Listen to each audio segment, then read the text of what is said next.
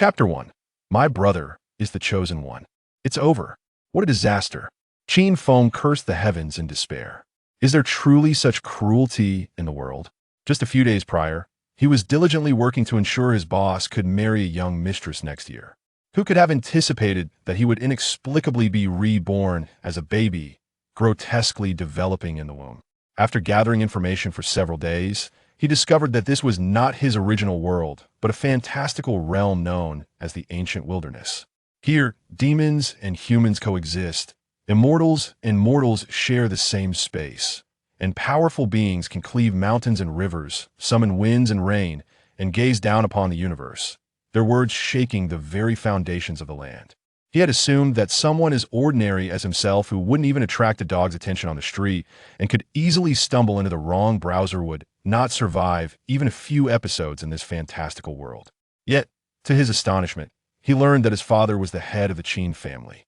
The Qin family is renowned for its multitude of experts and prodigies, feared throughout the ancient wilderness, known as the foremost family of that realm. With such a formidable background, he would be able to navigate the ancient wilderness with ease. There was nothing that a call for his father could not resolve. And if that failed, he could always call for his mother. His mother, too, held a significant position, being one of the holy maidens of the Taibai, sacred mountain, one of the three great sacred lands. If calling for his parents proved ineffective, there were still 10 ancestral-level masters within the family to safeguard him.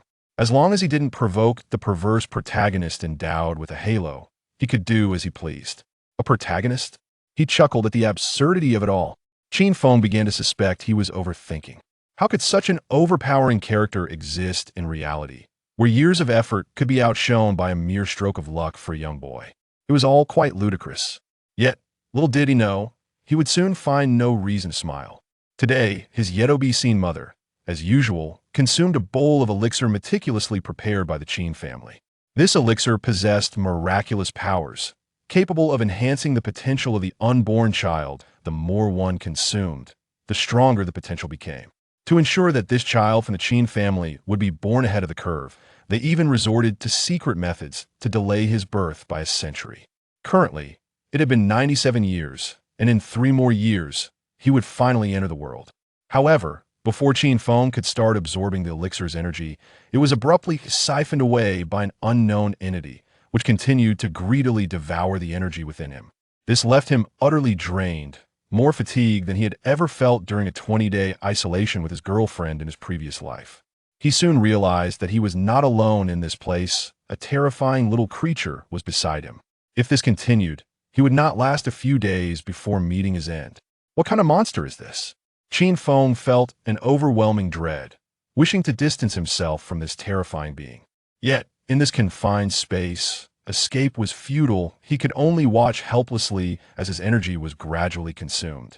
At that moment, a voice echoed in his mind. Ding! Epic level, chosen one detected. System activation commencing. So this monster is the protagonist? Qin Feng, stunned, felt an inexplicable panic rising within him. It is well known that being related to a protagonist is a perilous existence. One is either silenced to propel the plot or becomes an obstacle to the protagonist's growth, ultimately meeting a tragic end. Even if he managed to survive until the end, he would be relentlessly ground down by fate, leaving him utterly exhausted, unable to showcase his true potential ever again. As if to affirm Qin Feng's suspicions, he was presented with his younger brother's protagonist halo attributes. Epic Protagonist Halo, a Ancient Millennium epic-level protagonist-exclusive halo, devoid of any rationale. Do not ask questions, it is simply the setting. Luck Value Bonus, $99.99. Comprehension Value Bonus, $99.99. Potential Value Bonus, $99.99. Charm Value Bonus, $99.99. Family Reincarnation Probability, 50. Note: in the event of a life or death crisis, the halo will activate additional bonuses. Additional bonus effects. Luck Value Additional Bonus, $99.99. Comprehension Value Additional Bonus, $99.99. Potential Value Additional Bonus, $99.99. Charm Value Additional Bonus, $99.99. Family Reincarnation Probability, 99.999. Is there no law? Is there no justice? Qin Feng couldn't help but curse aloud, feeling as if he were a groundhog wailing in despair. Clearly, he was the one who had traversed realms. How had his younger brother become the protagonist? What was he then? A villain? Ding. Host detected as the fated great villain. Universe super invincible villain system successfully activated. The air fell eerily silent, and a certain young man felt an overwhelming sense of dread wash over him. Having a twin brother as the protagonist was already dangerous enough. Now, he was destined to become the fated great villain. Was this not akin to searching for filth in a restroom with a lantern? He was forced to contemplate what lay ahead. Not greedy, not lustful, not accepting disciples, not establishing a sect he could survive without drawing attention, but he could not afford to be overly ambitious. He would steer clear of both the untalented and the prodigies, avoid rescuing beauties in peril, and circumvent encounters with Yilin, Chun Xiao, Chu, Qin Wang, Su Feng, and Zhou. Most importantly, he must never cackle ominously. Ding. Friendly reminder. Based on the system's analysis of the host's personality, the host is greedy, lustful, boastful, and brimming with arrogance, showcasing the true nature of a man. He will undoubtedly refuse to live in seclusion as a humble individual. Qin Feng could no longer contain himself and began to retort vehemently. Are you kidding me? Do you have no conscience? I have always been exceptionally compassionate. If I see the neighbor girl bathing, I kindly open the window for her to breathe.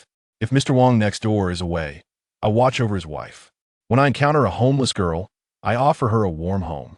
My friends say I have the qualities of statesman, but I merely wish to be a good neighbor, quietly helping them fix their plumbing. Yet, before Qin Feng could finish listing his virtues, he heard the system's voice again. Ding! Great villain starter pack successfully distributed. Ding! Congratulations, host, you have obtained the divine halo, Emperor's endowment. Ding! Congratulations, host, you have acquired the divine technique, 33 Heaven's creation art.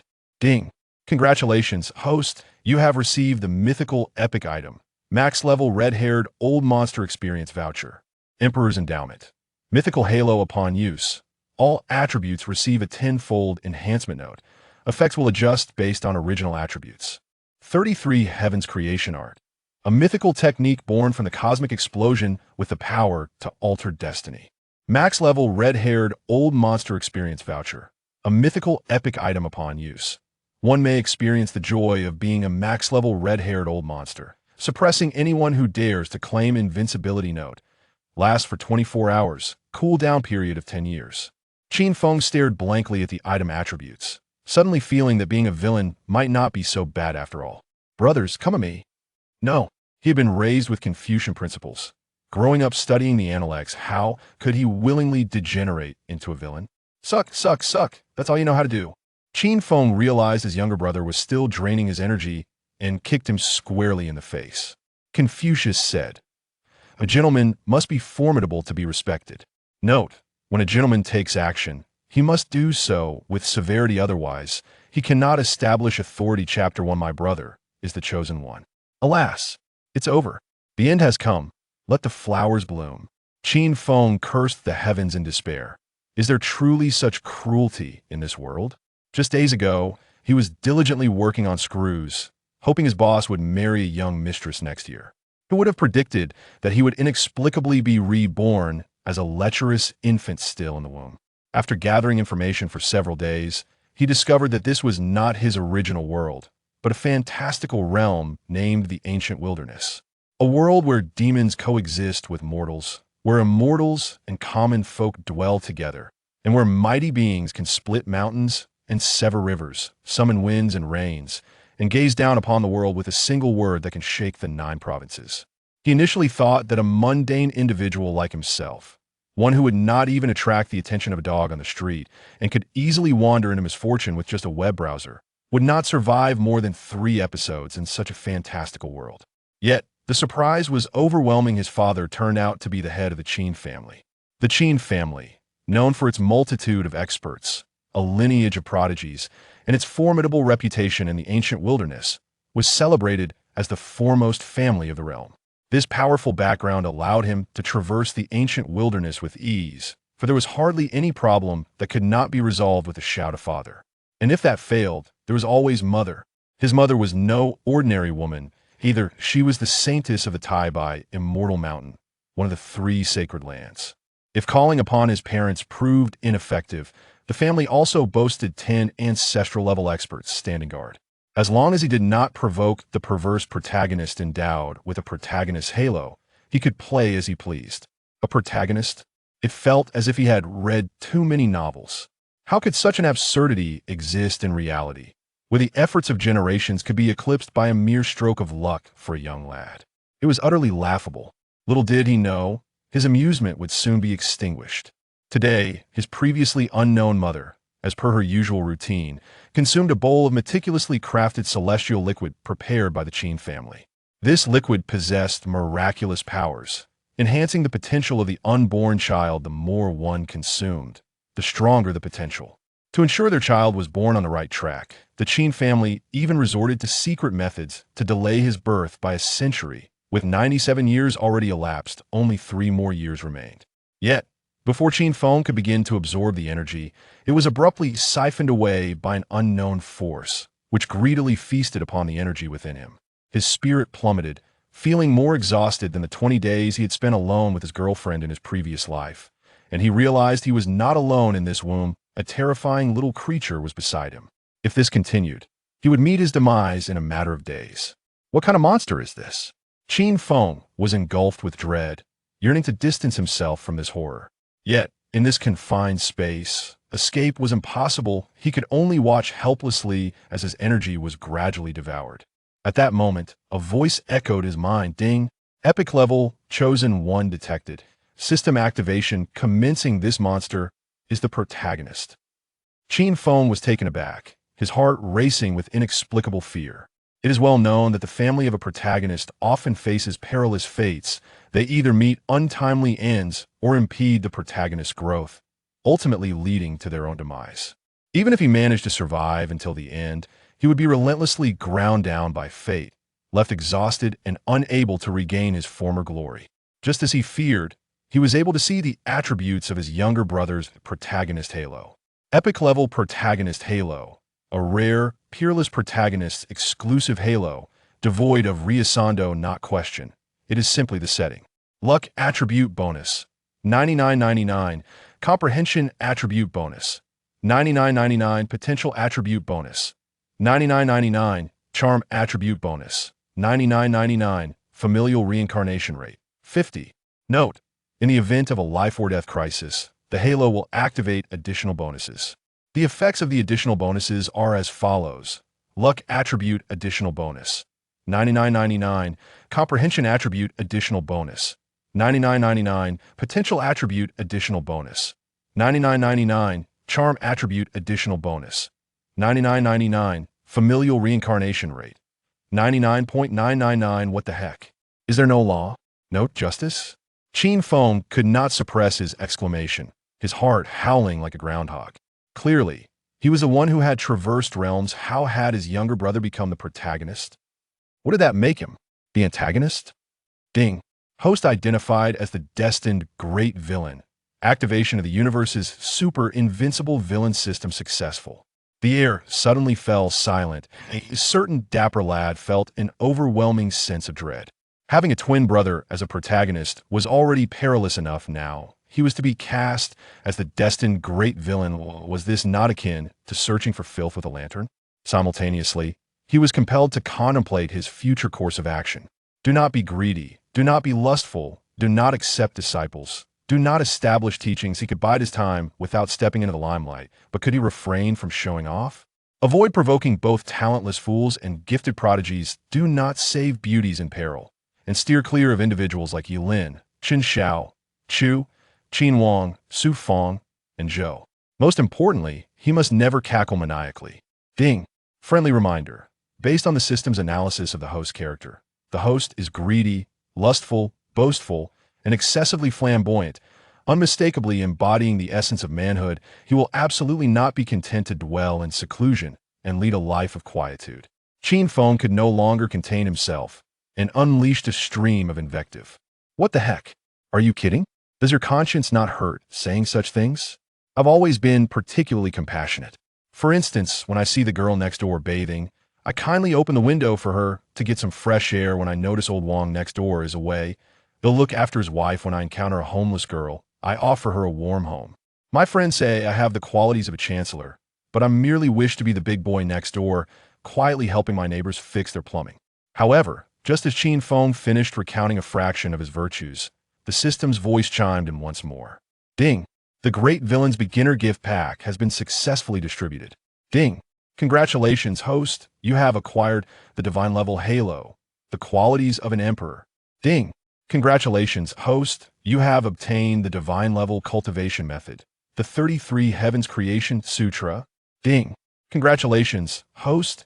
You have received the Mythical Level Epic Item, the full-level red-haired old monster experience voucher. Qualities of an Emperor. A mythical halo that, when utilized, grants a tenfold enhancement to all attributes. Note: the enhancement will adjust based on the original attributes. 33 Heavens Creation Sutra. A mythical cultivation method born from the cosmic explosion, possessing the power to shape destiny. Full-level red-haired old monster experience voucher. A mythical level epic item that allows the user to experience the joys of being a full-level red-haired old monster, suppressing all who dare claim invincibility and undefeated status. Note: last for 24 hours, cooldown period of 10 years. Qin Feng stared blankly at the attributes of the items, suddenly feeling that being an antagonist might not be so bad after all. If you are a brother, come and chop me. No, he had been raised on Confucian ideals. Growing up as a gentleman steeped in the intellects, how could he willingly descend into the depths of villainy? Suck, suck, suck. All you know how to do is suck. Qin Feng discovered that his younger brother was still siphoning off his energy and, without hesitation, delivered a swift kick to his face.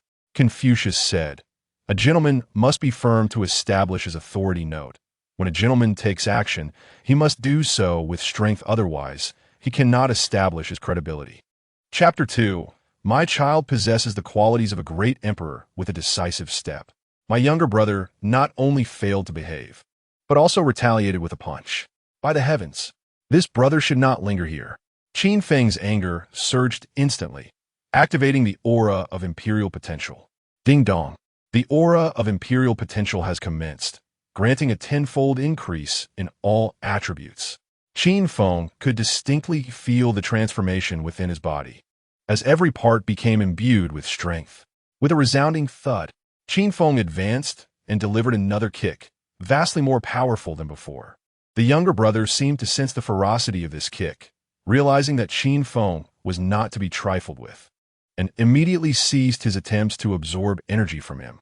What a so-called chosen one, bullying the weak while fearing the strong.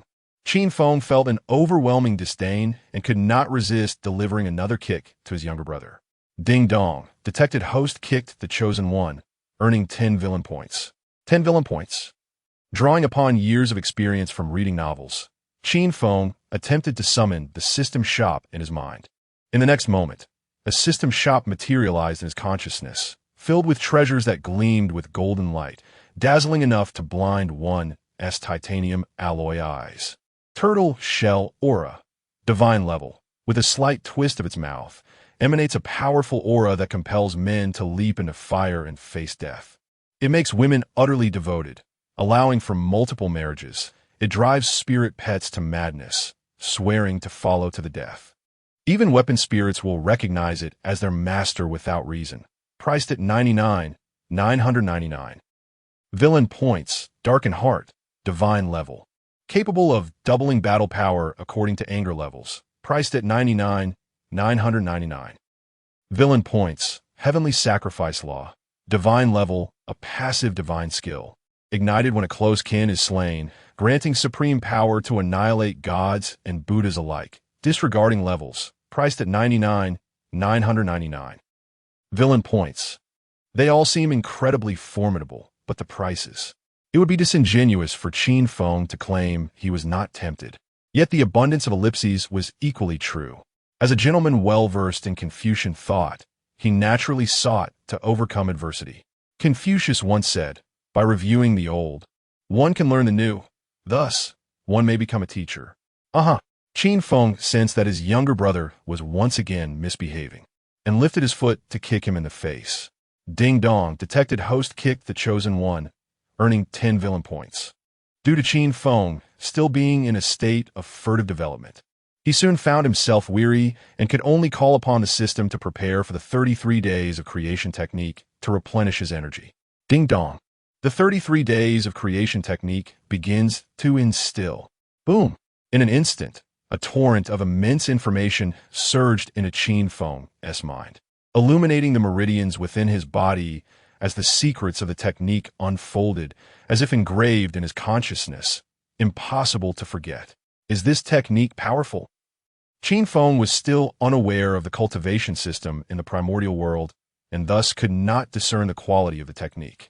He began his practice based on the methods in his mind. Boom! Qin Feng instantly entered a meditative state, his mind enveloped in tranquility. Surrounding energies were absorbed into his body like a tempest, causing his younger brother to cower in the corner of the womb, trembling in fear. Finally, the little rascal is quiet. The matriarch of the Qin family, once the holy maiden of the Taibai mountain, Yunxia, lovingly caressed her swollen belly. The little one had been quite mischievous, causing her considerable distress. Suddenly, Yunxia sensed something amiss.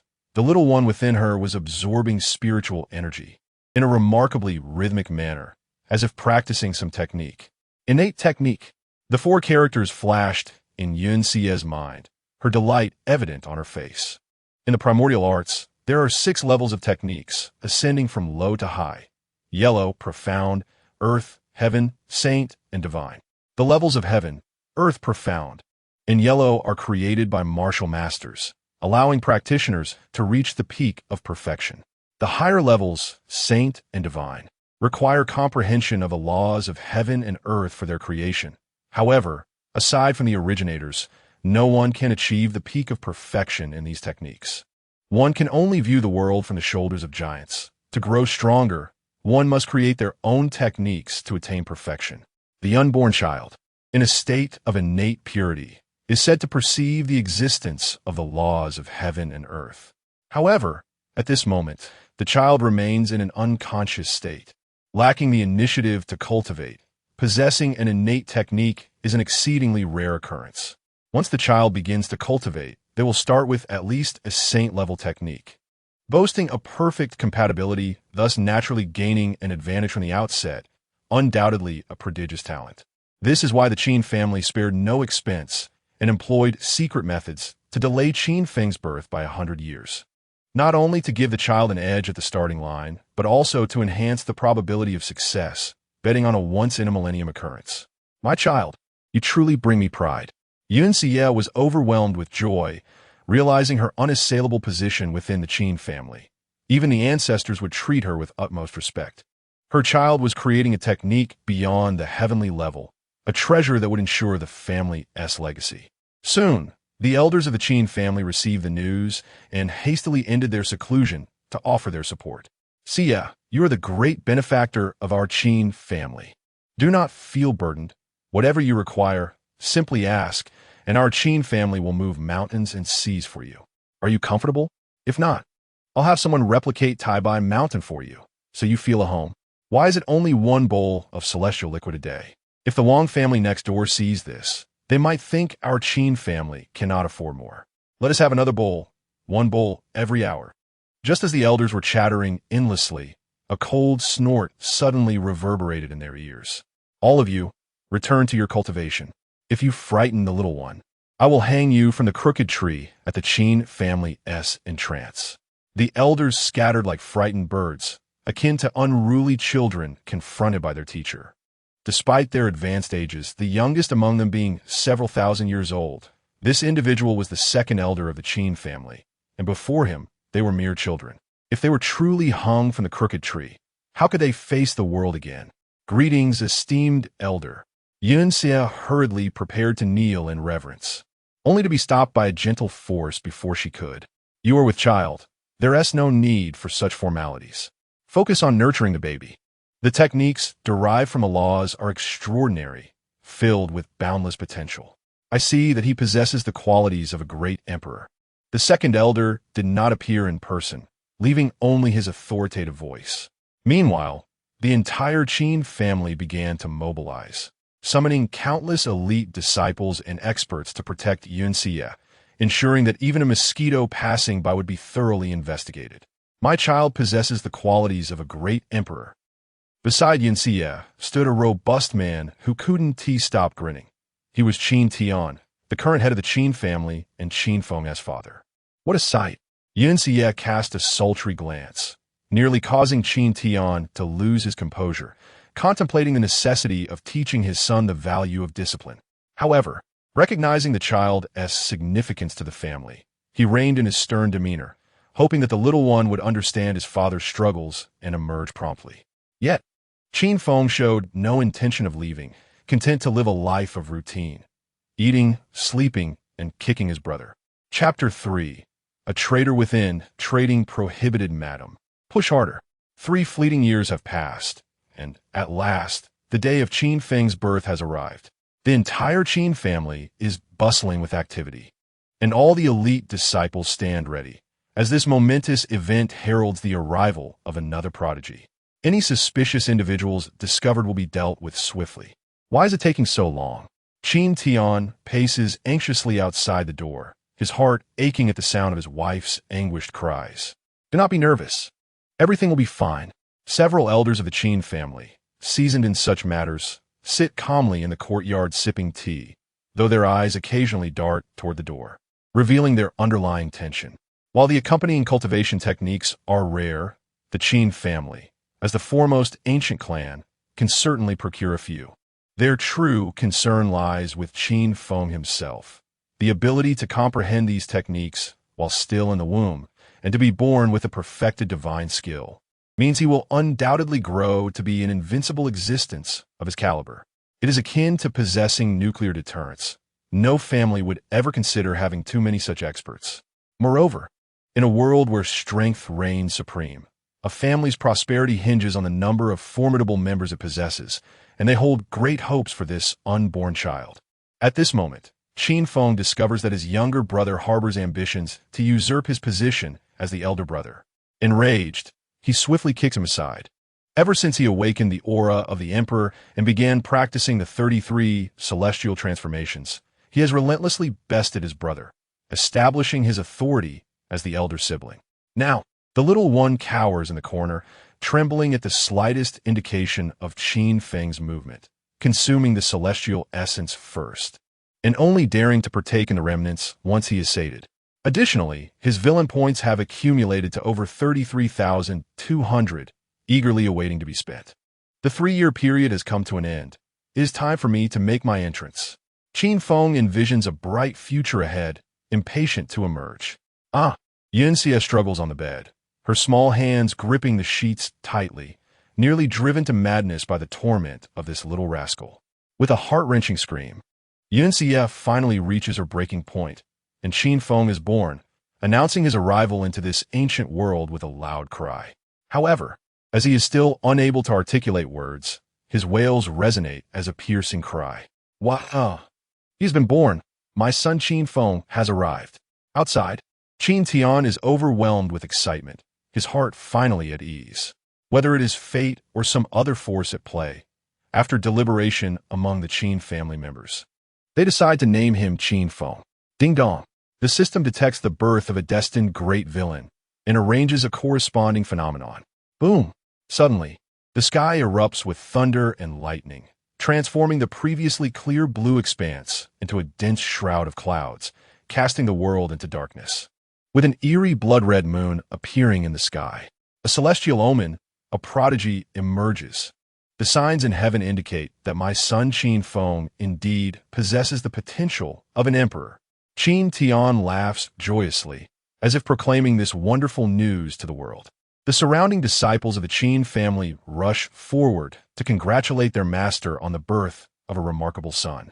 Yet, the elders of the Qin family, who should be rejoicing, gaze gravely at the ominous blood moon overhead. When the blood moon rises, monsters appear. The blood moon signifies the decline of the nation, a depletion of vitality, as if plunged into the abyss. If the moon changes color, calamities will ensue. Green signifies famine and worry. Red signifies strife and war. Yellow signifies joy from gain. White signifies drought and loss. Black signifies water, illness, and death. This portends a weakening of righteousness and a surge of malevolence, with resentment and hostility rampant, heralding tumultuous upheavals across land and sky, and the world in chaos, flames erupting everywhere. This child may very well bring calamity to the ancient realm. The elders of the Qin family exchange solemn glances, knowing it is impossible to abandon their young prodigy. Since a great disaster cannot be avoided, the Qin family resolves to confront it head-on. Other forces in the ancient world also gaze uneasily at the blood moon, hastily dispatching their subordinates to investigate the origins of this prodigy, while simultaneously plotting for the impending calamity, causing the seemingly tranquil ancient realm to stir with hidden currents. At this moment, Qin Feng has been cleaned up and is presented before Qin Tian. This is my adoptive father? How unrefined. Upon seeing his adoptive father, Qin Feng's dreams of beauty shatter instantly. This rugged man makes him question whether his mother bore him out of spite. However, glancing at his pale-faced mother lying on the bed offers him some consolation. Her brows resemble emerald feathers, her skin like pure snow, her waist slender, and her teeth like precious shells. She is undoubtedly the most beautiful ancient beauty he has ever seen. Surely, his own appearance will not be lacking. You should have no trouble relying on his looks. Excellent, excellent. My son Qin Feng indeed possesses the potential of an emperor. After inspecting his son's innate roots, Qin Tian's smile broadens even further. There is no denying it. His son's innate roots are extraordinarily formidable, far surpassing those of any other newborn. Furthermore, having unconsciously cultivated while still in the womb, he emerges with the 6th level of Qi and blood realm, making it impossible for even the 8 or 9-year-old prodigies of the clan to compare with him. Just then, the midwife suddenly exclaims, "Oh dear, Madam still has one in her belly. It's twins. Twins." The Qin family members immediately lose their composure. They had always thought Yin Xie was expecting just one child, but to discover it is twins is astonishing, considering the first one is already so extraordinary, having comprehended techniques above the heavenly level and cause celestial phenomena. The second must also possess terrifying qualifications. As everyone brims with anticipation, the midwife shakes her head after checking and indicates that the second child is currently unwilling to come out. He does not wish to prove his individuality. He intends to reclaim the nutrients he has lost, and he has already claimed this shared womb. Unwilling to emerge, Qin Tian loses his composure, grabbing the midwife's collar with his burly hand, insisting that she must deliver the second child no matter what. The midwife feels quite troubled, having already examined the situation. The second child is still too small, clearly malnourished. If he is forcibly delivered now, he will undoubtedly be a premature infant with innate deficiencies, requiring at least 3 more years of nurturing. 3 years. 3 more years. Qin Tian collapses upon hearing this, unable to fathom the prospect of waiting an additional 3 years. Yet, even with 100 reluctances in his heart, he must consider the greater good, and he can only use secretive methods to delay the second child's birth by 3 years. This fantasy is rather unconventional. Can one be born partially and remain partially? Qin Feng stands by, utterly dumbfounded, and begins to shout internally. There is a traitor among us. Hurry and put me back. I still want to continue beating my younger brother. Chapter 4. Aspiring to be the fastest man, dear son. Call me father. Qin Tian playfully teased the swaddled Qin Feng, relishing the joys of fatherhood. Yet, Qin Feng showed no regard for this doting father. Whenever prompted to call out, he would merely respond innocently, much to the chagrin of his father and the amusement of his mother. Nevertheless, the father remained undeterred, repeating the call dozens of times each day. Childish, Qin Feng thought, dismissing this foolish father and activating the system to access the marketplace. Ever since his birth, he had noticed a deceleration in his cultivation speed.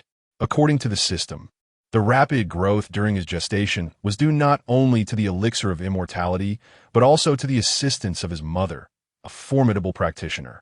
Now that he had entered the world, he could only rely on himself.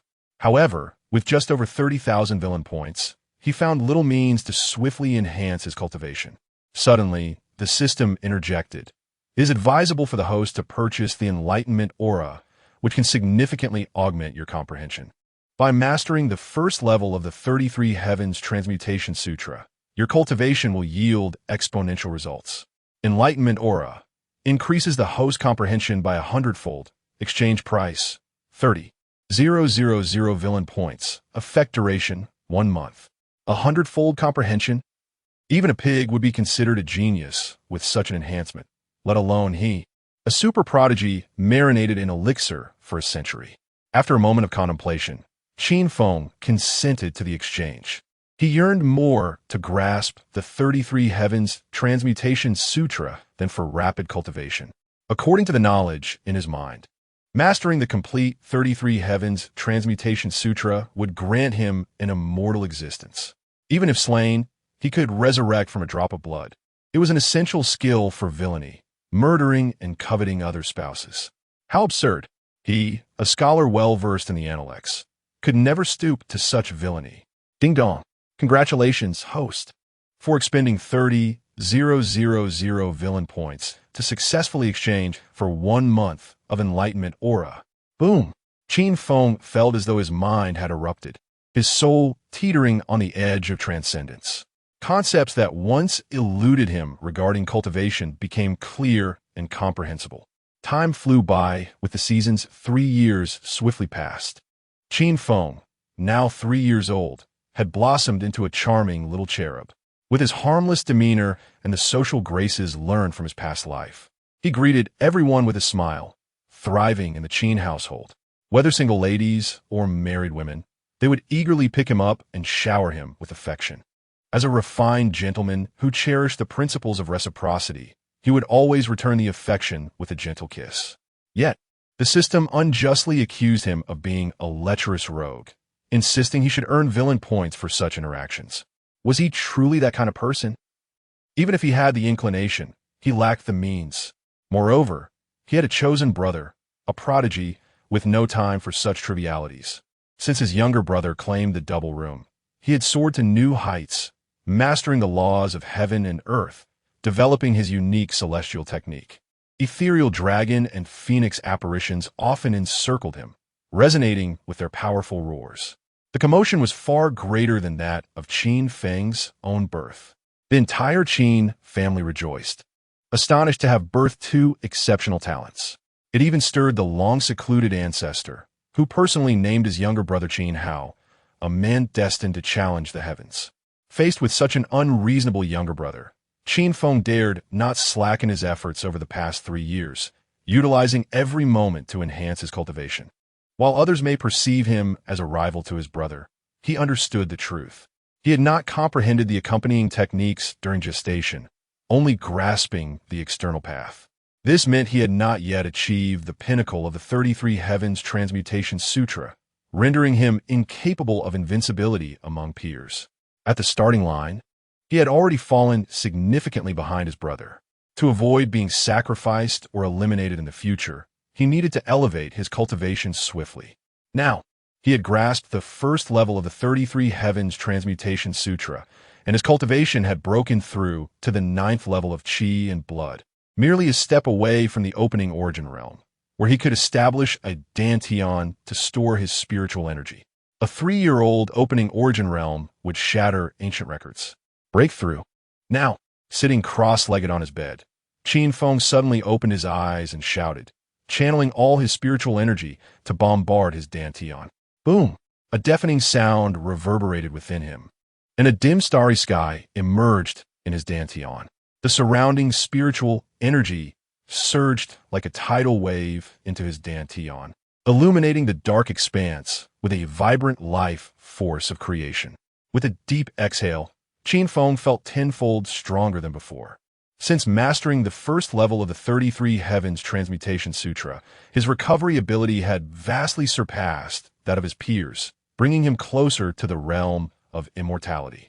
Considering the time, his younger brother should be born soon. Qin Feng gazed at the moon, murmuring to himself, feeling an increasing yearning for his brother after 3 years apart. Ever since his brother monopolized the double room, his source of villain points had dwindled. Although the system's villain principles dictated that he could gain points by bullying others, the returns were pitifully meager, hardly comparable to the bounty from his brother's prowess. "O foolish brother, do you know how I have endured these past 3 years?" Qin Feng looked at his system, displaying 300 villain points, hard-earned over 3 years, all saved to avoid triggering his brother's divine aura and risking familial annihilation. Fortunately, his brother was about to be born, and it was time to strengthen himself. Qin Feng eagerly opened the system marketplace, having long set his sights on a divine movement technique called Shadow Mirage. Yet, due to his limited points, he could only purchase the first volume. Why waste time learning family techniques when he had already activated the system? It was far more efficient to exchange directly. Shadow Mirage, Volume 1, upon completion, grants agility akin to a swallow, leaving no trace in the snow. Exchange price, 4,000 villain points. To contend with his unreasonable younger brother, he aspired to become the fastest man of ancient times. With the ability to flee at the first sign of danger, he would be prepared. Ding dong. Congratulations, host, for expending 4,000 villain points to successfully exchange for Volume 1 of Shadow Mirage. Immediately, an image appeared before Qin Feng, showcasing a figure moving with intricate footwork, their form shifting in a dazzling manner, bringing him one step closer to becoming the fastest man of ancient times. Chapter 5. What malicious thoughts can a child have? The following day, news of Qin Feng breaking through to the opening Yuan realm reverberated through the Qin family like thunder. At the tender age of 3, achieving the opening Yuan realm was indeed unprecedented. Wonderful, wonderful, wonderful. My son, Qin Feng, truly possesses the potential of an emperor. Qin Tian's elated laughter echoed throughout the Qin residence, as he felt an overwhelming urge to proclaim his son's greatness to anyone who crossed his path. Witnessing this scene, Qin Feng felt a wave of anxiety wash over him. He recalled a villainous father from his memories, who incessantly boasted about his son's exceptional potential, ultimately drawing the protagonist's attention. "Fenger, you are remarkable." Yun Xie, her belly round with child, approached, affectionately patting Qin Feng's head. She was immensely fond of this diligent and sensible eldest son, who had never caused her any worry since his birth. While other children might cry and throw tantrums, her son was notably calm, even reminding her when he was hungry or needed change. As he grew, he diligently practiced his cultivation, embodying the ideal child. Qin Feng could not help but roll his eyes, internally screaming in frustration. A 3-year-old prodigy who had tirelessly cultivated for 3 years to break through the opening Yuan realm, shattering ancient records. Was this a dream or a burden? Neither. It was merely a consequence of having an unreasonable younger brother, and he wished to avoid being overshadowed by an early demise. Just as the family basked in their joyous harmony, an agonizing expression suddenly crossed Yun Xie's face, as she felt a tumultuous pain in her abdomen. Simultaneously, a fierce storm brewed outside, with thunder rumbling and lightning flashing as dark clouds gathered, accompanied by the sounds of dragon roars and phoenix cries echoing through the void. The once ethereal dragon and phoenix imagery became increasingly tangible. The lady is about to give birth. The members of the Qin family, recalling their previous experience, immediately understood the situation. Trained maids began to bustle about, while elite disciples of the Qin family stood on high alert, determined to protect the future hope of their clan. "My foolish little bean, you are finally about to enter this world." Qin Feng felt a surge of excitement, his breath quickening as he eagerly anticipated meeting his younger brother. Qin Tian was equally thrilled, feeling a mix of frustration and delight towards his second son, annoyed that he delayed his arrival by 3 years, yet joyous at the prospect of having another son, wondering if he too would possess the potential of an emperor. Boom! The sky roared with thunder, while Yun Xie's cries echoed within the room. However, the second child showed no signs of making an entrance, and the dragon and phoenix imagery hovered anxiously in the air, as if foreboding some ill fate. How could it still be this difficult to give birth to a second child? Qin Feng soon recognized the gravity of the situation, suspecting that his younger brother's curse of kin might have been activated. Once that aura was unleashed, it could spell doom for relatives. Boom! Another clap of thunder resounded, accompanied by a terrifying pressure that descended upon them, making everyone feel as though a mountain was crushing them, intensifying the difficulty of the birth. Who dares?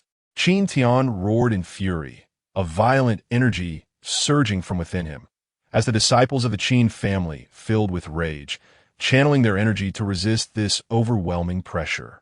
Yet, the force was too formidable. Even the combined strength of the Qin family seemed insufficient. Just as they teetered on the brink of collapse, the Qin family unleashed several terrifying pressures of their own. A cold voice echoed, "Old Loach, do you wish to wage war against me?" "Ha! I was merely testing the cultivation of my esteemed nephews."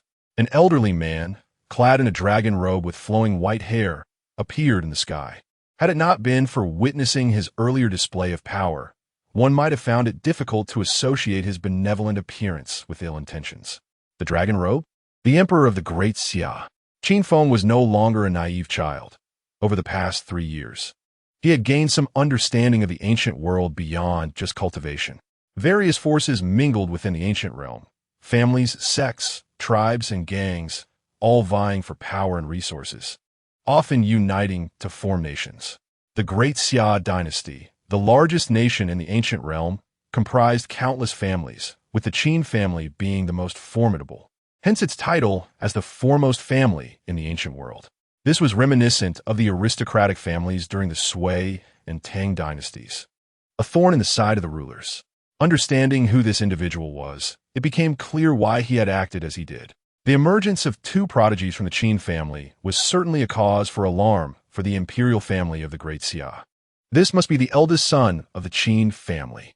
The Great Xia emperor, seemingly unfazed, descended gracefully, unable to resist the urge to reach out and touch Qin Feng. With a swift motion, Qin Feng immediately executed the shadowy mirage technique, retreating to maintain a safe distance. Given the emperor's earlier murderous intent towards his younger brother, he dare not approach. Should he be affected by the younger brother's curse of kin, it could lead to his own demise. Is that a movement technique? The Great Xia emperor Indapos. S expression shifted dramatically, his heart in turmoil. For an expert of his caliber, Qin Feng and Apos, S agility was trivial. He could easily swat him down with a mere flick of his hand. Yet, the boy was merely 3 years old. Breaking through to the opening Yuan realm at such an age was already extraordinary, but to master a movement technique with such fluidity was truly remarkable. This child possesses the potential of an emperor. Simultaneously, he recalled the blood moon from 3 years prior, heralding the birth of a prodigy. Rumored to signify the decline of nations, a potential threat to the Great Xia dynasty. Could this prodigy be the eldest son of the Qin family? When did he? Qin Tian was initially taken aback, but soon felt overwhelming joy, realizing his precious son had mastered a movement technique. Although this technique did not originate from their family, he could still discern its profound intricacies, undoubtedly derived from the laws of heaven and earth, a technique of heavenly rank. Apologies, the child is shy. The elder ancestors of the Qin family appeared, dismissing the situation while protectively shielding Qin Feng behind them. No harm done, no harm done. The Great Xia emperor gazed deeply at Qin Feng, lost in thought. At that moment, seeing the support behind him, Qin Feng immediately shed his pretense. Is that all? Your Majesty? I have long heard tales of your wisdom, valor, integrity, selflessness, perseverance, and unmatched prowess. Today, I see those praises are truly well-deserved.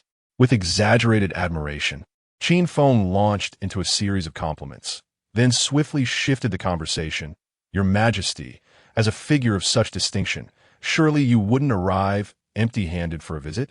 With that, Qin Feng blinked his innocent eyes, embodying the essence of a child, exuding an air of naivety, as if to suggest he harbored no ill intentions. Chapter 6. The Selection of Talents. All for the children. The emperor of the Great Xia felt an involuntary twitch at the corner of his eye, realizing that this little rascal was exceedingly mischievous. Claiming he was not visiting the Qin family as a guest? Wasn't he that tantamount to admitting he had come to stir trouble? With so many ancestors of the Qin family present, what difference was there to courting death?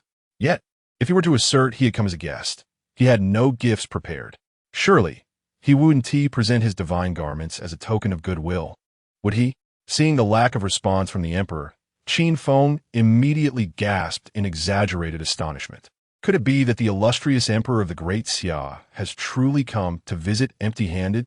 The ancestors of the Qin family were thoroughly amused, showing no inclination to intervene. Given the reckless display of pressure from the emperor earlier, which nearly caused Yin Xie to face a dire ordeal, it was evident that the imperial family had begun to target the Qin clan. Had it not been for the potential consequences of hastily igniting conflict, they would have rushed to confront him without hesitation. However, how could one visit without a gift? The emperor of the Great Xia felt a pang of embarrassment at Qin Feng's remark, and, seeing no one from the Qin family stepping in to assist him, he could only manage a smile that was more painful than tears.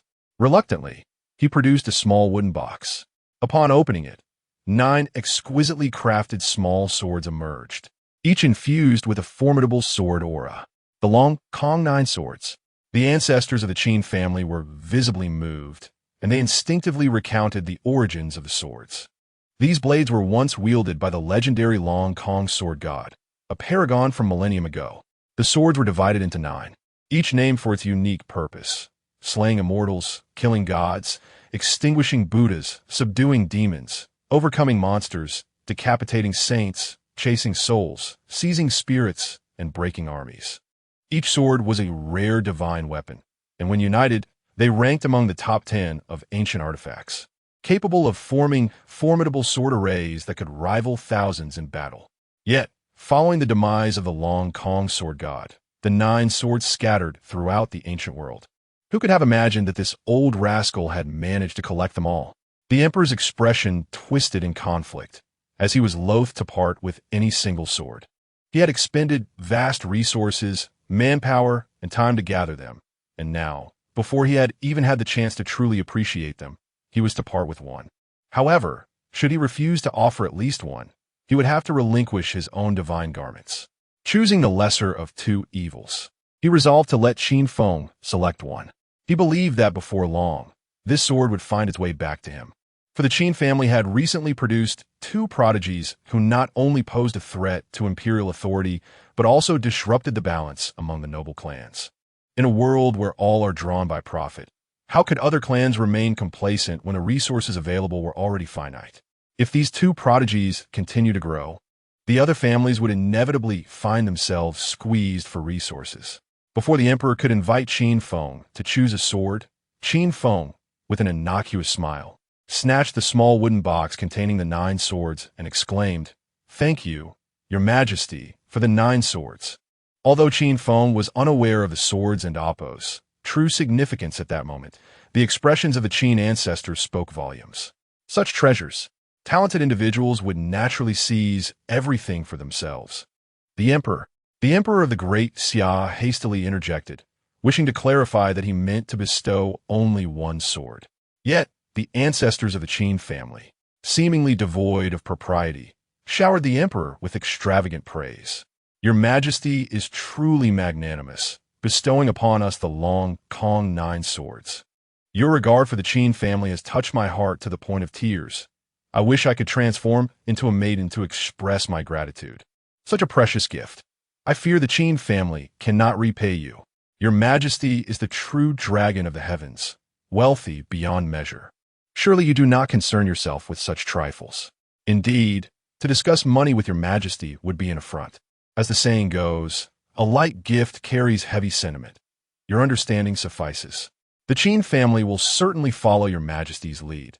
Should anyone dare to speak ill of you, the Qin family shall be the first to object. Young rascal, have you no manners? Quickly bow and thank the emperor." Qin Feng complied, performing 3 exaggerated bows, akin to a festive tribute. Ding dong. Congratulations to the host for exhibiting villainous spirit by boldly seizing rare divine weapons, the Long Kong 9 swords, and earning 1,000 villain points. Seize? Who seized anything? Do not slander the innocent. It was clearly a gift. Qin Feng vehemently rebuked the system, advising it to remain silent if it could not speak wisely. This family, the emperor of the Great Xia, was almost incensed to the point of losing composure, realizing that the Qin family had no sense of decorum whatsoever. whether to validate his suspicions or due to Qin Feng's audacity. He looked at the boy with feigned innocence and inquired, "Your Majesty, have you ever heard the unwritten rule of the martial world? When elders meet juniors for the first time, a token of greeting is customary." The emperor nearly choked on his blood, having never encountered such brazen shamelessness. It seems there is such a custom. The ancestors of the Qin family showed no restraint, clearly intent on making a mockery of the emperor. The surrounding Qin disciples felt embarrassed. After living in the Qin family for so long, they had failed to grasp the ultimate principle of their clan. Qin Feng began exaggerating his astonishment once more. Alas, the first and mightiest nation of the ancient world, the great Xia dynasty, cannot even part with a token gift for a junior. Good heavens! Can this little rascal not possess an ounce of dignity? Had it not been for the presence of the Qin ancestors, he would have assuredly put this shameless brat in his place. The emperor of the great Xia felt a pang of regret, realizing he had not checked the calendar before stepping out today. Encountering such a brazen little imp who was not only extorting the Long Kong 9 swords, but also audaciously sought more. However, for the sake of his imperial dignity, he reluctantly retrieved a small jade gourd from his waist, inscribed with golden threads and cloud-like runes, exuding an air of grandeur. The heavenly treasure gourd. The ancestors of the Qin family brightened, inwardly exclaiming that the imperial family was indeed wealthy. This gourd was not merely an offensive or defensive artifact. When worn, it could enhance focus and tranquility. During cultivation, it prevented the practitioner from veering into madness and accelerated the speed of their training, quickly solidifying their cultivation base. Especially in battle, it could rapidly replenish energy, making it a coveted treasure for any cultivator.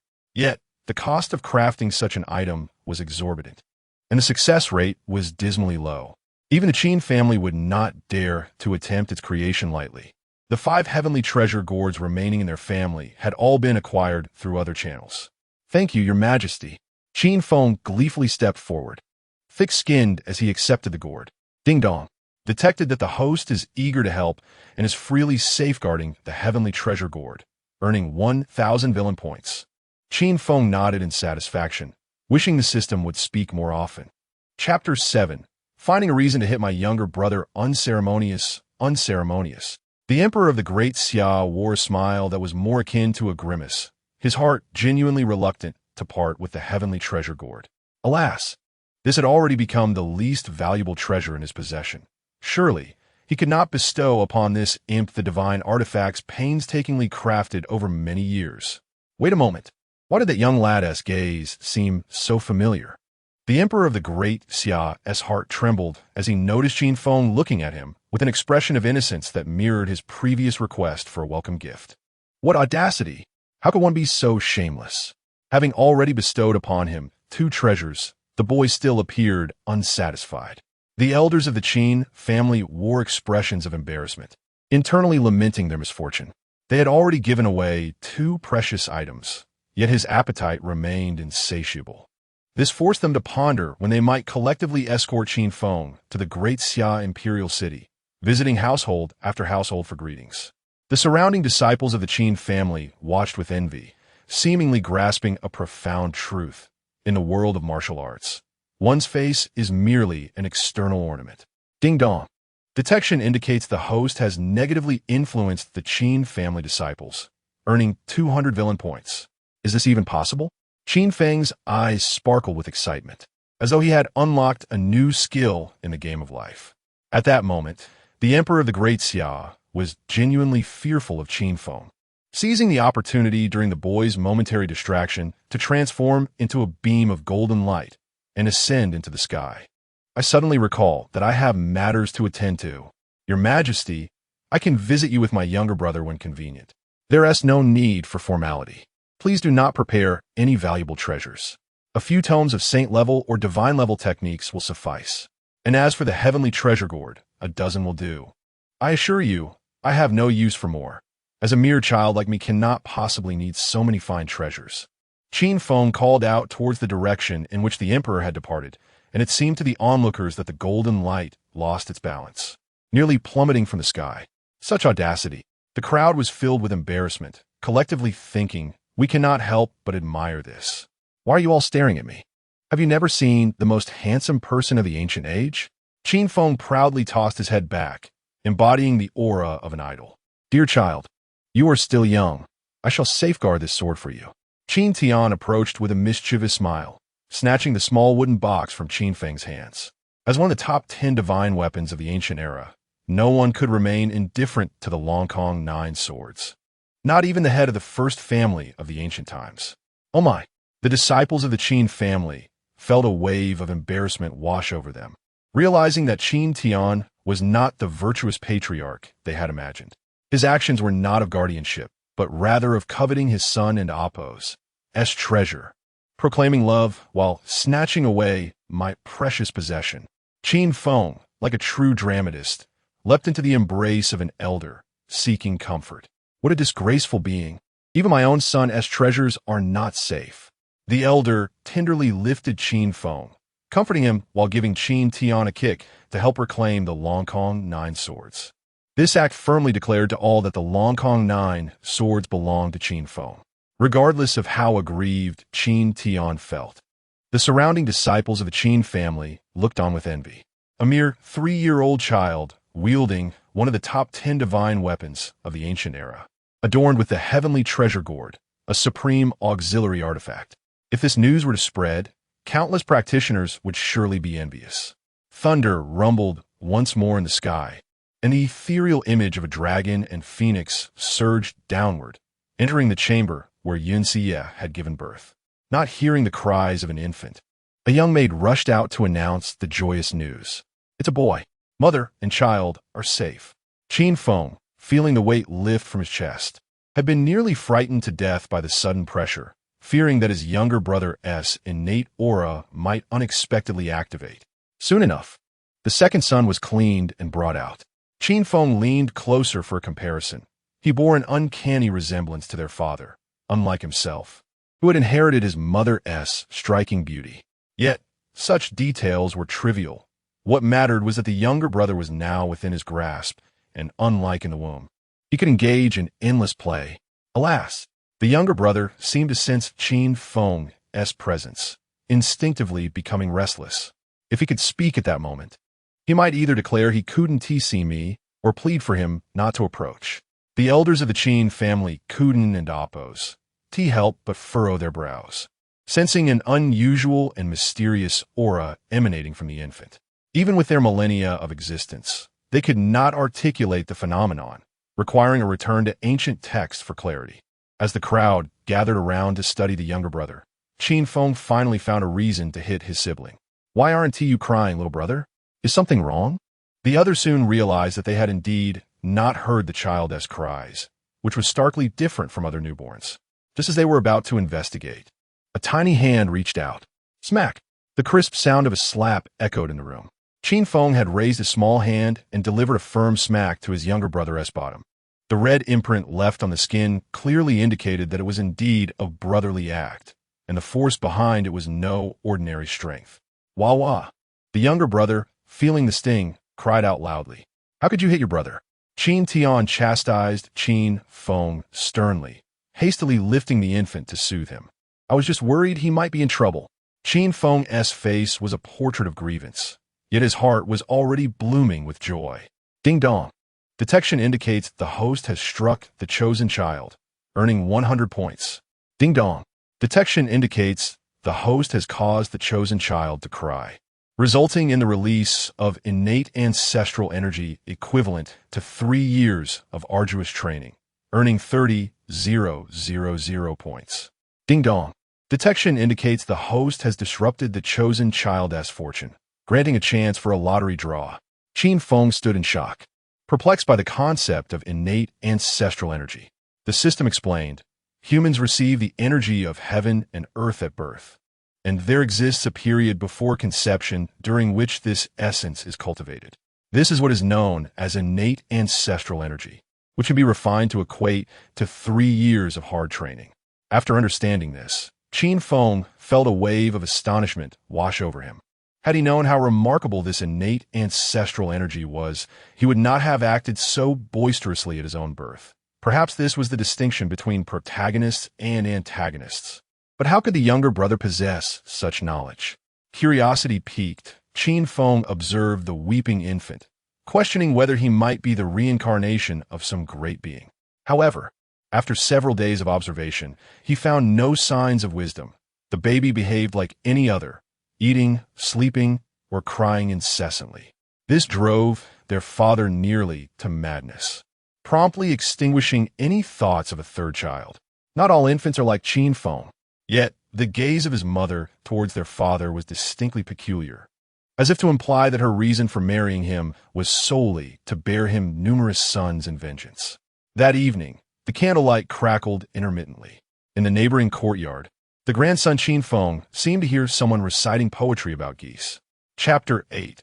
Ignoring the words of the elders, rejoicing for years on this day, Qin Feng sat cross-legged in his small courtyard, immersed in his cultivation. Ever since he had broken through to the first level of the opening Yuan realm, his progress had significantly slowed. The reason for this was that the 33 Heavens creation technique could not keep pace. It was akin to upgrading to a more powerful vehicle. Yet the engine remained outdated and underwhelming.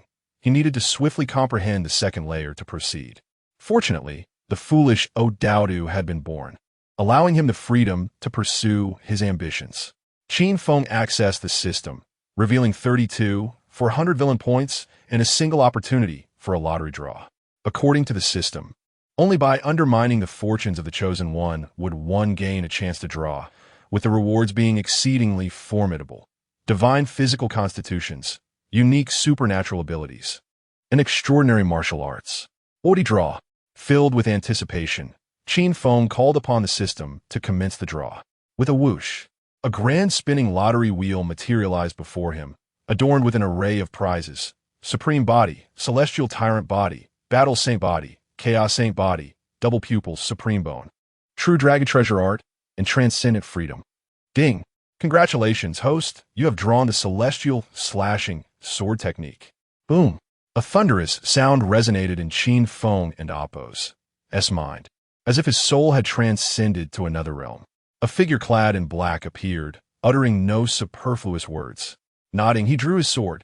A crisp, resonant sound of unsheathing echoed through the heavens and the earth, as a stunning blade radiance emerged, enveloping the world in a chilling aura.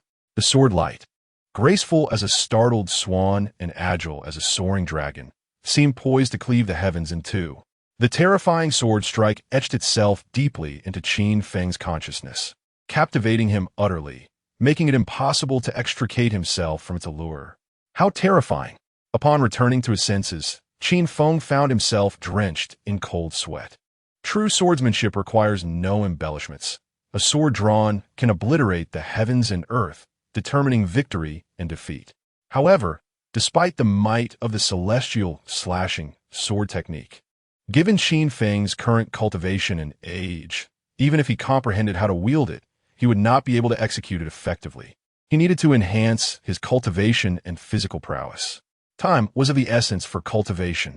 Qin Feng called upon the system to exchange for a month of comprehension aura. Ding! Congratulations, host. You have successfully exchanged 30,000 villain points for a month of comprehension aura. After 3 years, Qin Feng once again experienced that soul-exiting sensation. Previously, he had many uncertainties about cultivation. Now, he understood them with ease. Just then, an elder appeared in Qin Feng's courtyard.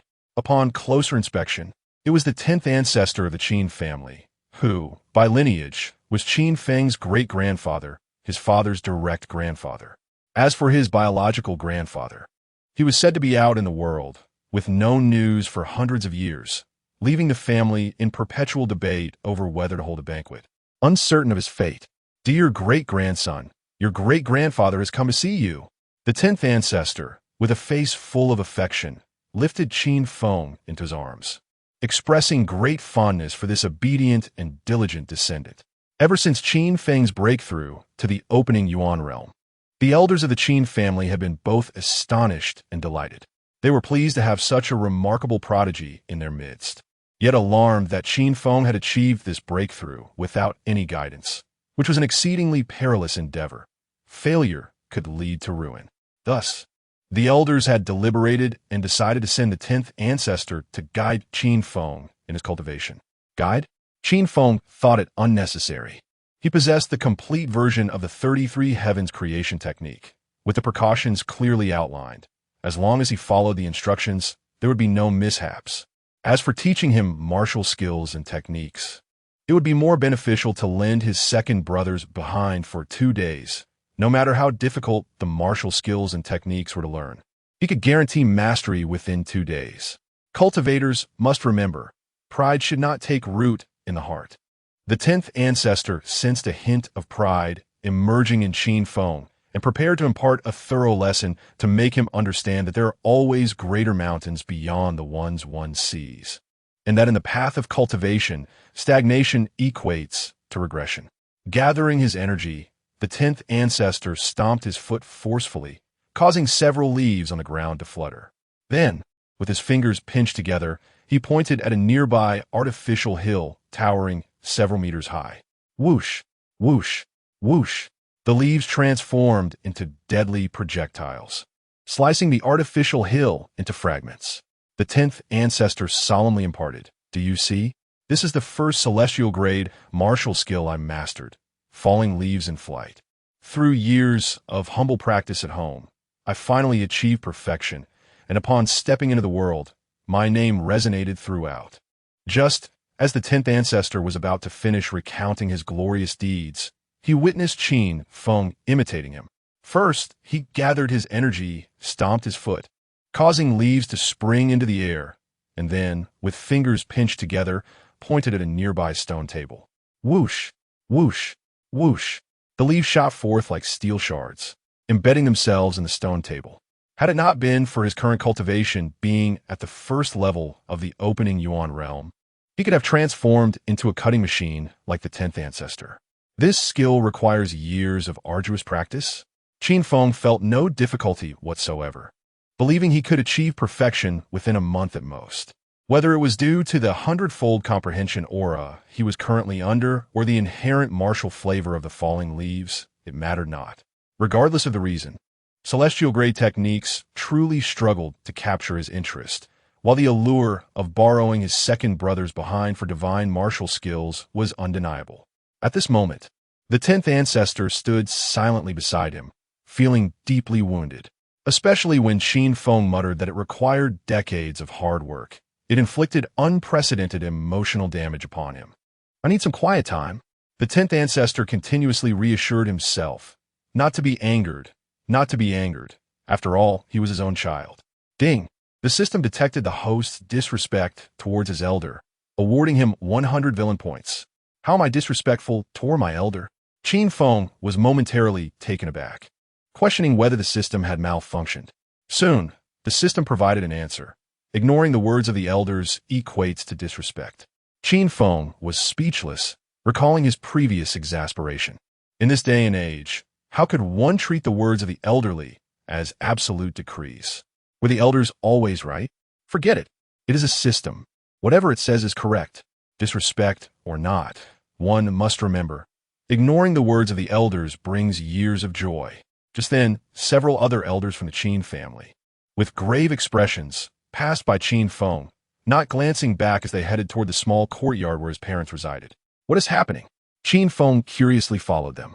Upon entering, he found several elders gathered around his second brother, comparing ancient texts with him.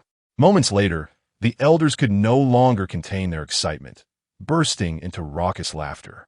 Supreme Bone indeed. That mysterious aura is the legendary Supreme Bone. This child is a natural supreme being, truly a blessing for our Qin family. This halo of fortune. Qin Feng's spirit plummeted, as the chosen one truly defied reason. Ding! Congratulations, host. You have triggered the epic quest of destiny. Uncover your brother's Supreme Bone. Reward: invincible double pupils. Chapter 9. A flurry of anxieties with a bemused expression. Qin Feng nearly spat out a mouthful of aged blood from 1982, increasingly convinced that this was no ordinary system. These were his dearest friends and brothers. The system tantalizingly suggested the Supreme Bone can be broken and then regrown. Broken and regrown. At that moment, Qin Feng could not deny the allure, yet he quickly shook his head in disapproval. If he truly excavated his younger brother's supreme bone, his parents would surely flay him alive, and the image he had meticulously crafted over the years would be utterly annihilated. Inflicting harm upon his brother would only result in significant self-damage. No, he needed to ponder this in silence. Qin Feng resolved to set aside thoughts of the supreme bone and retreated to his small courtyard to cultivate. He had initially anticipated a respite after diminishing his younger brother into Appo's innate ancestral energy, only to find that the boy inexplicably manifested another piece of supreme bone. Continuous and unwavering cultivation was imperative to avoid jeopardizing his own life. In the courtyard, Qin Feng sat cross-legged in meditation, swiftly entering a state of deep focus. Unlike the comprehension required for the first layer of heaven, the second layer was significantly more intricate, yet the effects were undeniably pronounced. In addition to an accelerated cultivation speed, his recovery capability had also markedly improved. Simultaneously, the heavenly treasure gourd hanging around his neck radiated a soft glow. Not only did it assist him in concentrating and preventing him from succumbing to demonic temptations, but it also fortified his foundational cultivation at the first level of the opening Yuan realm while hastening his breakthrough to the second level. With the aid of this gourd, his cultivation speed had at least doubled. What a rapid attainment of focus. The 10th ancestor watched in astonishment, increasingly optimistic about Qin Feng's potential. He remained humble, showing no pride from the century-long gestation that had enhanced his aptitude, nor any complacency from grasping a superior technique that placed him ahead of the starting line. He continued to cultivate diligently. This child's future is indeed promising. As spring gave way to autumn, 5 years elapsed. At the age of 8, after comprehending the second layer of heaven, Qin Feng's cultivation surged dramatically, breaking through to the 9th level of the opening Yuan realm in just 5 years, merely a step away from the extraordinary realm. Unlike the opening Yuan realm, which involved the development of a dantian and a lightness akin to a swallow, the extraordinary realm enabled the projection of spiritual energy, allowing one to slay foes from 1,000 meters away. At this moment, Qin Feng found himself seated within a medicinal bath specially prepared by the Qin family to enhance his physical conditioning and solidify his foundation, a privilege afforded to him by virtue of his prestigious lineage. Ouch! Qin Feng grimaced in pain as he attempted to project his spiritual energy. With a resounding bang, a deep sound resonated from within him, and as his body trembled, a terrifying burst of energy erupted, scattering the contents of the room into disarray. Had he truly broken through? The 10th ancestor stood nearby, utterly dumbfounded, staring blankly at Qin Feng in the bath. An 8-year-old in the extraordinary realm, he had shattered ancient records once more. However, the 10th ancestor quickly regained his composure, not due to a heart honed by a millennium of cultivation, but rather because Qin Feng's younger brother, Qin Hao, was even more extraordinary. The record for the fastest breakthrough to the opening Yuan realm, set by Qin Feng at the age of 3, had been surpassed by Qin Hao at merely 2 years old. Now at just 5, he had reached the 5th level of the opening Yuan realm, poised to easily break Qin Feng's record for the fastest breakthrough to the extraordinary realm before the age of 8. Neither of these brothers could be considered ordinary. The 10th ancestor felt a profound blow to his self-esteem, realizing that in comparison to these two siblings, he was scarcely more than a dog.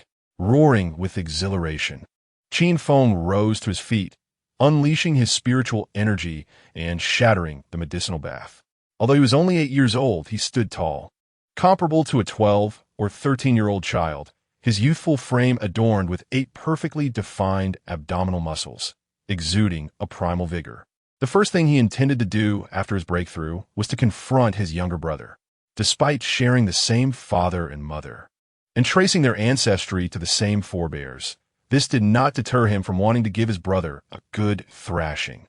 Over the past 5 years, he had often used sparring as an excuse to repeatedly subdue his younger brother, amassing a considerable collection of villain points, currently exceeding 240,000. However, his younger brother had become increasingly formidable, making their battles more challenging. Despite only being at the 5th level of the opening Yuan realm, Qin Hao could still exert enough pressure to make Qin Feng at the 9th level, feel strained. This realization made him acutely aware of the terrifying prowess of achieving great perfection, a state of true invincibility among peers.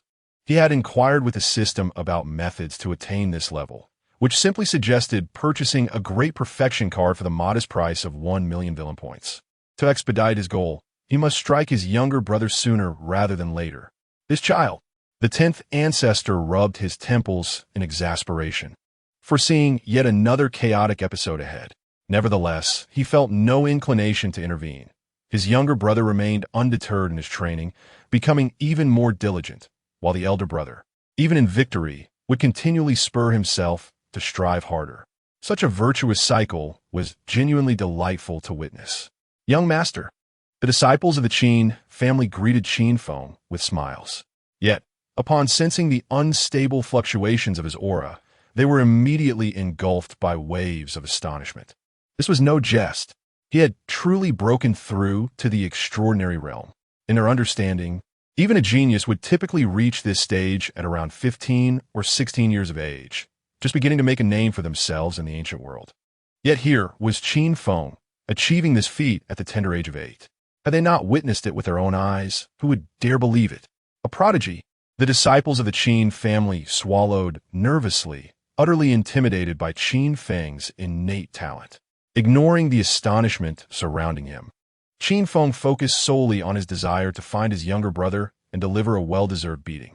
Ultimately, leveraging the experience he had amassed over the past 5 years, he successfully located his younger brother at the entrance of the Qin family estate, where he found the little rascal napping against the crooked tree at the gate. Just as he suspected, Qin Feng circled the crooked tree, recalling that his younger brother often took refuge in its shade for a nap. If it were any other child, he might attribute it to mere playfulness, but with his unreasonable younger brother, he suspected there was something extraordinary about this particular spot. The seemingly inconspicuous often concealed the pivotal key to a protagonist's triumph against the odds. Was he merely overthinking it? After observing for some time and discerning no hidden significance, his gaze inadvertently fell upon his slumbering younger brother. To others, it might appear as a serene moment of tranquility, yet in his eyes, it seemed as if his brother was beckoning him to excavate the supreme bone. Originally, his aspiration had been to lead a life of debauchery, indulging in extravagance and opulence. Yet it was this little imp that compelled him to exert himself in rigorous training for self-preservation. The more he contemplated, the more incensed he became, raising his hand high. With a sharp crack, Qin Feng's hand landed heavily on Qin Hao's little backside, startling the boy awake. Instead of anger, he was greeted with delight as he called out for his brother. No matter how many times his elder brother playfully struck him, he still relished their time together. In response, Qin Feng felt a surge of anxiety. It is well known that the more heartwarming the childhood scenes, the more tragic the fates that await them in adulthood. Except for the female lead, those who interacted with the protagonist tend to meet their untimely ends. As the halo of fate begins to shine, the king of hell smiles. And thus it begins, dear brother. Chapter 10. The Rising Star's Brother. Let us venture outside. Qin Hao gazed at Qin Feng with eager anticipation, hoping his brother would take him out for some amusement. Out for a jaunt. Qin Feng could not help but roll his eyes, bemused by the audacity of his younger sibling. As the future hope of the Qin clan, the brothers were under the comprehensive and unwavering protection of their family. At the tender age of 8, Qin Hao had yet to step beyond the confines of their ancestral home. Yet, there was little need for him to do so. It was not that the family forbade him from venturing out, but rather that the Qin estate was so vast and encompassing. The Qin family had risen to prominence as the foremost clan of the ancient world, not only due to the blessings of their ancestors, but also because their lineage boasted millions, all residing within a single city, coupled with their martial heritage. Every member of the Qin clan possessed formidable skills, which solidified their status as the preeminent family of the ancient realm. Unless extraordinary circumstances arose, there is truly no need to leave the estate. Moreover, due to the overwhelming martial prowess of the Qin clan, they had become the de facto rulers of the eastern territories of the Great Xia dynasty.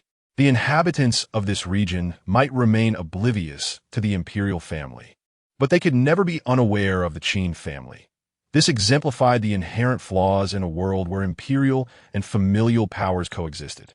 "Brother," Qin Hao pleaded, shaking Qin Feng's arm with a pitiful demeanor, attempting to elicit sympathy to achieve his goal. Unfortunately, Qin Feng was impervious to such tactics. Had it been a younger sister, he might have faltered. Yet, in the interest of allowing his younger brother to enjoy a semblance of a carefree childhood, he relented and nodded in agreement, instructing Qin how to wait outside the city while he informed their mother. Splendid. Qin Hao, blissfully unaware of the complexities of human nature, skipped away in delight. "Mother, my younger brother has run away from home." Qin Feng dashed into the house with the fervor of a cunning strategist, eager to report to Yun Xie. Ding dong. The system detected the host's slander against the Chosen One, awarding him 200 villain points. The surrounding guards maintained their stoic expressions, accustomed to such antics. Over the past 5 years, Qin Feng had devised one scheme after another against his younger brother. If their suspicions were correct, the young master would soon present their mother with a feather duster. Before long, Yun Xie, resembling a hen with a chick, angrily retrieved Qin Hao. Qin Feng transformed back into the benevolent older brother, stepping forward to explain, "Mother, please do not be upset. It was I who promised to take my younger brother out to play. He did not intend to run away." Indeed, indeed. Qin Hao nodded eagerly, his eyes brimming with gratitude towards his older brother. However, the more Qin Feng insisted, the less convinced their mother became. She suspected that the elder brother, in his affection for the younger, was shouldering the blame to shield him from punishment. She found it perplexing that despite being twins born of the same parents, there was such a stark contrast between them. The elder brother had always been sensible and obedient, while the younger was perpetually mischievous, a true rascal. The kind who would provoke chaos if left unchecked for 3 days. "Why can't you take a leaf out of your brother's book and cease your mischief?" Yun Xie activated her strict maternal mode, launching into a lecture directed at Qin Hao. Yet, she remained oblivious to the fact that Qin Feng, standing behind her, had made a face at his younger brother, leading the 5-year-old to bear the brunt of humor far beyond his comprehension. Ha! Eventually, he could no longer contain his laughter, causing Yun Xie's previously simmering anger to flare up anew, prompting her to engage in a mental self-reassurance. "This is my son.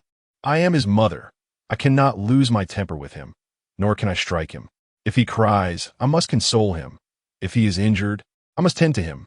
It has not been easy raising him. After all, he nearly cost me my life during childbirth. If he errs, it must stem from my shortcomings. I have not educated him properly. My methods are lacking. Discipline yields dutiful children, while neglect breeds disobedience. I must endure this moment, for the horizon is vast. A step back only breeds further frustration. I can no longer suppress the tempest within me." Observing Qin Hao's continued giggles, Yun Xie lamented her failure to maintain composure. Mother, my younger brother is but a child." Qin Feng hurriedly intervened, attempting to play the role of peacemaker, though he happened to be holding a willow branch at the time. "Step aside. Today, I shall teach him a proper lesson." Yun Xie, fuming, seized the willow branch, determined to dispense justice upon the mischievous child. The willow branch. The guards exchanged glances, noting the discrepancy from their initial guess of a feather duster. As Qin Feng awaited the arrival of his villain points, a sudden melody wafted through the air. In the distance, a grand procession approached, 9 colossal beasts drawing an opulent carriage, with riders gracefully soaring above on the backs of other extraordinary creatures. If a 10 enhancement glimmered, this entourage surely boasted a 20. The Lin family of Tianxin City. Qin Feng instantly recognized their lineage, the undisputed rulers of the western territories of the Great Xia dynasty. Unlike the Qin family's familial governance, the Lin family operated as a feudal lord, enlisting numerous talented individuals and commanding a 1,000,000-army-strong force, solidifying their grip on the western realms. "I shall deal with you later." Yun Xie shot a glare at Qin Hao, ushering the brothers back home. Simultaneously, the bells and drums resonated throughout the Qin estate, as hundreds of thousands of skilled disciples exited to greet the esteemed guests from Tianxin City, showcasing the formidable foundation of the Qin clan. The brothers were promptly dressed in formal attire, accompanying their adoptive father, Qin Tian, to personally welcome the guests. Unlike his usual playful demeanor, today, Qin Tian exuded an aura of commanding authority, standing as an indomitable warrior. Qin Tian, my brother, it has been far too long. I have missed you dearly. A middle-aged man clad in resplendent garments alighted from the carriage, immediately embracing Qin Tian, a clear indication of his cunning nature. Lin Hao, I have missed you as well. Qin Tian laughed heartily, his sincerity difficult to gauge. These two must be your remarkable twin sons, born just 3 years apart. After a brief exchange, Lin Hao's attention turned to Qin Feng and Qin Hao. He had traveled great distances to the Qin estate with a specific purpose, to negotiate an alliance with the Lin family, intending to select one of the brothers as a suitor for his cherished daughter. Following the emergence of 2 paragons from the Qin family and their consecutive breaking of ancient records, the imperial family of the Great Xia had grown increasingly anxious. To secure their sovereignty, they began reaching out to various clans, preparing to take action against the Qin family. In response, the Qin family, prioritizing their interests, sought potential allies. Indeed, this is the elder brother, Qin Feng, with the potential of an emperor, and the younger brother, Qin Hao, possessing unparalleled supreme qualities. Qin Tian proudly introduced his esteemed sons. To have one prodigy emerge from a family is a stroke of fortune. For the Qin family to produce 2 is nothing short of miraculous. The records of supreme qualities were ancient, while the claims of imperial potential remained unverified. Suddenly, a haughty little girl emerged from behind Lin Hao, the princess of Tianqin City, Lin Xiner. Though merely 6 or 7 years old, she possessed enchanting features. Eyebrows like emerald feathers, skin as fair as snow, a waist as slender as silk, and teeth like pearls, evidently destined for beauty in her future. Xiner, mind your manners, Lin Hao admonished, reminding her of the decorum expected in such company. However, the proud little girl paid no heed, casting a challenging glance at Qin Feng, even snapping her fingers to summon a handsome young servant, no older than 15. This is my newly acquired servant, Lin San. Do you dare to face him in a duel to prove your worth? Lin Xiner provoked Qin Feng. Lin San? Qin Feng regarded the young man with curiosity, discerning that he was no ordinary opponent. Chapter 11. A world in turmoil. Is he Lin San from the city of Heavenly Heart? Immediately, whispers filled the air, indicating that Lin San was indeed a well-known figure. It was said that his talents were exceptionally frightening, and his swordsmanship was remarkable, with experts predicting he would be the foremost swordsman in a century. Ding! The Chosen One has been discovered, epic level. Qin Feng's eyes sparkled with delight. Due to the fact that Qin Hao was his younger brother, he had never been able to exert his full strength in previous encounters, fearing that his parents would not approve, resulting in him accumulating only 240,000 villain points over the past 5 years. Now, facing someone unrelated, he could finally unleash his potential. If he recalled correctly, his second brother was also an epic-level Chosen One. At that moment, both sets of parents exchanged awkward smiles, yet neither showed any intention of calling for a halt. Although Lin Hao was here to form an alliance, he certainly did not wish for his daughter to marry a weakling. Qin Tian, eager for a successful alliance, naturally hoped his eldest son Qin Feng would showcase his prowess. If he lost, it would not be a significant issue, considering he was only 8 years old while his opponent was around 13 or 14, already at the 3rd level of the extraordinary realm. However, if he won, it would be a tremendous triumph.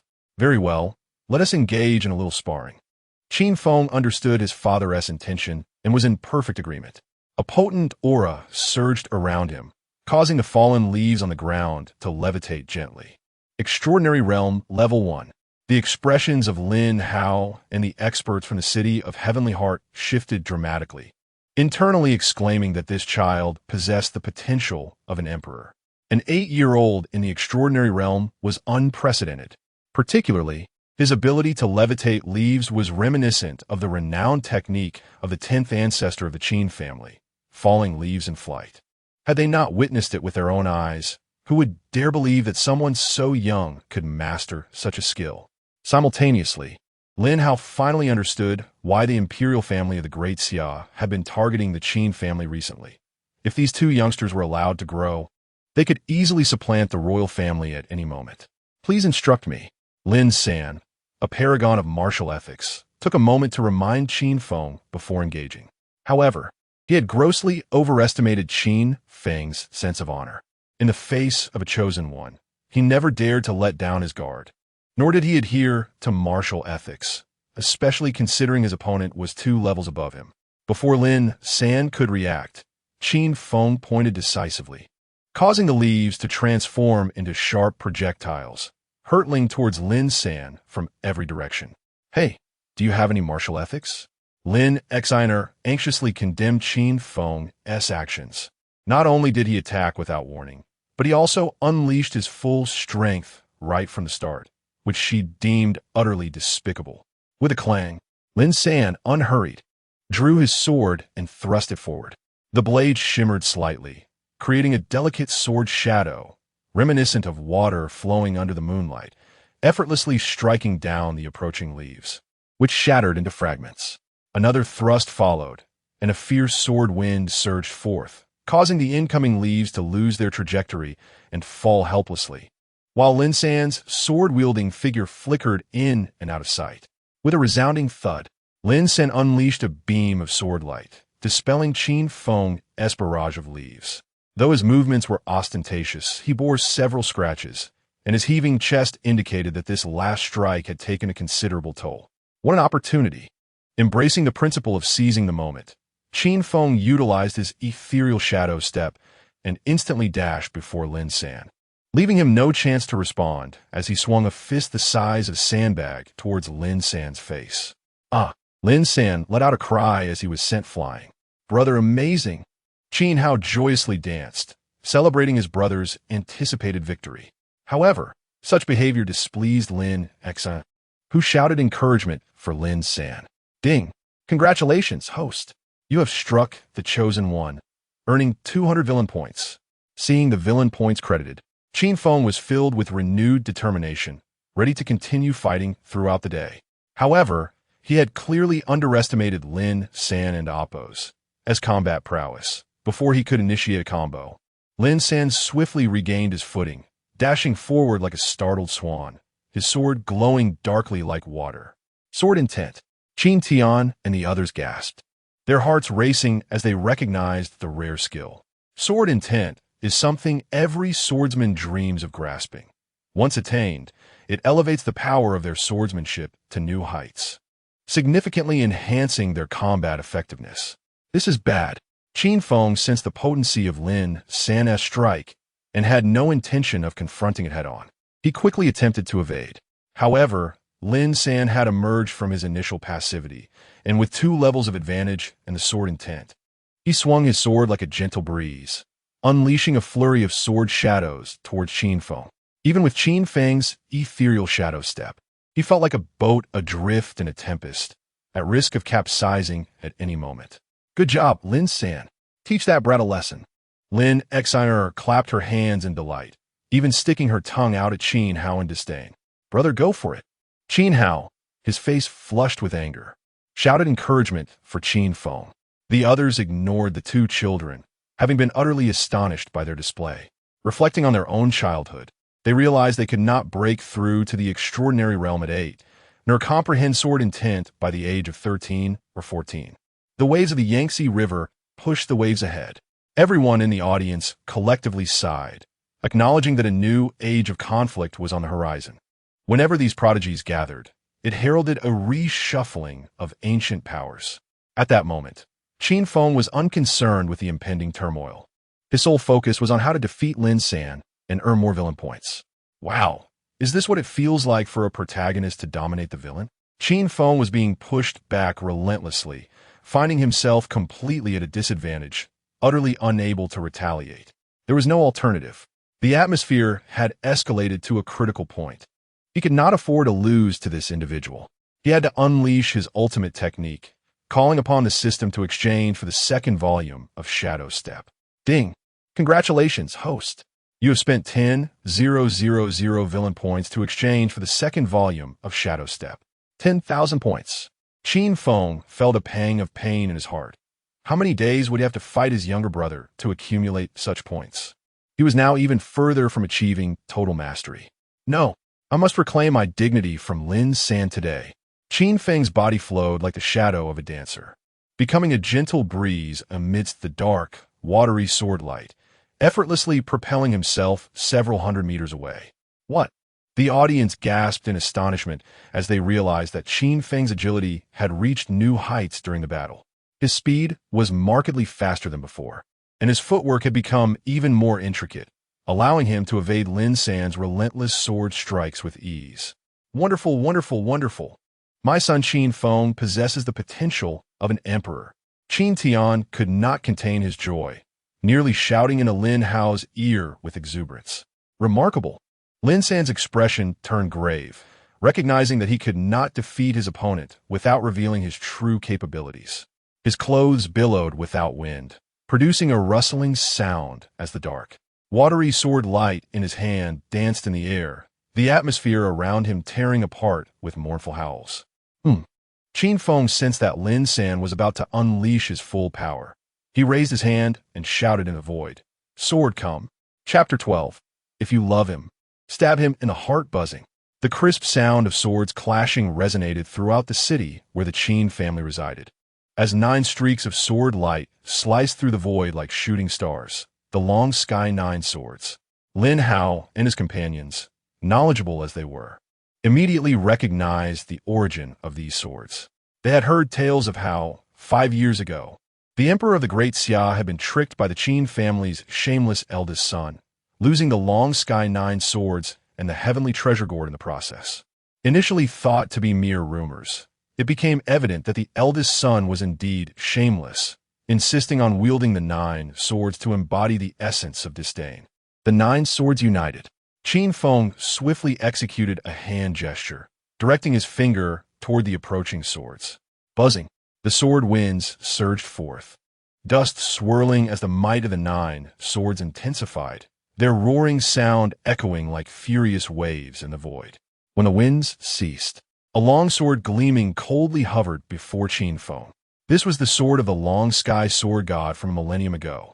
Ranked among the top 10 divine weapons of antiquity, the long sky divine sword. Since acquiring the long sky 9 swords, Qin Feng had successfully refined them over 5 years with the help of the 10 ancestors. While he could not claim to fully harness the power of the long sky 9 swords, as the sword god once did, they were more than sufficient for combat. The long sky 9 swords. Lin San's eyes glimmered with fervor, his breath quickening. It was inevitable. His own sword techniques were derived from the long sky sword god of 1,000 years past. To be precise, he had inherited the sword god's legacy. If he could obtain the long sky 9 swords, he could undoubtedly revive the grandeur of the sword god from Ur. Yet, he understood that the Qin family was not to be trifled with. Openly seizing the swords would be akin to courting death, so he bided his time. Even with the blessing of a divine sword, he could not possibly be Qin Feng's match. Lin San held absolute confidence in his inheritance from the long sky sword god. Suddenly, amidst the swirling dust, he struck forth. A brilliant streak of sword light cleaving through the void, creating ripples of energy. The long sky sword technique. A divine-level sword technique comprehended from the laws of heaven and earth. Imbued with the might to slay gods and Buddhas alike, it reigned supreme in antiquity. This is Qin Tian and Lin Hao, both formidable figures in their own right, instantly recognized the long sky sword technique. One could only imagine the astonishment of the long sky sword god from a millennium ago, realizing that his technique would confront his own sword 1,000 years later. Crisis. Qin Tian's expression shifted dramatically as he attempted to intervene. Although his eldest son, Qin Feng, exhibited the potential of an emperor, he was merely 8 years old. How could he withstand the might of the long sky sword god's technique? Before he could utter a word, he saw his son's eyes gleam with determination, assuming the stance of drawing his sword. Heaven-slaying sword technique. With a nod, he unsheathed his sword. A crisp, resonant sound filled the air as an awe-inspiring sword light erupted, chilling the atmosphere, as if it sought to cleave the heavens in twain. What sword technique is this?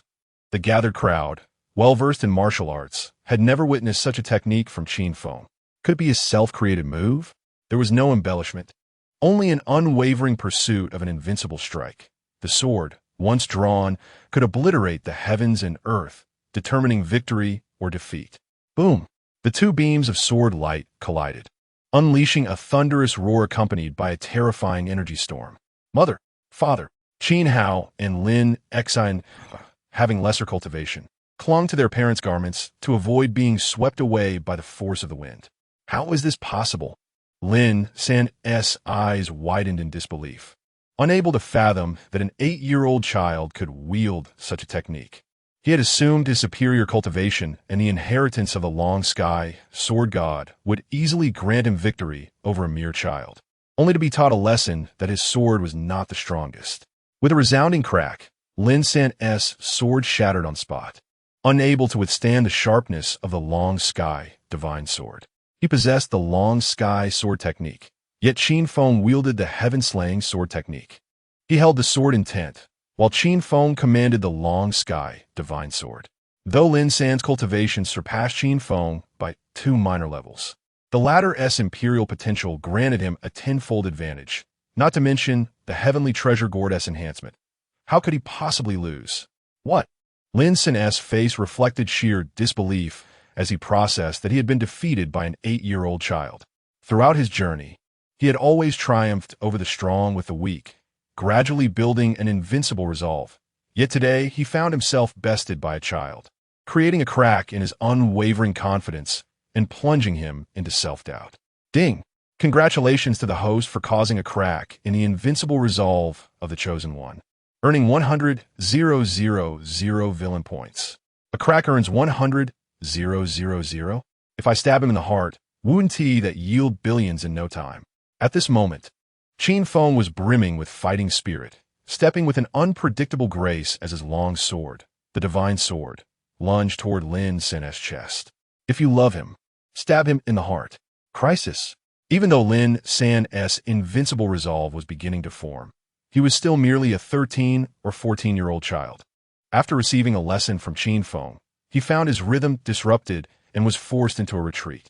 With each new cut upon him, Qin Feng's affection for him seemed to grow. Ding! Congratulations to the host for injuring the Chosen One, earning 500 villain points. Ding! Congratulations to the host for injuring the Chosen One, earning 500 villain points. Because Qin Hao was his younger brother, he had never enjoyed himself as thoroughly as he did today. My brother is the best. Qin Hao proudly lifted his little head, eager to proclaim to the world that this was his brother. Lin Xan, seething with anger, wanted to rush in and give the little brat a good thrashing. But she was scooped up by Yun Xie, who found the little girl utterly delightful. The outcome was clear. Indeed, Qin Feng was endowed with the potential of an emperor. Lin Hao chuckled, waving his hand as he pulled Lin San back just as Qin Feng was about to stab him. What a joke. Lin San was hailed as the greatest swordsman of the next century. How could he allow Qin Feng to stab him here? Oof. Qin Feng was displeased by Lin Hao's intervention, feeling that his chance to score points had been snatched away. However, he refrained from voicing his frustrations, acknowledging the unpredictable nature of the Chosen One. Forcing the issue might trigger some powerful intervention. It was better to retreat gracefully to avoid unnecessary trouble. Qin Tian could not suppress his laughter upon hearing praise for his eldest son, feeling confident that the alliance and marriage were all but secured. The welcoming ceremony continued as Qin Tian led Lin Hao into the Qin family's domain. A line of deeply cultivated Qin family disciples filled Lin Hao with envy. Given the choice, he would rather invest resources in nurturing a blood relative than in someone unrelated to him, unless that person exhibited unwavering loyalty. Yet loyalty was never guaranteed. Soon, the parents from both families began discussing the marriage of their children. Everyone expected Lin Hao to choose Qin Feng, who had just displayed imperial prowess. However, to everyone's astonishment, he chose Qin Hao, the bystander, as his son-in-law. What the heck? Upon hearing this, Qin Feng erupted in exclamations of disbelief, gaining a fresh understanding of the Chosen One's absurdity. A battle fierce as a tiger, yet matters of marriage were not within my control. Chapter 13. The new usage of the Chosen One. Qin Tian and Yun Xie exchanged astonished glances. Logically, Qin Feng had just demonstrated his formidable prowess. What 8-year-old child could possess such terrifying combat strength? In contrast, although Qin Hao possessed the rare supreme bone, its activation had yet to occur, leaving his true capabilities unknown to anyone. Lin Hao merely smiled, refusing to elaborate. His choice of Qin Hao was not made lightly. It was a calculated decision after weighing the advantages and disadvantages. It is well known that Qin Feng and Qin Hao are twins, with talents that are unlikely to differ significantly. The fact that the elder brother Qin Feng had just shattered numerous records, and that the younger brother Qin Hao was poised to do the same suggested that Qin Hao and Appo's innate talent was, in fact, slightly superior to that of his brother. Given that both received the same education and shared a common background, Lin Hao naturally leaned towards the younger brother who possessed the supreme bone. Most importantly, there had been recent rumors circulating in the ancient wilderness that the Blood Moon prodigy, born 8 years prior, was none other than Qin Feng, a significant concern for the royal family of the Great Xia. Investing in Qin Feng was fraught with risk. Thus, backing his younger brother Qin Hao seemed the safer bet. Should calamity befall the Qin family, Qin Hao would undoubtedly align with the interests of Tianjin City. Well then, Qin Tian refrained from further inquiries, as his objective was to forge an alliance through marriage. As long as the two major powerhouses of Eastern and Western Xia united, even the royal family of Great Xia would have to contemplate the consequences of their actions. If they could secure time for the two young ones to mature, the Qin family would have achieved a victory. Ultimately, an unspoken agreement was reached between the parents regarding a union that served their own interests. However, at that moment, the two parties involved remained blissfully unaware that Lin Xiner was frolicking around the Qin family city with her two companions, including Lin San. Why do I feel like I could meet my end at any moment? As a destined villain, Qin Feng felt a distinct lack of security. Even within the protective confines of the Qin family's city, surrounded by millions of relatives, he feared that the two chosen ones might unleash their powers and whisk everyone away. Wow, it's so lively here, Lin Xiner exclaimed, captivated by the bustling marketplace of the Qin family. Unlike the mundane markets selling vegetables, this was a gathering for cultivators, brimming with items essential for cultivation, celestial herbs, elixirs, and magical artifacts. Given that the Qin family was the undisputed ruler of the Eastern Great Xia dynasty, the safety of their city was beyond question. Every day, throngs of external cultivators flocked to trade, and the Qin family relied on these transactions to strengthen their disciples, thereby fostering a free trade market. Oh, both Qin Hao and Lin San's eyes brightened simultaneously as they spotted a dilapidated small cauldron. Oh, Qin Feng also perked up, feeling as though he had unlocked a new opportunity. Instead of worrying about being outshone by these two chosen ones, he might as well leverage their unreasonably high luck to unearth treasures. The fact that both chosen ones were captivated by the same small cauldron suggested it was anything but ordinary. I saw it first. Qin Hao and Lin San glared at each other, neither willing to relinquish their claim to the cauldron. Just as they were locked in a standoff, Qin Feng transformed into a cunning fisherman and inquired about the price from the vendor. Originally priced at 1,000 spirit stones. How about 888 spirit stones, if the young master is interested? The vendor cautiously quoted his price, keenly observing Qin Feng's expression, as if ready to lower the price at the slightest frown. What could he do, being the local tyrant who would dare to offend him? 888 spirit stones.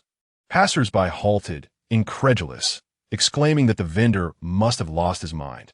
After all, a single spirit stone could provide a mortal with a lifetime of comfort, while a cultivator could benefit from a week of arduous training just by absorbing one. Now, this small cauldron dared to demand 888 spirit stones. The vendor was now anxious. He did not view Qin Feng as a foolish spender. The origins of this small cauldron were simply too extraordinary. He had once been a minor leader within the Tiger Head Gang, which boasted a following of over 100,000. One fateful day, upon learning of a hidden relic, he led his gang on a grand excavation expedition. Tragically, over 100,000 lives were lost before he finally reached the relic's depths. Contrary to his expectations of a dazzling treasure, he found only a small cauldron resting on a stone pedestal. Whether due to severe injuries or some other reason, the gang leader inexplicably perished after spitting out a mouthful of blood, leaving him as the sole survivor. The small cauldron, acquired at the cost of 100,000 lives, was already a bargain at 888 spirit stones. All right, I'll take the 888 spirit stones. Qin Feng, fearing the emergence of unforeseen complications, instructed the vendor to retrieve the money from the Qin family. As the eldest son of the renowned Qin family, it was only reasonable that he did not carry money with him. "Thank you, young master." The vendor repeatedly expressed his gratitude, hastily handing the small cauldron to Qin Feng.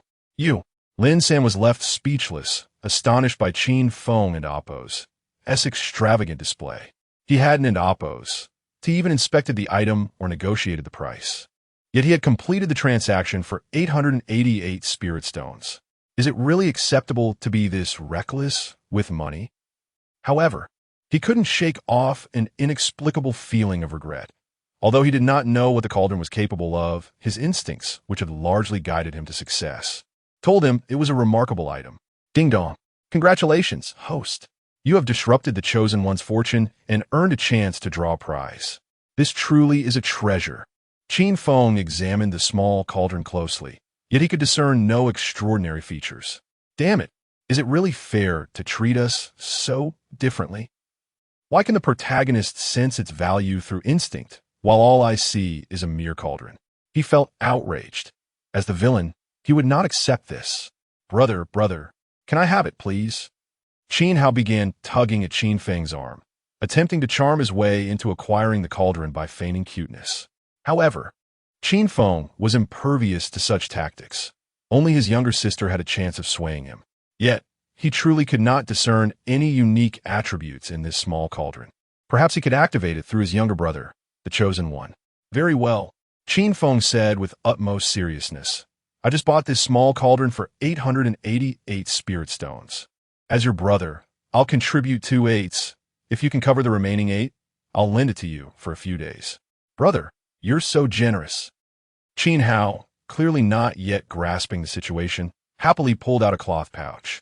It was a storage bag commonly used by cultivators, filled with his savings from recent years, which had long piqued Qin Feng's interest. Before long, under Qin Feng's persuasion, Qin Hao produced 1 8, equating to 800 spirit stones. The surrounding onlookers were left utterly speechless. Surely anyone with a kindergarten diploma wouldn't fall for this. Chapter 14. The Villain's Delight Ding. The system detected that the host deceived the unsuspecting Chosen One and awarded 500 villain points. Qin Feng, in high spirits, tucked away his 800 spirit stones and honored his promise to lend the small cauldron to his younger brother for a few days, intending to reclaim it once it was successfully activated. To this, Qin Hao felt not a trace of loss. Rather, he believed he had gained. His elder brother spent 88, while he only spent 8, a difference of a whole 8. Truly a foolish Odo. Qin Feng gazed at his dim-witted younger brother, unable to fathom why a villain of such high emotional and intellectual caliber would ultimately find himself beneath his feet as per the narrative and Appo's design. What purpose does this small cauldron serve?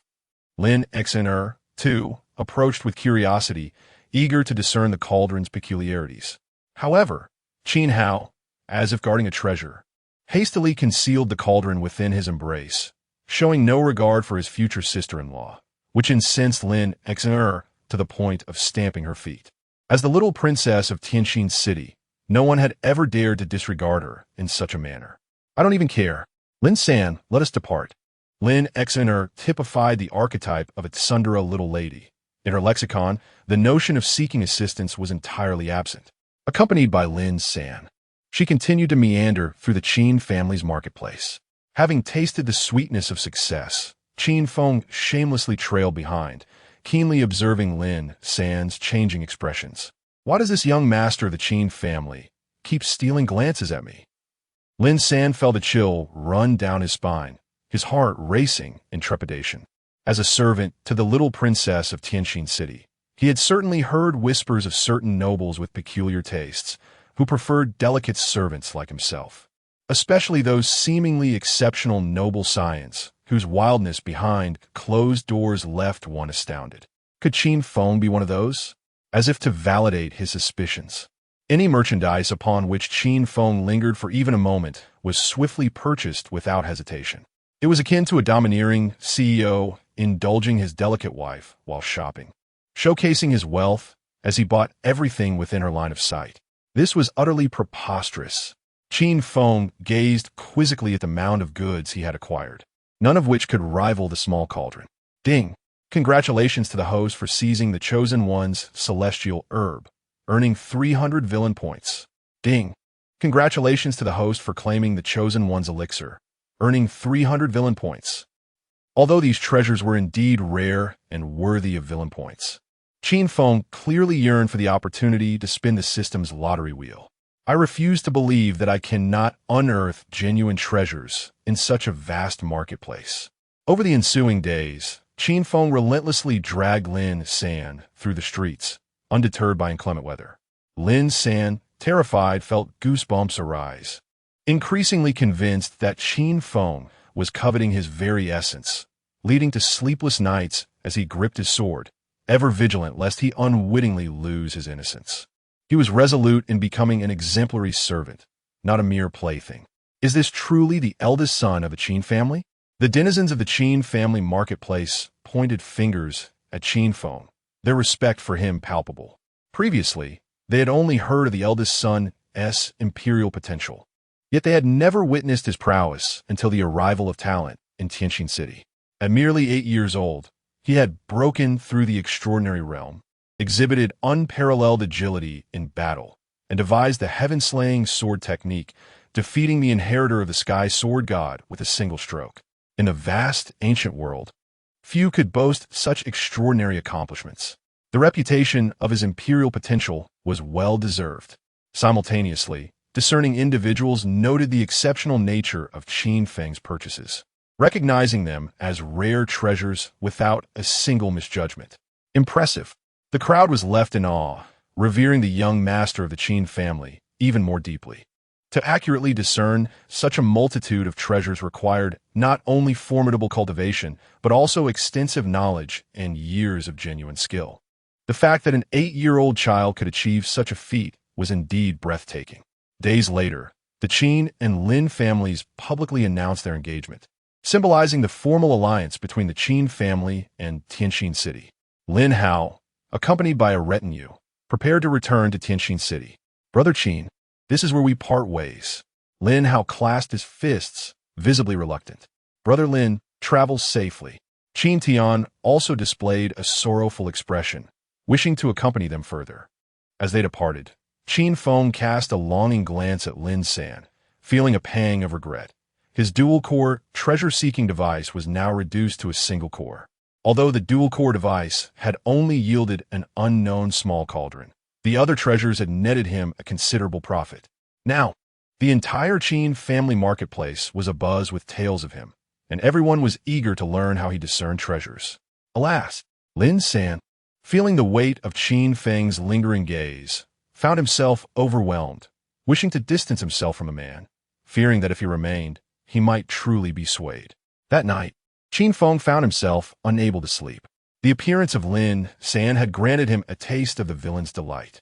In just a few short days, he had accrued 150,000 villain points and earned a chance to spin the lottery, a joy that his younger brother could never provide, compelling him to contemplate fleeing home in search of Lin San. Let's first try the lottery. Qin Feng shook his head and summoned the system. With a whoosh, the spinning lottery wheel materialized before him, brimming with an array of prizes. Supreme Body, Celestial Dominance Body, Battle Saint Body, Chaos Saint Body, Twin Pupils, Supreme Bone. True Dragon Treasure Art, Transcendent Freedom. Ding! Congratulations to the host for drawing the Divine Buddhist Technique, Great Might Heavenly Dragon. Boom! A thunderous clap echoed in Qin Feng's mind, as if his soul had transcended to another realm. Roar! A colossal golden dragon, 100 feet long, soared through the skies, emitting a resonant roar that sent ripples through the air, causing the very earth to quake in its presence. embodying the majesty of the king of beasts. Before Qin Feng could react, the dragon surged toward him, piercing directly into his body. Gasping, Qin Feng awoke in a cold sweat, discovering a golden, coiling dragon pattern adorning his body, along with newfound techniques in his mind. By harnessing the dragon pattern, he could unleash the divine Buddhist technique, Great Might Heavenly Dragon. This technique not only wielded tremendous power, but also inflicted double damage upon demonkind, making it a formidable weapon against them.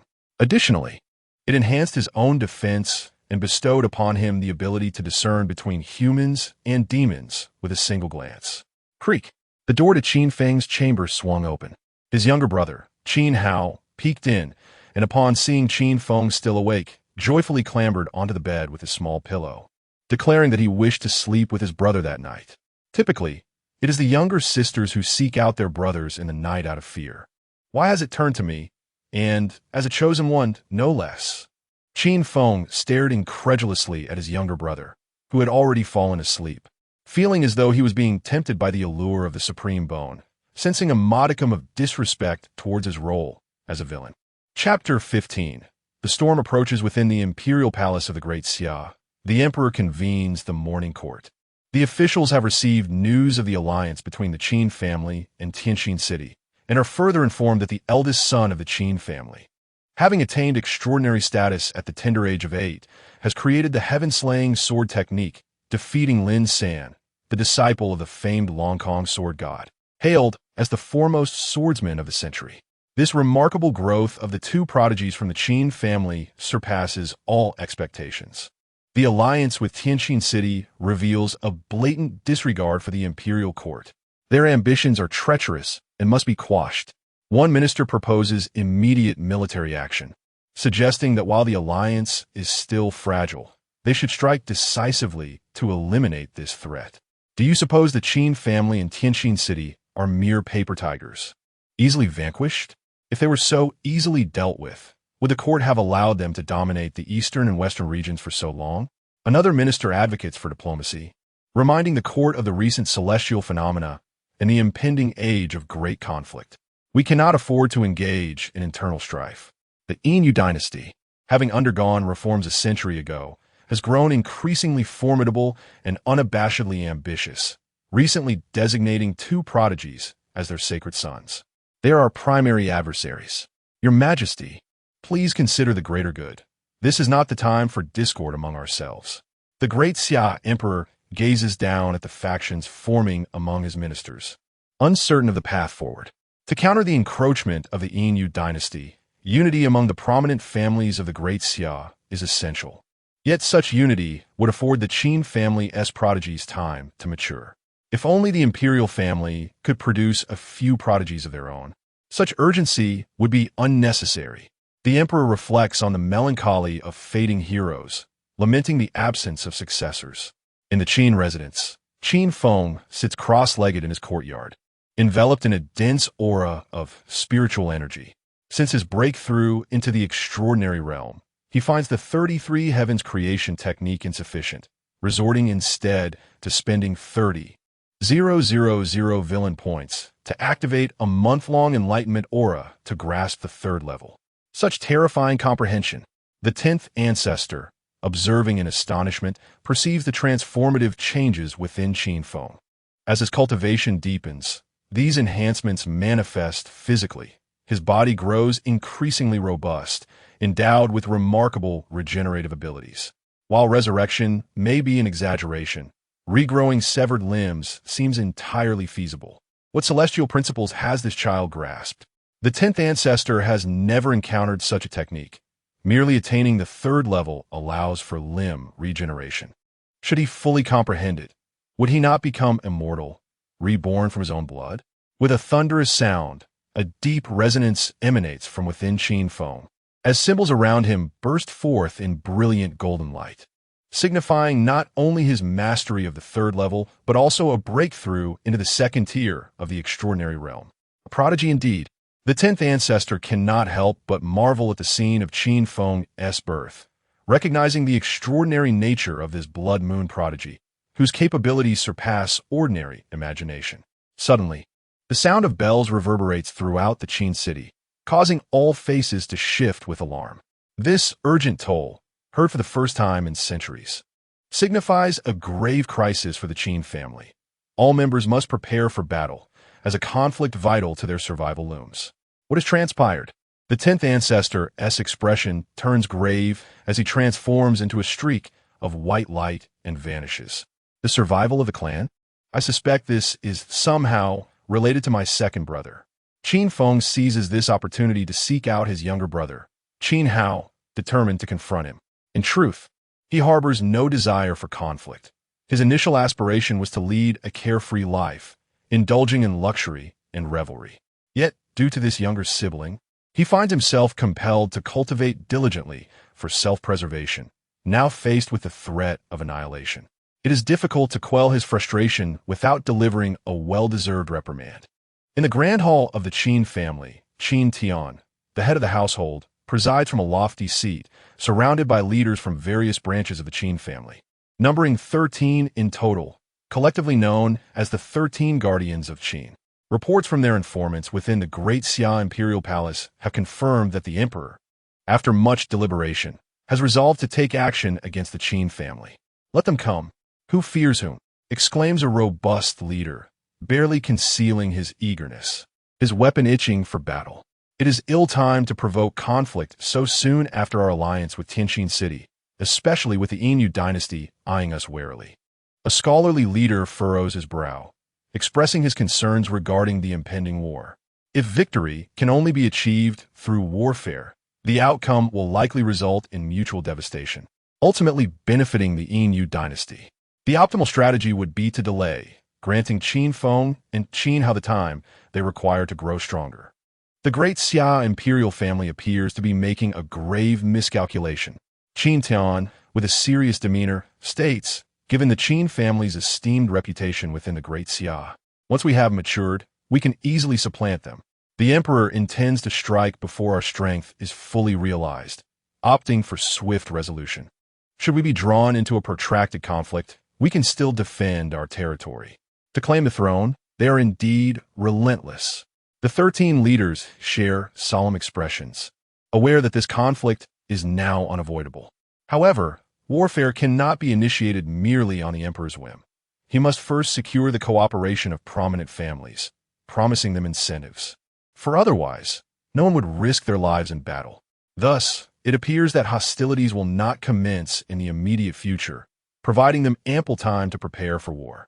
Is war truly imminent? Qin Feng senses the palpable tension within the Qin family, a foreboding atmosphere reminiscent of an impending storm. Once, every member of the Qin family wore confident smiles. Now, their faces are grave and devoid of expression. The streets, once vibrant with the graceful figures of ladies and young wives, are now lined with soldiers clad in armor. Will victory be within their grasp? Qin Feng, no longer a mere child, analyzes the current situation. Although the alliance with Tianqin City has granted them control over half of the Great Xia, the noble families under the Great Xia Emperor's command are not to be underestimated. Even if they manage a narrow victory, the looming threat of the Yinyu dynasty remains. Most crucially, they possess a chosen one. It is well known that the chosen one does not require the backing of a powerful family to thrive. Even if born into one, circumstances may force them to sever ties. Either the family faces destruction or the chosen one breaks away. Thus, the odds of victory in this battle are virtually non-existent. The question then arises, should he flee? No, he cannot abandon his dear friends and brothers. Qin Feng shakes his head vigorously, contemplating how to turn the tide in their favor. The ultimate solution lies in summoning the might of the legendary red-haired elder. Suddenly, inspiration strikes him. He recalls the system's task of unearthing his brother's supreme bone. Perhaps he can boldly extract his brother's supreme bone without arousing suspicion. Chapter 16. On the brink of tears within the ancestral hall of the Qin family, where the spirits of their valiant ancestors are enshrined, there exists an overwhelming multitude of tablets, over 100,000 in total. An elderly man, with hair as white as snow, sits cross-legged upon a mat. He is the first patriarch of the Qin lineage.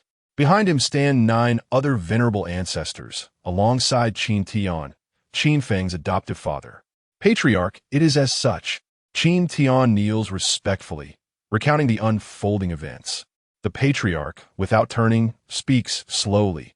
Since this battle is unavoidable, let's engage in it. A solemn affirmation resonates among the assembly, as they vow to fight to the bitter end. At that moment, a youthful voice disrupts the gravity of the atmosphere.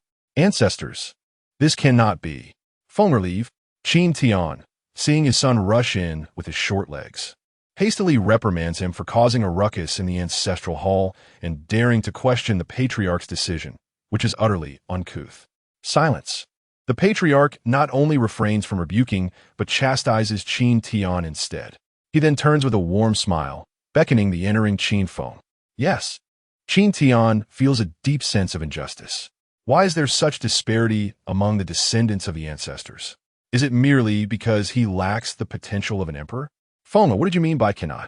The patriarch looks upon Qin Feng with great affection, fond of this young descendant who has always been considerate, often bringing him delicacies. Unlike other unfilial descendants, who only come to him for conflict, Qin Feng, with a serious countenance, declares, "Only a fool would think victory can be achieved through war. Winning depletes our vitality, and losing would spell disaster for the Qin family." Fool! The ancestors present cast incredulous glances at Qin Tian, as if to say that this burden is not one they will bear. He is the head of the Qin family. Qin Tian's eye twitches involuntarily, a profound shock filling his mind. Are you suggesting that there exists a method to achieve victory without warfare? The patriarch's interest is piqued. He is eager to hear the insights of this 8-year-old child. It is not the Qin family seeking war, but rather the royal family of the great Xia. A conflict driven by self-interest, devoid of right or wrong, with no possibility of negotiation. Indeed, Qin Feng responds confidently. The root of this matter lies in the emergence of my second brother and myself, which has disrupted the equilibrium and instilled a sense of threat within the royal family. If we devise a way to conceal ourselves, the war would lose all justification to continue. Is that all? The thinking is clearly that of a child. Even if they were to hide the 2 brothers, the royal family would undoubtedly not relent, unless they were to die or be rendered incapable. Precisely, rendered incapable. Qin Feng's expression is grave as he produces a yellowed, ancient text. This was exchanged through the system and contains descriptions of rare physiques, detailing the proper method for the supreme bone. To excavate the bone, to break, and then rebuild. The ancestors gasp collectively, shocked by the proposed method to unlock the supreme bone. In other families, such a treasure would be cherished. Who would be cruel enough to extract a child's supreme bone, only to rely on sheer willpower to achieve the supreme status? The patriarch remained silent for a long moment before finally speaking. This method is indeed feasible. What? The ancestors exclaim in unison, astonished by the patriarch's agreement. I pose. Qin Tian interjects urgently. Howard is merely 5 years old. He is still a child. This suffering is not suitable for his age. The patriarch, unhurried, responds. To achieve the supreme status, one cannot rely solely on the supreme bone. Immense willpower and valor are also required. There exists a predetermined fate in the cosmos. Predetermined fate? The ancestors exchange skeptical glances, questioning if the patriarch has glimpsed some hidden truth. However, Qin Tian understands the reasoning, yet he cannot bear to act against his own son. The patriarch, disregarding Qin Tian, turns his interest towards Qin Feng and inquires, Howard, you can conceal yourself by excavating the bone, but how will you hide your own presence and later reveal your emperor's potential? Qin Feng, with righteous resolve, states, the eldest son of the Qin family, envious of his second brother's talents, personally excavates the supreme bone of his brother for his own use. Upon discovery by the Qin family, he flees, inciting the elder's wrath, who then cast this unfilial child out of the family forever, issuing a kill order throughout the ancient lands. As his words settle, the room is engulfed in shock. They can hardly fathom that this child, at merely 8 years old, is not only ruthless towards others, but even more so towards himself. If Qin Hao were to endure the pain of having his bone extracted, Qin Feng would suffer both physical and psychological torment. Not only would he bear the mark of a traitor, but he would also lose the protection of the Qin family, facing relentless pursuit until the day Qin Hao matures to restore his honor, provided he can survive until that day. Qin Feng expresses no concern, confident in the protection of the powerful red-haired elder. No, as a father, Qin Tian cannot accept this proposal under any circumstances. His eldest son must shoulder the expectations of the family while struggling for survival, and his younger son must endure unspeakable suffering to grow stronger. No parent wishes to see their child endure such agony. For the sake of the family, I am willing to undertake the burden of infamy. Qin Feng stands tall, nearly moved to tears by his own conviction. In a mere 17 words, he leaves the ancient elders, who have lived for millennia, utterly speechless. He is but 8 years old, a child, yet he is unwavering in his resolve to safeguard the family from war, even at the cost of eternal disgrace. With such a descendant, how could the Qin family ever fear for its future prosperity? Ding dong, such a hypocritical villain deserves applause. Congratulations, host, for acquiring a personal space. Qin Feng immediately perceives this newfound space, approximately 1,000 square meters, an essential asset for home, travel, and even for nefarious deeds. The patriarch, struggling to maintain composure, trembles as he speaks. The ancestors recognize you as a good child, but do you understand the consequences of your actions? There is no opportunity for regret. I do not regret it. The sharpness of the sword emerges from the grind, and the fragrance of the plum blossom comes from the bitter cold. Without enduring the storm, how can one behold the rainbow? Qin Feng's eyes shine with clarity and determination. Yet within his thoughts race. 5 years. Do you know how I have endured these 5 years? Enough of this. Let me excavate the supreme bone. I must complete this task, attain invincibility, and venture beyond the village in search of beautiful maidens and a wife. Very well, the patriarch utters with great difficulty, as if expending all his strength. He understands that Qin Feng's proposal is the best course of action, minimizing the losses for the Qin family. Even in the worst-case scenario, it would only cost Qin Feng. If he can endure until that fateful day, the Qin family will emerge even stronger because of him. Patriarch, I implore you. Qin Tian hastily kneels, his eyes filled with humble desperation. He simply cannot bear to watch his son pursued by others while he must feign indifference. This is too painful, too cruel for a father. Do not worry, father. I shall return safely. Qin Feng, moved, helps his adoptive father to his feet and sincerely addresses him as father for the first time in 8 years. This declaration is a promise to return and personally assist in removing the oxygen tubes. Chapter 17. The Supreme Bone. I accepted as night descended. The Qin residents lay enveloped in silence. With the urgent toll of war bells ringing, all nighttime activities were suspended.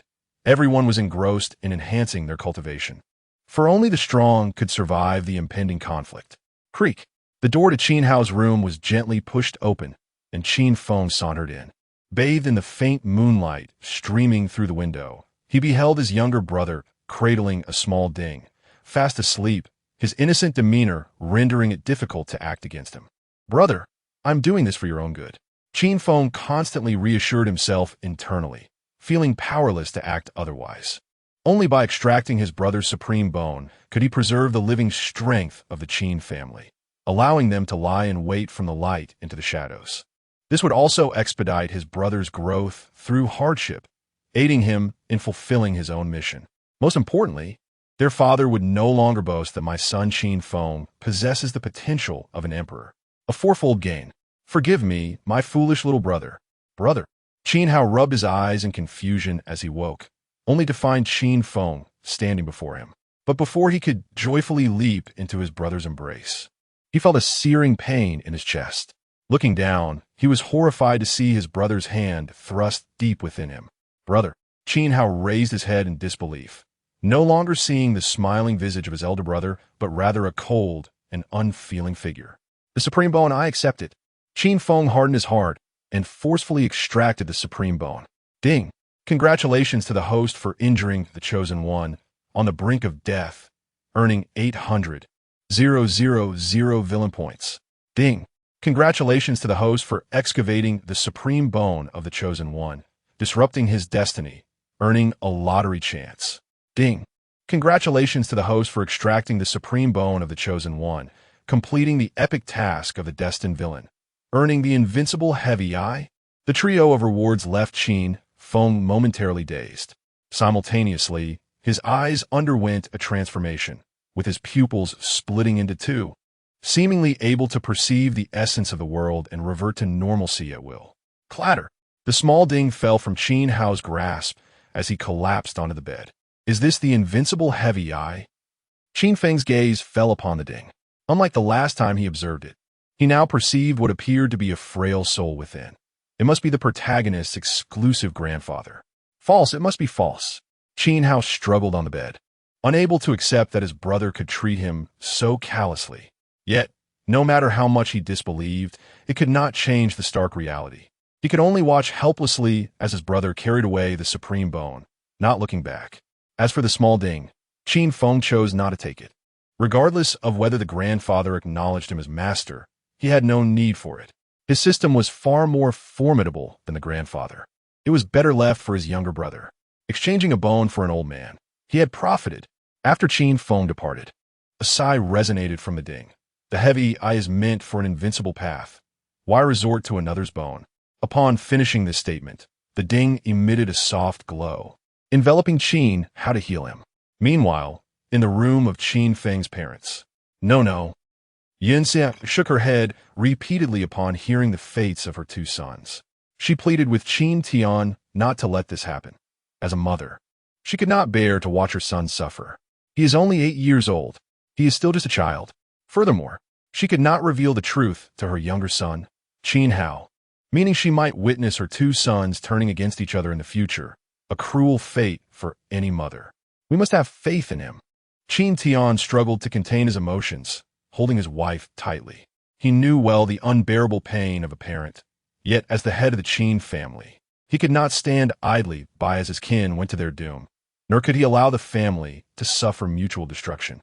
The Qin family's current dormancy was all for the sake of a future resurgence. Thud, thud, thud. 3 knocks echoed from outside the door. It was Qin Feng, bowing thrice before his parents. Fenger. Yunxia could no longer restrain herself, yearning to open the door for one last glimpse of her son. Yet, Qin Tian halted her, knowing that allowing Yunxia to see Qin Feng would be uncontrollable. It would surely attract the attention of others, rendering their efforts futile. Father, mother, I am leaving. Without a moment's hesitation, Qin Feng stood and departed the Qin residence without looking back. My son, Yunxia wept bitterly in Qin Tian's embrace, pounding his chest in anguish. That was a piece of her heart, and now she had to watch him suffer, pursued by countless foes. How could she endure such torment? Arriving at the gates of the Qin residence, Qin Feng felt the cool night breeze and turned back for one last look. After 8 years in this world, he had experienced the warmth of home and the affection of relatives and friends. To protect this family, he must leave. Ancient times. Young lady, my wife, I, Qin Feng, have arrived. Huh. Qin Feng was momentarily stunned by the crooked tree at the entrance. Like the small ding, he had never noticed anything amiss before, but now, aided by the heavy eye, he perceived an incredibly terrifying energy emanating from it. Desolate, barren.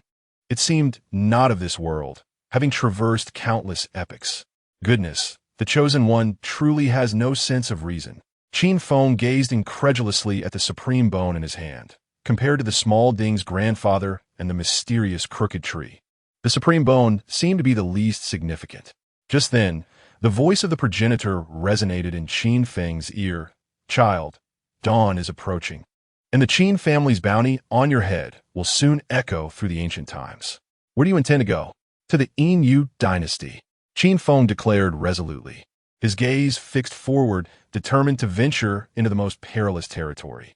Since the reforms of the Yin dynasty a century ago, it had become different from other dynasties. Resembling a presidential system rather than hereditary rule, governance was based on merit. As a traitor of the Qin family, he believed they would be most interested in him. Moreover, following the reforms, the Yin dynasty had grown increasingly powerful, inevitably challenging the once dominant despise. By becoming an undercover agent, he would be ensuring a safeguard for the future of the Qin family. As for the legend of the four great beauties of ancient times, three of whom hailed from the Inu dynasty, he felt no interest whatsoever. "Child, you must return alive." The progenitor struggled to contain his emotions, deeply moved by Qin Feng's unwavering resolve. He was only 8 years old, always thinking of the family. The family had wronged him. Ding! Such a hypocritical villain deserves applause. Congratulations to the host for doubling the space of the inventory. Who the hell is hypocritical? He is the hope of the Qin family. Qin Feng silently scorned the system, wishing it would refrain from speaking. Just then, an uproar erupted from the Qin family. "Help! Hurry! The second young master has been attacked." Chapter 18. Exile from the Qin family. The previously tranquil night was abruptly shattered by chaos. Upon learning of the attack on the second son, Qin Hao, the entire Qin family immediately suspected the imperial family of the Great Xia of orchestrating a treacherous ambush. Enraged, they armed themselves, yearning for vengeance to dismantle the assailant into oblivion. However, upon seeing Qin Hao, their fury intensified to a boiling point. How could there exist such a heartless individual who would so cruelly extract the supreme bone from a 5-year-old child? This was not merely an act of brutality. It severed the hopes for the future of the Qin family. What could be tolerated cannot be tolerated any longer. How could a loving An endure when I cannot? But when the crowd heard the identity of the perpetrator, they were rendered utterly speechless. Qin Feng, how could this be possible? Who amongst them was unaware that the eldest son of the Qin family was known for his politeness, grace, diligence, and exemplary character, manifesting a high level of cultivation from a young age, making him the unequivocal choice for the next family head? How could he commit such a heinous act? Personally unearthing his brother's supreme bone? Impossible, absolutely impossible. The members of the Qin family shook their heads vigorously, refusing to believe that it was Qin Feng. Though he often teased Qin Hao, they considered it mere sibling rivalry, as the brothers were usually affectionate towards one another. How could he possibly engage in such cruelty? It was he, this ungrateful wretch. Qin Tian's face contorted with pain, anger, and a tumult of emotions, his body trembling uncontrollably. He once had a blissful family, but the imperial family of the Great Xia had driven a wedge between him and his sons. He could only watch helplessly as his 8-year-old son struggled to survive outside, unable to provide any aid, while his 5-year-old son endured the excruciating pain of having his bone extracted, the agony of rebirth. As a father, how could he not be enraged? With a sudden burst, Qin Tian could no longer contain himself, spitting out a mouthful of blood. As the head of the Qin family, he bore an immense burden, one he could not share with others, forcing him to carry this weight alone. Head of the family. The members of the Qin family were taken aback, finally accepting that it was indeed Qin Feng's doing. As the patriarch of the illustrious Qin family, Qin Tian's cultivation was profound, yet he was so enraged that he spat blood, revealing the depth of his anguish. Both hands are flesh, yet they turned against one another. No parent could endure such a torment. Just then, the voice of the second ancestor of the Qin family rang out. Qin Feng, consumed by jealousy, has committed an unforgivable crime by extracting the supreme bone for his own gain. Even after his misdeeds were uncovered, he showed no remorse and even assaulted the guards to flee the Qin family. In the name of the second ancestor of the Qin family, I hereby declare the expulsion of this ungrateful wretch from the Qin family and issue a decree for his pursuit, regardless of life or death. Expelled from the family? Life or death? The members of the Qin family were struck with disbelief, hoping the second ancestor would show mercy. Now that Qin Hao supreme bone was rendered useless. If they were to lose Qin Feng, the potential prodigy, what hope would the Qin family have in the era of great contention? This child is unworthy to be a disciple of our Qin family. The second ancestor forced out the most disheartening words of his life. If Qin Feng was unworthy, who else could possibly be deserving of being a disciple of the Qin family? At that moment, the sun began its ascent over the horizon. The founders of the Qin family stood atop the family's tower, watching the distant figure of the child. He would carry the weight of the entire Qin family's expectations. facing countless trials, dancing on the edge of a blade, where one misstep could lead to his utter destruction and plummet into an abyss. Yet they were powerless to aid him. Everything rested on his own frail shoulders. Was this decision not too cruel? He was merely 8 years old. The 10th ancestor could no longer contain his tears, which brimmed in his eyes. As Qin Feng's great-grandfather, having raised him since childhood, their bond was profound. Watching the child struggle to survive in the outside world felt like a dagger to his heart. Throughout history, great talents have endured hardships. Yes, he was 8 years old, but his intellect and cultivation were not those of an ordinary child. The patriarch gazed steadfastly at the vanishing figure, believing that this child would return safely, bearing the hopes of the Qin family, bringing back unparalleled honor. Fear not. Do not forget that he was born under the blood moon. The second ancestor spoke soothingly, evoking memories of Qin Feng's birth amidst the blood moon's ominous glow. The ancient world was poised for turmoil. The era of great contention was fast approaching. Soon, the tragedy of the Qin family spread, leaving the world in shock. The eldest son of the Qin family, envious of his brother's talent, had personally excavated the supreme bone. Unrepentant after his misdeeds, he was expelled from the family and faced a bounty on his head. This explosive news reverberated like a stone cast upon a placid lake, rippling across the ancient world. It soon reached the ears of the emperor of the Great Xia, who promptly summoned his ministers. Is this true? Could it be that the Qin family is feigning their plight? The reports were confirmed. Indeed, the second son of the Qin family had suffered the loss of his supreme bone, and the patriarch, Qin Tian, was so furious that he was rendered incapacitated. The eldest son truly was ruthless, even turning against his own brother. In the realm of cultivation, it was indeed a survival of the fittest, one of blood ties. With the two prodigies of the Qin family now crippled and fled, the Great Xia was seemingly favored by fate. The Qin family posed no further threat. War could be avoided, but as long as the eldest son lived, with his supreme bone intact, he remained a danger that must be eliminated for true safety. This child was of no concern. The moment he excavated his brother's supreme bone, it was destined that he would never ascend to the pinnacle of power. Indeed, he had begun to doubt his own strength, his indomitable spirit all but extinguished, rendering him insignificant. The emperor of the Great Xia sat upon his dragon throne, everything feeling surreal. Just last night, he had conferred with his ministers on how to swiftly conquer the Qin family. Yet this morning, the Qin family had imploded without a fight, and both prodigies had tumbled from their pedestals, while the Great Xia dynasty remained in its prime. Excellent, excellent. The emperor could not contain his laughter, deciding to select a consort to celebrate this momentous occasion. Meanwhile, Qin Feng leisurely rode his donkey along the path to the Shadow Moon dynasty. At last, he had amassed 1 million villain points. Observing the system's display of 156, 500 villain points, he promptly spent 1 million to exchange for the Great Perfection Realm. Ding! Congratulations to the host for spending 1 million villain points to exchange for the Great Perfection 100 compatibility card. Ding! Congratulations to the host for using the Great Perfection 100 compatibility card. The 33 Heavens creation technique has reached 100 compatibility. In Qin Feng's mind, it was as if thunder had struck, placing him in a state of blissful awareness, allowing him to perceive the laws of the universe and attain a deeper understanding of the 33 Heavens creation technique. In simpler terms, he could now wield 100 of his strength, a significant leap in his capabilities. Was this the Great Perfection Realm? Qin Feng, regaining his senses, could not help but marvel at the joy of being a chosen one.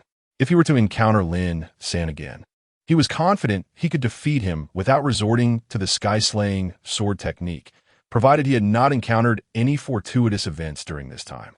Just then, a cackling laughter echoed ahead. "Little girl, do not be afraid. If you let us brothers have a bit of fun, we'll let you go." What does that sound? A hero saving a damsel in distress? Qin Feng stood frozen in place, realizing this was a privilege afforded to him as a villain. Chapter 19. Let go of that girl with a swift motion. Qin Feng leapt from his little donkey, landing atop a large tree several hundred meters away. From his vantage point, he observed a group of burly men surrounding a young girl clad in purple. Her features were exquisite, radiating a captivating beauty, and her violet gown flowed gracefully, shimmering like moonlight cascading to the ground, revealing her delicate, fair calves. A surge of nostalgia washed over Qin Feng, nearly bringing him to tears. It had been years since he had encountered such attire. Since entering this fantastical realm, he had not seen a girl dressed in such a refreshing manner reminiscent of the vibrant characters from his past. With a sudden crash, the purple-clad girl initiated her attack. Executing a palm technique akin to Tai Chi, however, the anticipated impact was absent. She only managed to push one of the men back a couple of steps without inflicting any real harm. The burly man smirked, his bulk charging toward the girl. Alarmed, she faltered, clearly too young and inexperienced in combat to handle the impending threat, just as Qin Feng prepared to intervene and shout for them to release her. A resounding clang echoed through the air as a sword was drawn, accompanied by a fierce wave of sword energy. The sound stirred a familiar memory in Qin Feng's mind, reminiscent of Lin San's sword unsheathing, yet he found it perplexing. Hadn't Lin San returned to Tianxin City with Lin Xian? In a flash, a shadow darted through the air, and wherever the sword light passed, warm blood splattered as one of the men was swiftly dispatched. As the shadow landed, it was none other than Lin San. Qin Feng's eyes lit up with admiration, internally exclaiming his affection for Lin San. He had anticipated a prolonged period of despondency after leaving the Qin family, as being a chosen one was not as simple as plucking a cabbage from a field. Yet, under the auspices of the protagonist's halo, fate had delivered an opportunity right to him. "How dare you harm my brother?" Lin San declared, brandishing his 3-foot-long sword, assuming a noble stance of righteousness as he chastised the villains before him. Enraged, the remaining men charged, their fury palpable. Lin San's gaze hardened, and his sword shot forward, piercing one of the men with a flash of lethal precision, the force erupting at the tip of the blade as it penetrated the man's chest, blood gushing forth. The metallic scent of blood wafted through the air, only fueling the anger of the others. Unfazed, Lin San surged forward, drawing his sword again to cut down another foe. Blood erupting like a geyser. Qin Feng furrowed his brow, realizing Lin San had broken through to a higher level of power. Furthermore, his swordsmanship had sharpened, indicating he had not been idle during this time. However, Qin Feng puzzled over why Lin San had not returned to Tianxin City with Lin Xian and what his intentions were by lingering in the Qin territory. The remaining 3 men, now realizing they faced a prodigy capable of challenging them effortlessly, consumed a rage-inducing pill. Lin San's expression shifted dramatically as he recognized the implications. The pill would double their combat strength, but the cost of 10 years of their lifespan. With a fierce determination, Lin San dashed forward, knowing he had to eliminate them before the effects took hold. Just then, a lethal sword energy sliced through the air, the fierce wind striking Lin San's face. Before he could react, Qin Feng streaked past like a solitary swan across the sky, his Long Kong divine sword emanating a dark, flowing light. In the blink of an eye, Qin Feng sheathed his sword. The 3 men's eyes widened in horror as they collapsed, their massive forms hitting the ground with a thud. "Congratulations, host, for slaying 3 foes and earning 300 villain points. What a terrifying sword technique." A bead of sweat trickled down Lin San's forehead. Even though he had witnessed the sword of heavens severing before, he could still feel the overwhelming power behind Qin Feng's strike. Had Qin Feng aimed that blow at him, he would have had no time to react. While Qin Feng had contemplated eliminating Lin San for a significant reward, the risk of unforeseen circumstances was too great. It was far safer to remain close to him, occasionally providing assistance as needed. "Ah, what a coincidence, Brother Lin." Qin Feng turned nonchalantly, flashing a harmless smile. "Brother Qin, I did not expect to see you again so soon." Lin San responded, oblivious to Qin Feng's recent exploits, greeting him warmly. "Thank you, kind sirs, for rescuing me," the purple-clad girl said, bowing deeply in gratitude, her gaze toward Lin San brimming with infatuation, while Qin Feng was completely disregarded, as if he were invisible.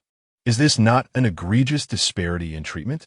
Qin Feng was utterly speechless, gaining a new understanding of the protagonist's unreasonable behavior. Miss Yuen, you are too kind. It is the duty of cultivators to uphold justice. Lin Sin struck a heroic pose, inciting further eye rolls from Qin Feng, while Xin gazed at him with starry eyes, nearly proclaiming her devotion. Suddenly, a wounded thug, still clinging to life, shot an arrow into the sky, a massive tiger symbol exploding above, visible for miles. As the future hope of the Qin family, Qin Feng was well acquainted with the local factions.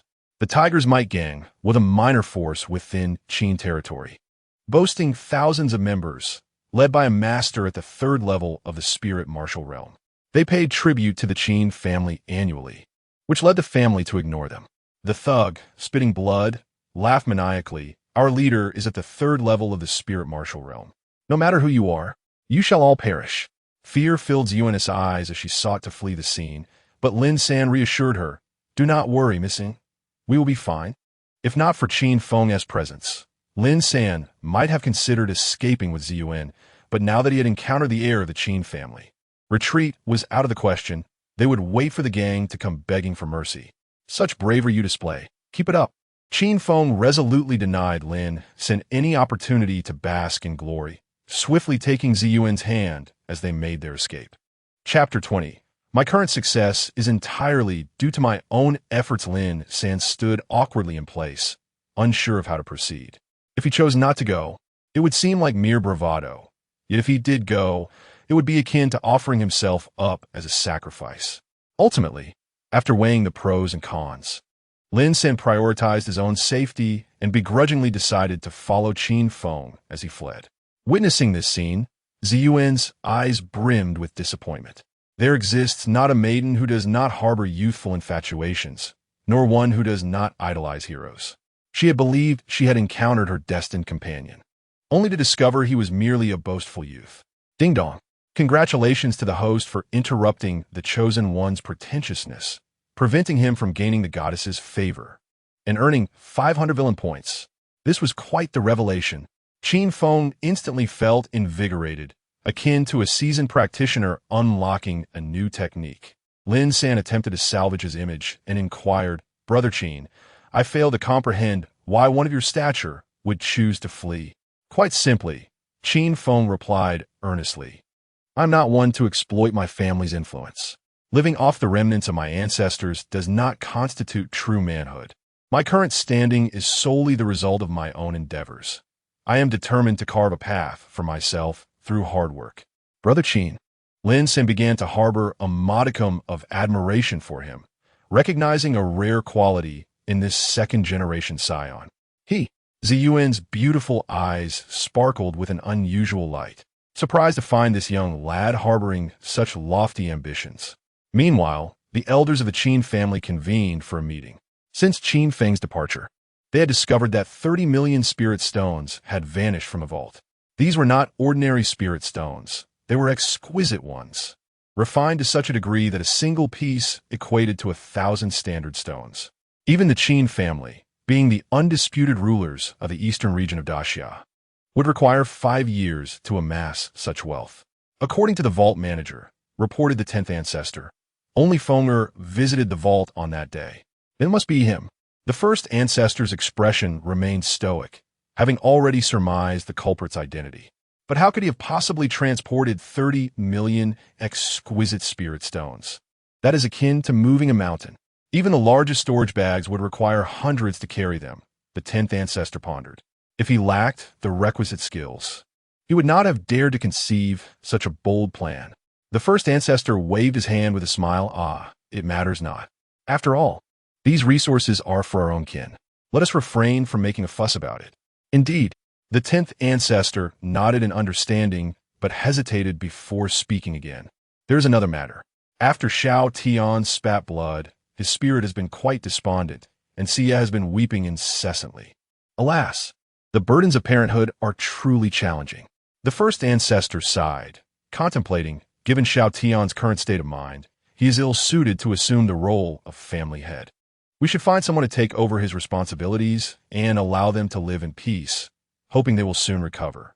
I shall attend to this, the 10th ancestor affirmed, turning to depart. Soon after, The Qin family announced the selection of a new family head, leading many to speculate that the matter was connected to Qin Feng. With the loss of two prodigies, Qin Tian, as both father and head of the family, could not escape culpability. The once vibrant family estate grew eerily quiet, with no visitors daring to pay their respects. "Big Tree, I have come to see you." Qin Hao, his pale visage betraying his struggles, approached the crooked tree. Drawing upon his tenacity, he had finally persevered, shedding some of his youthful innocence and gaining a newfound resolve. He would demonstrate to his brother that he was mistaken. Grievously so. True strength lies in an indomitable spirit, not in doubt of one's abilities. "Look over there. Isn't that the useless second young master?" A group of children chuckled derisively upon spotting Qin Hao. In the past, he had been an unattainable figure for them. Now, having fallen from grace, they felt compelled to mock. A fire ignited within Qin Hao, incensed at their taunts, yet he recalled his brother's words. Even a dragon, when traversing shallow waters, remains a true dragon, destined to soar once more through the heavens. "Brother, why?" Qin Hao's lips quivered as he fought back tears, recalling that fateful night. At that moment, Qin Feng could no longer contain his curiosity and asked Lin San why he had not returned to Tianjin City with Lin Shiner. "I plan to train more before heading back." Lin San replied swiftly, as if rehearsed. "Training?" Qin Feng narrowed his eyes, clearly skeptical of his claims. As a seasoned reader, he could assert with confidence that the words of protagonists often masked deceit. They claimed to seek training, yet were invariably drawn to relics, treasures, and charming maidens, always returning with bounty in hand. "I too am here for training," Ziyuan chimed in, though her voice wavered with uncertainty. "You two are training?" Qin Feng shot her a glance, still unconvinced. His experience led him to believe that maidens rescued by the hero were often rebellious young ladies who could not fend for themselves, embodying many undesirable traits. It was precisely the protagonist's unwavering support for these flawed characters that allowed for their eventual dependence on him. "Night is falling. Let us find a place to rest for the night." Seeing that Qin Feng had no intention of leaving, Lin San suggested they seek a cave to spend the night. "Sounds splendid." Ziyuan clapped her hands in delight. After witnessing the malevolence of the world, she realized just how lacking her own abilities were. Yet, she harbored the heart of an adventurous heroine, determined to cling tenaciously to these two companions. Before long, night descended, and a campfire was ignited. As the chosen one, Lin San naturally adopted a cool demeanor, catching an unknown chicken and roasting it alone, entirely oblivious to Ziyuan's inability to care for herself. While Ziyuan stood awkwardly, twirling her fingers in embarrassment, Qin Feng handed her the roasted chicken, transforming into a warm-hearted companion. "Here, enjoy my chicken." "Thank you," Ziyuan exclaimed with genuine excitement, disregarding her image as a lady as she devoured the food voraciously. Clearly starved, anything tasted delectable. Having filled her belly with his chicken, Qin Feng entertained the notion of reaping future benefits from this investment. He then activated the system, preparing to utilize the lottery opportunity obtained from his brother's supreme bone. With a whoosh, the lottery will reappear before him, beginning to spin languidly. Ding dong! Congratulations to the host for winning the divine skill of stealth, enabling him to retrieve objects from a distance. Qin Feng's expression faded into a trance, acutely aware of the spatial shifts around him. As if he could simply reach out and seize whatever he desired, even items under the tightest security. Is this enlightenment? Lin San, observing Qin Feng's transformation, found himself genuinely astonished. He had always viewed his role as a servant as a carefree existence, believing himself to be an unparalleled prodigy, proud of his uniqueness. However, upon meeting the young master of the Qin family, he realized how laughable his pride was. Ding dong! Congratulations to the host for diminishing the chosen one's confidence, earning 10,000 villain points. Qin Feng appeared oblivious to his surroundings, lost in thought, until he awoke to find Lin San and Ziyuan seated on the ground, having finished their meal and meditating in silence. Driven by curiosity, or perhaps a desire to test his newfound ability, he extended his hand towards Ziyuan, and in an instant, a red belly band embroidered with a duck appeared in his grasp, still warm to the touch. Chapter 21. First eliminate the correct answer. Qin Feng immediately straightened up, asserting that he was not the type to act frivolously. At that moment, Zi Yuan's body trembled slightly, as if she sensed a loss. Concerned about his image as a proper gentleman, Qin Feng casually stored the little duck into his personal space, then feigned a dazed expression as if he were in a state of enlightenment. Upon opening her eyes, Zi Yuan hurriedly covered her chest. Panic etched across her face. What happened? Why has her intimate garment vanished? In the cave, aside from her, there were only Qin Feng and Lin San. Two men, thus Qin Feng could be ruled out. After all, he was merely an 8-year-old child who understood nothing of such matters. Moreover, Qin Feng was currently in a state of meditation, making it even more impossible for him to be the culprit. Therefore, it must be Lin San. Still pretending here, Zi Yuan's cheeks flushed as she glared at the meditating Lin San, her anger surging like a tidal wave, a mix of feminine shyness and indignation. To think he is such a despicable person. Shameless, rogue, return what you have taken from me. Ultimately, Zi Yuan's small universe erupted, and she stood up to deliver a resounding slap to Lin San. What is going on? Lin San awoke in a daze, bewildered as to why Zi Yuan struck him. Sister Zi Yuan, what has Brother Lin taken from you? Qin Feng, also awakening, inquired innocently. Zi Yuan found it difficult to utter the word underwear, and in her fury, she stomped out of the cave, disappearing into the night. Ding dong. Congratulations to the host for successfully framing the chosen one, inciting the disdain of a young lady, and earning 500 villain points. How fortunate I am to be so clever. Qin Feng sighed in relief, increasingly feeling that the system was rather unorthodox.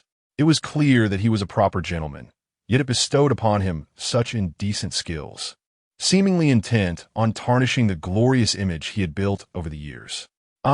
Zi Yuan's scream pierced the air, signaling that danger was near. This is not good. Something's gone awry.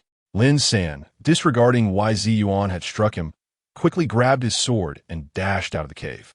No way. Just when I encounter disdain, an opportunity arises for a hero to save the damsel and boost his favorability. Qin Feng was increasingly speechless at the chosen one's unreasonable expectations. He decided to drop the pretense, propelling himself forward with a sudden burst of energy, like an arrow released from a bow, swiftly exiting the cave. Aspiring to become the fastest man of the ancient era, his speed was no idle boast. Even if Lin San sprinted 100 meters ahead, he would easily catch up. What kind of movement technique is this? Lin San was taken aback as he watched Qin Feng glide over him. Normally, extraordinary movement techniques merely enhance speed. But Qin Feng's technique was not only light as a swallow and silent as snow, but also allowed him to glide hundreds of meters through the air, using the slightest touch to propel himself even further. It could be said that Qin Feng's technique was on the verge of flight. Roar! A powerful roar echoed through the night sky, sending tremors through the air and even causing the ground to shake. A beast? Qin Feng's brow furrowed as he landed atop a treetop. From his elevated vantage point, he beheld Zi Yuan being forced to retreat repeatedly by a ferocious beast resembling a tiger, which was growling menacingly at her. It stood 2 meters tall, its jaws adorned with 2 half-meter-long fangs gleaming like metal, sharp and deadly. Its long fur appeared as tough as steel.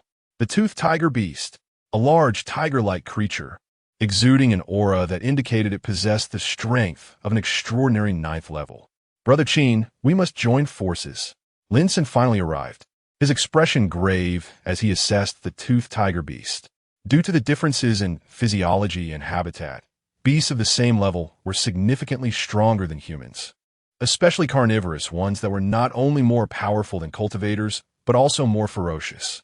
With Lin San at the extraordinary 4th level, Qin Feng at the 2nd level, and a useless young lady at the extraordinary 3rd level, facing the extraordinary 9th level toothed tiger beast would undoubtedly be a fierce battle. Do we really need to team up? Qin Feng was not one to play the supporting role for the chosen one, having grown accustomed to the habit of performing heroics to impress the ladies. Moreover, his great might heavenly dragon was a divine skill that countered beast kind, allowing him to act without hesitation. Qin Feng leaped from the tree, landing firmly in front of Miss Ziyuan. Young Master Qin. Ziyuan's voice trembled with excitement, as her frantic heart surprisingly found a semblance of calm upon seeing his not-so-imposing figure. Roar! The toothed tiger beast immediately let out a powerful roar upon spotting Qin Feng, its icy aura flooding the woods like a torrent, surging toward him. Suddenly, sensing danger, Qin Feng wrapped his arm around Ziyuan's slender waist and leaped, gracefully landing on a large tree behind him. Boom! The massive body of the toothed tiger beast jumped high, crashing down onto the spot where Qin Feng had just stood, sending splinters of trees as thick as a person's waist flying. What terrifying speed! Ziyuan could not help but swallow hard. Had it not been for Qin Feng's timely embrace, she would have likely become the toothed tiger beast's late-night snack. Roar! After missing its target, the toothed tiger beast became visibly agitated, charging at Qin Feng once more. Lin San shouted urgently from his side, "Brother Qin, stop being reckless. We can only defeat it by working together. You're really annoying." Facing the enormous beast barreling toward him, a chill gradually filled Qin Feng's dark eyes. Where his gaze had once been sharp as a blade, it now turned venomous like that of a snake. As the toothed tiger beast's sharp claws were about to strike, Qin Feng unsheathed his long sky sword, the blade's momentum akin to lightning. Sky-splitting sword technique. Clang! The crisp sound of the sword being drawn resounded through the forest, the sword's light briefly illuminating the night, while the charging toothed tiger beast appeared to freeze in place. Huff, huff! Qin Feng couldn't help but breathe heavily, his arms trembling uncontrollably. Biff! A deep wound burst forth on the toothed tiger beast, exposing bone, with blood gushing forth uncontrollably. However, due to the vast difference in their levels, this strike did not slay the toothed tiger beast, but instead ignited its fury. Roar! The toothed tiger beast let out an enraged roar, shaking the air as its massive body charged toward Qin Feng. Trees, thick as a person's waist, splintered in its wake, creating an overwhelming sense of pressure. "Young Master Qin, be careful," Ziyuan exclaimed, her heart racing. "Brother Qin, do not panic. I am coming." Lin San flew forward with his sword, clearly aiming to claim the glory for himself. "Damn it, trying to steal my thunder." Qin Feng cursed inwardly, no longer holding back as he performed a series of hand seals. Great Might Heavenly Dragon, World Honored Earth Store. Chapter 22.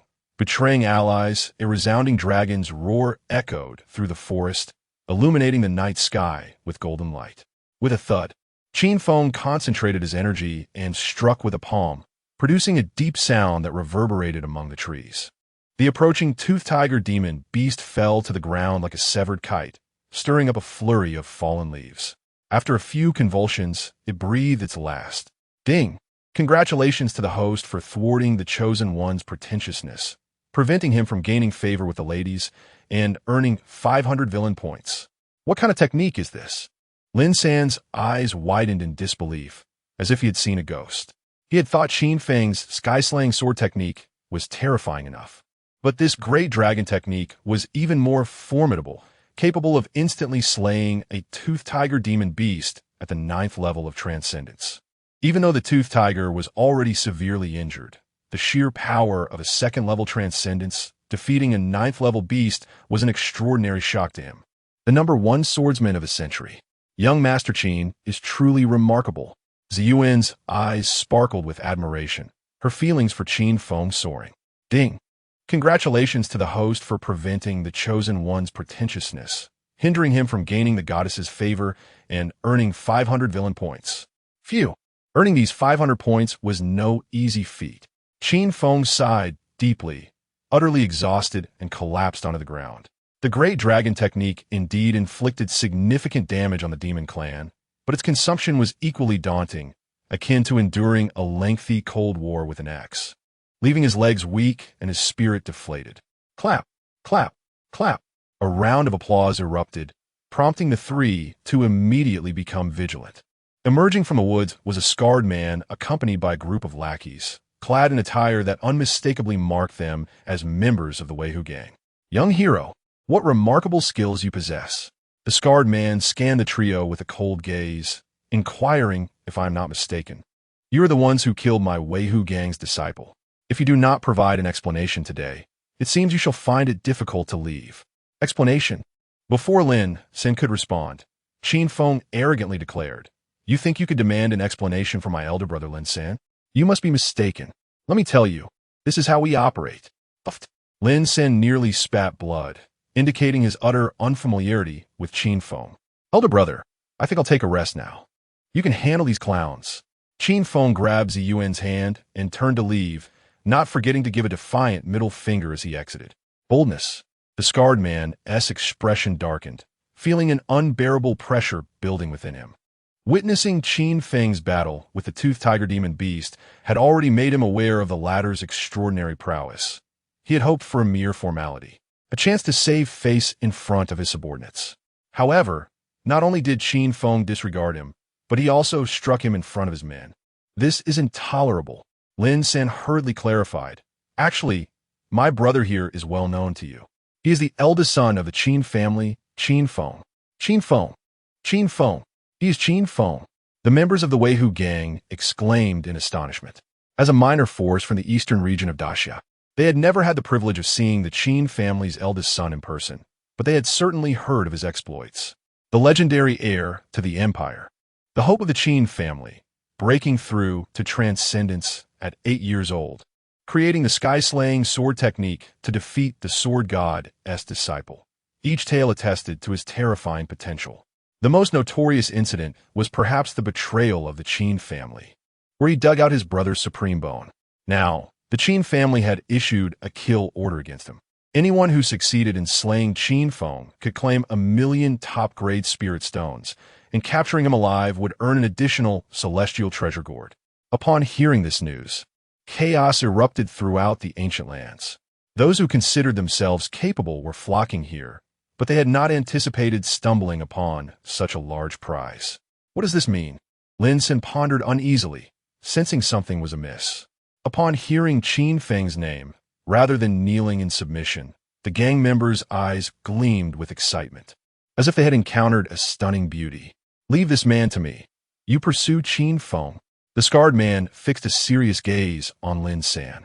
Having witnessed Qin Feng's terrifying ability to defeat a 9th-level beast, he dared not underestimate such prodigies, especially one who was referred to as an elder brother by the Qin family's monstrous eldest son. Just imagining the extent of his power was daunting. One must use full strength even when hunting a rabbit. Yes, the Weihu gang disciples complied swiftly, setting off to chase after Qin Feng and Ziyuan. With a surge of terrifying energy radiating from him, the scarred man caused the air around him to tremble, and behind him, a phantom of a roaring tiger emerged. Wow! He is at the 3rd level of the spirit martial realm. He is the leader of the Weihu gang. Lin Sen swore under his breath, internally lamenting his predicament. The scarred man wasted no time, launching an attack at Lin Sen with a powerful stomp. Descending Tiger, a commonplace technique, yet the scarred man executed it with terrifying finesse, instilling an overwhelming sense of pressure with a simple move. The ground cracked and trembled beneath him. Clang! The clash of metal echoed through the forest, shaking the air violently with a continuous roar. Lin Sen quickly drew his sword to defend, but upon collision, the force caused his right arm to tingle, and the sword flew from his grasp. Indeed, he is not an ordinary practitioner. The scarred man was equally astonished that a 4th-level transcendence could withstand his blow at the 3rd level of spirit martial arts. He immediately increased his output, determined to end this swiftly. "This is too powerful. Am I left with no choice but to use that technique?" Lin Sen cursed Qin Feng for his treachery, feeling the pain of being stabbed in the back. Ding! Congratulations to the host for outsmarting the Chosen One, earning 2,000 villain points. While Qin Feng was sprinting through the forest with Ziyuan, he fervently hoped Lin Sen could hold his ground and buy them some time. "What will happen to young Master Lin if we keep running like this?" Ziyuan's face was filled with concern, strongly opposed to the notion of betraying their ally. "Do not worry, you will be fine." Contrary to Ziyuan's anxiety, Qin Feng was entirely unperturbed by the notion of sacrificing an ally, feeling no pressure even if more Chosen Ones came his way. But Ziyuan wanted to say more, but suddenly, a piercing sword cry emanated from behind. Accompanied by a blinding sword light, and a fierce sword aura sweeping through the forest. Both the pursuing disciples of the Weihu gang and Qin Feng and Ziyuan were caught off guard, struck by the tempest of sword energy. Ziyuan spat out blood and fainted in Qin Feng's arms. Is this a test for the cadres? Qin Feng gazed at Ziyuan, feeling he had reached his limit, and lay down on the ground, unwilling to move. Soon, the forest was cloaked in darkness once more, the grassy ground beneath the trees beginning to teem with life as small animals frolicked, producing faint rustling sounds. By morning, a few delicate white flowers would bloom, and with a gentle breeze, one could catch glimpses of vibrant red petals, a testament to the beauty of life. Chapter 23. The Supreme Bone Transplant. The following day, sunlight filtered through the gaps in the branches, illuminating the delicate visage of Ziyuan. Smack, smack. Ziyuan smacked her lips, rubbing her eyes as she awakened. Yet, in the next moment, she froze, severely doubting her perception. She found herself lying in Qin Feng's embrace, the position distinctly ambiguous, and his hand rested inappropriately. If her memory served her right, she was certain her little duckling was not dressed.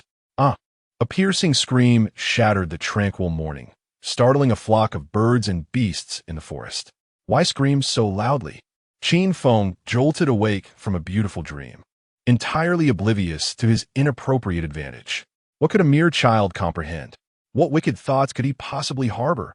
Ziyuan struggled to articulate her thoughts, feeling utterly helpless against this young rascal. Ding dong, congratulations to the host for taking advantage of a girl, earning 200 villain points.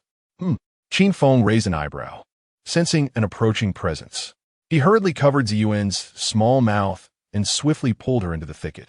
Reflecting on the sudden sword light from the previous night, he still felt a lingering dread.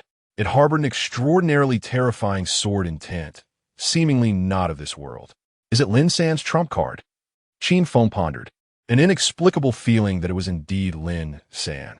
As is commonly known, Lin San had inherited the legacy of the Long Kong sword god. To ensure the safety of his successor, it was reasonable to leave behind some means of protection. Pat, pat, pat. A flurry of hurried footsteps approached. 5 underlings from the Weihu gang rushed over, noticeably injured, indicating they too had been affected by the sword energy storm last night. The leading underling spoke. It must be that girl from last night. They likely haven't gone far. Let's hurry back and call for help. However, before he could finish, Qin Feng shot out from the bushes like a bolt of lightning. After a night of recuperation, his energy was restored, and he was ready to continue his escapade. Nodding, he drew his sword. The crisp sound of the sword being unsheathed echoed, as a chilling aura enveloped the forest. Whoosh! A shadowy blade of light flashed ahead, slicing through the air with a fierce gust. Puff! Blood erupted as 5 figures fell to the ground like broken kites, their eyes gradually glazing over, breath extinguished. Ding dong! Congratulations to the host for slaying 5 individuals, earning 500 villain points. Is he truly just a child? Ziyuan watched in shock. With a single stroke, he dispatched 5 foes without even a blink. We must leave quickly. Qin Feng grasped Ziyuan's hand and fled, aware that the Weihu gang would soon launch a thorough search for them. At that moment, on a nearby hillside, the Weihu gang leader, the scar-faced man, wore an exceptionally grim expression. His right sleeve billowed in the wind, clearly empty. He had lost his closest aide. When Lin San had unleashed that sword strike, he finally understood the meaning of a prodigy. Had he not decisively sacrificed his right hand, he would have met his end. These prodigies are terrifying. The scar-faced man felt a lingering fear, yet was inexplicably exhilarated. Qin Feng's value was beyond doubt, and Lin San possessed an extraordinary heritage. If he could obtain it, he would secure a place in this ancient world.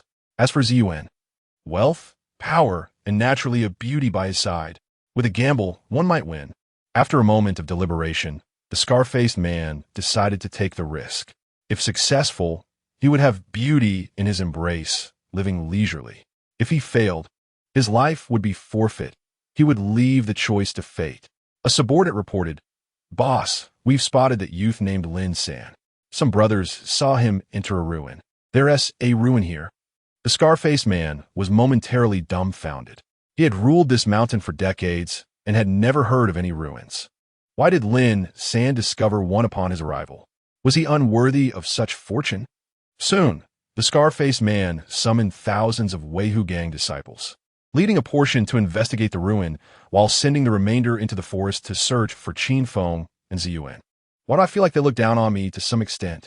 As Qin Feng and Ziyuan traversed, they encountered only a bunch of small fry, the strongest among them barely at the extraordinary 7th or 8th level, lacking the aura of a prodigy. He could effortlessly deal with them using the 10 ancestors' falling leaves technique without resorting to the sword of heaven's decapitation. Ziyuan replied, "It must be due to Lin Gongzi's sword from last night that they diverted their main forces to deal with him." Lin San, Qin Feng's brow furrowed, realizing the flaw in his logic.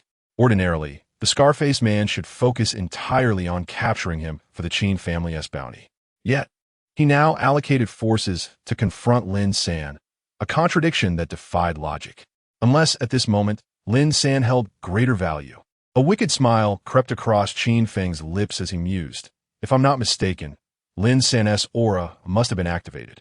The reason he stayed behind instead of returning to Tianxin City with Lin Shiner is likely to seize these treasures. What are you mumbling about? Ziyuan asked curiously. Nothing. Let us go.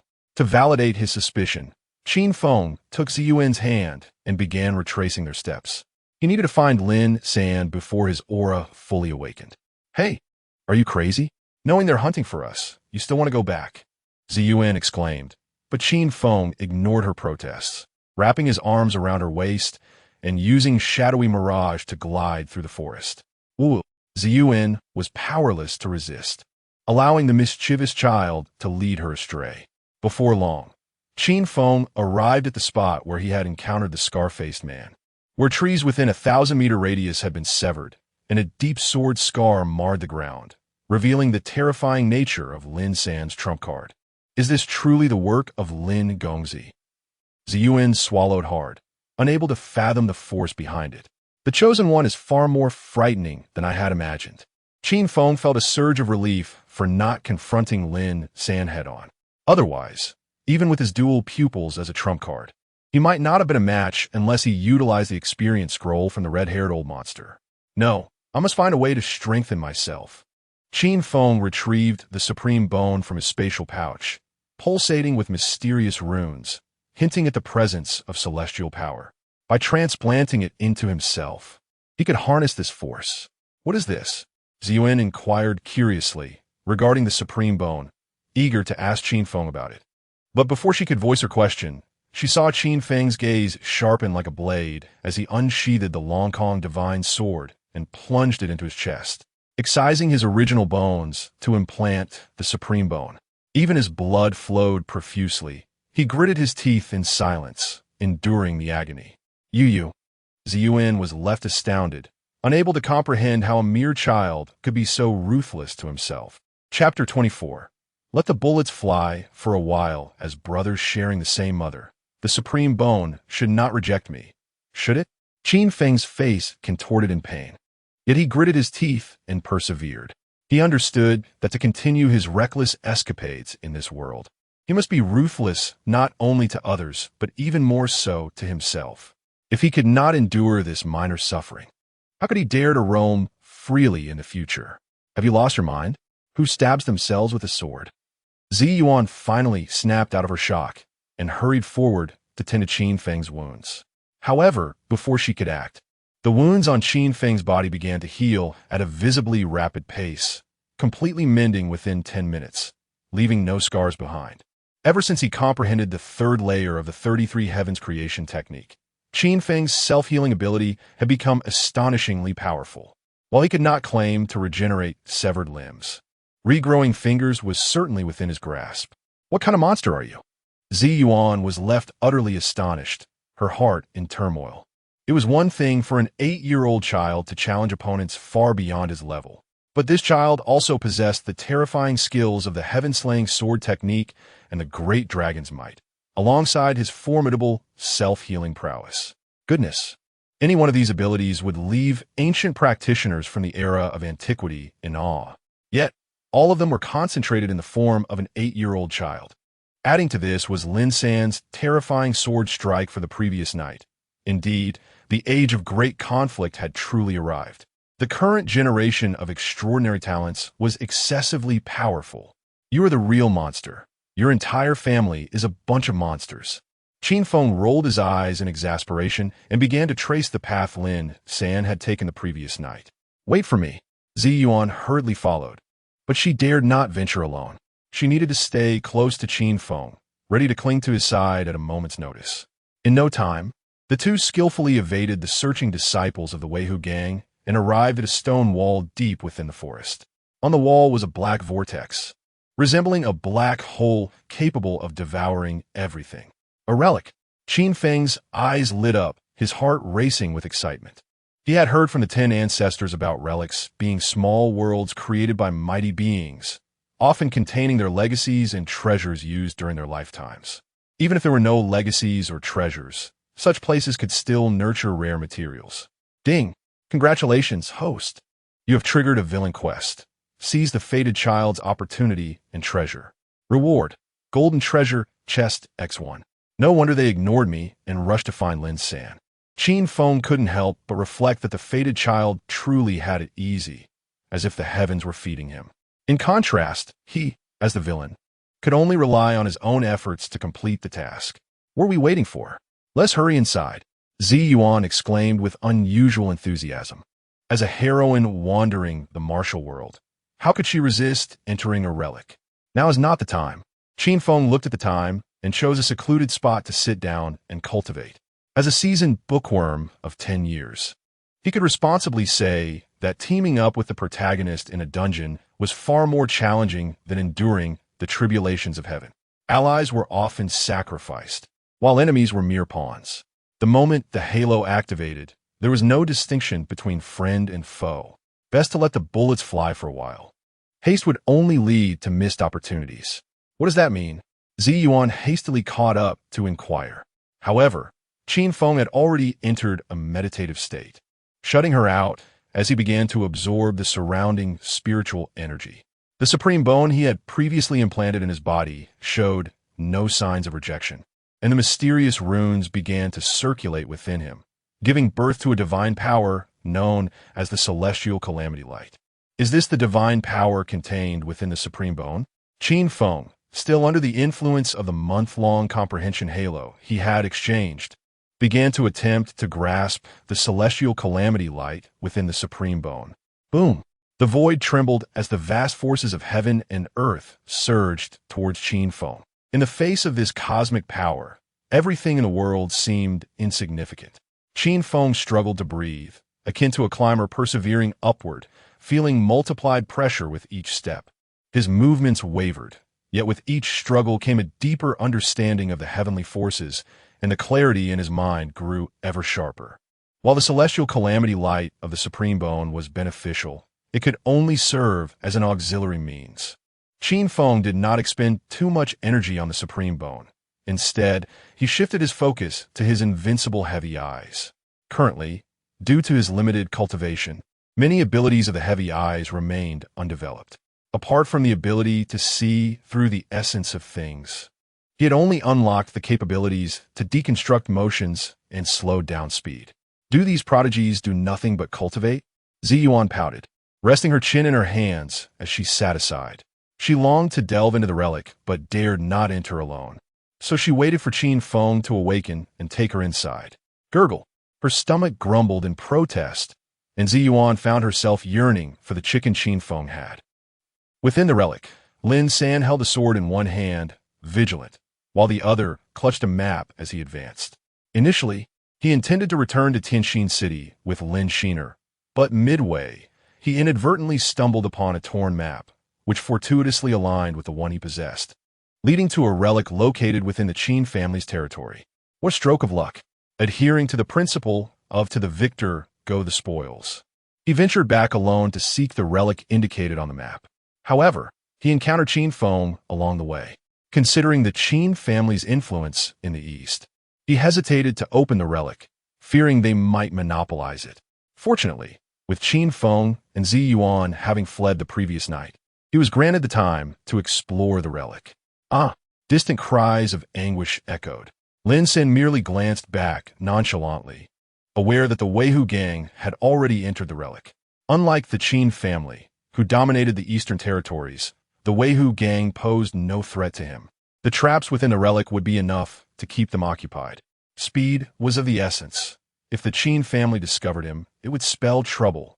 Following the map's guidance, Lin San successfully evaded various traps, making his way toward the treasure location within the relic.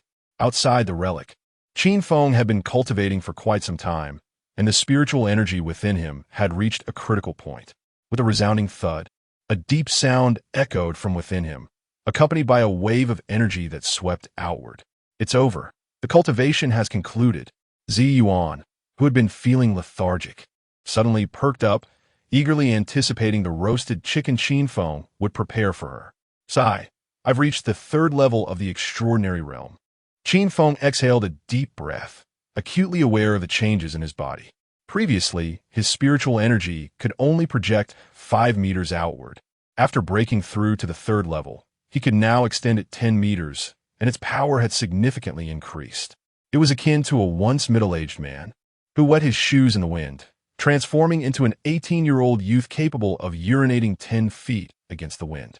Suddenly, the sound of hurried footsteps resounded, and thousands of Weihu gang disciples surged from all directions. "Oh no, we've been discovered," Zi Yuan exclaimed. Panic etched on her face as she tugged at Qin Feng, urging him to flee. Even though Qin Feng possessed the potential of an emperor, he could not withstand the sheer number of opponents. Chapter 25. This is a place of great misfortune, ladies and gentlemen. We bear no grudges from the past, nor enmity of recent days. Thus it should not come to this. Zi Yuan surveyed the multitude of disciples from the Weihu gang surrounding her, acutely aware that the chances of escape were non-existent. She could only muster a smile, indicating that they had not slain any of the Weihu gang members. All the mischief was the doing of Lin San. This was of little consequence now. Our target is Qin Feng. The thousands of Weihu gang disciples were in high spirits, gazing at Qin Feng with the kind of fervor one might reserve for an ethereal beauty. Why did they target you? Zi Yuan, hidden behind Qin Feng, was baffled. It was one thing to slay the Weihu gang's members, but quite another to mobilize thousands against Qin Feng. Qin Feng pondered for a moment, remarking, "It must be because of my handsome appearance." Zi Yuan could not suppress her eye roll, taken aback by the boy's self-absorption. The leading squadron captain declared, "Young Master Qin, you are entirely surrounded with no avenue for escape. I advise you to surrender at once, lest you meet a grim fate." "Are you certain it is you who surrounds me?" Qin Feng faced the thousands of extras without the slightest hint of trepidation, even feeling an inexplicable thrill. Ever since he refined the Chong Kong 9 swords with the aid of the 10 ancestors, he had been relying on the Chong Kong divine sword in combat, neglecting the fact that it could be divided into 9 swords for group battles. Is this child unwell? The 1,000 Weihu gang disciples could not help but burst into laughter, deeming the Qin heir somewhat deranged. Are we truly surrounded? Is it possible he has encircled us all by himself? Since you refuse to surrender, then let us advance. With a command from the captain, the throng surged towards Qin Feng like a dark tide. This is the end. Zi Yuan closed her eyes in despair, her heart heavy with sorrow. Especially since her stomach was growling, she feared she would not even get to taste Qin Feng's chicken before meeting her demise. Buzzing, a cacophony of sword cries erupted suddenly. Qin Feng swiftly formed a hand gesture, and before him, the Chong Kong divine sword split into 9 miniature swords, floating around him in an intricate dance. 9 swords unleashed. With another gesture, Qin Feng pointed at the advancing horde. Whoosh, whoosh, whoosh. A torrent of slicing winds followed, the 9 swords darting through the air like meteors, executing their grim task with unadorned efficiency, claiming head after head without any flourish. Was this sorcery? The crowd quickly sensed something was awry as more and more fell, their fear spreading like wildfire. The 9 swords, diminutive and elusive, proved impossible to evade, swiftly claiming over 100 lives, with none daring to approach Qin Feng. Ding dong, congratulations to the host for slaying one, earning 100 villain points. Ding dong. Congratulations to the host for slaying another, earning 100 villain points. As the heads continued to fall, the system notifications rang out incessantly. Run. He is a demon. Finally, someone succumbed to their terror, turning to flee in panic, realizing the Qin heir's ferocity had nothing to do with his age. The speed at which he wielded his sword rendered their numbers irrelevant. With the first to escape, soon followed the second, the third. Fearful emotions began to spread. No one thought of the Qin family's bounty any longer, only of fleeing this great demon. Good heavens! Zi Yuan gasped, astonished by the scene before her. Is this truly the legendary prodigy? Even surrounded by thousands, he is not a foe to be trifled with. Huff! Qin Feng exhaled deeply, summoning the 9 small swords back to him. Despite the ease with which he dispatched these extras, controlling the 9 swords was a consuming endeavor. Even with the rapid replenishment of the heavenly treasure gourd, he could not maintain it indefinitely. Ding dong! Congratulations to the host for a total of 232 slayings, earning 200 villain points. Huff! Qin Feng released another breath, steadying his emotions. Although the gains from slaughter were substantial, the addiction to bloodshed could lead one down a treacherous path, compelling cultivators to exercise restraint to avoid falling into depravity. Of course, some would willingly descend into darkness for power, but he possessed both a strong background and external advantages.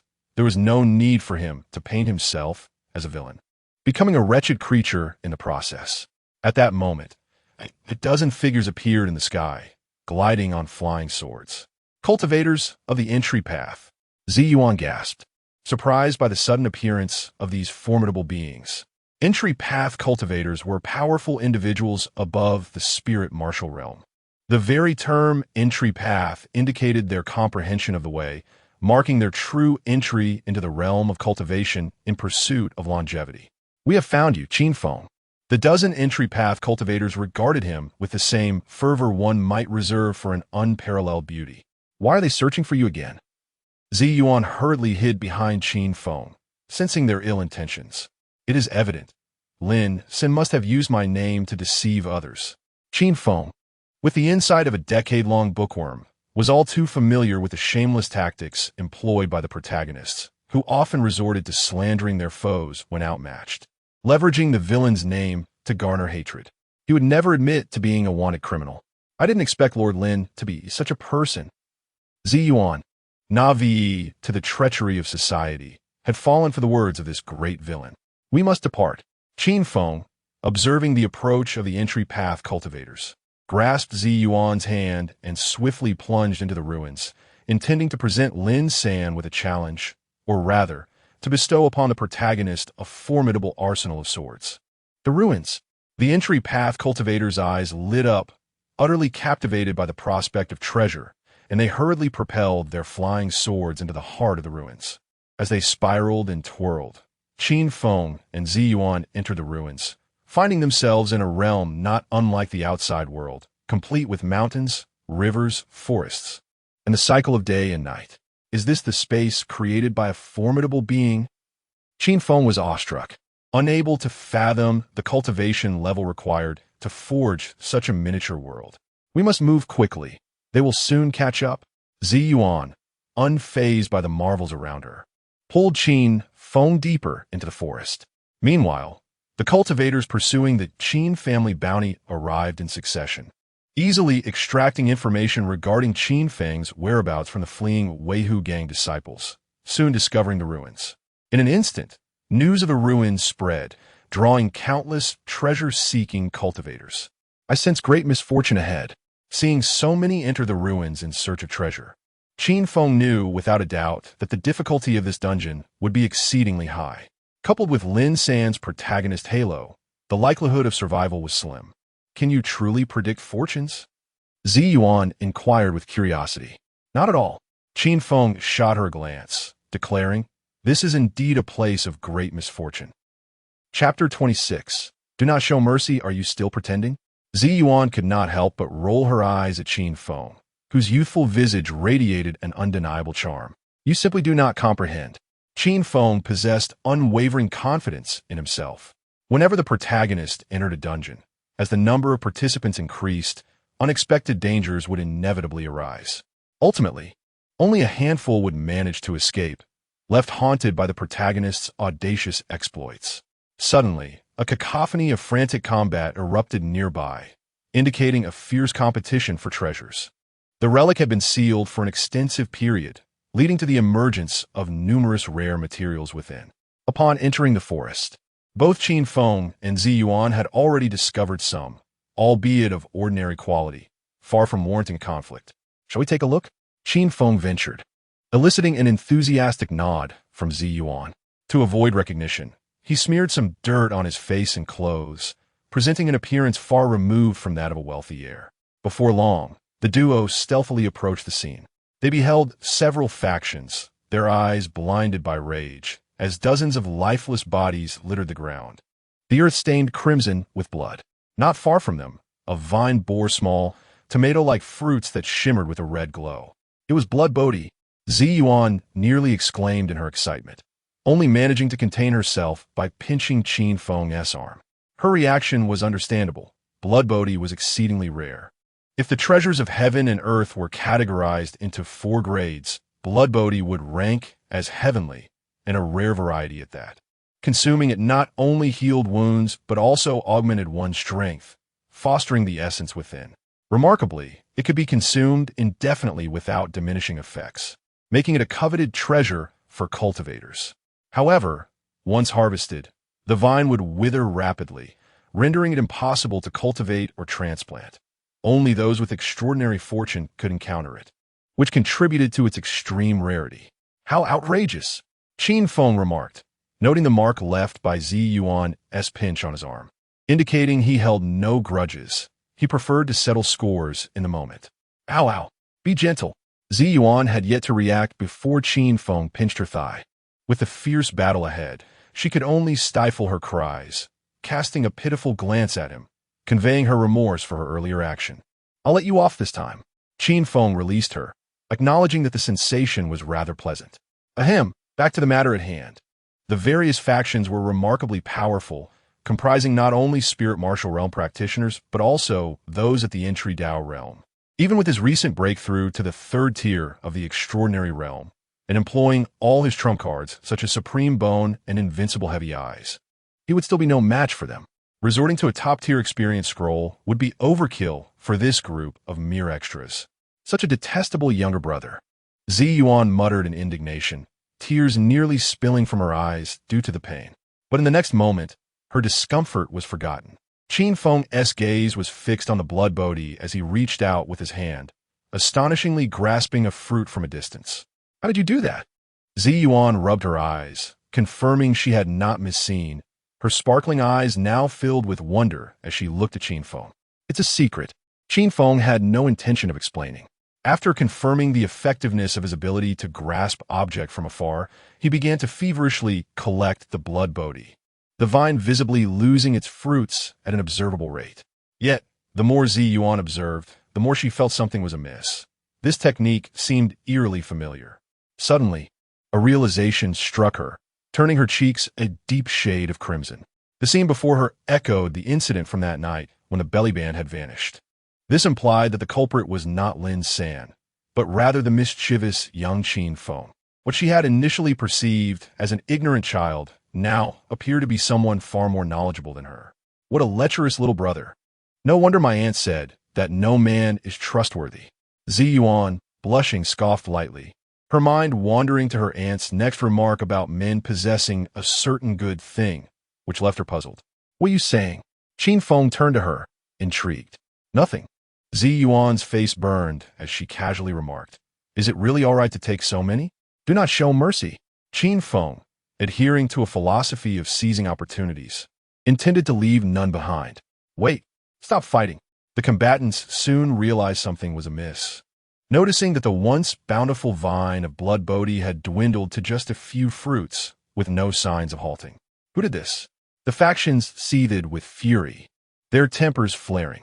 After such a lengthy battle, with so many brothers lost, they had yet to secure even a single blood Bodhi. Who could possibly accept such an outcome?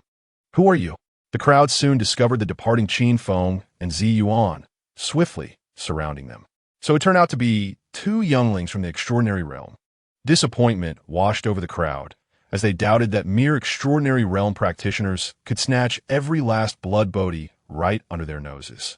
Wait, one individual furrowed his brow, scrutinizing the dirt-streaked Qin Feng, feeling an inexplicable familiarity. What are you staring at? Do you know who my brother is? Qin Feng remained unfazed, boasting, let me tell you. My brother is the legendary Lin San, the heir of the renowned sky sword god. We are brothers, albeit from different mothers. Lin San, the crowd gasped, clearly recognizing the name. He was hailed as the foremost swordsman of the century, the heir to the sky sword god, and had recently engaged in a confrontation with the prominent Qin Feng of the Qin family, known for his imperial talent. Unapproachable, indeed, half-brothers from different mothers. Zi Yuan could not help but roll her eyes, realizing Qin Feng's penchant for exaggeration. Seeing the crowd momentarily subdued, Qin Feng seized the opportunity to fan the flames. Let me tell you, my brother opened this relic 3 days ago, and the blood bodhi was discarded by him. If you offend me, well, you can imagine the consequences. The crowd exchanged glances, choosing to overlook his final remark. They had learned from disciples of the Tiger Gang that a certain Lin San had indeed opened the relic, lending credence to Qin Feng's claims. This suggested that Lin San had discovered unparalleled treasures within, dismissing even something as precious as blood bodhi. With a collective rustle, the crowd scattered like birds, frantically searching the relic for Lin San. Chapter 27. I can tell you are not human at a glance. What a mischievous younger brother. Ziyuan stood by perplexed, unsure of how Lin San had offended him. Soon enough, news spread within the ruins about Lin San acquiring an extraordinary treasure, prompting all cultivators to seek his whereabouts. Infuriated, Lin San cursed under his breath, wondering who had the audacity to speak the truth. Achio! Qin Feng couldn't help but sneeze, suspecting someone was speaking ill of him behind his back. However, his attention was quickly captivated by the blood bodhi he had obtained, 32 in total. After consuming one, an immense surge of energy erupted within him. The restorative effects solidified his recently unstable foundation after breaking through to the 3rd level of the extraordinary realm. Truly, it was a rare celestial treasure, exhibiting remarkable efficacy. After Yuan consumed one, she too was astonished by its effects. Just then, a woman clad in ancient white attire appeared. Her gaze toward the blood bodhi in Qin Feng's hand filled with complexity. Excuse me, miss, is there something you need? Ziyuan inquired curiously. Miss, Qin Feng interjected, pulling Ziyuan behind him, his expression icy. You're a demon. I can tell at a glance that you are not human. Not human? Then does that make me a demon? Ziyuan gasped, quickly retreating behind Qin Feng. Unlike the toothy tiger demon they had encountered last time, this shape-shifting beast was undoubtedly a formidable entity, its power almost terrifying. Indeed, she was a demon, ever since Qin Feng learned the great might heavenly dragon technique. He had developed the ability to discern between humans and demons, and he was certain that the woman before him was a shape-shifting great demon. Do not misunderstand. I harbor no ill intentions. The white-clad woman was astonished that Qin Feng could identify her true nature so effortlessly. Do you think we will believe you? Qin Feng remained vigilant, channeling the great might heavenly dragon seal. He had heard from the 10 ancestors that in the ancient world, the conflict between humans and demons was the fiercest, and no mere declaration of goodwill could lead to amicable discourse. After a moment of hesitation, the white-clad woman finally spoke. In truth, I entered the ruins to seek heavenly materials for my newborn child. I am quite weak after giving birth and unable to compete with others for the blood bodhi. I do not need many, just 10 will suffice. Upon finishing her sentence, her eyes were filled with pleading as she looked at Qin Feng. As a shape-shifting great demon, revealing her recent childbirth was an incredibly risky move. It was well known that great demons were treasures in themselves, and if outsiders discovered her vulnerability, they would surely seize the opportunity to capture her, either to skin her alive for materials or to concoct elixirs. Encountering beast tamers would be even worse, as she would be forced to wear a beast collar and lose her freedom. Thus, she was gambling, hoping that Qin Feng was not the sort of person to exploit her situation. Looking into her beseeching eyes, Qin Feng found himself momentarily lost in thought, reminiscent of his mother. For 8 years, Yin Xie had shown him unparalleled affection, and now, walking this path, the one most hurt by his choices was likely her. Out of great maternal love, I can, in the spirit of humanitarianism, offer you 10. Qin Feng's tone shifted. However, as a mother, I believe you would not want your child to develop a mindset of unearned gain. A modest gesture will suffice. I shall take 1 blood bodhi for 100,000 top-quality spirit stones. Ziyuan nearly spat out a mouthful of blood, realizing just how cunning Qin Feng was. While he espoused humanitarianism, his heart was purely mercantile. I have no spirit stones. The white-clad woman's face fell, clearly in a dire financial situation. Not to worry, we can negotiate resources. Qin Feng smiled, pulling out a small notebook, confident that a shape-shifting great demon would possess some valuable items. For instance, locations of heavenly treasures, powerful relics, or secrets best left undisclosed. The white-clad woman felt increasingly distressed, finding no value in the resources Qin Feng proposed. My word, I have seen the impoverished, but I have never encountered a shape-shifting great demon as destitute as you. Qin Feng was utterly astonished, unable to fathom how she had managed to transform into a great demon. At that moment, a shout echoed from afar. We found Lin San and uncovered an extraordinary treasure. That was quick. Qin Feng's eyes brightened, urging Ziyuan to follow swiftly. Before they departed, he glanced back at the white-clad woman, seeing in her eyes a mixture of confusion about the future and guilt as a mother. Unable to resist, he tossed her a small package. It was not merely the awakening of his cunning nature, but rather an instinctual urge to seize an opportunity. What is this? The white-clad woman opened the small package, her face lighting up with joy as she discovered it was filled with blood bodhi. Unlike the 10 she had requested, Qin Feng had generously given her 15.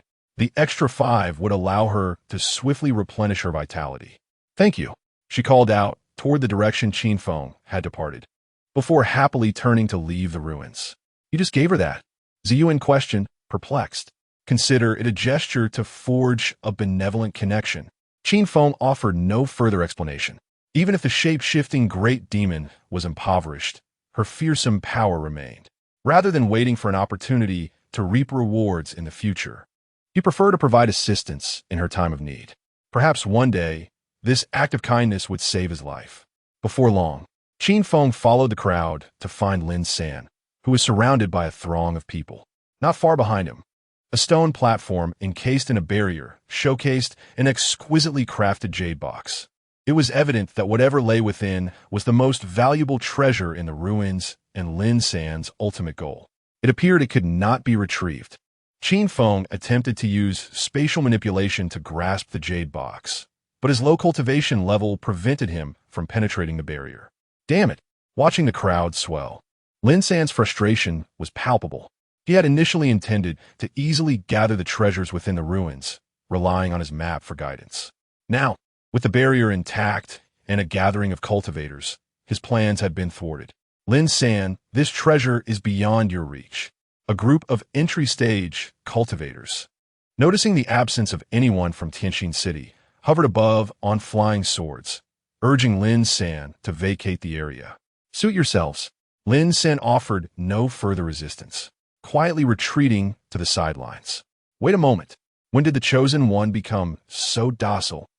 Based on his decade of experience as a bookworm, Qin Feng knew that when the Chosen One was robbed without showing a strong reaction, it typically indicated impending misfortune for someone else. Furrowing his brow, Qin Feng sensed that this situation was far more complicated than it appeared, and he discreetly pulled Ziyuan back behind the crowd. Chapter 28. The Sixth Qin Feng, heir of the divine sword of the vast sky, the first sword of the century. Dozens of cultivators, having entered the Tao, could not suppress their scornful laughter, deeming the praise lavished upon Lin San to be grossly exaggerated. Were it not for the backing of Tianxin City, they were certain they would strip him down to his very last garment. Esteemed friends, to seize the treasure, we must unite our strengths to breach the barrier. Someone proposed. suggesting that they first collaborate to dismantle the barrier and then compete for the Jade Box within based on their own merits. Agreed. Agreed. The other cultivators nodded in unison, fully aware that if they did not hasten to break the barrier, they would be overshadowed by more formidable forces descending upon them. Let us act. With a leader signaling the way, a fierce surge of energy erupted forth from him. Observing this, others followed suit, and soon, countless streams of energy cascaded like meteors from above, causing the void to tremble violently, ripples spreading endlessly. Boom! Their combined assault struck the barrier with pinpoint accuracy, producing a deafening roar. However, contrary to their expectations of shattering spectacle, an astonishing phenomenon occurred. The barrier absorbed the multitude of energies, displaying a dazzling array of colors. This is bad. The crowd stared in horror, their eyes wide, as they sensed the energy coalescing and swelling ominously. Without a moment's hesitation, they hastily assumed defensive stances. Boom! Another thunderous sound reverberated through the heavens and the earth as the energy, now amassed within the barrier, was unleashed, accompanied by a terrifying energy storm that swept through the entire relic, leaving devastation in its wake. Those at the forefront, mere spectators, found themselves in dire straits. The stronger among them barely managed to cling to life, while the weaker were instantly obliterated. "I'm terrified," Ziyuan gasped, her heart racing as she clutched Qin Feng's hand tightly.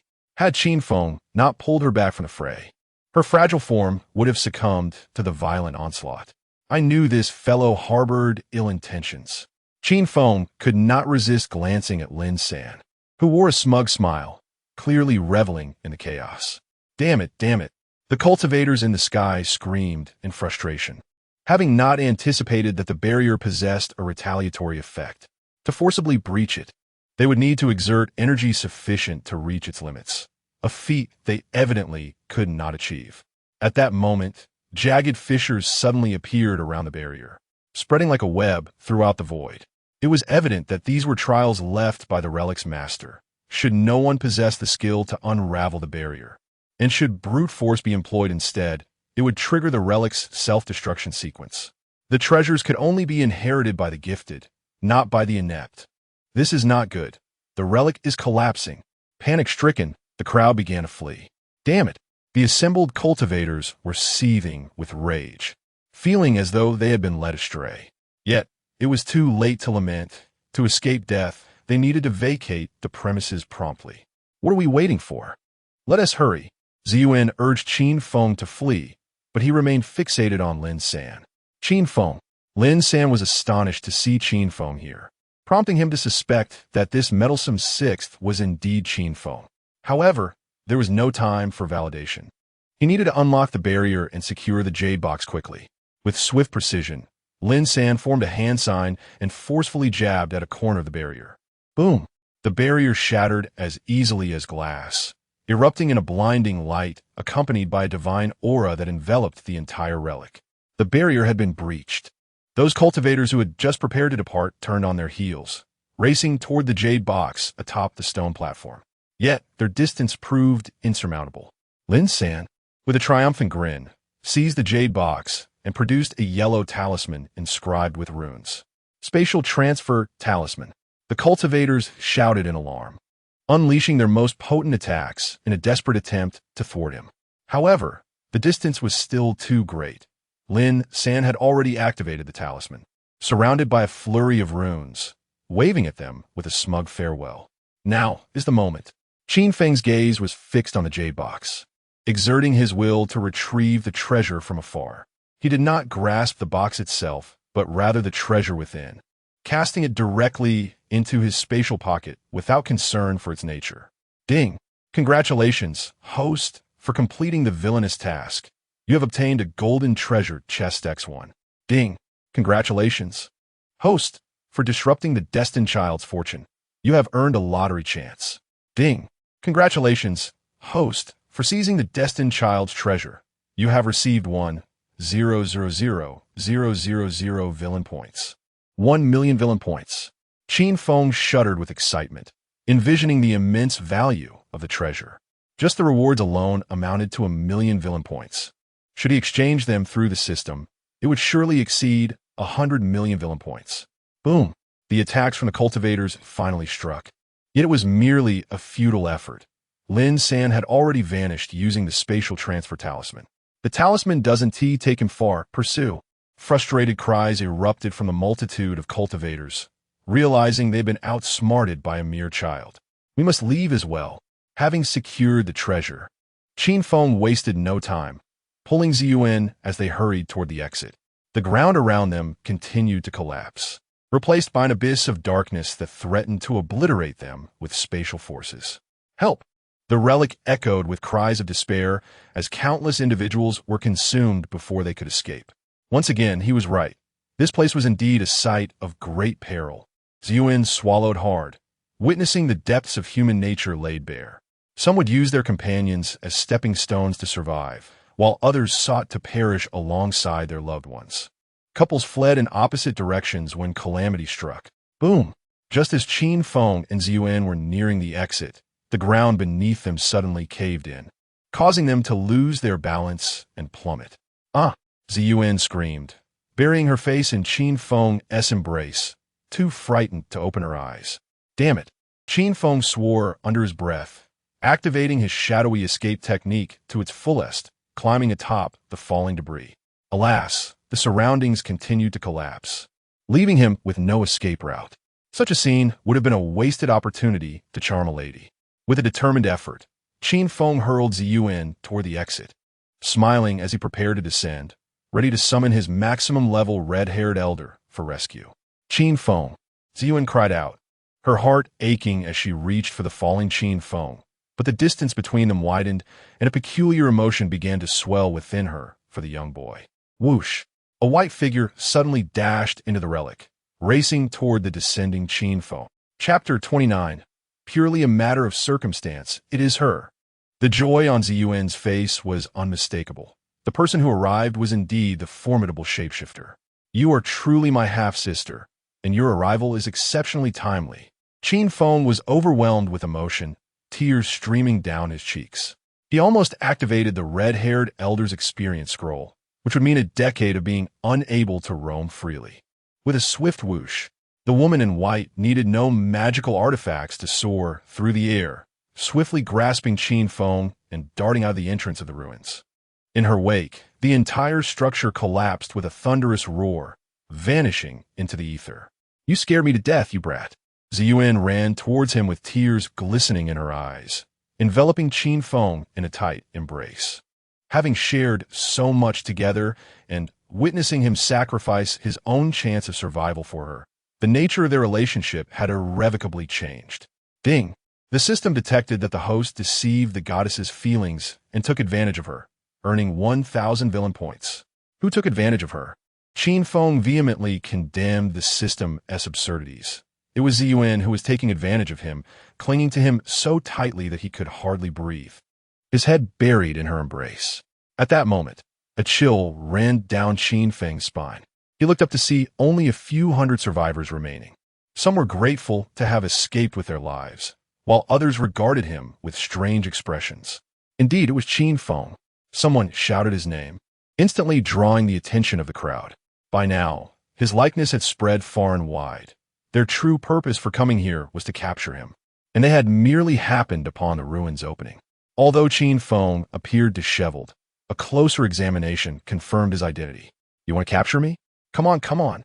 Qin Feng boasted, standing confidently before the woman in white, relishing the moment.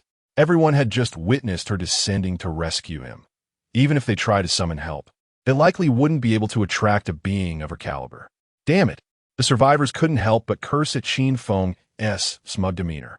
They had thought that, having survived catastrophe, they could seize Qin Feng for a reward, only to discover he was under the protection of a powerful ally, capable of crushing them as easily as one would squash an ant.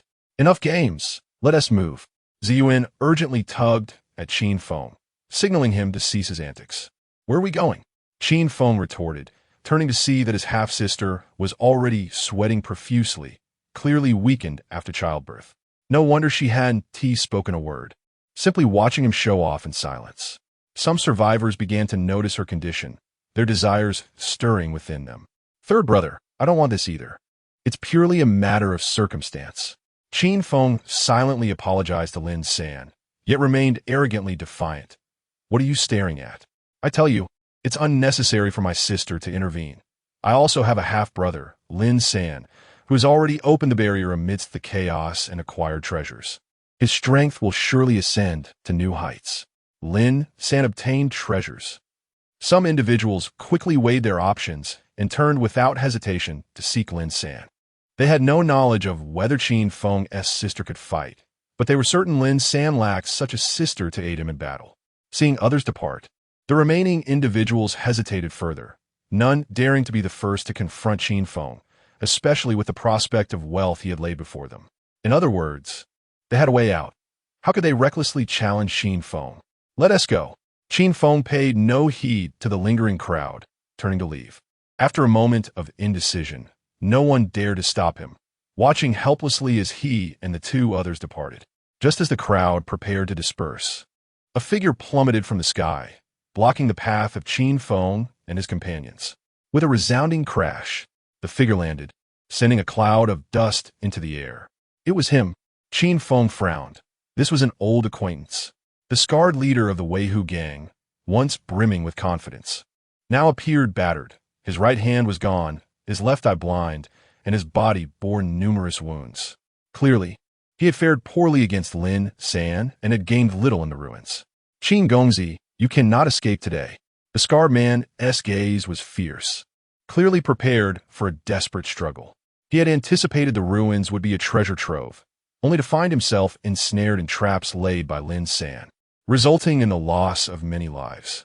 Now, confronted with the ruins' collapse, he had only come to gamble on Qin Feng. In your current state, you think you can capture me? Qin Feng scoffed, dismissing the scarred man entirely. Had he been at full strength, perhaps he would have sought Lin San's assistance. But now he was merely a cripple, severely injured, making Lin San's aid unnecessary. I can handle you easily. The scarred man's eyes gleamed with a sharp intensity, a terrifying aura emanating from him, causing the surrounding air to tremble. Behind him, a phantom tiger roared. Impressive. The crowd held their breath, their gazes shifting anxiously to the woman in white, eager to ascertain if she had sustained injuries and to what extent. However, Qin Feng denied them that opportunity, exuding an enigmatic energy of his own. What is this? The onlookers sensed something amiss, their attention snapping back to the imperial presence of Qin Feng. Yet, he appeared almost dazed, standing motionless with closed eyes, while the scarred man tightened his massive fist, launching it toward him. Just as the scarred man's fist was about to strike Qin Feng, the crowd braced themselves for his demise, when suddenly, Qin Feng's eyes flew open, a mysterious golden light erupting from within him. Heavenly calamity light. The radiance was as sharp as a sword capable of cleaving through gold and stone, striking like lightning toward the scarred man. Bang!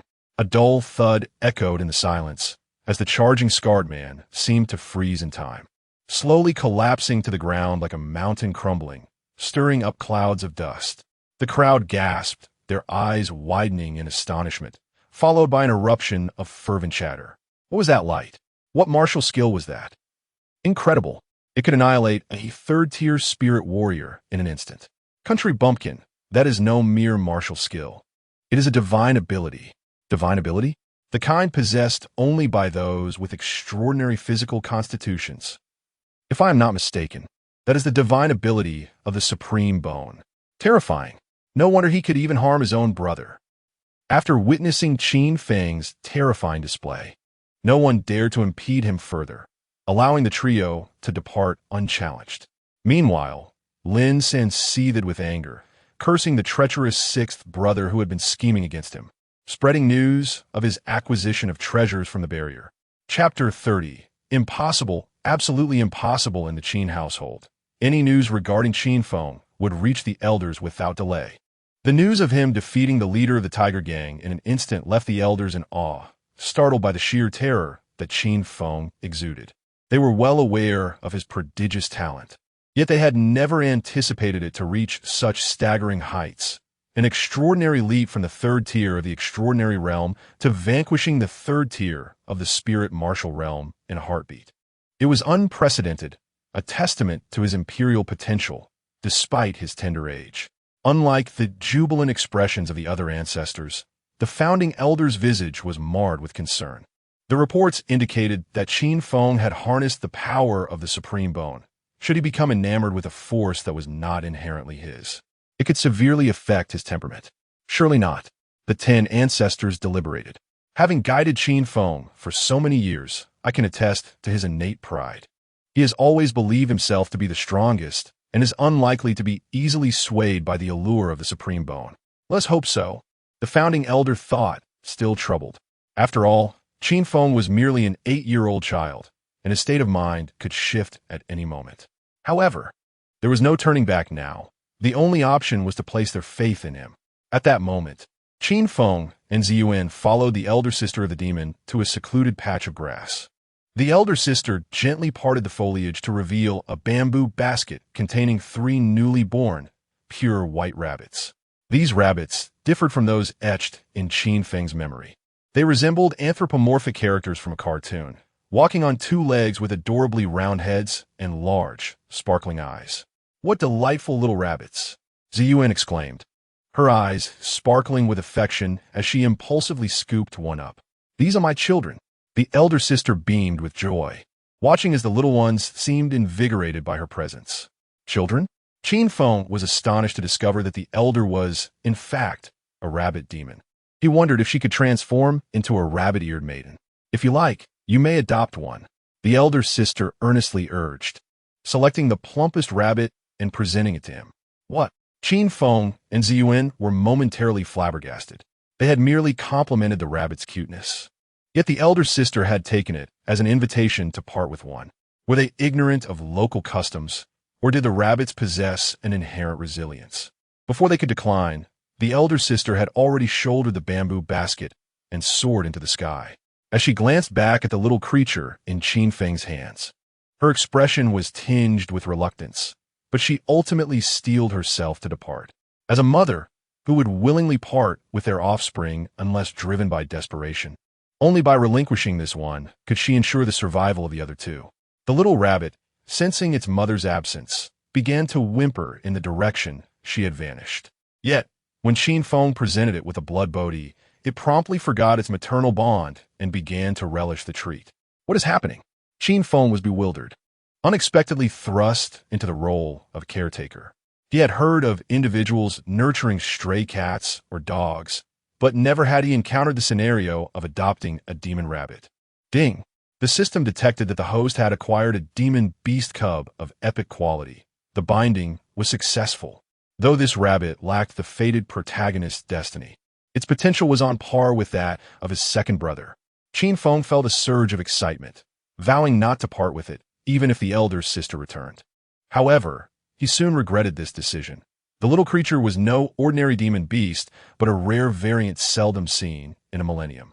Unlike other cubs, it did not consume milk, but feasted solely on precious materials, requiring a blood bodhi to sustain it for merely 1 day. Good heavens, it's an insatiable glutton. Qin Feng sighed, noting that he had only 7 blood bodhis left, having consumed but 1, while the rest had vanished into the rabbit's voracious appetite. He now understood why the rabbit's mother had entrusted it to him, and why she had tirelessly sought precious materials despite her frailty after giving birth. Even a wealthy family could not afford to keep it. "From this day forth, you should be named Glutton," Qin Feng declared, earning a disapproving glance from Ziyuan. "Call it Bunny." "No, Glutton." "How about Precious?" "No, Glutton." "Little White?" "Very well, its full name shall be White Glutton." Regardless of Ziyuan's protests, Qin Feng was resolute in his choice. Suddenly, he furrowed his brow, sensing an increase in the number of people surrounding them. It was evident they were drawn by the bounty on the Qin family, and now that the elder sister had departed, the intimidation they once felt would soon dissipate, heralding an imminent and fierce pursuit. "I must strengthen my power," Qin Feng urged Ziyuan as they swiftly evaded their pursuers and sought refuge in a hidden cave to activate the system. This time, in addition to acquiring 1,000,000 villain points, he had also obtained a golden treasure chest, a chance for a lottery, and a treasure within a jade box. Let us open the golden treasure chest. Qin Feng called upon the system, opening the chest. Ding! Congratulations, host. You have opened the golden treasure chest and acquired sword intent. A chill swept over him as a figure seemed to materialize before his eyes. Bowing, he drew his sword. Buzz! The crisp sound of a sword's resonance echoed in Qin Feng's mind, imbued with a lonely, proud aura that seemed to stand apart from the world. The stunning sword light was both resplendent and unpretentious, ethereal yet refined, captivating all who beheld it. Qin Feng felt as though he were a moth drawn to a flame, yearning to break free from the cocoon before him and transform into a butterfly. In an instant, his aura surged, sharp as a drawn sword, effortlessly slicing through the surrounding brambles. Sword intent, Ziyuan gasped, her hands covering her mouth in astonishment, internally exclaiming that Qin Feng was no ordinary being. If memory served her correctly, Lin San had earned the title of the foremost swordsman a century hence for comprehending sword intent at the age of 12, shattering records that had stood since antiquity. Yet now, this record had been eclipsed in merely 2 years by an 8-year-old child. Heavens! This current generation of prodigies is astonishingly formidable. With the sword intent, Qin Feng's dark eyes suddenly flared with a tangible brilliance. Now that he had augmented his sky-slicing sword technique with this new power, its effectiveness had magnified. However, he was not entirely satisfied. He called upon the system to exchange for perfect affinity. Though he had mastered the sky-slicing sword technique, its efficacy had yet to reach the pinnacle of perfection, preventing him from unleashing its full damage potential. Ding! Congratulations, host. You have spent 1 million villain points to exchange for a card of perfect affinity. Ding! Congratulations, host. Using the perfect affinity card, the sky-slicing sword technique has reached the pinnacle of perfection. Qin Feng's expression became dazed as he achieved a deeper understanding of the technique. Meanwhile, Lin San, having expended great effort to elude his pursuers, excitedly opened the jade box. What? Lin San's expression froze, convinced he must have been opening it incorrectly. Close. Open. Close. Open. After repeated checks, it was utterly empty. Impossible. Absolutely impossible. Lin San could not fathom the reality before him, ruminating on where he had gone awry. Chapter 31. Do you really believe such nonsense? In the cave, Qin Feng's enhancement was not yet complete when the calling system initiated a lottery.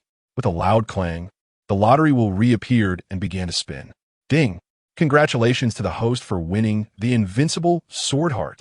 Invincible sword heart, the ultimate form pursued by sword practitioners. Devoid of distractions, wielding the sword with divine prowess, granting a 10-fold damage increase to sword techniques.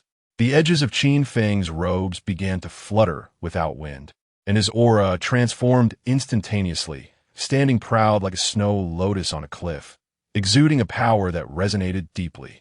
What is happening? Ziyuan rubbed her eyes, inexplicably feeling that she might influence Qin Feng's sword-drawing speed. Sword intent, sword heart. Qin Feng realized he shared a unique bond with the sword, having drawn 2 buffs that stacked sword technique damage, coupled with the previously exchanged 100% compatibility. He could hardly fathom the terrifying prowess of the heaven-slashing sword technique now. I truly wish to find someone to test my sword. Qin Feng suppressed his restless excitement and took out a bamboo slip from his spatial pouch. This was a treasure obtained from Lin Sanyu's box. Utterly blank, yet radiating an aura that encouraged tranquility. Could this be the sage bamboo slip? Ziyuan, her face serious, took the slip and examined it closely several times. Indeed, it is the sage bamboo slip. It is said that the sage bamboo slip was passed down from the sages of ancient times, with 3 volumes: heaven, earth, and man. Those with fate may comprehend the supreme path from the slip, while those without fate see naught. Is this truly the sage bamboo slip? Qin Feng had heard about it from the 10 ancestors and knew it was highly sought after. Each appearance in the world triggered bloodshed, and those who could comprehend anything from it were invariably renowned figures throughout history.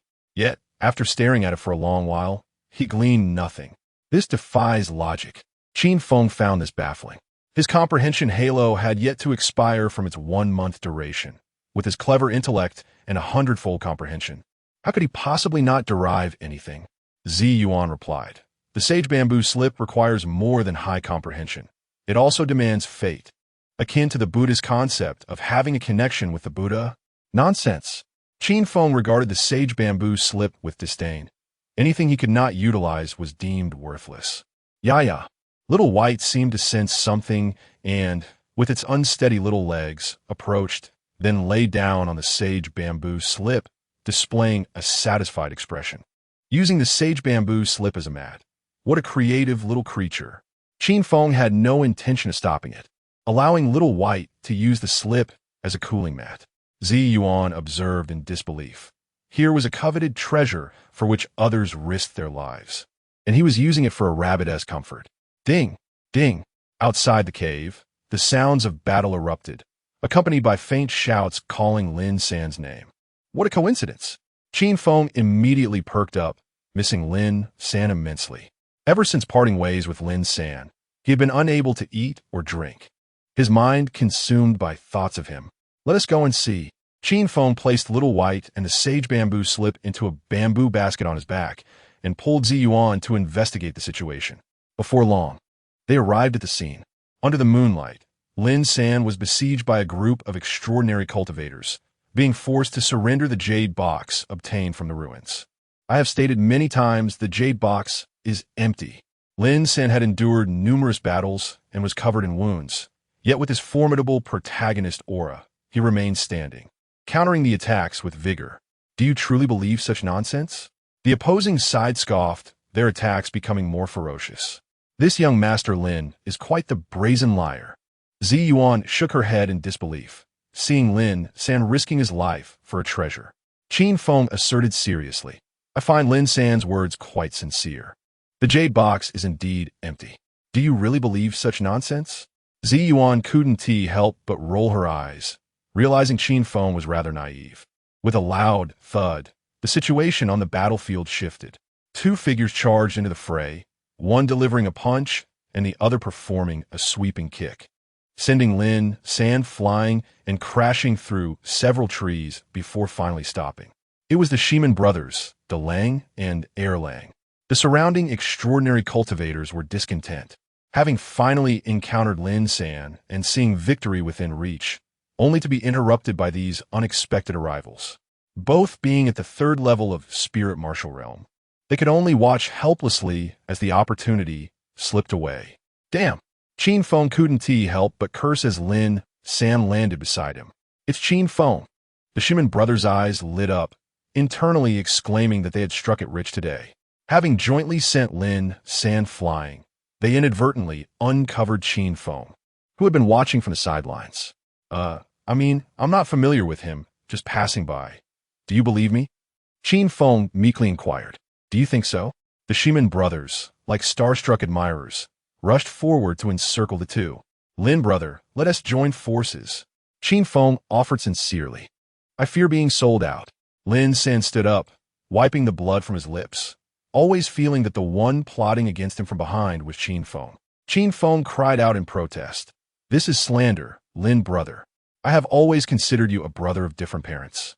What benefit would it be for me to betray you? This. Lin San found Qin Feng's reasoning somewhat convincing. After all, he was being bullied without anyone offering him a reward. With a swift motion, the Ximen brothers propelled themselves forward, aware of the reputation of these two prodigies, and thus did not dare to be careless, unleashing their respective killing moves upon them. Damn, no sense of martial ethics. Qin Feng couldn't help but curse, his figure soaring like a swan, evading the strikes. If a battle is to ensue, then let it be. Lin San's eyes glimmered with madness, and the long sword in his hand radiated blinding light.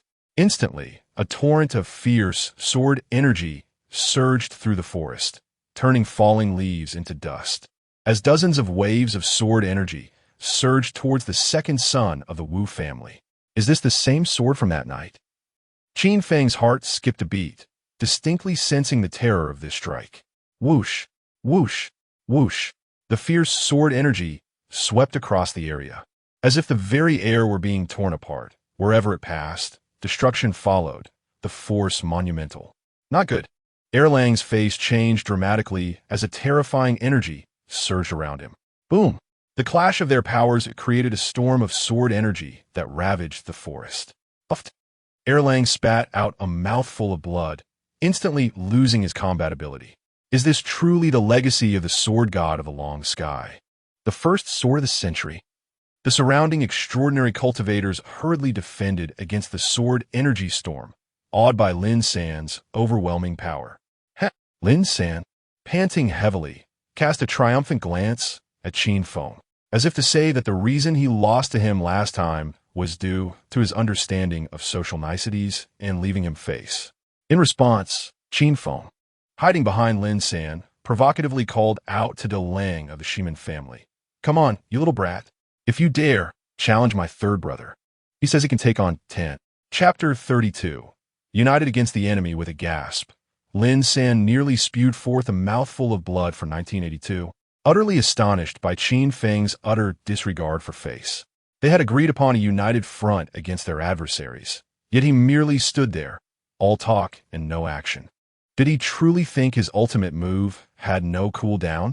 Even when the cooldown was over, each use would cost him a decade of his lifespan. It was as if he were flaunting his life recklessly. He would never resort to such measures unless faced with dire circumstances. Damn it. Meanwhile, Shimin Dalong was oblivious to Lin San's inner turmoil. Upon witnessing his brother's injury and Qin Feng's provocation, his fury surged to its zenith, unleashing a torrent of spiritual energy that rippled through the air, causing the void to shimmer. With a swift motion, Dalong's fingers became as sharp as eagle talons, producing a piercing sound that sliced through the air. Each strike aimed at Lin San's vital points was merciless, his veins bulging as an indescribable pressure emanated from him. Under the weight of this aura, the air within meters froze in place. Cursing under his breath, Lin San raised his sword in defense. Clang, clang, clang. The sound of metal clashing echoed as the shadows of their weapons met, sparks flying in all directions. However, having just exhausted his ultimate move and facing an opponent of a significantly higher cultivation level, he could only withstand the onslaught for 3 seconds before faltering. With a swift strike, blood sprayed forth, and Lin San's face contorted in agony, deep gashes marking his body. Was it over? The onlookers held their breath, unsure if Lin San had any hidden cards left to play. Qin Feng, what are you waiting for? Hurry up and make your move. Lin San was forced to retreat, his wounds multiplying. Are you counting on Qin Feng? Shimin Dalong, whether lost in his own thoughts or simply arrogant, scoffed derisively, claiming that Qin Feng was nothing without the Qin family, merely a fool flaunting his brother's innate talent. It seemed he needed to demonstrate some strength. Otherwise, he was showing a lack of respect. Suddenly, the corners of Qin Feng's garments began to flutter without wind, and his entire aura shifted, becoming as solitary and defiant as a snow lotus on a cliff, imbued with an overwhelming force. As his robes billowed, an unparalleled sword intent surged forth, and a Long Kong divine sword in his hand erupted in a dazzling beam of light, flowing like a galaxy. This is sword intent. The crowd gasped in disbelief, unable to comprehend their eyes. An 8-year-old child had grasped sword intent. Goodness, he had comprehended it 4 years earlier than Lin San, leaving no path for ordinary cultivators. Yet, what they did not foresee was that Qin Feng's prowess had yet to reach its peak. A formidable sword aura erupted from within him, rampaging through the woods like countless blades slicing through the air. Sword Heart. This is the invincible Sword Heart. Some recognized it, and incredulous gasps erupted. While sword intent can be sought, the Sword Heart is a rarity. Countless individuals dedicate their lives to swordsmanship, yet few achieve sword intent, and even fewer manage to forge the invincible Sword Heart. If mastering sword intent allows one to become a renowned swordsman, then achieving the Sword Heart could elevate one to the status of a sword deity. Throughout the annals of history, few have been deemed sword deities, each a formidable figure, the most recent being the Long Kong sword deity from a millennium ago. Since his demise, no sword deity had graced the world again. To their astonishment, to their utter disbelief. Today, they witnessed the grandeur of a sword deity in the form of an 8-year-old child who had comprehended the sword heart. Sword intent, sword heart. How could this be possible? Lin San was utterly dumbfounded, his mind a blank slate. As the heir of the Long Kong sword deity, he had grasped sword intent at 12, hailed as the foremost swordsman of the century. Yet all his accolades paled in comparison to this 8-year-old prodigy. Run! The Qin brothers were in a complete panic, turning to flee from this monstrous talent. As a disciple of Confucianism, I have a saying for you too. Since you have come, you might as well find peace in your fate. Qin Feng's lips curled into a slight smile as his hand rested on the sword hilt. With a resonant clang, the sound of the blade being drawn resonated through the air, akin to a galaxy emerging from the vast sea of clouds, bringing with it an endless sword intent that descended upon the forest. What sword technique is this? Qin Dalong's pupils constricted in fear, leaving no room for negligence as he unleashed his own sharp strikes, producing a fierce wind. Clang! The sound of metal clashing erupted nearby, sparks flying as dried leaves scattered in the tempest. An astonishing storm surged upwards, and dazzling sword light flashed past. Drip! Amidst the overwhelming momentum, a drop of blood fell from the Long Kong divine sword. As the leaves settled, a cascade of blood splattered from the Qin brothers, who collapsed into a pool of crimson. Ding! Congratulations to the host for slaying 2 foes and earning 200 villain points. Since you have come, let be your final resting place. Qin Feng glanced indifferently at them, gathering their storage bags filled with throwing darts and other weapons. Alongside a tome titled The Uneven Secret. With a critical gaze, Qin Feng stored the items, shouldered his bamboo basket, and led the still-dazed Zi Yuan away. Gulp! The onlookers swallowed nervously, none daring to pursue Qin Feng. This was the prodigy who had grasped the invincible sword heart. Offending him was tantamount to inciting the wrath of a future sword deity. No force could withstand the fury of a sword deity. Soon, news of Qin Feng's remarkable feat spread, igniting a fervor throughout the realm. Excellent, excellent, excellent. Upon hearing the news, the ancestor of the Qin family erupted in laughter. Having initially feared that Qin Feng's use of his innate talent would diminish his invincible spirit, how unexpectedly delightful was this surprise. The invincible sword heart, a symbol of the sword deity, the hallmark of unparalleled might. Now, all that remains is for Qin Hao to rise. The elders of the Qin family were no longer concerned for Qin Feng, but instead worried about whether Qin Hao could emerge from the shadows and establish his supreme position. In the Daxiao Imperial Palace, the emperor was issuing orders to enrich his harem, feeling as though he had not aged a day. However, before he could indulge in the joy of choosing consorts, a group of ministers urgently summoned him for a meeting. Initially, he thought their panic was unwarranted, but upon hearing that Qin Feng had slain a threefold spiritual warrior with a single strike and grasped both the sword heart and sword intent, he could no longer remain seated. Qin Feng, after all, was of the Qin lineage. His return to the family was not out of the question. Mastering the invincible sword heart could overshadow any grave sin. With the supreme bone and invincible sword heart converging within one individual, the old ministers could hardly fathom the implications. Currently, the Qin family's order for Qin Feng's assassination had yet to be rescinded, allowing them to eliminate him with impunity. Your Majesty, decisive actions must be taken to prevent chaos from ensuing. The Daxiao Emperor's expression shifted continuously before he ultimately commanded that Qin Feng be hunted down at all costs. Chapter 33.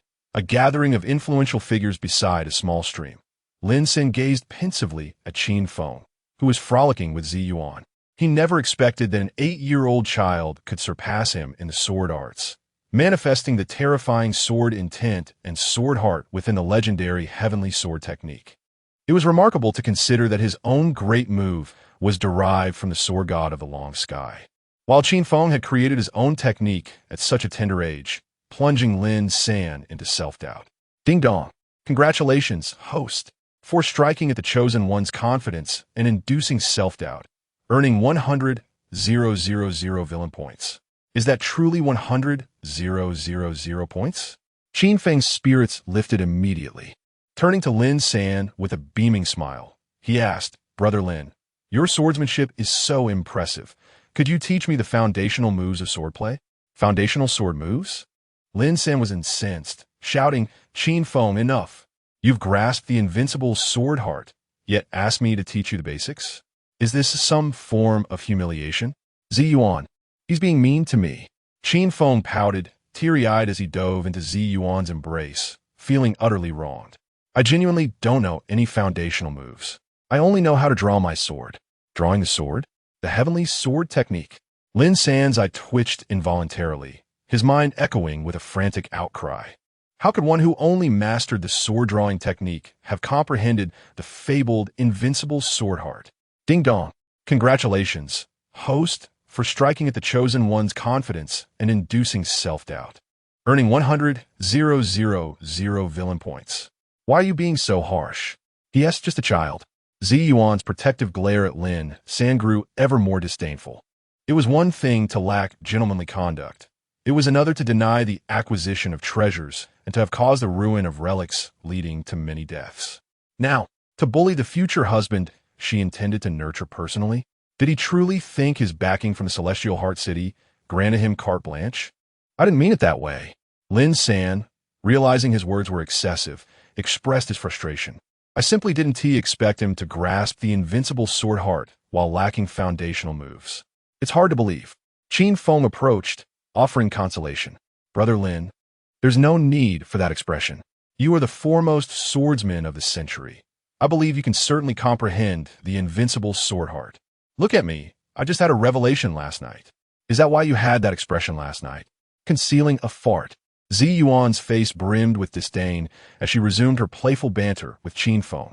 Lin San, caught in the throes of jealousy, felt the sting of their affection. Why did they have to comfort him? And why invoke the title of the greatest swordsman of a century? Did he even deserve such a title? To liken the comprehension of the invincible sword heart to a mere flatulence was utterly infuriating. Ding dong. Congratulations, host, for striking at the chosen one's confidence and inducing self-doubt. Earning 100,000 villain points. By the way, Brother Lin, Qin Feng turned again. I first comprehended the sword intent last night before the invincible sword heart. It was quite simple. Ding dong. Congratulations, host, for striking at the chosen one's confidence and inducing self-doubt, earning 100,000 villain points. Lin San picked up his sword, silently turning to leave. He needed to distance himself from this troublesome child. Further interaction might overwhelm his heart. Brother Lin, where are you going? Qin Feng hastily donned his shoes and chased after him. What a joke. Earning 400,000 villain points in mere moments. I can't let you escape so easily. I must adhere to the tenacity of a sticky plaster. Suddenly, a tremendous roar echoed across the sky as ominous clouds rolled in like a tidal wave. In an instant, a dreadful pressure filled the vast expanse, causing the void to tremble violently. From the Emperor of the Great Xia's ranks, the Marquis of Changri, Chang Kun, arrived under the Emperor's command to claim Qin Feng's head. A colossal figure rode an unknown beast, floating in the air, accompanied by thousands of well-trained, iron-armored guards, radiating an aura that commanded respect and fear. Changri Marquis, Chang Kun, the nearby cultivators, engaged in the pursuit of Qin Feng, gasped in astonishment at the sight. They were all too familiar with Chang Kun, the leader of the Imperial City Guard, a formidable protector of the Great Xia Emperor, whose prowess needed no embellishment. Now, the entire Imperial City Guard mobilized, with the esteemed Chang Kun leading the charge, all for the sake of an extraordinary threefold cultivator, merely 8 years old. Truly, an impressive spectacle. This is quite the grand affair. Qin Feng realized that the situation was escalating beyond control, preparing to summon his ultimate red-haired elder. Another earth-shaking roar reverberated through the sky. As another group descended, their terrifying presence unabashedly sweeping across the land. Qin Feng is of the Qin family. The royal family need not intervene. The Qin family, as the local power in the east, was well aware of the Imperial City Guard arrival and their intentions. Thus, the 10 ancestors personally led the 13 guardians to ensure Qin Feng and Appo's safety. Chang Kuan remained unperturbed. The emperor prefers not to intervene personally. But Qin Feng's treachery against his kin cannot be overlooked. He fears you, the Qin family, might hesitate, and thus I have come to act. Who says our Qin family hesitates? The 10 ancestors declared resolutely, today, I shall take him back and enforce the family's laws. Enforce the family laws? Chang Kuan's mockery was evident. If your family truly had such resolve, Qin Feng would not have survived to this day. Surely, you're either nurturing a hidden danger or harboring undisclosed secrets. Say what you will. The 10 ancestors ceased their banter and reached for Qin Feng. Not so fast. Chang Kuan's gaze turned sharp as he brandished a battle spear, urging his beast to charge. Boom! The two forces collided, unleashing a powerful energy storm that swept across the land, causing the earth to tremble and fissures to spread. Run! The nearby crowd fled in terror, caught in the crossfire of divine beings. I knew all along that you, the Qin family, would not comply. Thankfully, I was prepared. Chang Kuan smirked, drawing a piercing arrow and launching it into the sky. Boom! The arrow exploded, forming a massive character koan in the air. Boom! The overwhelming pressure descended, as banners representing various factions emerged. The Eastern Factory, the Western Factory, the Imperial Guards, and numerous prominent families arrived, numbering in the tens of thousands. What? The 10 ancestors' expressions shifted dramatically, astonished by the sheer number of arrivals. The atmosphere was charged, signaling that if Qin Feng did not perish today, war would surely ensue. Qin Feng, today, I shall see to your demise. No one can intervene, Chang Kuan declared, gripping his battle spear as he pronounced Qin Feng's death sentence to the ancient world. Chapter 34. I acknowledge my gambler's instinct heavens. The onlookers trembled in fear, utterly astonished by the grandeur before them. To eliminate a single Qin Feng, the emperor of the Great Xia had mobilized such an immense force, revealing the extent of his apprehension towards the Qin family's prodigious heir. What a magnificent spectacle! The clouds in the sky churned ominously, and a chilling laughter echoed from afar. On the distant horizon, a sea of over 100,000 figures advanced relentlessly, each step sending tremors through the earth.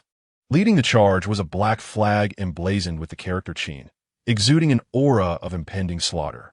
Simultaneously, 5 figures materialized beside the 10 ancestors of the Qin family, representing the 5th, 6th, 7th, 8th, and 9th ancestors. This scene left Lin San utterly petrified. He had believed the commotion he caused was significant, yet in comparison to the turmoil surrounding Qin Feng, it was merely childish play. In that moment, both sides were poised for battle, tension crackling in the air. Chang Kuan sneered. It seems your Qin family is determined to protect Qin Feng at all costs. Qin Feng has violated clan rules and must return to face punishment, replied the 5th ancestor, his tone dismissive, showing no regard for Chang Kuan's royal city guards. The Eastern and Western factories, along with the brocade-clad guards, were nothing more than mere puppets established by the Great Xia royal family, insignificant in the eyes of the ruling clans. Such beasts that harm their own kin deserve no trial. They should be executed, proclaimed a clan elder. Their intentions toward the Qin family remained shrouded in mystery, but they collectively recognized that now was the opportune moment to eliminate Qin Feng, an opportunity that would be difficult to seize again. However, they were hesitant to act directly. The reputation of the first clan was not to be trifled with.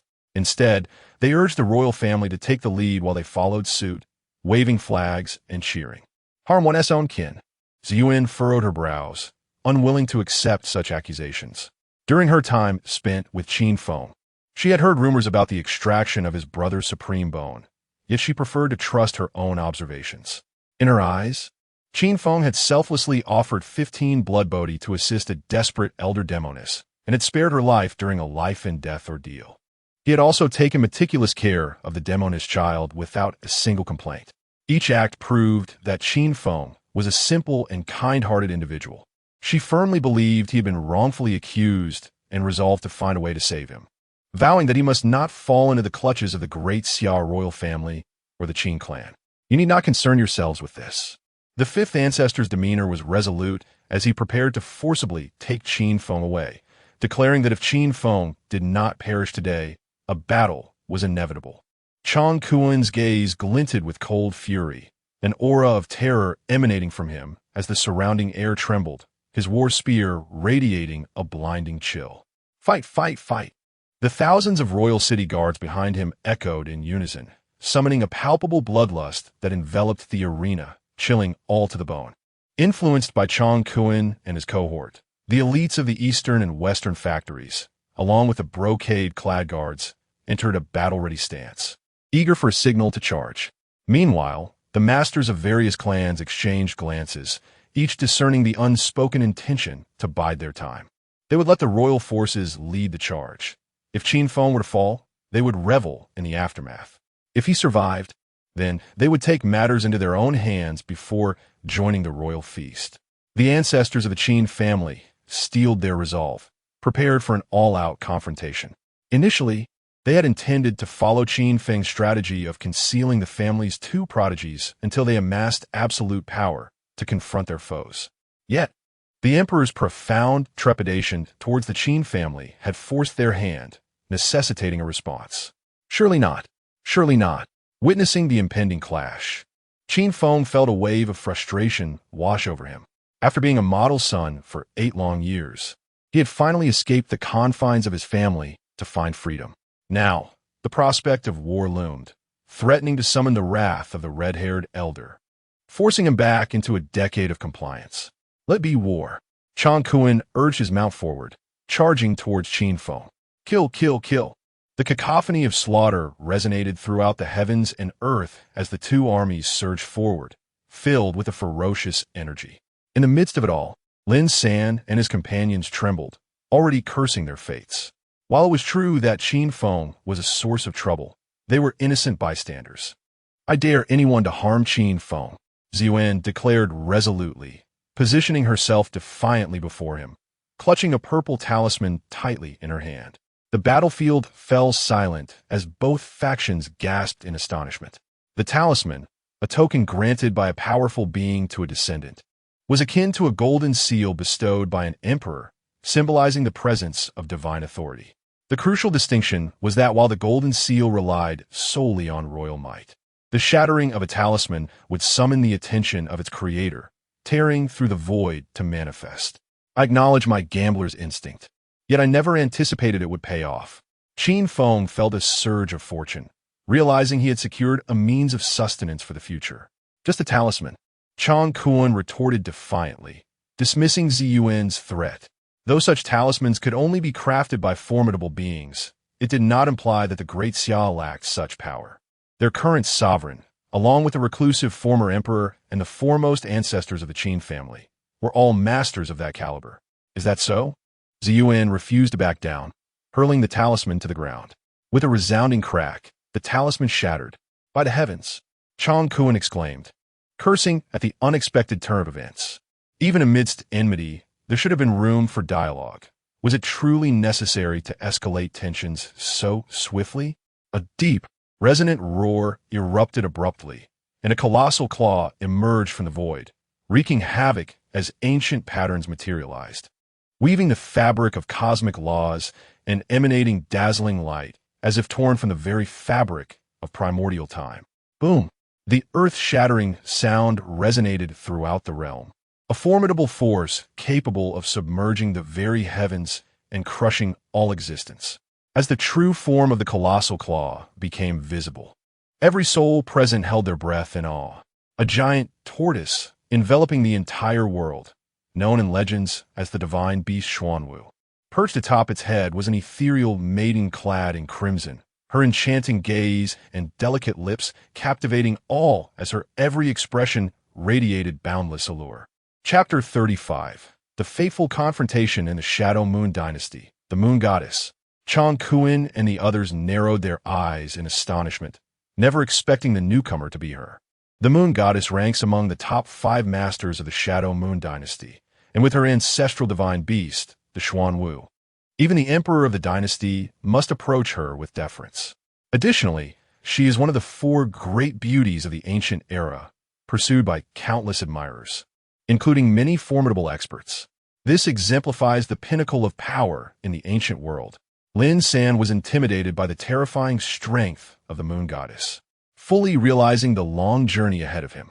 With her single-handed prowess, she exerted pressure on tens of thousands, including many experts of the Qin family's ancestral level. The elders of the Qin family exchanged shocked glances, bewildered by how Qin Feng and Appo's young girlfriend could summon the moon goddess to their presence. However, this aligned with their intentions, providing a legitimate reason to send Qin Feng to study in the Shadow Moon Dynasty. How lively it is!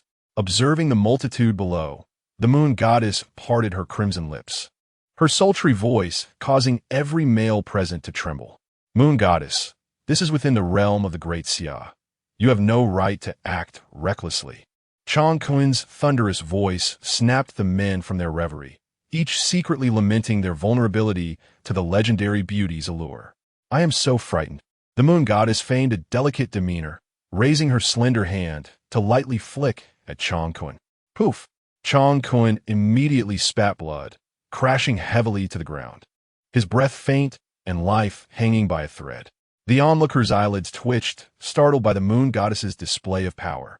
A mere disagreement escalated to violence. Even the leader of the Great Xia Imperial Guard could not withstand her casual strike. Lord Marquis, the guards rushed forward, attempting to revive Chang Kuin. It's hopeless, the major families murmured, contemplating their upcoming banquet at the Imperial Guard. Ziyuan, where are you going? The moon goddess glanced down, noticing Ziyuan attempting to sneak away with Qin Feng. With another flick of her hand, the two floated helplessly in midair. It's over. Ziyuan realized escape was futile, fidgeting nervously and calling out, Aunt. What aunt? This is clearly an older sister. Qin Feng couldn't help but admire the moon goddess, internally lamenting his lack of ambition. I must play the long game and catch the goddess. You even recognize me as your elder sister? The moon goddess lightly tapped Ziyuan's head, exclaiming indignantly, You ran away from home in silence, and to avoid me. You came all the way to the Great Xia Dynasty. What if something were to happen to you? How would I explain it to my sister and brother-in-law? I was wrong, Aunt. Please stop. Ziyuan pleaded, pulling Qin Feng closer to divert attention. My gains this time are significant. This is Qin Feng, who not only comprehended sword intent, but also grasped the invincible sword heart. Qin Feng, the moon goddess halted mid-motion, intrigued. The Shadow Moon Dynasty had long been aware of the exceptional talent emerging from the Qin family. Recently hearing of Qin Feng's pursuit of the Supreme Bone and the subsequent assassination order placed on him, initially presumed to be a failure, having lost the invincible heart, they now discovered he had grasped an even more formidable invincible sword heart. Qin Feng, with utmost seriousness, declared, Moon Goddess, do you believe in love at first sight? You're quite young, and yet understand love at first sight? The moon goddess couldn't help but cover her mouth, laughing. I suspect you might simply be infatuated. How did you know? Qin Feng replied earnestly, Indeed, I am infatuated. I have decided to grow up and marry you. What ambition! The elders of the Qin family cheered internally, urging Qin Feng to win the moon goddess's heart. Ideally, they could even secure the ancestral divine beast Xuanwu as a dowry, or perhaps consider delivering it as a son-in-law to the Qin family. The moon goddess could no longer contain her laughter, her joy radiant. As one of the four great beauties of the ancient era, she had countless suitors, yet being publicly confessed to by an 8-year-old was a first. The moon goddess smiled. The male audience was utterly entranced, feeling as if they had no regrets left in life. Ziyuan pouted angrily, wishing she could kick Qin Feng away. How could she worry so much for this troublesome brother, expending her precious life token, only for him to be enamored with her elder sister? The moon goddess playfully remarked, Little brother, I find your confidence quite impressive for someone your age. Qin Feng replied solemnly, A man's confidence does not stem from his height, but from an audacious spirit and the ability to wield a formidable weapon. What a little rogue, but I like it. The moon goddess's lips curled into a knowing smile, her interest in Qin Feng deepening. Just then, a frail voice echoed from the horizon. Grand Ancestor, wait. The crowd turned curiously to see a pale, small figure arriving at the battlefield alongside Qin Tian, the other protagonist of this tragic event. Qin Hao. Grand Ancestor, I wish to fight this battle myself. Despite his youth, Qin Hao's gaze was resolute, believing he could defeat his elder brother even without the supreme bone. Are you certain? The ancestor's voice was gentle, yet he felt an immense joy akin to that of a 200-pound man. Not only had he successfully sent Qin Feng abroad for studies, but he had also ignited Qin Hao's fighting spirit, averting a war and laying a solid foundation for future ambitions. I am certain. Qin Hao nodded vigorously, declaring, I want my brother to understand what true strength is. Ding dong, congratulations to the host for triggering the fateful confrontation. Based on the psychological shadow left on the younger brother, the task level will be determined, with the potential to earn epic mythical rewards. System, I find you quite audacious. Qin Feng initially intended to decline, but the rewards were simply too enticing. The strongest power. Qin Feng instantly immersed himself in the role, revealing a manic smile reminiscent of the Uchiha clan's elite. The strongest power is the power that I possess. At the pinnacle of immortality, I stand unrivaled. His maniacal laughter reverberated through the heavens and earth, and Qin Feng ceased to feign modesty, laying all his cards on the table. The sword intent shocked the crowd. The heavenly calamity transformed their expressions. The invincible sword heart incited gasps, and when they beheld Qin Feng's eyes, they were driven to madness. Chapter 36. Foolish Odo. Do you feel despair? The ancient dual pupils. The eyes of everyone present widened like copper bells, their hearts in turmoil for an extended period. Goodness, is there no respite? Born with the potential of an emperor, breaking through to the extraordinary realm at the age of 8, comprehending the essence of the sword, and condensing the sword heart, possessing the potential to overshadow contemporary prodigies. Yet this is not even the extent of his power. With the supreme bone coupled with the ancient dual pupils, merely contemplating it is terrifying. Heaven, what kind of monstrous talent is this? The moon goddess was equally astonished, speechless, internally vowing that regardless of the means, she must abduct this little brat back to the Yin Moon Empire. The elders of the Qin family were left dumbfounded, seriously questioning whether they were still dreaming. 8 years. Qin Feng had been with the Qin family for a full 8 years. They had no idea that he possessed a unique constitution, a rare ancient dual pupil.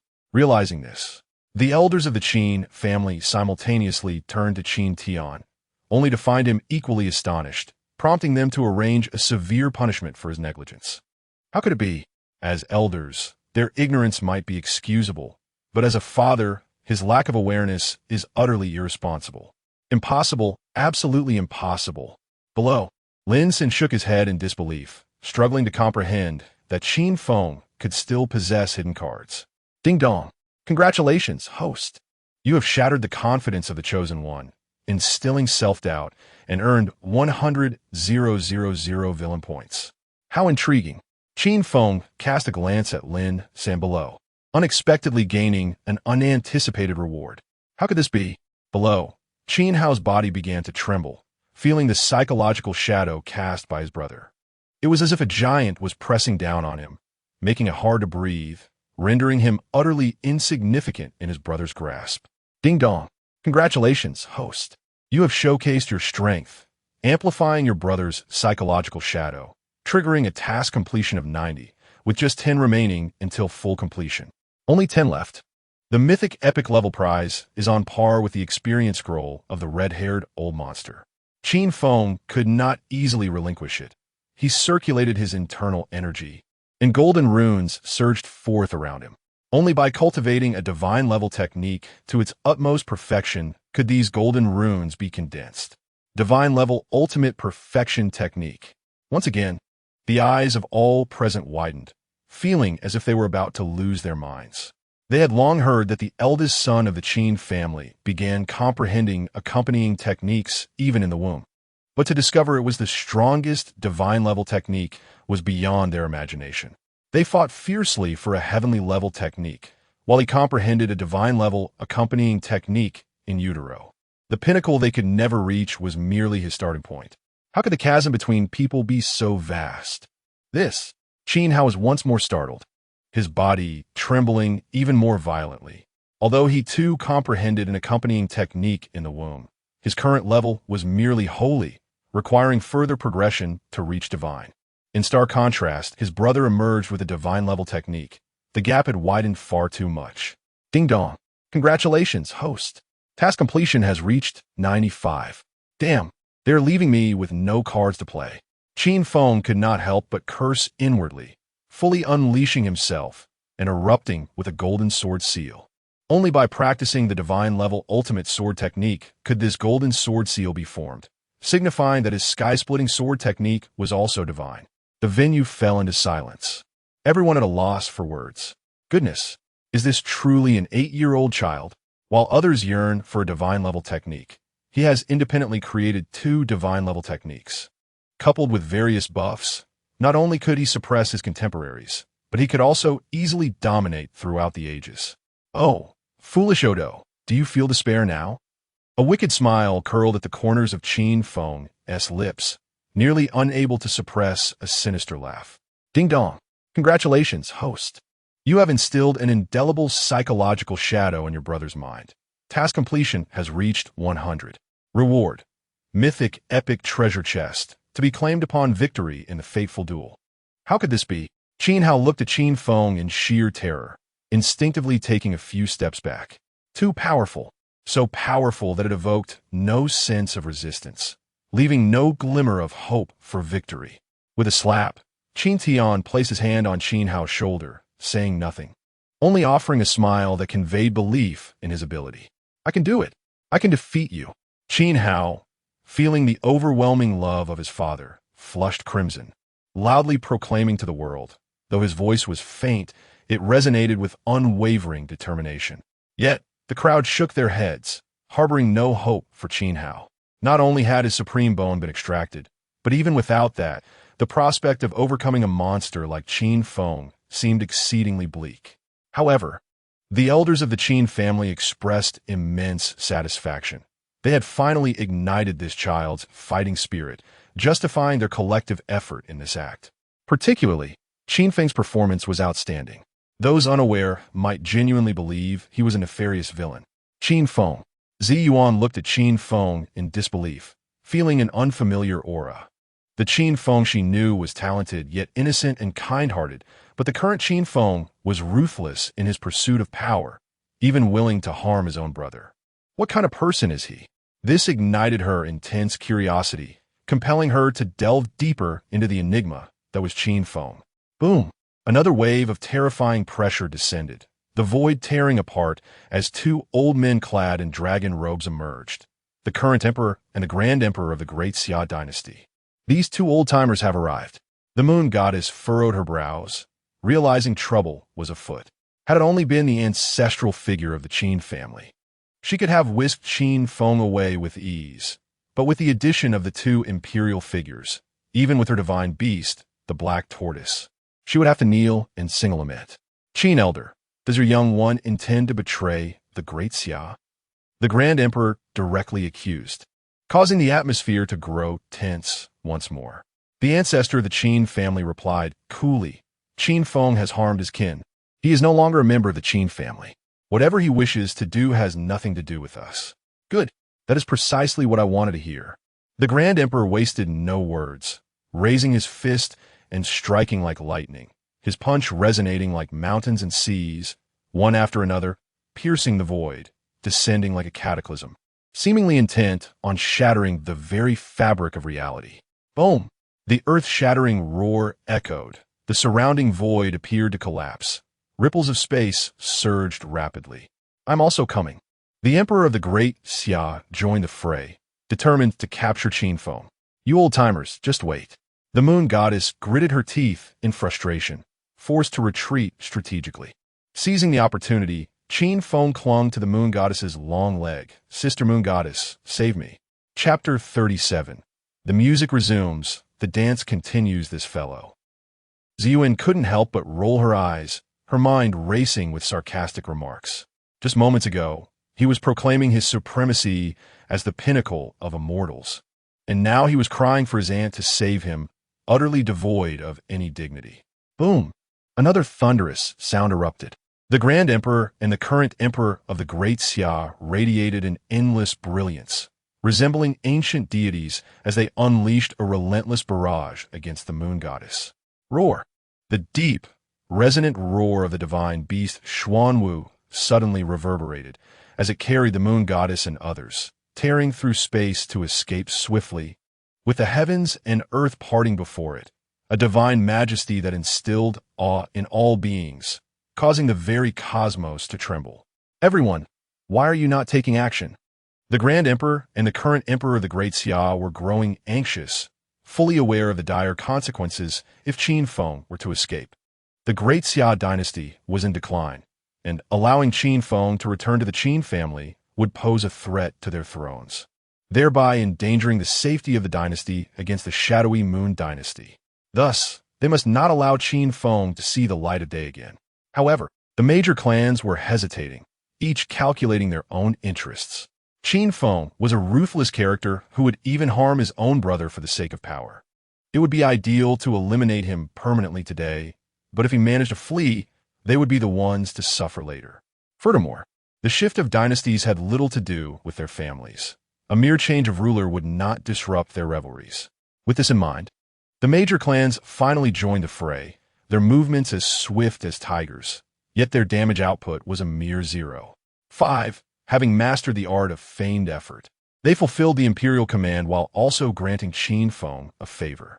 These cunning old foxes, the ancestors of the Qin family, saw through the ruse but chose to remain silent, clearly having engaged in similar tactics themselves as heads of their own clans. What do these old fellows mean? The moon goddess cast a sidelong glance at the ancestors of the Qin family, noting their complete lack of intent to engage. However, this alleviated some of her pressure. Facing 3 old men would be daunting, but dealing with 2 was manageable. Damn it! Though the 2 emperors were desperately trying to block her, they were ultimately powerless against the moon goddess, primarily due to Xuanwu's formidable defenses, which withstood their relentless assault. And with a group of passive allies, it was indeed a wonder if they could successfully impede her. In the end, they could only watch helplessly as Xuanwu tore through the void and elegantly vanished from sight. Let us depart. The expression of the Great Xia Emperor darkened significantly as he left with the royal city guard, the Eastern and Western Bureau officials. Although he longed to order an immediate attack on the Qin family, he understood the slim chances of success, setting aside the lack of justification. Even if they fabricated a charge, the clans might still refuse to assist.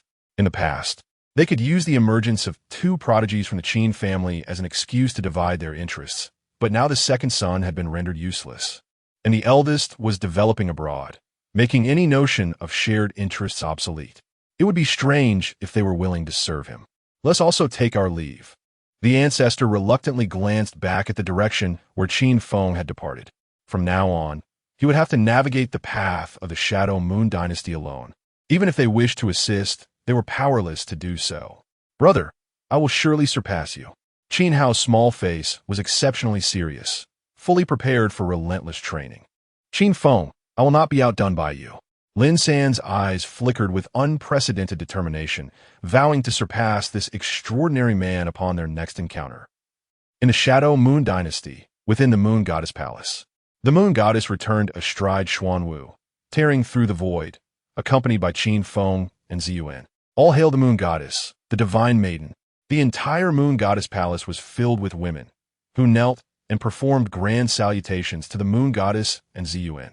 Divine Maiden? Qin Feng couldn't help but turn to Ziyuan, who proudly lifted her chin, as if to say, indeed, I am the Divine Maiden of the Moon Goddess Palace, the next Moon Goddess. Alas, the Moon Goddess Palace is doomed to decline. Qin Feng recalled Ziyuan's battle scenes, akin to a child gleefully pummeling a villain. He could hardly fathom what would become of the Moon Goddess Palace under her stewardship. What did you say? Ziyuan, infuriated, stamped her foot, vowing to teach this little brat a lesson today, and the 2 began to chase each other playfully within the Moon Goddess Palace. The female disciples of the Moon Goddess Palace were left in disbelief. The Moon Goddess had actually brought back a little boy. Since the establishment of the Moon Goddess Palace, men had been strictly prohibited from entering, let alone being personally brought in by the Moon Goddess herself, even if he was just a child. Enough of this nonsense. The Moon Goddess intervened to halt the children's antics, displaying a radiant smile as she said, "Qin Feng, how about you join my moon goddess palace from now on?" "Of course." Qin Feng nodded repeatedly, stating, "According to the rules of the martial world, since you saved me, I ought to marry you." This fellow. Xian gritted her teeth, not expecting this little brat to have his sights set on her aunt. "Heh." The moon goddess chuckled, thoroughly amused. "You truly are an interesting little fellow. I now officially appoint you as the divine son of the moon goddess palace. Your Excellency, the moon goddess." The entire moon goddess palace collectively exclaimed, reminding her that the rules prohibited the acceptance of male disciples. "I know what I'm doing." The moon goddess's eyes sparkled as she fixed her gaze upon Qin Feng. Anyone who had witnessed Qin Feng's monstrous talent would be compelled to bend the rules. Even the moon goddess palace was no exception. "What are you planning?" Qin Feng felt a chill run down his spine under the moon goddess's intense gaze. Suspecting she might be deceiving him into joining the moon goddess palace for some nefarious purpose. In the Great Xia Palace. Upon returning, the Great Xia Emperor was seething with rage. Since the reform of the Shadow Moon Dynasty a century ago, its rapid development had become a grave threat to the Great Xia Dynasty, and now, with the addition of Qin Feng, an unparalleled prodigy, the mere thought sent shivers down his spine, robbing him of sleep. The ministers below began to discuss. The fact that the moon goddess managed to escape with Qin Feng must largely be attributed to the Qin family's negligence. The Qin family was clinging to their ancestral ties, hoping for Qin Feng's future return to the family. The Qin family is a bane. They must not be allowed to remain.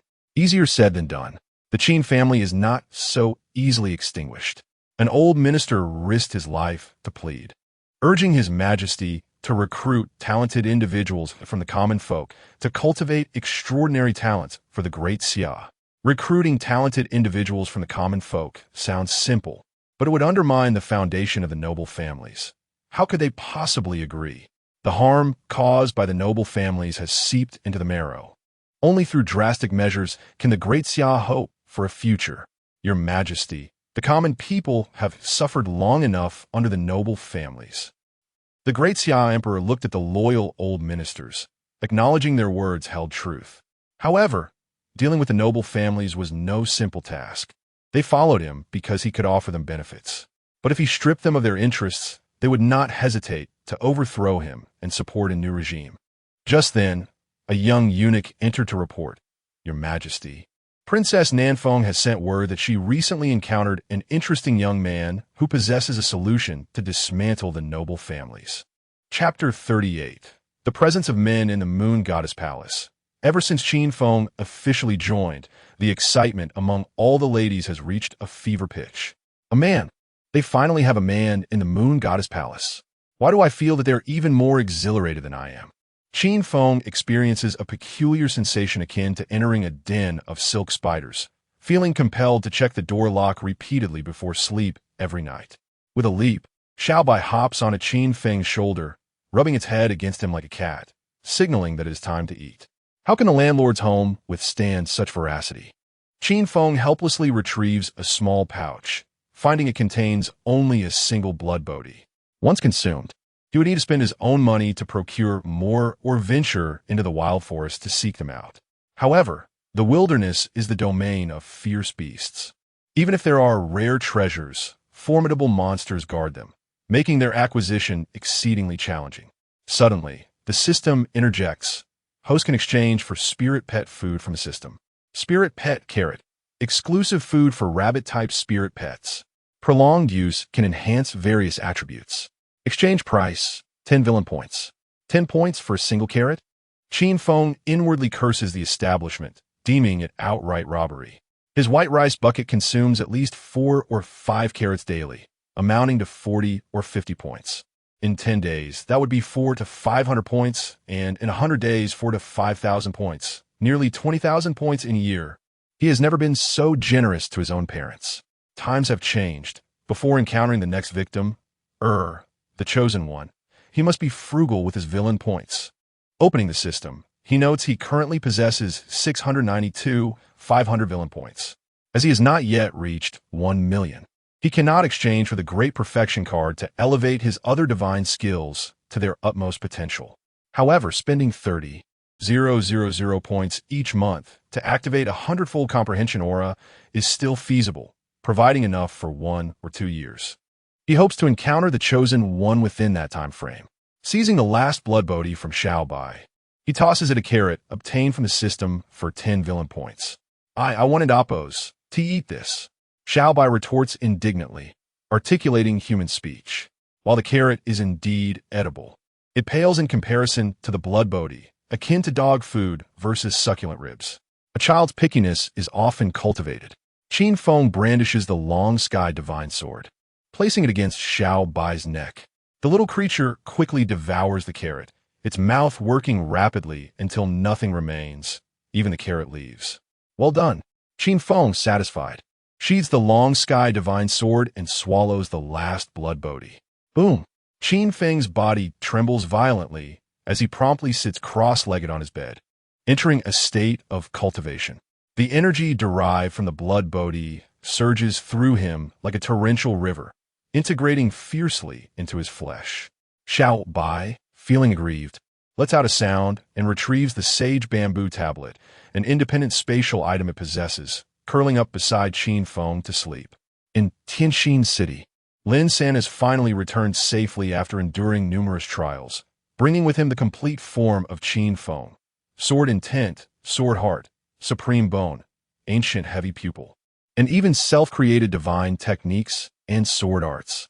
Upon hearing this, City Lord Lin Hao is filled with regret, lamenting his missed opportunity to select Qin Feng as his son-in-law. Given his current predicament, being cornered by the Qin family, he could have easily found refuge in Qin Feng's embrace. Alas, it is too late now. Qin Feng has been taken back to the Yin Moon dynasty by the Moon Goddess. Moreover, his initially favored son-in-law, Qin Hao, has been rendered a useless husk after having his supreme bone extracted, and it is said that the head of the Qin family has also been ousted, leaving the family in dire straits. I married my daughter for gain. How can I still proceed with the marriage now? Lin Hao experiences immense headaches, reluctant to annul the engagement. After all, the Qin family is the foremost ancient family. To cancel the engagement in person would be akin to slapping their face. For influential families, reputation holds greater weight than life itself, and such a misstep could easily lead to war. Yet, the thought of marrying his daughter to a waste fills him with bitterness. Time flies. 7 years have passed. During these years, prodigies have continuously emerged, and the competition has intensified, showcasing talents of terrifying magnitude. The records set by Qin Feng at 8 years old, breaking through to the extraordinary realm and comprehending sword intent, have been surpassed by numerous talents. Since being appointed as the son of the Moon Goddess Palace 7 years ago, Qin Feng has maintained a low profile, rarely appearing before others, and no news of his battles has circulated. Nevertheless, the abilities he displayed in the Xia dynasty, sword intent, sword heart, supreme bone, an ancient heavy pupil, shocked the entire ancient world, earning him the title of the foremost prodigy of the ancient era. Even after 7 years of absence, his reputation remains unshaken. At this moment, in the back mountains of the Moon Goddess Palace, a magnificent waterfall cascades like a silver river. A young man with bright eyes and sword-like brows, strikingly handsome, sits cross-legged beneath the waterfall, allowing the torrents to crash upon him, producing deep, resonating sounds. This young man, now 15, is Qin Feng, whose cultivation has reached the 9th level of the extraordinary realm. His resolve is not swayed by the alluring beauties of the Moon Goddess Palace. Rather, he is steadfast in solidifying his foundation. Indeed, it is solely for the purpose of consolidating his roots. Although his cultivation has not seen significant advancement, his other abilities have been profoundly developed. The heavenly tribulation light has become stronger, and besides the foundational abilities of slowing speed, decomposing actions, and peering into the essence, he has also grasped the divine light of yin and yang. With a plethora of killing moves, dispatching realm-initiated cultivators has become effortless. The only regret is that in these 7 years, he has yet to encounter a chosen one. His nearly 700,000 villain points have long been exhausted, regardless of how frugally he has tried to manage them. Now, He can only engage with the ladies of the Moon Goddess Palace to earn meager villain points for survival, making him long for Lin San, almost succumbing to lovesickness. For 7 years, I have been harmed by indulgence in wine and pleasure, allowing my cultivation to lag so significantly. From this day forth, I shall abstain from alcohol. Qin Feng silently resolves to give up drinking. Though he has not consumed much, he is certain that it is the cause of his decline. Don't crowd, let me see. Not far away, a group of ladies from the Moon Goddess Palace are peeking, and upon seeing Qin Feng's abs, they shriek with excitement. The only man in the Moon Goddess Palace has finally grown up. Tickets, tickets. Buy a ticket to see the man for 5 minutes. A childish voice rings out. Upon closer inspection, it is a delightful little white rabbit walking on 2 legs. Qin Feng's pet Xiaobai, which he has raised for 7 years. Ever since Qin Feng began feeding it carrots, Xiaobai has learned to raise rabbits itself to secure a taste of genuine heavenly materials. Initially, it was not smooth sailing. Rare treasures are not easily obtained. However, under Qin Feng's guidance over the years, it quickly discovered a lucrative opportunity. Men are a scarce commodity in the Moon Goddess Palace. Thus, every time Qin Feng comes to practice beneath the waterfall, Xiaobai begins selling tickets. 1 spirit stone for 5 minutes, with no deception involved. Of course, Qin Feng does not frequently showcase his physique beneath the waterfall, so Xiaobai often auctions off his worn underwear to supplement its household expenses. Chapter 39. The Disciple of the Emperor. Our little rabbit is indeed a diligent and frugal creature. With great delight, Xiaobai counts the spiritual stone she has earned, and produces the original flavor of the underwear she stealthily acquired last night. If auctioned, it could fetch enough to procure a rare treasure from the heavens. Qin Feng's bitter childhood, starting at a base price of 20 spiritual stones. I bid 25 spiritual stones. The ladies of the Moon Goddess Palace take their pursuit seriously. The mere appearance of the original underwear incites a chorus of gasps and cheers. Whoosh! A sharp sound of slicing wind resonates through the vast forest. And at the foot of the waterfall, Qin Feng's eyes snap open, revealing a fierce glint as invisible sword energy emanates from him. Crash! The intangible sword energy rends the waterfall, colliding with the incoming force, sending water spraying in all directions. 2 beautiful figures appear beside the waterfall, the Moon Goddess and Ziyuan. Unlike the naive girl from 7 years ago, Ziyuan has grown into an enchanting woman, exuding grace with every smile and frown. It is said she is trained alongside the Moon Goddess, mastering powerful techniques only women can cultivate. Indeed, your understanding of sword intent and heart has deepened. The Moon Goddess observes, her eyes reflecting satisfaction. Her decision to break palace rules and appoint him as the Moon Goddess Palace's chosen one will undoubtedly strengthen the palace in the future. How could I not be strong enough to win the Moon Goddess's heart? I possess at least that much awareness, Qin Feng quips, raising an eyebrow and showcasing his physique before her. With a huff, Ziyuan storms forward and kicks Qin Feng into the waterfall, indignantly exclaiming, "You've been pining after my aunt since childhood. Am I not a striking beauty beside you? Indeed, you are rather impressive." Qin Feng surfaces, scrutinizing Ziyuan, wondering what she has been consuming these years. She could easily contest for the title of most stunning. Rascal! Ziyuan's cheeks flush with anger, and soon they are playfully tussling again. Enough, you two. The Moon Goddess, accustomed to Qin Feng's teasing, interjects coolly. Qin Feng, in a few days, the 10-yearly death elimination tournament of the Yin Moon Dynasty will commence. Are you interested in participating? The death elimination tournament? Qin Feng furrows his brow. He has heard of this competition. Since the reforms a century ago, it has become pivotal for the rise of the Yin Moon Dynasty. Akin to an entrance examination where each major faction sends forth their finest talents. Those who succeed will receive focused cultivation. The only difference from a regular examination is that while one might retake the entrance exams, the death elimination tournament, true to its name, only allows the living to cross the precarious bridge. Many remain forever within the arena. Qin Feng is indifferent to life and death. What he truly cares about is the chance to meet his destined one. Just then, cheers erupt nearby, as if celebrating the acquisition of underwear for 100 spiritual stones. Rice bucket. Qin Feng lightly alights behind Xiaobai. Upon hearing this name, Xiaobai erupts in fury, shouting, "I am Qin Xiaobai. Anyone who dares to call me Rice Bucket again shall feel my wrath." "All right, Rice Bucket," Qin Feng nods, acknowledging her, yet unwilling to amend his habit. He muses aloud about the whereabouts of his unwashed underwear, only to realize it was this rabbit who brazenly put it up for auction. It's a moon goddess. A group of ladies, startled as if encountering a strict teacher, hurriedly flees the scene. "Xiaobai, you have gone too far." Zi Yuan chastises, her cheeks puffed in indignation. "I didn't want to, but I am hungry," Xiaobai replies, feigning innocence, revealing the hardships endured. In the past, while rare treasures were scarce, at least carrots were delivered regularly. Now, for reasons unknown, even carrots have ceased to arrive. If she does not sell something soon, she fears starvation. Sighing, Qin Feng expresses his helplessness. It is not that he wishes to neglect the rabbit, but he simply lacks the resources. His own life is fraught with difficulties, and if he cannot find a victim, a chosen one, he might have to resort to becoming a thief. Though the earnings may be meager, it could suffice to get by.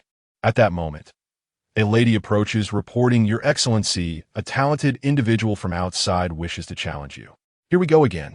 Qin Feng feels exasperated. Ever since he was hailed as the greatest talent of the ancient world, challengers have flocked to the moon goddess palace, yet none have been the chosen one he seeks, leaving him utterly uninterested. The challenger is not an ordinary person. He is a disciple of the emperor from the Great Xia dynasty. Disciple of the emperor. Qin Feng's brow furrows. He is not unfamiliar with this term. If memory serves, during the Tang dynasty, the examination system and the disciples of the emperor helped to dismantle the era of aristocratic dominance, significantly bolstering centralized power. What could the Great Xia emperor be plotting now? Is he attempting to weaken the aristocracy? Quickly, Qin Feng locates relevant documents. 7 years ago, the Great Xia emperor unexpectedly announced his intent to take disciples, selecting the most talented among them to become his disciples. The news sent shockwaves throughout the Great Xia. The honor of being the emperor and Appo's disciple was irresistible, even to the great families. Thus began a grand selection for the emperor's disciples, and unsurprisingly, the aristocratic talents prevailed, but many from humble backgrounds also emerged. The Great Xia emperor kept his promise, accepting the aristocratic talents as disciples, while the talented commoners were designated as prospective disciples of the emperor. This old fox is indeed targeting the aristocracy. Qin Feng quickly discerns the emperor's intentions. The title of emperor's disciple, seemingly prestigious, is in fact a tool for the Great Xia emperor. The talented commoners, lacking support, can only rely on the emperor, becoming his sword against the aristocracy. The aristocratic talents, now bound by the title of disciple, must obey. In moral terms, the Great Xia emperor has already emerged victorious. Simultaneously, he is deeply curious about who is orchestrating the scheme for the Great Xia emperor. With his decade of experience as a bookworm, he suspects this individual may very well be the chosen one he has sought for 7 long years. Boom! A loud noise resonates from the front hall, accompanied by the angry shouts of the emperor's disciple. "Qin Feng, you traitor! If you have the courage, step out. I know you are home. Don't hide in there and keep silent." Chapter 40. The Rift unleashed outside the Moon God Palace. A group of maidens clad in white emerged, their faces etched with fury, surrounding a robust man. This individual was none other than Zhu Tu, a disciple of the Heavenly Sun, who had come to challenge Qin Feng. Observing that Qin Feng had yet to appear to accept his challenge, he brazenly resorted to smashing the gates of their Moon God Palace while hurling insults at their deity. Did he truly believe he was still in the Great Xia dynasty, sheltered by its emperor? This was the Yin dynasty, and it was not his place to act with such impunity. Outrageous! The maidens of the Moon God Palace wore expressions of ice, their swords drawn and aimed at Zhu Tu. What? Is Qin Feng too afraid to face me, resorting to overwhelming numbers? Zhu Tu remained audacious, dismissing them entirely. After all, he was a member of the Great Xia diplomatic envoy, sent under imperial decree to observe the decade-long life and death elimination tournament of the Yin dynasty. To kill him, a disciple of the Heavenly Sun, would be tantamount to declaring war on the Great Xia. The Great Xia envoy was indeed formidable, and the goddess was determined to teach him a lesson. Xin, unable to tolerate the affront, rolled up her sleeves, ready to engage in combat. Wait! Qin Feng raised a hand to halt her, pondering aloud. Is it possible he is merely a pawn in someone else's game? A pawn? Xin, not lacking in intelligence, furrowed her brows and asked, You mean someone is setting a trap for you? Not for me, but for the aristocratic families of the Great Xia. Qin Feng mused, scratching his chin. The more he thought about it, the more plausible it seemed. The Great Xia Emperor had introduced the concept of the Heavenly Son and Oppos as disciples, presenting the aristocrats as exalted figures. But in the end, he would undoubtedly support the humble talents to rise and supplant the aristocracy's rule. How to deal with these aristocratic elites had become a headache for the emperor, such as forming them into an envoy and sending them to observe the life-and-death tournament in the Yin dynasty. If anything were to go awry, the blame would fall squarely on the Yin dynasty, and if it could incite a conflict between the aristocrats and the Yin dynasty, it would be a boon for the Great Xia royal family. Setting a trap for the Great Xia aristocracy?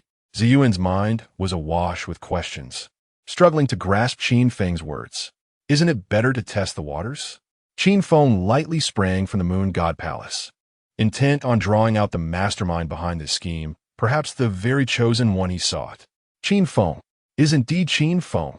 The crowd outside the Moon God Palace erupted in excitement upon his appearance. Ever since Qin Feng revealed his full potential 7 years ago, everyone yearned to witness the combat prowess of this ancient prodigy. Unfortunately, after becoming the deity of the Moon God Palace, he had never accepted any challenges. Today, he had arrived, striding forth with an air of undeniable confidence. Salutations, divine son. The maidens in white bowed respectfully, their gazes towards Qin Feng imbued with an unusual intensity. Qin Feng had shed the naivety of his youth, inheriting his mother and Oppos as striking beauty, now a veritable handsome man. Coupled with his unparalleled talent and status as the sole male in the Moon God Palace, he was the object of admiration for all female disciples. Qin Feng, you have finally emerged.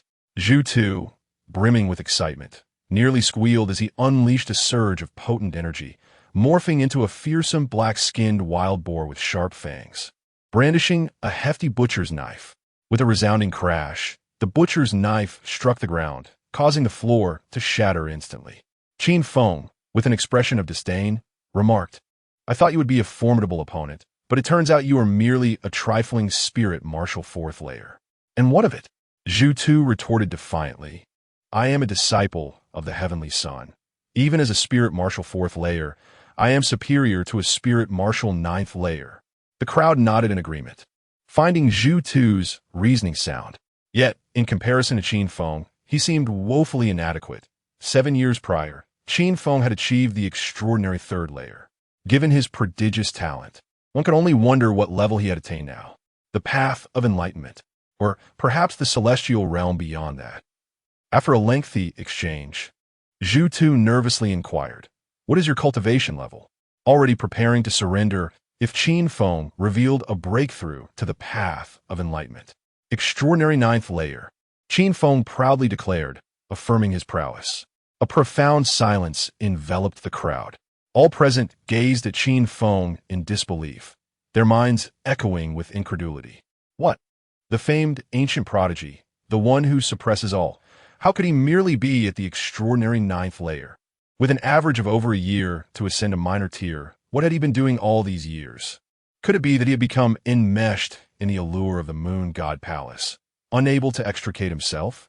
Zhu Tu was visibly rattled, unable to fathom Qin Feng's confidence in dismissing him as a spirit martial fourth layer. Qin Feng then posed a question. How do you wish to proceed? Shall we engage in a duel, or will it be a collective onslaught? Naturally, I choose a duel. Zhu Tu responded, somewhat bewildered. Understood. Qin Feng gestured to the maidens, signaling them to challenge Zhu Tu one-on-one. The onlookers were taken aback, their expectations shattered. This was not the display of the ancient prodigy they had envisioned. With swift precision, the maidens disregarded notions of fairness, executing their divine son's command as their swords shimmered with dark, watery ripples aimed at Zhu Tu. Furious, Zhu Tu exclaimed, "Qin Feng, you shamelessly promised a duel, yet this is a group assault. Indeed, you are to face us all." Qin Feng feigned innocence, flashing a grin that revealed his teeth. The crowd was left utterly speechless, realizing that Qin Feng was not the paragon they had imagined. He bore no semblance of the ancient prodigy's image. With a resounding thud, Zhu Tu was overwhelmed, swiftly brought to the ground by the maidens and Appo's relentless assault. "I refuse to concede." Zhu Tu seethed with indignation. "What you choose to accept is of no concern to me."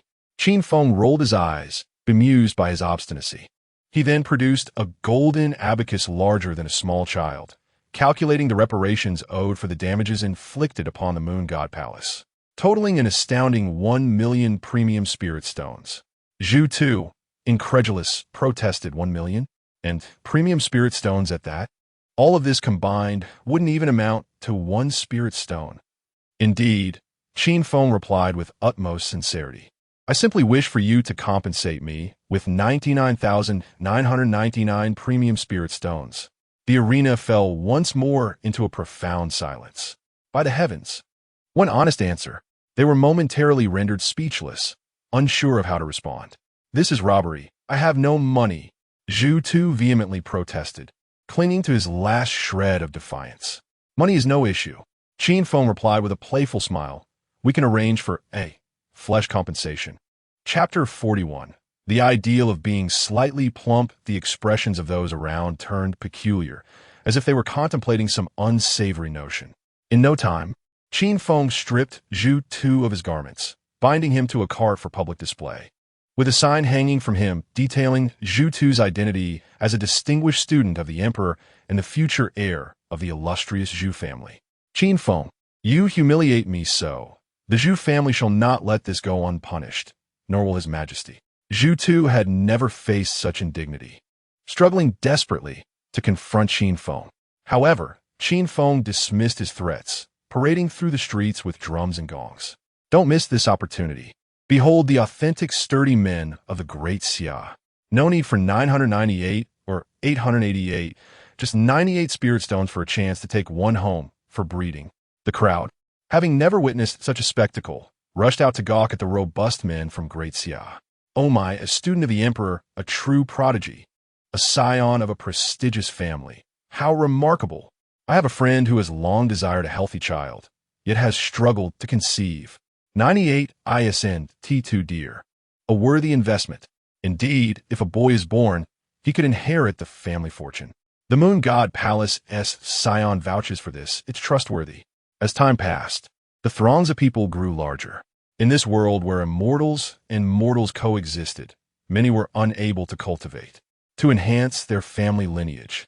Wealthy individuals often beseeched powerful cultivators to bestow upon them a chance for a divine connection, particularly if their daughters were sufficiently beautiful. Now, with Qin Feng openly pricing his offerings, those affluent without beautiful daughters felt a stirring desire. "Lord Scion, I present my daughter, a beauty of over 200 pounds. A wealthy man stammered, bowing before Qin Feng. A collective gasp echoed through the crowd. Anyone with a conscience would find this excessive. That is rather too much. Qin Feng could scarcely bear to witness it, swiftly altering the subject. "I will need additional compensation." "Not a problem." The affluent man eagerly nodded, affirming he would pay any amount. Having toiled his entire life, he realized that no matter how much wealth he amassed, encountering a cultivator rendered him as submissive as a hound, compelled to hand over his riches with a mere gesture. It dawned on him that only those with power could safeguard their fortunes. "Release me, release me," Zhu Tu protested vehemently, vowing to remain unyielding. Seeing Zhu Tu's resistance, Qin Feng advised, "Do not wear such a countenance. This is a carefully selected slightly plump maiden for you. One must know that slightly plump is the ideal." "Slightly plump?" The crowd's eyes twitched in disbelief, yearning to inquire if he possessed any sense of shame. To conduct such a transaction, he dared to label a 200-pound woman as slightly plump. "Qin Feng, you shall not succeed." Zhu Tu's spirit surged, rendering him untouchable by mere mortals. The wealthy man displayed disappointment, understanding that divine opportunities could not be forced. Fear not, I am a man of utmost integrity in business. Qin Feng reassured the affluent man with a grin, producing a small jade vial inscribed with the words crazy for mother pigs. This concoction, created from a formula he discovered, promised to expedite the cultivation of the curvaceous art. The crowd's expressions shifted dramatically, recoiling in fear. Goodness, it was the legendary top-tier aphrodisiac, crazy for mother pigs. Rumor had it that a mere whiff would render even a so irresistible in a man's eyes. Perceptions of Qin Feng transformed. He was no longer merely the greatest prodigy of the ancient era, but instead the foremost libertine, carrying such items with him. Qin Feng feigned innocence. What expressions are these? It is only reasonable to carry some self-defense equipment while traversing the world. Reasonable, my foot. What decent person would carry such items on their journeys? The crowd rolled their eyes in disbelief, knowing well that Qin Feng was not to be trifled with, possessing strength, talent, and background, alongside an utter lack of shame. Thank you, Lord Sion, for your generosity. The flower-like hefty maiden was already euphoric, taking her crazy for mother pigs and Zhu home. Qin Feng, Brother Feng, I implore you, spare me, spare me. I offer 1,000,000 exquisite spirit stones as compensation. I was wrong. Zhu Tu's arrogance dissipated, replaced by desperate pleas for Qin Feng's forgiveness. Yet, Qin Feng had no intention of acknowledging him. He awaited the appearance of the shadowy figure behind this plot. Should he slay Zhu Tu, it would play directly into the hands of his adversary, eliminating the Zhu family prodigy while simultaneously drawing their enmity upon himself. Conversely, if he refrained from killing Zhu Tu and instead subjected him to humiliation, the hidden orchestrator would be compelled to intervene, as they were both emissaries to the Yin Moon dynasty. Would a companion be humiliated without reprisal? Still, the so-called chosen one had not materialized. Perhaps it was merely my overthinking? Qin Feng surveyed the surroundings, receiving no system alerts. Please no, do not approach. Zhu Tu's wretched cries echoed from the courtyard, causing the assembled crowd to observe a moment of silence for him. The esteemed student of the great Xia, a scion of a noble family, was being debased by a mere mortal. The psychological trauma he endured from this day forth would likely remain unhealed. Ding! Congratulations, host, for degrading another's dignity. You have earned 1,000 villain points. Qin Feng immediately perked up, akin to a lecherous individual discovering a new technique. A resounding clang of a bronze bell rang out as a luxurious procession approached from afar, grandiose carriages and accompanying servants and guards attesting to their formidable status. At the forefront marched a dozen furious men and women, clad in garments identical to Zhu Tu's, those reserved for the emperor's students of the Great Xia. The Princess of the South Wind has arrived. As the carriage halted, the guards proclaimed the name of their illustrious passenger, the emperor's favored daughter, the South Wind Princess, representing the Great Xia in its mission to the Yin Moon dynasty. The South Wind Princess. Qin Feng's gaze fixed on the opulent carriage, sensing multiple presences within, deducing from their heavy breathing that they were likely youthful men. Ding! Congratulations, host, for discovering the chosen one. Level, epic. Qin Feng's eyes sparkled with excitement, his heart racing. After 7 long years, fate had finally orchestrated their meeting. Whether someone conspired against him from the shadows mattered little now. What was crucial was that he would begin to scheme against this chosen one. A cool, feminine voice emanated from the carriage. Qin Feng, as a traitor to our Great Xia, how dare you so shamelessly humiliate a student of the emperor? What punishment do you deserve? Chapter 42. Kneel down, the princess of the Great Xia. What an imposing authority. Qin Feng could not help but scoff. Am I truly so ignorant? Or has the Great Xia already conquered the territory of the Yin dynasty, daring to question the son of the moon god in his own domain? As soon as the words left his mouth, the expressions of those around him turned icy, perceiving the Great Xia princess as overly self-important. To utter such words on the territory of the Yin dynasty was nothing short of a blatant disregard for their sovereignty. Outrageous. Princess Ninfeng seethed in indignation. Bring me Qin Feng's head. Yes, The princess's guards swiftly drew their long blades, while the elites of the entourage brandished their weapons. "Who gave you the audacity to kill me on my own turf?" Qin Feng admired the protagonist's loyalty, as he remained steadfast despite the impending chaos. Before he could speak, dozens of maidens from a moon god palace surged forth, surrounding the assailants. A spectacle was about to unfold. The onlookers' eyes sparkled with anticipation as they prudently retreated to a safer distance. Alas, a man's sigh emanated from within a carriage. He lifted the curtain and emerged, clad in splendid attire, clasping his fists in greeting. "You must be the renowned Qin Feng, Brother Qin. My apologies." The princess spoke out of turn. "Allow me to apologize on her behalf." It was he. Qin Feng immediately recognized this man as the fabled chosen one. Drawing from his decade-long experience as a bookworm, he discerned that this individual was unlike Lin San, the typical servant-type protagonist, nor was he akin to Qin Hao, the passionate and inspirational hero. Rather, he was a favored minister of the emperor, destined to either marry a princess or cultivate her into an empress. This further solidified Qin Feng's belief that the schemer manipulating events from the shadows was indeed this man. Without a hint of deference, Qin Feng unleashed his sharp tongue, declaring, "I once thought the great Xia princess to be a paragon of virtue, but it appears she is merely a promiscuous wretch hiding a man in her carriage."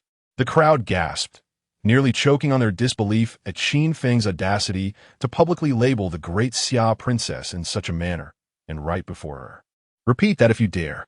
Princess Nan Feng, unaccustomed to such affronts, stormed out from the carriage. Clad in opulent garments, with brows like emerald feathers, skin as fair as snow, and teeth like pearls, she was indeed a breathtaking beauty. Good heavens! It had been years since Qin Feng encountered a woman of such caliber. He couldn't help but marvel at the protagonist's discerning taste. Qin Feng, with a facade of sincerity, replied, "I said you are a wretch." Outrageous! Princess Nan Feng was utterly furious, drawing her sword to stab at Qin Feng. However, before her blade could reach him, a maiden from the moon god palace deftly disarmed her, while several swords were poised against her throat, ready to strike at a moment's notice. "Oof! If you dare kill me." Princess Nan Feng's eyes brimmed with disdain, utterly unconvinced that Qin Feng would have the audacity to slay her.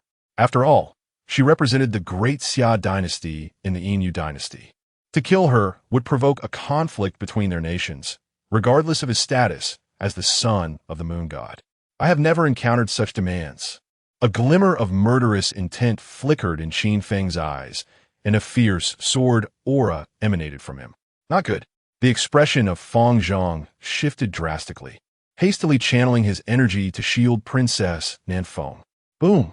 The invisible sword aura propelled Feng Zhang backward, forcing him to stumble several paces before halting. He's serious. Princess Nan Feng trembled, keenly sensing Qin Feng's lethal intent.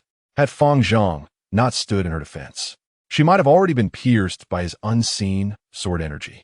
But how could this be? She was a princess of the great Xia, the envoy of their delegation. How could Qin Feng dare to kill her? He's a man who plays by his own rules. Feng Zhang's expression grew grave as he began to regard Qin Feng with newfound respect. He had always believed himself capable of manipulating ancient figures at will. Indeed, he hailed from a planet named Red Star, where he lived within a modern civilization. By a twist of fate, he traversed into this ancient realm. Though it was a fantastical world, he easily established himself as the chief advisor to Princess Nan Feng, even proposing strategies to defeat the aristocracy. He had anticipated a smooth journey ahead, but then he encountered Qin Feng, a man who defied all conventions. Challenging Zhu Tu to provoke a confrontation, an opportunity for him to use others as scapegoats. Yet Qin Feng resorted to selling Zhu Tu for profit, leaving them no choice but to intervene. Apologizing on behalf of Princess Nan Feng. Normally, one would seek to placate the situation, yet he boldly unleashed his scathing remarks, disregarding the diplomatic tensions between their nations, even daring to threaten the life of the great Xia envoy. Should one label him as arrogant, or as someone who has seen through it all? A true daredevil. Qin Feng's gaze sharpened, his right hand gradually resting upon the hilt of his sword, visibly irritated by Feng Zhang's interference. What? Feng Zhang's body stiffened, an inexplicable panic rising within him. In that moment, he felt akin to the Monkey King beneath the grip of Buddha, unable to escape his grasp, no matter how he struggled. Enough! An elderly voice reverberated through the air, and an old man appeared, swiftly approaching with an undeniable authority in his gaze directed at Qin Feng. Clearly, he was a hidden master within the envoy. Old man, who do you think you are? Qin Feng remained unyielding, his eyes blazing as he commanded, kneel. Outrageous! The elder's fury surged, unleashing a terrifying energy from within. Boom! A thunderclap resonated through the heavens, shattering the elder's gathered energy, accompanied by an overwhelming pressure that descended from above, forcing him to kneel before Qin Feng, blood spilling from his mouth. It seemed he could no longer shield Princess Nan Feng and would have to retreat to tend to his wounds in solitude. The moon god. Is the moon god. The onlookers, as if fervent devotees, hastily knelt in reverence toward the moon god palace. The elder, indignant, shouted, Moon god, is this how your Yin dynasty treats its guests? The moon god's frigid voice echoed in the void. Then is it your great Xia dynasty's hospitality to destroy the gates of my moon god palace? Aye. The elder was rendered speechless, unsure of how to respond. Feng Zhang quickly interjected. My lord moon god, Zhu Tu's actions were his own and do not reflect our envoy. I am willing to apologize on his behalf and take responsibility for all compensation. If apologies held any value, what need would there be for the authorities? Qin Feng continued to fan the flames from the sidelines. What do you wish to do? Princess Nan Feng suppressed her fury, fully aware that circumstances were not in her favor. Kneel. Qin Feng and Appo's gaze bore into Princess Nan Feng, his voice soft yet imbued with an undeniable command. Chapter 43. Either kneel or die. How dare you ask this princess to kneel? Princess Nan Feng seethed with fury, astonished by Qin Feng's audacity. As the illustrious princess of the great Xia, it was unthinkable for her to bow before the Qin family, especially to Qin Feng, a traitor. Even if he now held the esteemed title of the son of the moon god palace, he was unworthy of her submission. Either kneel or die. The chilling glint in Qin Feng's crystalline eyes betrayed no humor. His right hand slowly rested on the hilt of his Chong Kong divine sword, signaling that he was not jesting. Should his adversary utter another word, he would not hesitate to unleash the celestial slash. The atmosphere grew eerily silent as the crowd felt the overwhelming presence of the ancient prodigy. This was a stark contrast to the previous frivolity. Qin Feng now embodied the tyrant who declared, "Those who follow me shall prosper, while those who oppose me shall perish." Anticipation surged among the onlookers, eager to witness the full manifestation of Qin Feng's power. Princess Nan Feng swallowed hard, acutely aware of the terrifying pressure he exuded. However, her pride as a princess of the great Xia and the dignity of her dynasty prevented her from yielding so easily. Yet Qin Feng's ultimatum was crystal clear, and with the moon god remaining passive, it appeared he was being tacitly supported in his actions. Feng Chong stepped forward, righteous indignation in his voice. Even if we were at fault, demanding Princess Nan Feng to kneel in apology is excessive. She represents the honor of the great Xia. Such humiliation could spark a war between our factions. Suddenly, a frigid wind swept through the air, interrupting Feng Chang's protest. With a fierce grip, Qin Feng unsheathed half of his sword, a force as thunderous as a tempest, radiating a cold brilliance that sent shivers through the crowd. Panic gripped Feng Chang as he realized the gravity of the situation. Qin Feng was impervious to their diplomatic rebukes. He would resort to violence without hesitation if his commands were not followed. Faced with the terrifying entity that had grasped the invincible sword heart, Feng Chang summoned his strongest defensive technique, conjuring a golden bell around him, an ancient Buddhist skill he had fortuitously acquired. He believed this would withstand the onslaught of a transcendent being. Buddhism? I am of Confucian heritage. Qin Feng smirked as the sword light surged forth, crashing into the golden bell. Boom! The golden bell shattered instantaneously, as if struck by a mighty force, and Feng Chang found himself toppled to the ground, with the blade returning to its sheath. A profound silence enveloped the street, the only sound being the rustling of garments in the wind. What had just transpired? Before they could comprehend, Qin Feng had concluded the encounter. How could this be? Feng Chang's eyes widened in disbelief. Unable to fathom that Qin Feng had merely unsheathed half his sword to obliterate his prized defense. Feng Chang, are you all right? Princess Nanfeng rushed to his side, relieved to find him unhurt. There was clearly a clandestine connection between these two. Qin Feng narrowed his eyes, devising a strategy to deal with Feng Chang. Ding! Congratulations to the host for grievously wounding the Chosen One and receiving 5,000 villain points. Ding! Congratulations to the host for uncovering the Chosen One's scheme and receiving 5,000 villain points. Ding! Congratulations to the host for thwarting the Chosen One's pretense and receiving 5,000 villain points. Finally, a substantial influx of villain points. Qin Feng was nearly moved to tears. He hadn't seen such a bounty in 7 years. Remain low-key, he urged himself, maintaining the image of a refined gentleman. Princess Nanfeng glared at him, indignation boiling within. You have gone too far. We are the great Xia envoy. The other prodigies in the delegation shared her outrage, incredulous at Qin Feng's brazen tyranny. Either kneel or die, Qin Feng reiterated, placing his hand back on the hilt. The air thickened with his murderous intent. Any further defiance would not merely invite another half-drawn blade, but the true manifestation of the celestial slash. The crowd, trembling with excitement, could hardly believe the ferocity of the transcendent Qin Feng. They fervently hoped for the great Xia envoy to maintain its dignity, unwilling to accept that Qin Feng would truly draw his sword. Princess, your noble form cannot kneel before him. I will kneel in your stead, Feng Chang declared, embodying a spirit of loyalty, yet reflecting a modern defiance against submission.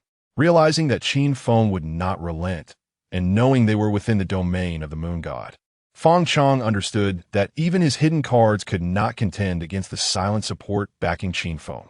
Feng Chang, Princess Nanfeng, moved to tears, felt her hatred for Qin Feng surge exponentially. Ding! Congratulations to the host for forcing the Chosen One to kneel, earning 100,000 villain points. A true strategist, not merely a hot-blooded hero. Qin Feng's eyes narrowed further, growing wary of Feng Chang. He was not afraid of the Chosen One's fiery temperament, but rather the cunning that lurked in the shadows, ready to strike. Just as Qin Feng contemplated further action, a voice resonated with ancient authority. This farce must come to an end. Princess Nanfeng, manage your envoy members. Should anyone continue to disregard decorum, do not blame me for my lack of courtesy. The two words, this emperor, sent shockwaves through the crowd. It was the six-path emperor of the Yin Moon dynasty, who had elevated the dynasty to unprecedented glory in just a century. All hail the emperor.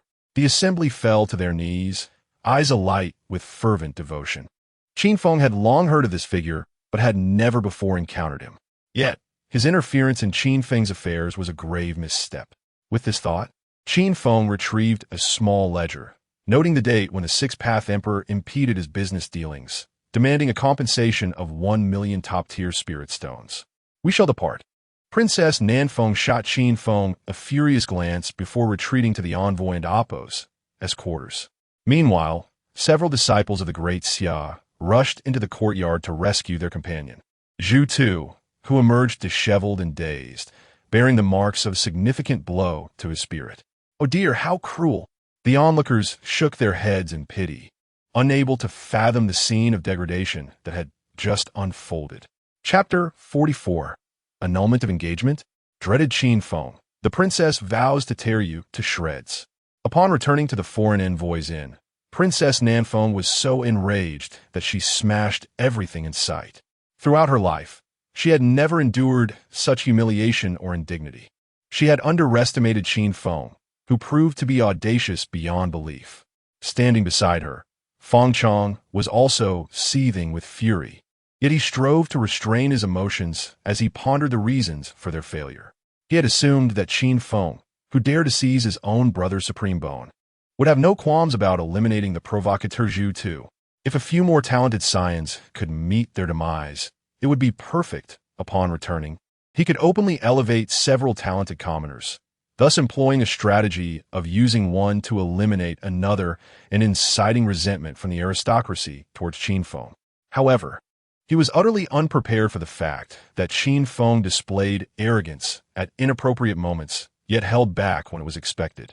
He even dared to kill the princess of the great Xia envoy in broad daylight, which was beyond Feng Chang's expectations. What to do now?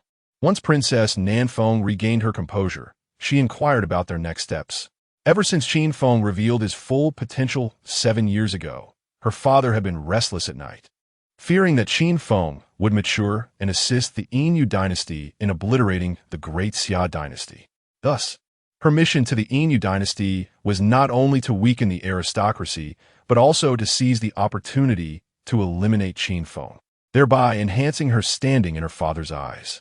Yet, Qin Feng rarely left the Moon God Palace, and with those maidens protecting him, not to mention the Moon God always watching over him, assassinating him in the Yinyu dynasty was an almost insurmountable task. After a moment of silence, Feng Chang remarked, "I've heard that Qin Feng will participate in the life and death elimination tournament." "No way." Princess Nanfeng immediately rejected the idea without a second thought. While the tournament would indeed provide a legitimate opportunity to kill Qin Feng, and the Six Paths Emperor would likely welcome the participation of the Emperor's disciples in such an event that weakened the great Xia. She had just experienced Qin Feng's terrifying power firsthand, an overwhelming presence that left one breathless. Moreover, the participants wouldn't just include Qin Feng, but countless cultivators, all of whom would need to fight for their lives. They could discuss this after the tournament. Feng Chang then shifted the topic. "Before our mission to the Yinyu dynasty, I devised a contingency plan to sow discord between the Qin family and Tianqin City." Upon hearing this, Princess Nanfeng seemed to have an epiphany, a knowing smile gracing her lips. In addition to utilizing the Emperor's disciples to outmaneuver the aristocracy, Feng Chang was also devising ways to create rifts among them. After 7 years of scheming, cracks had indeed begun to appear among the noble families. The Qin family. The little princess of Tianqin City, Lin Xiner, arrived with a group of skilled warriors, specifically to annul her engagement. 7 years prior, her father, Lin Hao, had betrothed her to Qin Hao solely based on his possession of the supreme bone. His father was the head of the Qin family, his mother the revered maiden of Taibai Xianshan, and his brother possessed imperial potential. However, with his supreme bone now extracted, his father's position usurped, and his brother having defected to the Yinyu dynasty, Lin Xiner found herself unwilling to marry someone so utterly diminished. In contrast, the little princess of Tianqin City had become an emperor's disciple. How could she possibly resign herself to marrying the worthless Qin Hao? Ultimately, under Feng Chang's long-term subtle influence, she believed that women should seize their own happiness and pursue their own love.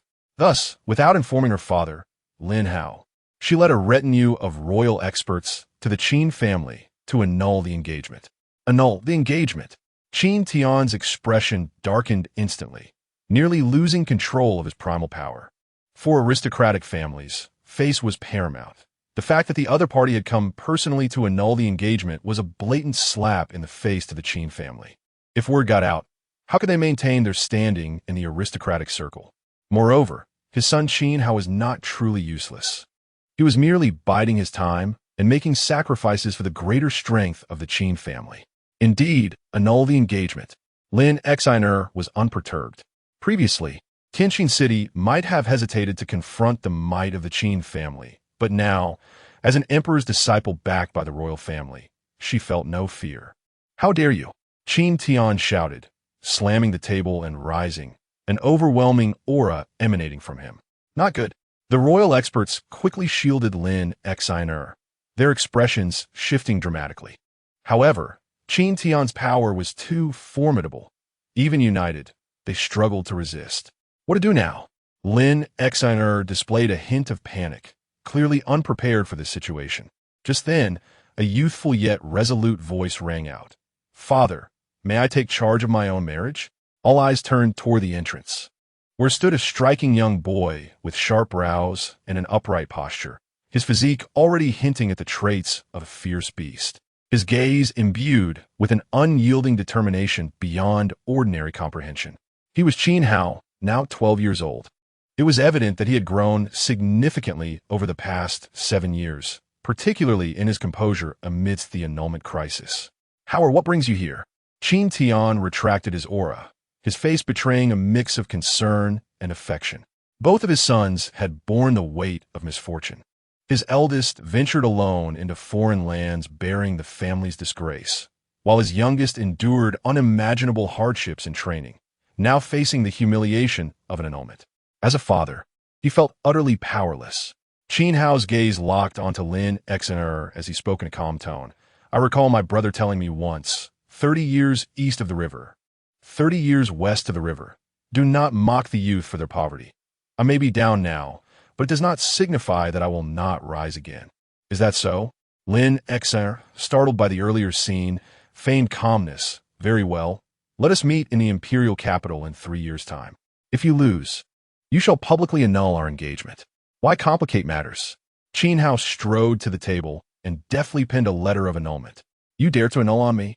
Lin Xner stared in disbelief, her eyes wide, questioning her own reality. Given Qin Hao's current state, unloved by his uncle and grandmother, how could he dare to sever ties with her, the little princess of Tianqin City? Did he not realize that his only value to the Qin family lay in their engagement? "In 3 years, we shall meet in the imperial capital." Qin Hao's gaze sparkled with determination, unafraid of any challenge. "Hao," Qin Tian, overwhelmed with emotion, felt tears welling up, aware that his second son's indomitable spirit had awakened, paving the way for a resurgence to supremacy. He couldn't help but think of his eldest son, Qin Feng, wondering if he was being bullied alone out there. In the Moon God Palace, the music played on, and the dancing continued. Qin Feng felt no pressure from the impending examinations. He was teaching the maidens an ancient dance. Just then, a maiden delivered some intelligence regarding his brother's annulment. "What? An annulment?" Qin Feng nearly choked, finding the scenario eerily familiar. Hadn't he already extracted his brother's supreme bone? How could an annulment emerge now, as if stacking buffs? When had he ever uttered the phrase about 30 years east and west of the river, and not to mock the youth for their poverty? What he had actually said was, 30 years east of the river, 30 years west of the river. The dead should be revered. Chapter 45. A proper gentleman does not use poison. Only aphrodisiacs. The divine maiden was infuriated upon discovering that Qin Feng was watching the young ladies dance. Ziyuan and Apo's face turned into a puffy bun of rage. Meanwhile, the little rabbit, Xiaobai, delighted by the 2 carrots given by Qin Feng, joyfully joined the ladies in their dance, clutching the carrots, wagging its little tail, and shaking its ears. Truly, one can see that a rabbit resembles its owner. Could it be that this child has developed feelings for Qin Feng? The moon goddess appeared nearby, casting a worried glance at Ziyuan. Previously, when Qin Feng was younger, she thought Ziyuan merely had an affection for this younger brother, but it was now evident that she harbored deeper feelings for him. She had never doubted Qin Feng's talents and firmly believed he could bring unparalleled glory to the Moon Palace. However, she could not agree with his character. How good could a person be who would dare to dig out the supreme bone of his own brother for the sake of power? He was certainly not a suitable match. At that moment, within the palace of the 6th Dao Emperor of the Yin Moon Dynasty, Princess Nanfeng came to pay her respects to the 6th Dao Emperor, wishing to participate in the life-and-death elimination contest. Initially, after witnessing Qin Feng's terrifying prowess, she had no intention of entering such a perilous competition. But then it struck her, if she entered under the banner of restoring the honor of the great Xia, the distinguished heirs from powerful families would surely join her. If a few were to perish, it would meet the necessary quotas. If she emerged victorious, it would cleanse the shame and elevate her standing in her father's eyes, enhancing her influence among the officials, thus paving the way for her future ascension to the throne. Would the great Xia envoy participate in the life-and-death elimination contest? Upon hearing this news, the 6th Dao Emperor was not at all surprised. The great Xia dynasty had dispatched disciples of the Heavenly Sun as envoys to showcase their strength, a form of flexing their muscles, and participating in the elimination contest was the most direct method to demonstrate their capabilities. Without hesitation, the Sixth Dao Emperor nodded in agreement, allowing them to participate. As the leader of the Qin Moon dynasty, he naturally had absolute confidence in his own prodigies and was unafraid of any challenge. Relishing the prospect of eliminating a few members of the Great Xia's heavenly son, which suited his intentions perfectly. "Thank you, Your Majesty." Both parties smiled joyfully, the collaboration progressing quite pleasantly. Meanwhile, the young heirs from the Great Xia were completely unaware that they had been sold out and were eagerly preparing to overpower Qin Feng.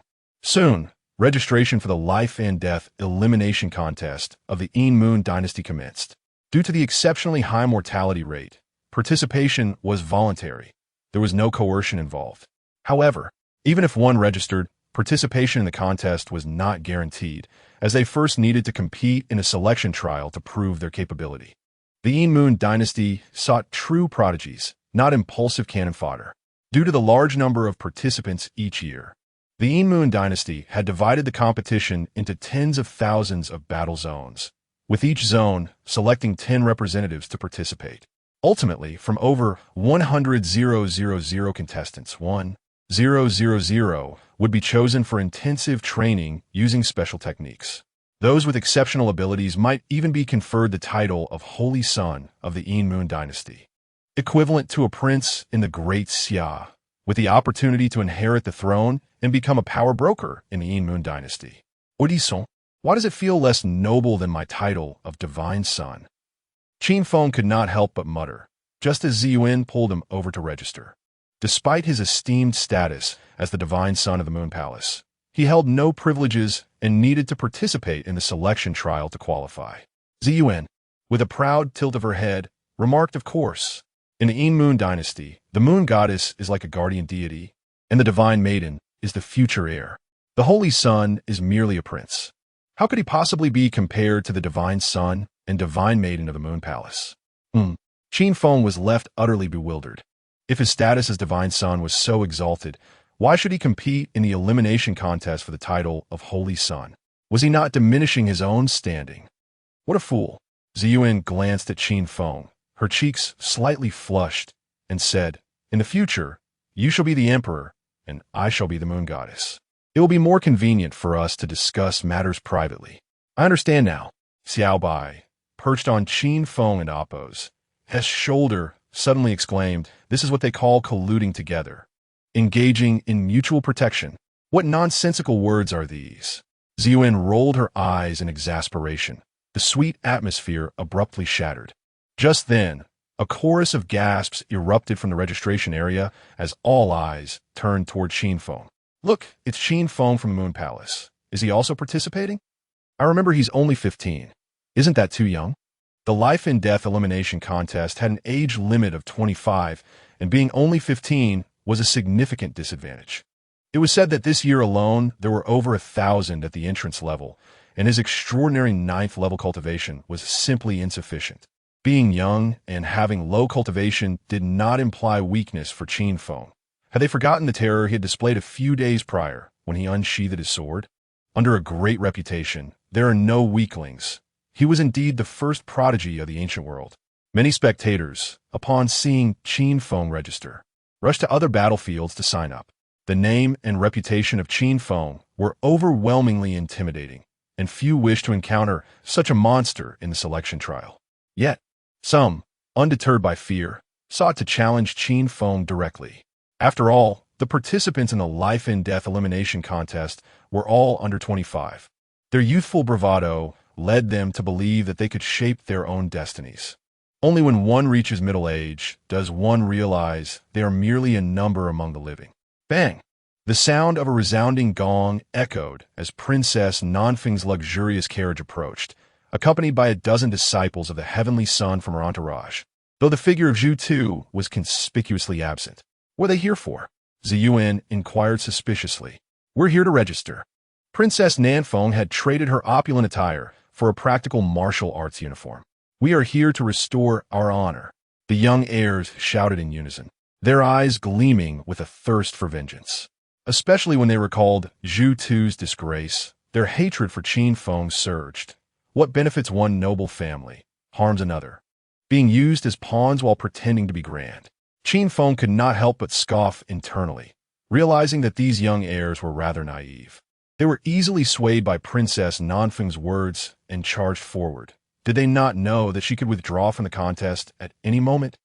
However, upon seeing Feng Chong also participating, he felt invigorated.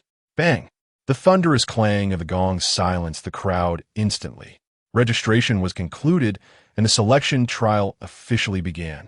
A stern-faced man clad in black floated in the air, gesturing with his hands to forcefully tap the ground below. Boom! The earth trembled violently as hundreds of platforms slowly emerged from the ground. The selection trial had commenced. Countless cultivators flocked from all directions to witness the event. Some stood on flying swords, hovering in midair, while others perched atop rooftops and trees, and still others cast spells to project the scene far and wide, as if broadcasting live.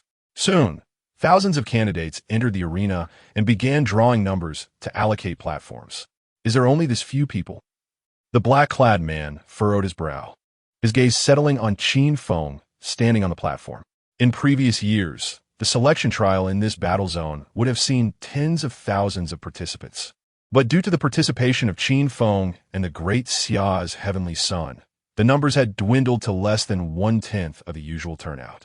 After all, the disciples of the Emperor of Great Xia are undoubtedly the scions of noble families, their prowess unquestionable. Even those who chose to remain are merely gambling on luck, hoping to avoid encounters with Qin Feng and the Emperor's disciples. Upon such an encounter, they swiftly concede defeat. I yield. Qin Feng was utterly speechless. This marked the 8th time he had witnessed such a scene. While others engaged in back-and-forth combat, he had effortlessly triumphed in 8 consecutive matches without even breaking a sweat, advancing directly into the top 16. It seemed that heaven had heeded Qin Feng's silent prayers, for in the 9th match, he faced a young man named Wang Peng. As a disciple of the Emperor from Great Xia, Wang Peng did not choose to concede like the others. Instead, he charged forward with an iron rod aimed straight at Qin Feng. Truly a disciple of the Emperor, this iron rod was fierce. Qin Feng could distinctly sense the power behind that strike. With the agility of a phantom, he swiftly evaded it, simultaneously launching several concealed silver needles toward his opponent. Despicable. Wang Peng's eyes were filled with disdain. He had not anticipated that Qin Feng would resort to such underhanded tactics. With no time to dodge, he raised his arm to block, and several silver needles pierced his flesh, though they inflicted only minor harm. You have lost, Qin Feng stated calmly. Lost? You poisoned me. Wang Peng's expression changed dramatically as he hastily removed the needles to inspect the damage. I am a gentleman of integrity. How could I possibly resort to poison? Qin Feng replied with a solemn facade. Wang Peng exhaled in relief. As long as he had not been poisoned, he was fine. Yet, Qin Feng's next remark sent him into a fury. I may have administered an aphrodisiac. Even Sao would go wild. Chapter 46. He is truly despicable. The audience erupted in laughter, utterly shocked that Qin Feng would resort to such tactics. The illustrious prodigy of the ancient era, capable of defeating his opponent through sheer strength, chose instead to employ underhanded methods. Where is the morality? Where is the dignity? Where is the integrity? They aim to cast judgment upon this despicable act. What? Mother Pig goes wild. Wang Peng, terrified, turned pale as the image of his companion Zhu Tu, disheveled and lost in despair after being rescued, flashed through his mind. Referee, I protest. Wang Peng hastily raised his hand to complain that Qin Feng had used foul play during the match. The man in black, hovering in midair, frowned and stated, Qin Feng of the Moon God Palace, the life and death elimination rounds are devoid of rules. Everything is about survival. Here, any means to victory are permissible. But this is a selection match, emphasizing fairness and justice. Understood. I shall assist him in detoxification. Qin Feng nodded obediently, propelling himself forward like a leopard. Whoosh! The sharp sound of rushing wind startled Wang Peng as Qin Feng appeared before him, and before he could react, Qin Feng executed a ruthless kick. With a resounding thud, chaos ensued. Wang Peng and Oppos, S eyes widened in shock as excruciating pain coursed through his body, leading him to forever be known as Wang Peng. The man in black involuntarily twitched at the corner of his eye, internally howling like a groundhog. Is there really such a thing as detoxification like this? This is a complete eradication. Yet, knowing that the moon god supported Qin Feng, the referee could only turn a blind eye, pretending not to see, as the victim was not a member of their Yin Moon dynasty. Wang Peng's wretched cries reverberated throughout the arena, sending a chill down the spines of all the male spectators. Ding dong! Congratulations, host, for severing progeny. You have earned 1,000 villain points. Qin Feng's eyes lit up, as if he had discovered a new world. Unlike the 100 villain points earned from taking a life, breaking an egg yielded a staggering 1,000 points. He lamented the countless missed opportunities from the past. Tenfold indeed. Princess Nan Feng, disregarding her image, bellowed like a shrew.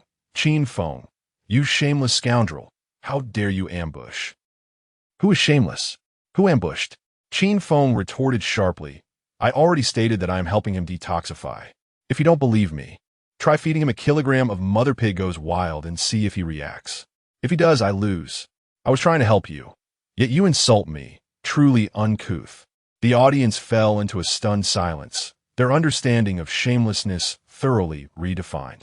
If he still reacts, you lose. He has already been completely cured. If he reacts again, that would be the real anomaly.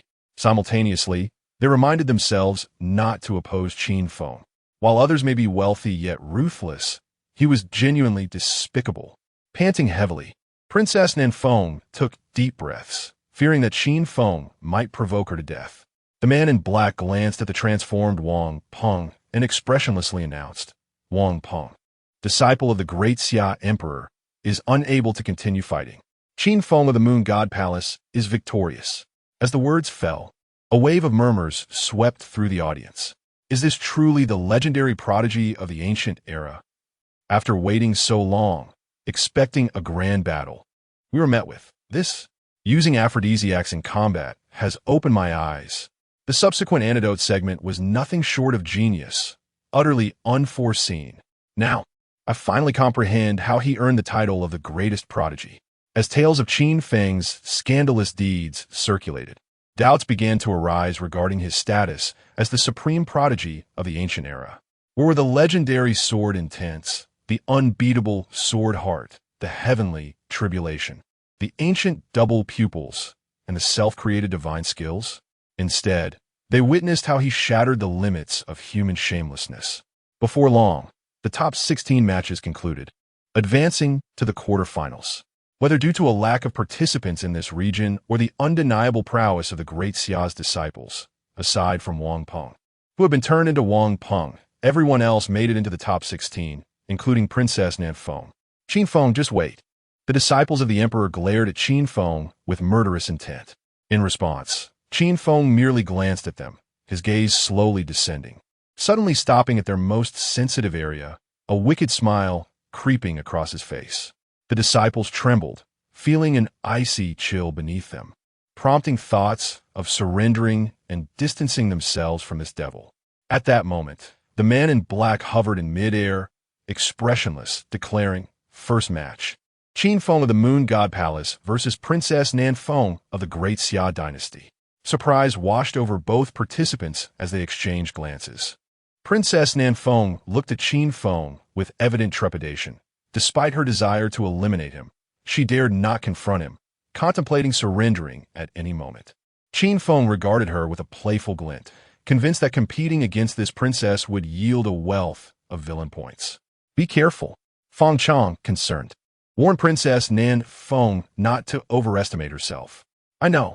Princess Nan Feng nodded obediently, aware after witnessing Qin Feng's arrogance and terror that she was no match for him, especially given his utter lack of shame. Go, Princess Nan Feng. The audience below cheered for her, even knowing she was the great Xia's princess, while no one cheered for Qin Feng, making him realize what true righteousness looked like. The match commenced. The man in black, observing both sides ready, initiated the duel. Whoosh! Princess Nan Feng darted towards Qin Feng like a leopard, her her dagger glinting dangerously as she aimed for his chest with fierce determination. She understood that she was no match for Qin Feng, and thus must give it her all from the outset. What astonishing speed! Qin Feng's expression shifted as he saw Princess Nan Feng close the distance in an instant. Even though he had aspired to be the fastest man of the ancient era since childhood, he was taken aback by her swiftness, which far surpassed his own. Should I use the double pupils? The thought crossed his mind, but was quickly dismissed. His double pupil ability was still undisclosed, a trump card meant for dire situations. Not to be revealed yet. I will withstand it. Qin Feng resolved, extending his arm to shield his chest. Thud! The dagger pierced, blood splattering. What? The audience gasped in astonishment at the sight before them. Princess Nan Feng had successfully struck the ancient era's greatest prodigy, marking the first time Qin Feng had ever been wounded. The so-called greatest prodigy of the ancient era was not so impressive after all. After landing her blow, Princess Nan Feng smirked disdainfully, withdrawing her dagger swiftly to maintain distance, preparing for another rapid strike. Is that so? Qin Feng's arm wound healed at a visible rate, and he produced a pink little apron adorned with a duck, wiping the blood from his arm before the astonished eyes of Princess Nan Feng. Divine level theft technique, remote acquisition. That can't be. Princess Nan Feng panicked, clutching her collar, bewildered at how Qin Feng had taken it. Qin Feng flashed a wicked smile. Would anyone like to see what the princess is wearing beneath her attire? Chapter 47. The spirit of the rogue. The audience erupted in outrage. Yet their eyes shimmered with anticipation. They were intensely curious about how Qin Feng had managed to disrobe the South Wind Princess. And her expression confirmed that it was indeed her garment he had taken. This rogue indeed. A faint blush crept across Ziyuan and Amp Oppo's delicate visage as she recalled her first encounter with Qin Feng 7 years prior, when her own red undergarment had mysteriously vanished. However, the thought of Qin Feng employing such tactics on another woman ignited an uncontainable fury within her, prompting her to seize Xiao Bai and squeeze him incessantly. Oh dear, I am innocent. Xiao Bai's round face was contorted as he struggled to extract a small notebook, noting down, on this day, I, the rabbit, suffered for Qin Feng and demand compensation of 10 carats. Qin Feng, you are shameless. Feng Chong bellowed from the sidelines, adamantly refusing to allow anyone to tarnish his beloved princess's honor. The man in black glanced at him dismissively, remarking, though the method is vile, is not against the rules. Is this not a violation? The disciples of the great Xia Empire protested vehemently, suspecting that the black-clad man was merely relishing the spectacle. Ding dong. Congratulations, host. You have sullied the goddess in the heart of the chosen one, earning 10,000 villain points. Qin Feng, noticing Feng Chang's distress from below the stage, recognized he had struck a nerve. Princess concede. Feng Chang, unable to bear the sight of the noble princess being tormented by Qin Feng, knew full well that she was no match for him. Conceding now would be her best option. I understand. The South Wind Princess's face flushed with indignation, eager to conclude the match. Yet, before she could utter a word, Qin Feng's audacious voice rang out. Do you wish to concede quickly, or shall I remove your garments even faster? What do you intend to do? Panic flickered across the South Wind Princess's face. At that moment, Qin Feng resembled a devil. The ease with which he had taken her undergarment suggested he could strip her bare in mere seconds. The thought of revealing herself to the world was utterly intolerable for a princess of her stature, especially one of the great Xia dynasty. As soon as the words left her lips, the crowd erupted in fervor. Incredible! Qin Feng is utterly shameless. I refuse to believe he would dare. Indeed, South Wind Princess, you must believe in yourself. Qin Feng would never dare. You're the princess of great Xia. What is Qin Feng compared to you? His words are mere bluster. I would believe he could kill, but that he would strip you? I cannot. If he dares to strip me, I shall reverse my surname and swear an oath here. A friend of mine asked me to inquire, where did Qin Feng learn such skills? The male spectators were in a frenzy, urging the South Wind Princess not to succumb to such malevolence. Qin Feng, you dare. Feng Chang was beside himself, roaring to confront Qin Feng. Yet, the figure in black cast a piercing gaze, a terrifying pressure descending from above that rendered Feng Chang immobile, forbidding him from interfering in a match. Ding dong. Congratulations, host. You have sullied the goddess in the heart of the Chosen One, earning 100,000 villain points. Profit from this opportunity. Qin Feng, catching a glimpse of Feng Chang's menacing glare, disregarded him and approached the South Wind Princess. What do you intend to do? The South Wind Princess feigned calm as she watched Qin Feng approach, internally wishing to sink her teeth into this scoundrel. She was a noble princess of Great Xia. Yet here she was, repeatedly threatened by Qin Feng, utterly powerless to retaliate. It was an exasperating predicament. And what do you think? A wicked smile curved Qin Feng's lips as he leaned in and kissed her openly before the entire assembly. Oh no, the South Wind Princess's eyes widened in shock. Her mind blank. Good heavens. Her first kiss was thus lost, snatched away by this scoundrel. Wait, what was this rogue doing? He was extending his tongue. He was kissing that woman. Below the stage, Ziyuan was outraged, seizing Xiaobai once more and squeezing him. Oh dear, I am innocent. Xiaobai's face was again contorted, struggling to note down. On this day, Qin Feng has plucked wildflowers, subjecting me to unspeakable suffering. I demand 15 carats as compensation. The audience voiced their condemnation. In broad daylight, under the heavens, he actually dared the morals of society have declined. Today, as youth, according to the rules of the realm, whoever kisses first claims ownership. Not only was Yuan incensed, but Feng Chang, the Chosen One, was also ignited with fury upon witnessing his goddess being wronged. His inner power surged, breaking free from the black-clad man's oppressive aura, and he slowly rose to his feet. Qin Feng, I shall kill you. Feng Chang roared, a terrifying golden light erupting from within him. What? The black-clad man's expression shifted, finally realizing that Feng Chang was no ordinary talent. He was a prodigy of immense fortune and will. Remarkable. The crowd gasped in awe, stepping back in astonishment. If anyone could challenge Qin Feng in this arena, it would surely be Feng Chang, the disciple of the emperor. Shameless. The South Wind Princess, blushing furiously, pushed Qin Feng away, wishing she could annihilate him. Ding dong. Congratulations. Host, you have sullied the goddess in the heart of the Chosen One, causing her to harbor resentment, earning 100,000 villain points. Harboring resentment? How absurd. Scoundrel. He knows that these Chosen Ones possess a certain fixation.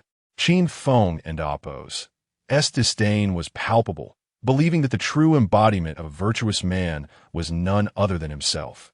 He could appreciate the charm of a young lady from Dongwu and possessed the ambition of a chancellor of Wei. Roaring with fury, Feng Chang summoned a majestic golden figure above him, as echoes of Buddhist chants resonated through the atmosphere. Is this all you've got? Do you truly think I fear you? Qin Feng observed Feng Chang, who was losing control in his rage. He brandished his long sky sword, his pupils transforming into an ancient duality of black. It has appeared, the legendary ancient dual eye. The audience erupted in excitement upon witnessing Qin Feng's transformation. Ever since the tales of him being the supreme prodigy of antiquity circulated 7 years ago, everyone had longed to witness his full might. Yet, when he returned to the public 7 years later, he had presented an array of unconventional tactics, showcasing not the terror of the ancient prodigy, but the rise of the ancient rogue. Now, he was prepared to get serious. They were about to witness the legendary ancient duel, Chapter 48. The obsession with another's wife, a thunderous roar erupted as Feng Chang unleashed a formidable wave of energy, remaining as immovable as a mountain while dashing forth with the swiftness of lightning. The golden Buddha behind him exuding an overwhelming aura that bore down upon Qin Feng. Impressive. The spectators gasped in awe, recognizing the power behind this strike. It seems my agility needs an upgrade. Qin Feng, utilizing the ability of his to slow down time, effortlessly tracked the swiftly moving Feng Chang. However, the latter's speed was astonishingly rapid, making complete evasion a challenge. With resolve, he called upon the system to exchange for the third volume of the Phantom Freedom Technique. In truth, he had wished to enhance his agility 7 years prior, but had yet to encounter a Chosen One or find opportunities for combat. thus temporarily shelving his aspiration to become the fastest man of the ancient times.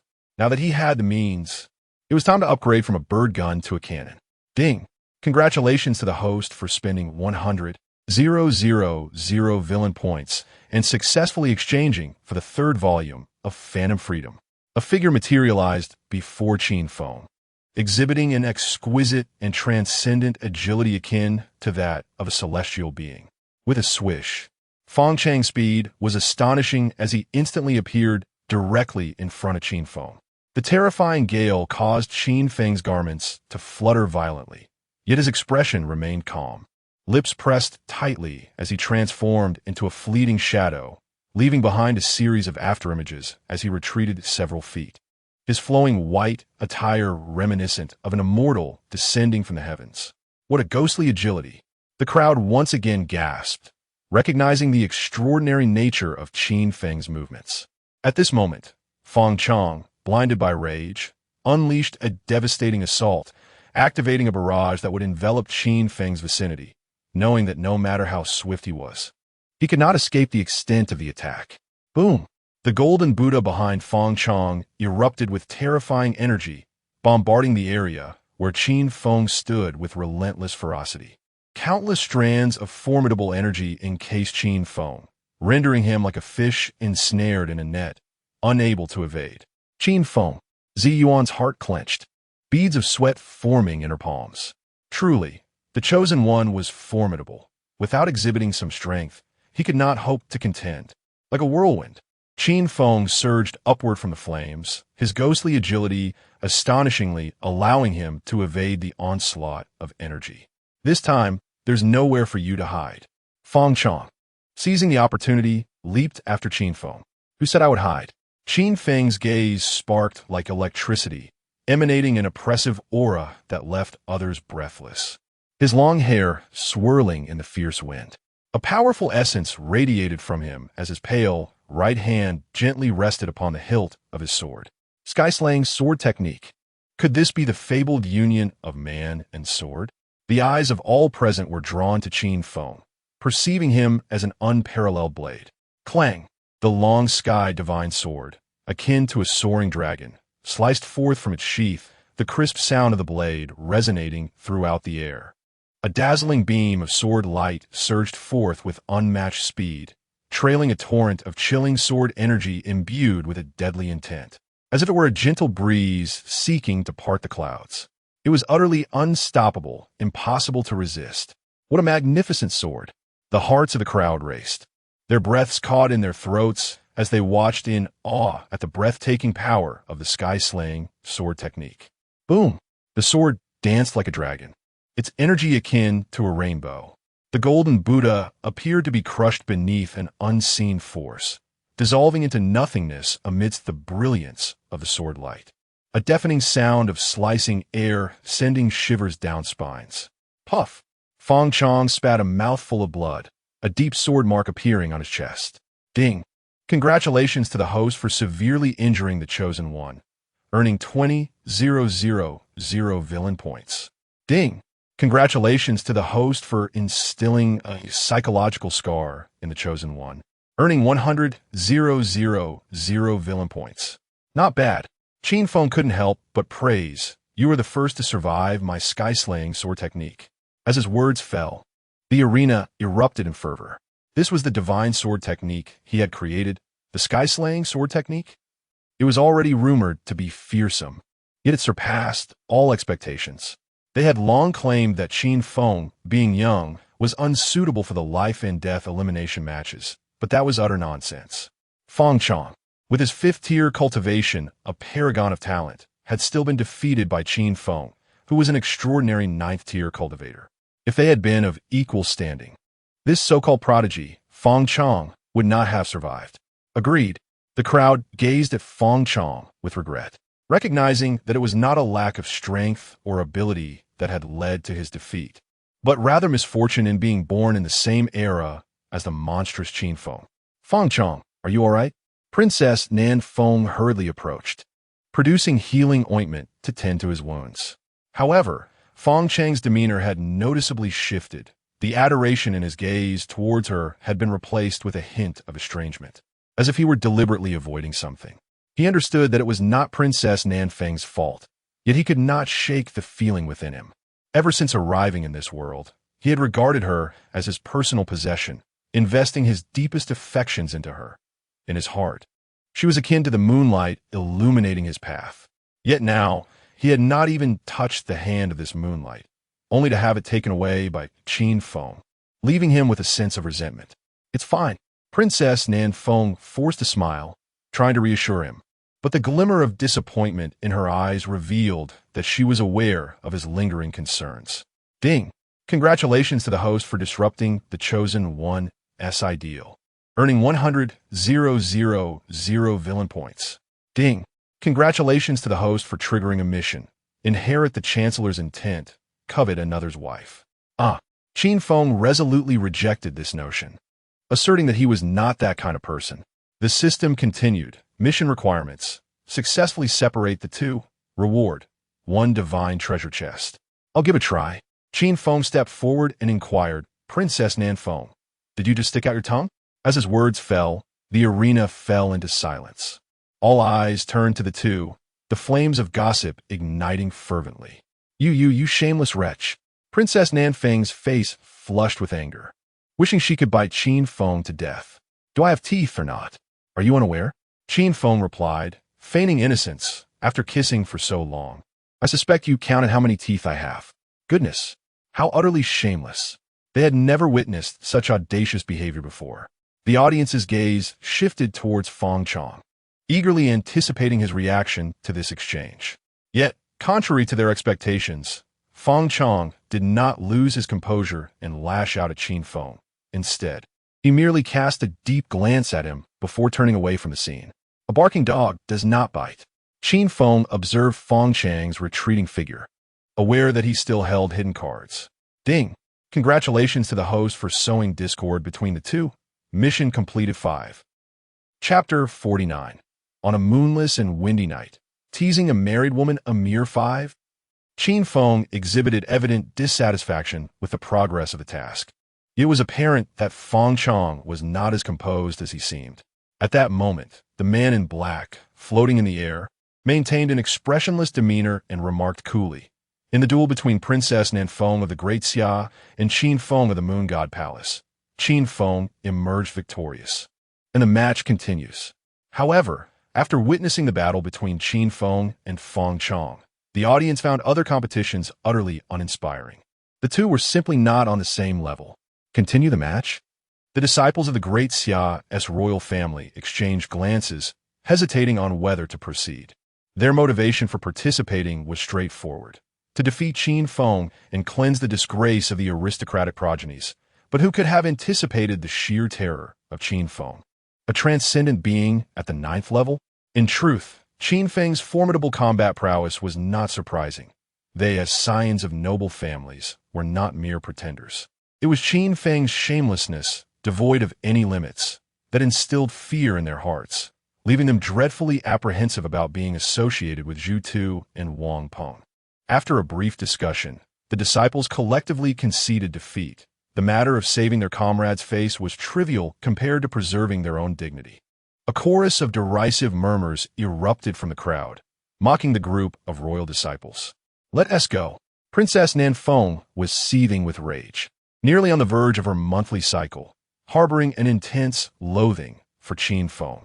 She had intended to leverage the life and death elimination round to enhance her influence while dealing with a few noble scions, but unexpectedly, Qin Feng not only snatched away her first kiss, but also caused a rift between her and Feng Chong.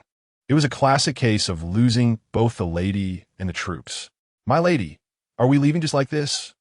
Qin Feng flashed a mischievous grin and even licked his lips, brazenly wiping his mouth with a pink cloth before Princess Nanfeng. The onlookers could hardly contain their disgust, itching to deliver a resounding slap to Qin Feng. Qin Feng. Princess Nanfeng suppressed her fury and departed, vowing that she would make him pay dearly. Ding dong. Congratulations to the host for sowing discord between both parties. The task is now 10 complete. Qin Feng was momentarily taken aback, not anticipating that discord could arise unilaterally. Unlike the demure girls from his previous life, the women here were taught similar values but lacked martial prowess. Umph. Zi Yuan huffed angrily, cradling Xiao Bai as she returned to the Moon God Palace. Was the goddess feeling jealous? The surrounding spectators exchanged knowing glances, acutely aware that Zi Yuan was indeed upset. According to the rumors, it was because of Zi Yuan that Qin Feng chose to join the Moon God Palace. They had grown up together as childhood companions, so it was hardly surprising that the goddess felt a surge of emotions. In this era of youth, the public seemed more intrigued by Qin Feng's sensational tales than by his terrifying talent. With a childhood sweetheart like the goddess Zi Yuan and a public kiss with Princess Nan Feng, one could only wonder who he would be linked with next.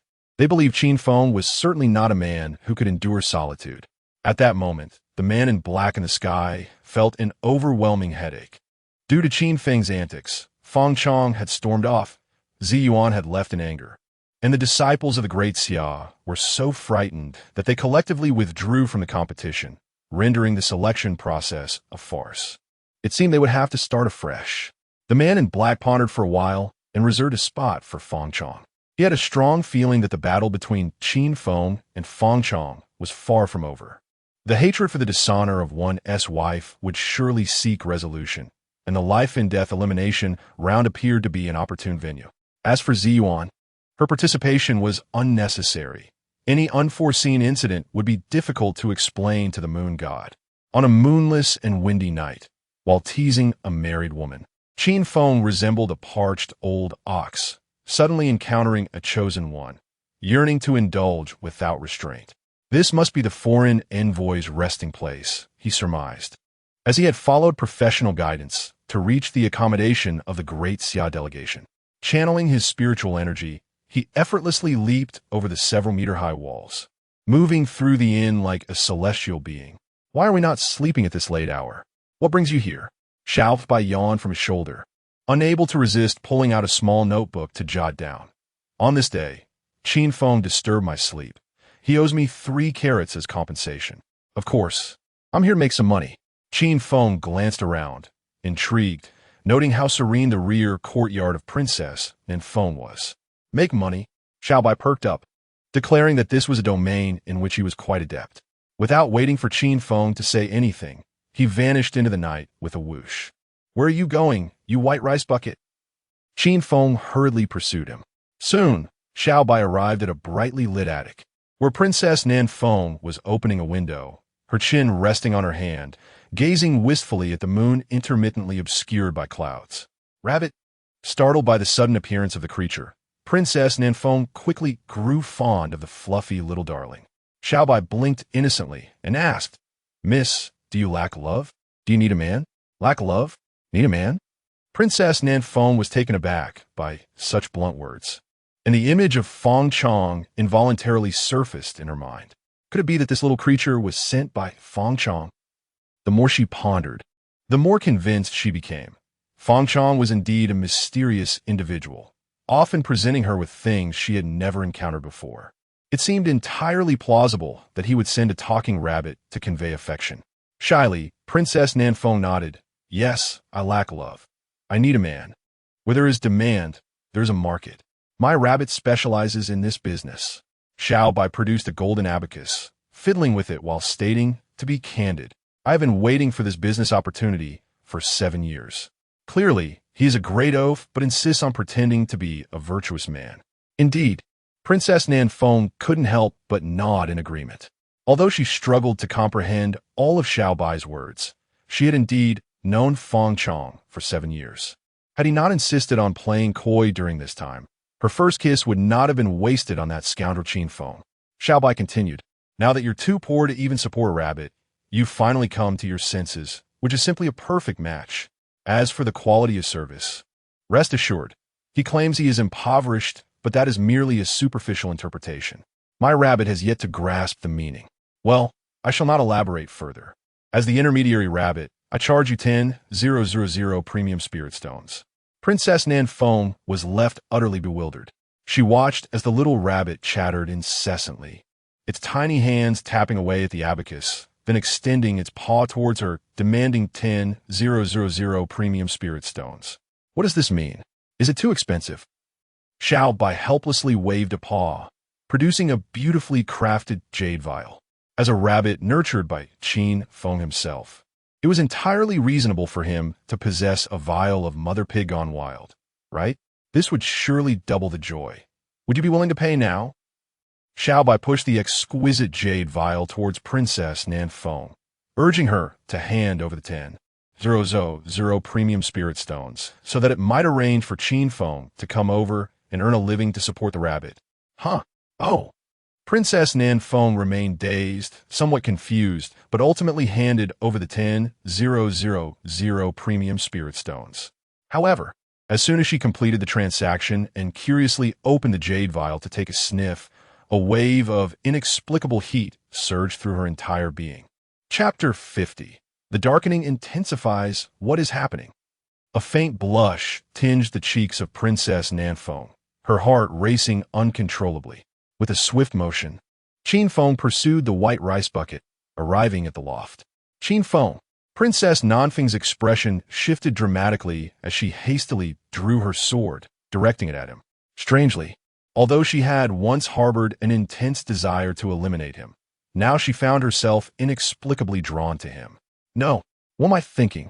Startled by this thought, Princess Nan Feng shook her head, striving to regain her composure. At last, I have captured you.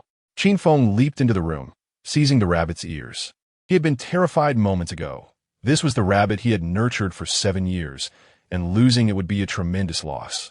Just in time. My rabbit has finalized a significant deal. Now it is your turn to make an appearance. Xiao Bai eagerly displayed the spirit stones to Qin Feng, thrilled about the rabbit's first substantial business venture. Make an appearance? Qin Feng looked bewildered, unable to comprehend the meaning. The master you speak of is Qin Feng. Princess Nan Feng seemed to realize something, discarding the small vial in her hand and instinctively distancing herself from him. What else could it be? Xiao Bai feigned innocence. You. Princess Nan Feng was utterly flustered, hastily channeling her spiritual energy to regain control. She never imagined that this rabbit was actually raised by Qin Feng and that she had been deceived so easily. 1,000 top-tier spirit stones was trivial, but if she lost control, it would be better to perish. However, with her current cultivation, she clearly could not withstand it, and after mere seconds, she seemed transformed. Qin Feng, her eyes brimmed with affection, resembling a princess of a realm enchanted by her beloved. Hey, calm down. Qin Feng half-heartedly attempted to deter her, asserting he was not that kind of person. At that moment, Feng Chang, holding a bouquet of red roses, approached the loft beneath Princess Nan Feng. After a day of contemplation, he finally comprehended that it had merely been an accident. Life inevitably entails surprises. He also resolved to participate in a life-and-death elimination match, intending to personally dismember that scoundrel Qin Feng to redeem the disgrace in his life. Yet, as Feng Chang wore a relaxed smile, preparing to reconcile with Princess Nan Feng, and thus with himself, the scene before him rendered him motionless. There stood Princess Nan Feng and Qin Feng, akin to a young couple nestled together, perfectly matched under the silvery moonlight. Impossible, absolutely impossible. Feng Chang's smile instantly froze, unable to believe the reality before him. Feng Chang. Qin Feng looked down at him, a surge of malevolence bubbling within. He wrapped his arms around Princess Nan Feng, her soft and curvaceous form eliciting an irresistible expression from her. He leaned close to her ear and asked, "Did you truly mean it when you said you liked me?" "Of course I meant it." The eyes of Princess Nan Feng sparkled with affection, ensnared in the moment. Feng Chang felt as though a mighty hammer had struck his mind, his body losing balance as he staggered back several steps. How could this be possible? They had met only twice. How could it compare to their 7 years of feelings? Ding! Congratulations to the host for completing 50 of the Chancellor's ambition mission. Ding! Congratulations to the host for taking action against the Chosen One's White Moonlight, earning 200,000 villain points. What the heck? A direct 50 completion plus 200,000 villain points. Qin Feng's eyes gleamed with excitement as he continued to whisper in her ear, "Between Feng Chang and me, who do you dislike the most?" Feng Chang.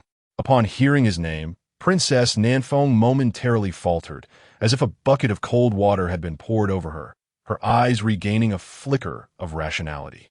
Yet, with Qin Feng's question combined with her utterance of Feng Chang's name, it transformed into an answer of disdain in Feng Chang's ears. With a thunderous roar, Feng Chang felt as if struck by lightning, the roses slipping from his grasp as his spirit seemed to evaporate, leaving him a mere shell of himself. Ultimately, his affections had been misplaced. Ding! Congratulations to the host for completing the Chancellor's ambition mission, earning a god-level treasure chest 1. Ding! Congratulations to the host for causing the Chosen One to lose faith in love, earning 500,000 villain points. 500,000. What a windfall! Qin Feng and Appo's eyes shimmered with gold, exulting in his triumph. Feng Chang departed like a soulless wraith, devoid of his former vibrancy. Especially upon hearing Qin Feng's jubilant cries from aloft, he could not suppress his impotent rage. Why? Why did their 7 years of affection pale in comparison to 2 fleeting encounters with Qin Feng? Qin Feng, I will dismantle you piece by piece. Feng Chang howled, his hair disheveled and his demeanor terrifying. His aura shifted dramatically, the energy within him surging exponentially, transforming the once golden Buddha into a darkened form. The path of righteousness is arduous, yet the descent into darkness is swift. A millennium of cultivation pales against a single night of becoming a demon. Ding! Congratulations to the host for forcing the Chosen One into demonic transformation, earning a lottery opportunity. So this is how one becomes a demon. Qin Feng felt utterly bewildered, a resounding what the heck, echoing in his mind. In the past, protagonists typically succumbed to darkness after enduring life's relentless trials. Now, one merely fell into darkness over a romance, threatening the world for love. Who, then, is the true villain? However, the darkened Feng Chang was undeniably frightening, emanating a terrifying presence from afar. A tenfold increase in darkness. Qin Feng could not help but marvel at the potency of this transformation. Fully aware of the terror it entailed, he would need to be on high alert upon encountering Feng Chang again. Qin Feng, you despicable scoundrel. Upon hearing Feng Chang's name, Princess Nanfeng finally broke free from the effects of the potion, shoving Qin Feng away and desperately suppressing her feelings. What does it have to do with me? Qin Feng felt utterly innocent, grasping the rabbit's ears and expressing his grievance. It was you who insisted on trading with the rabbit. You took advantage of me. I am the true victim here. What does that mean? Is this deal off? Xiaobai lamented in despair, adamantly refusing to issue a refund. Get away from me. Princess Nanfeng gritted her teeth in anger, wishing desperately for Qin Feng to distance himself from her. As if anyone would cherish you. Qin Feng recalled a formidable elder from the Daxiao envoy. Now that the task was complete, he should promptly return to exchange his old weapon for a better one, and once upgraded, he would return to teach Princess Nanfeng a lesson in decorum. My rabbit shall not issue refunds. Yet I am a rabbit of principles. Business is not about benevolence. But I can assist you in detoxifying. Xiaobai, feeling the pinch, placed a carrot on the table before following Qin Feng into the night. A carrot can detoxify? Princess Nanfeng's face contorted as she picked up the carrot, contemplating whether to take a bite. Chapter 51. Trading a bird gun for a cannon in the Moon God Palace. Ziyuan sat at the entrance, visibly agitated.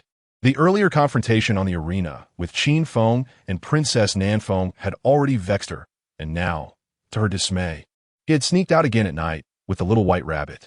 It was evident he had gone to seek out that insufferable Princess Nanfeng. Ziyuan could not comprehend why. Despite her beauty, figure, noble status, and social standing, she could not compete with that wildflower of a princess. This divine maiden would not forgive him this time. Ziyuan waited impatiently at the entrance, hoping Qin Feng would come to her first. Just then, he returned and spotted Ziyuan sitting there. In that moment, he realized how much she had matured. If 7 years ago Ziyuan was a budding flower, now she was in full bloom, her figure soft and curvaceous. Her waist as slender as a willow, her skin fair, and her legs long and graceful. While people often pursued poetry and distant dreams, they overlooked the beauty right before them.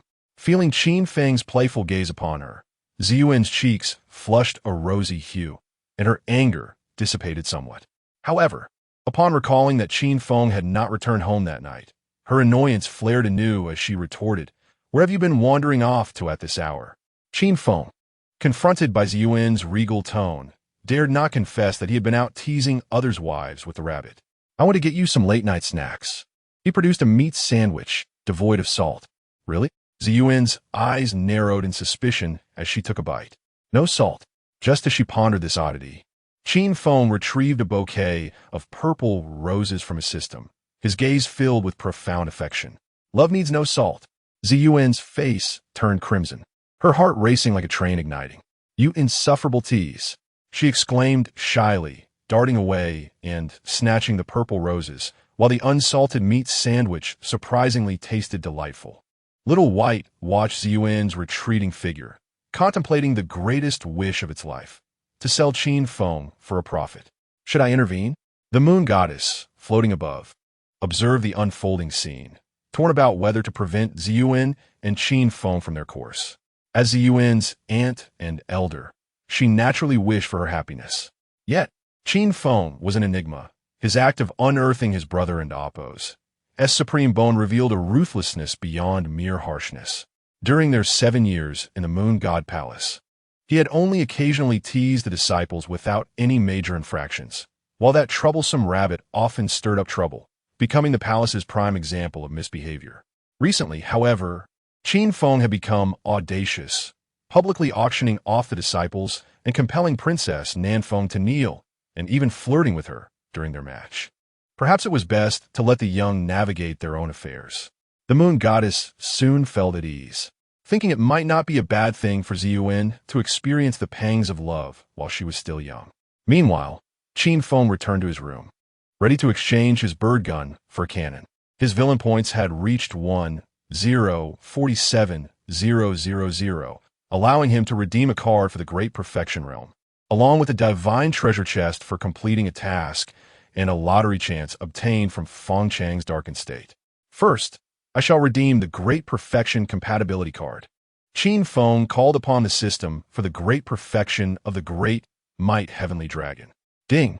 Congratulations, host, for spending 1,000,000 villain points and successfully redeeming the Great Perfection Compatibility card. Ding! Congratulations, host, for using the Great Perfection Compatibility card. The Great Might Heavenly Dragon has reached the state of great perfection.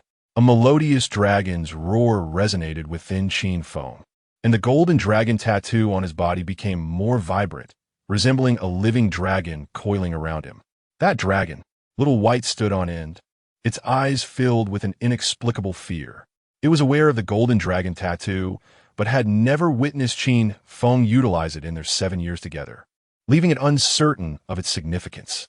Yet, every time it saw the golden dragon, a sense of dread overcame it, as if it had encountered a nemesis. Perhaps I should just go to sleep. Little White laid out a sacred bamboo tablet beside Qin Feng, yawning and curling up to sleep. It was unaware of the tablet's true nature, having used it as a makeshift bed since childhood, often dreaming of becoming a scholarly rabbit with an old man reciting obscure texts in its ear. Next up, the Divine Treasure Chest. Qin Feng summoned the system to open the Divine Treasure Chest. Ding! Congratulations, host, for successfully opening the Divine Treasure Chest and obtaining a Sword Intent Upgrade card. Sword Intent Upgrade card. Qin Feng was momentarily taken aback, unsure of its implications. The system explained, Sword Intent is graded. The level of comprehension in the sword path directly influences the resultant damage. I understand now. Second-level sword intent deals more damage than first level. Qin Feng nodded, ready to use it without further ado. Ding! Congratulations, host, for using the Sword Intent Upgrade card. The Sword Intent has been elevated to the 2nd level. Dominate the 8 wildernesses, sweep the 6 harmonies. 8 golden characters suddenly echoed in his mind. A figure appeared before him, wielding the familiar sword drawing technique. Now infused with the momentum to sweep across the 8 wildernesses and 6 harmonies, instilling awe and trepidation in those who beheld it. Little White, who had just dozed off, was abruptly awakened, realizing Qin Feng radiated like an extraordinary sword, sharp and imposing. Sword intent. Little White and Appo's curiosity piqued as it climbed on a Qin Feng and Appo's lap, eager to emulate him and grasp the sword path, aspiring to become an unparalleled sword rabbit. Time passed unnoticed. Qin Feng gradually absorbed the sword aura surrounding him, awakening fully. With the sword intent now at the second level, his sword drawing technique had become even more formidable. If he were to face Feng Chong from earlier that day, he was confident he could sever him with a single strike. Regrettably, Feng Chong had succumbed to darkness. Qin Feng pondered whether his second-level sword intent could triumph over him. Nonetheless, direct confrontation was not his style. He preferred the art of the sneak attack. Just then, Qin Feng felt something resting on his thigh. He looked down to find Little White sprawled across his lap, sleeping soundly, bubbles of snot rising and falling with its breath. Indifferent to the little creature, Qin Feng summoned the system to initiate a lottery. With a flourish, a spinning wheel appeared before him, beginning to rotate slowly. Ding! Congratulations, host, for drawing. Chapter 52. Gathering the 7 Chosen Ones. Ding dong. Congratulations to the host for drawing the divine physique, the celestial tyrant body. Celestial tyrant body, a divine combat physique. The possessor's strength is unparalleled, known as the indomitable golden body. The more one battles, the more formidable one becomes. At full maturity, one could wield astonishing power capable of slaying saints and exterminating immortals. A special physique indeed. Qin Feng's eyes sparkled with excitement as he playfully patted Xiao Bai's rear. During his 7 years at the Moon God Palace, he had maintained a low profile not only to solidify his foundation, but also because the entire ancient world was aware of what his complete form entailed. While he could easily overpower others, encountering a chosen one, an entity devoid of reason, could be perilous without a trump card. Now, with the celestial tyrant body, he had secured an added layer of safety. Smack! Xiao Bai smacked its lips, showing no intention of awakening. After feeling the playful slap, it adeptly shifted positions and continued to slumber. Rumble! A thunderous sound reverberated in Qin Feng's mind, as if his consciousness transcended to an ancient battlefield. The clamor of battle, deafening, blood, hot and splattering, erupted. The earth trembled as shadowy figures charged across the battlefield, their gathered might altering the very fabric of heaven and earth. Before him stood a towering figure, wielding a battle spear, treading upon a ground soaked in blood and littered with corpses, charging recklessly into an unending sea of enemies. What was expected to be an effortless battle transformed into a relentless struggle. One man, one spear, tireless, invigorated by bloodshed, driven mad by slaughter. Damn! Qin Feng could not help but exclaim, as his awareness returned to reality. The celestial tyrant body truly lived up to its name. It seemed born for combat, capable of confronting countless adversaries single-handedly. Is this the celestial tyrant body? How terrifying! Qin Feng clenched his fists, feeling an overwhelming surge of power within him. His body had grown even more robust. If Princess Nanfeng were to stab him with a dagger, she might not even pierce his skin. Coupled with his cultivation of the 33 Heavens creation technique, which possessed formidable healing capabilities, to kill him, one would need to gather 7 chosen ones. Without one, inflicting a fatal wound would be impossible. Clang! At that moment, a bell tolled. If memory served correctly, it signaled the commencement of the decade-long life and death elimination tournament. From over 1 million young cultivators, 100,000 would be selected to compete, a testament to their exceptional talent. Yet, to the Inu dynasty, this was still insufficient. They aimed to nurture 1,000 individuals from these 100,000 prodigies to cultivate into true paragons. This would be the backbone of the future Inu dynasty. The path to ascend within the Inu dynasty was laid out. With talent, one could climb to the pinnacle. Has it begun? Qin Feng was deeply intrigued by this life and death elimination tournament, rumored to have a mortality rate as high as 50. Thus, from 100,000 participants, only 50,000 would emerge alive. Even if he were not selected by the Inu dynasty, those 50,000 would be sought after by various major powers. At that moment, as the bell for the life and death elimination tournament sounded, projections appeared across the major cities of the Inu dynasty, casting the live event for all to witness. Before the tournament commenced, a comprehensive combat power ranking was revealed, evaluated by multiple martial arts masters, placing Qin Feng outside the top 30,000. No way. Qin Feng only ranked over 30,000? Gasps of disbelief echoed from the crowd. Even if Qin Feng had no significant accomplishments over the past 7 years and lacked advantages in age and cultivation, the first prodigy of the ancient world should not be ranked so low. In response to the skepticism, a young lady appeared on the projections, accompanied by a white-haired elder named Ma Daigua, a renowned martial arts master of the Inu dynasty. The young lady, with a sweet voice, addressed the audience. To address the concerns raised, we have invited the esteemed martial arts master Ma Daigua to analyze why Qin Feng ranks beyond 30,000. Greetings. I am Ma Daigua, the founder of the Mixed Element Force. He waved as he introduced himself and began his analysis. After thorough deliberation among martial arts experts, we concluded that Qin Feng's low ranking stems from a lack of specialization. Lack of specialization? The young lady responded, perplexed. Precisely. Ma Daigua continued. It is well known that any ability Qin Feng showcases can incite frenzy among countless strong individuals. Yet precisely because of this multitude of abilities, his focus has become diluted. His 7 years to break through to the 9th level of the extraordinary is evidence enough. Now it makes sense. The audience nodded in realization, feeling enlightened. Ma Daigua, channeling his inner sage, elaborated. Moreover, from Qin Feng's battle with Feng Chong, it is evident that his sword intent has not reached the 2nd rank. A prodigy capable of comprehending sword intent and the invincible sword heart at the age of 8 has failed to achieve the 2nd rank after 7 years. This is clearly a result of dispersed focus.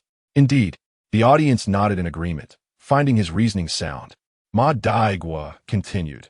In this life and death elimination tournament, Qin Feng possesses neither age nor cultivation advantages, and with his lack of specialization, it is reasonable to place him beyond 30,000, especially when over 1,000 participants have reached the entry realm, and the 7th and 8th levels of spirit and martial arts are abundant, numbering over 20,000. In contrast, Qin Feng, at the 9th level of the extraordinary, is at the bottom. The young lady could not help but inquire. Do you believe Qin Feng could emerge as a dark horse, ultimately claiming victory in the life and death elimination tournament? Absolutely not. Ma Daigua asserted confidently, embodying the essence of an expert.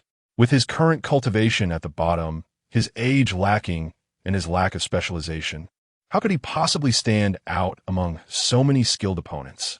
Indeed, the audience nodded in unison, acknowledging the expert's insights.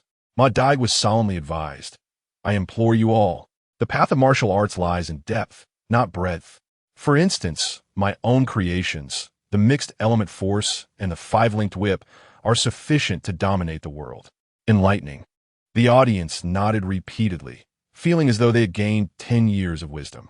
At that moment, in the battleground where Qin Feng stood, 8 out of 10 participants for the selection match had arrived, with Qin Feng and Xiao Bai arriving fashionably late. Qin Feng, Princess Nan Feng seethed with rage from the crowd. Her teeth clenched, wishing she could sink her teeth into him and that troublesome rabbit.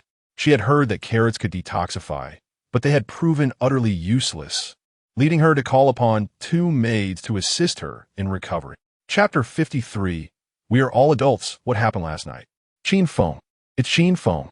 The audience erupted in exclamations. After Ma Daigua's commentary, everyone had little faith in Qin Feng, believing he would most likely not participate in the life and death elimination match. To their surprise, he showed up. What is happening? Qin Feng, perplexed, touched his face, unable to fathom why everyone was staring at him. Had he become more handsome again? Is this rabbit your spirit pet? A man in black approached Qin Feng, sizing up the little white rabbit perched on his shoulder. According to the rules of the life and death elimination match, there were no regulations, and spirit pets could participate as long as their levels were not excessively high. Otherwise, it would be deemed cheating.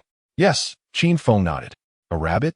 The crowd exchanged bewildered glances, genuinely unable to comprehend this so-called ancient prodigy. It was one thing to win through unscrupulous means, but bringing a rabbit to a life-and-death elimination match? Was he aware that he had no chance of ranking well and had decided to throw in the towel? Extraordinary level 9, eligible to compete. The man in black saw through the rabbit's cultivation level, which was the same as Qin Feng's extraordinary level 9. However, unlike the others, he did not underestimate the adorable rabbit, recognizing it as a unique species among demon beasts with terrifying potential and capabilities, coupled with its deceptively cute appearance. Anyone who dared to belittle this rabbit would likely face dire consequences. 9 have arrived. We are still short one. The man in black scanned the crowd, aware that they were still missing Feng Chang. Would Feng Chang come? Princess Nan Feng anxiously searched for Feng Chang's figure. After managing to hold her ground with the help of 2 maids last night, she intended to seek Feng Chang to express her grievances, only to discover that he had already left, with no one knowing his whereabouts. Does he still care? Princess Nan Feng felt utterly dejected, all because of that scoundrel Qin Feng. Boom! A figure descended from the heavens, landing heavily before everyone. Feng Chang. The crowd gasped in disbelief, hardly able to trust their eyes. Feng Chang appeared disheveled, with smoky eye makeup emanating an aura of extreme malevolence, a stark contrast to the sunny boy he once was. Have you succumbed to darkness? Princess Nan Feng stared incredulously, her mind swirling, nearly causing her to lose her balance. She could hardly believe that Feng Chang had chosen to embrace darkness simply because Qin Feng had kissed her. Surely, his temperament was far too fragile. After a millennium of cultivation, it pales in comparison to a single night of descent into madness. The crowd sighed, lamenting Feng Chang's fate. Embracing darkness could grant immense power in a short time, but it also risked losing oneself, ultimately becoming a true fiend, ruthless and unrestrained. A public enemy of the entire ancient world. Has he truly succumbed? The man in black furrowed his brow, sensing a foreboding feeling. According to the rules of the life-and-death elimination match, a contestant who had embraced darkness could still participate. Yet, given Feng Chang's prestigious background as a disciple of the Emperor of the Great Xia, allowing him to enter and wreak havoc was a perilous gamble. However, considering Feng Chang's terrifying talent, should he perish in the elimination match, it would reduce a formidable rival for the future of the Yin dynasty. Why does this feel like a cheap, ancient drama? Qin Feng observed Feng Chang, finding the scene increasingly absurd. Qin Feng, I will tear you to shreds. Feng Chang's gaze was calm, yet laden with murderous intent. In response, Qin Feng turned to Princess Nan Feng, speaking gravely, we are all adults. Let us pretend last night never happened. You. Princess Nan Feng displayed uncharacteristic anger, though her eyes betrayed a hint of evasion. The crowd erupted, demanding Qin Feng elaborate. They were eager to learn what had transpired between him and Princess Nan Feng, especially why he insisted on addressing them as adults. Qin Feng. Feng Chang was nearly driven to madness by Qin Feng's provocations, and the dark aura around him surged. Do you think I fear you? Qin Feng retorted boldly. Regardless of whether one had succumbed to darkness or divinity, nothing could not be resolved with a bottle of Mother Pig's madness. If one wasn't enough, 100 would suffice. He had prepared over 1,000 pounds for this elimination match. With everyone present, the life-and-death elimination match begins. The man in black, sensing the intense atmosphere between the two, hastily announced the start of the match, quickly forming a hand seal and forcefully pointing into the void. Boom! A black hole suddenly tore open in the void, and a powerful suction drew the 10 individuals inside. When Qin Feng regained his bearings and opened his eyes again, he found himself and Little White in a dimension resembling ancient ruins, engulfed by a vast sea of trees, with the distant roars of demon beasts echoing. According to the rules of the life-and-death elimination match, slaying demon beasts of varying levels would yield different points. The higher the beast level, the more points earned. Killing a contestant would grant one their accumulated points. The match would last 3 days, with the top 1,000 scores emerging victorious. So this is the battlefield of life and death. Little White perched on Qin Feng's shoulder, scanning the surroundings. They had not encountered Feng Chong or the other 9, indicating they had been randomly transported into the battlefield. Meanwhile, it sensed numerous formidable demon beasts nearby, with their extraordinary level 9 cultivation. They were hardly qualified to be cannon fodder here. The battlefield of life and death truly lived up to its name. Qin Feng looked down to find bones scattered about, both human and beast, the air thick with an eerie chill. Boom! An explosion echoed nearby, accompanied by the sounds of fierce combat. Someone had already engaged in battle. Qin Feng furrowed his brows, turning to walk in the opposite direction. With a multitude of candidates entering the battlefield, along with a horde of demon beasts lurking nearby, joining the fray would yield minimal rewards and likely plunge them into chaotic conflict. It was best to avoid combat in the early stages to conserve strength for later harvesting. As tens of thousands of candidates continued to enter the battlefield, scenes of battles, large and small, were projected for all to witness, prompting exclamations of excitement. The leaderboard was a fierce contest, a relentless chase for points. Yet, the so-called ancient prodigy, Qin Feng, remained utterly inactive. After a full day, his score was still 0, compelling observers to believe Ma Dai was critique. Qin Feng truly could not stir up any waves. Occasionally, a camera would capture Qin Feng, revealing him fishing by the riverside with a rabbit, entirely devoid of the spirit befitting a participant in a life-and-death elimination match, appearing more akin to a leisurely outing. The following day, Qin Feng calculated the time and deemed it appropriate. Shall we engage in battle? Little White squealed with excitement, hurriedly bringing the Chong Kong divine sword to Qin Feng. How have I raised you? As Confucius said, a gentleman does not resort to weaponry. Qin Feng felt a pang of disappointment. A true gentleman would disdain using weapons to harm others.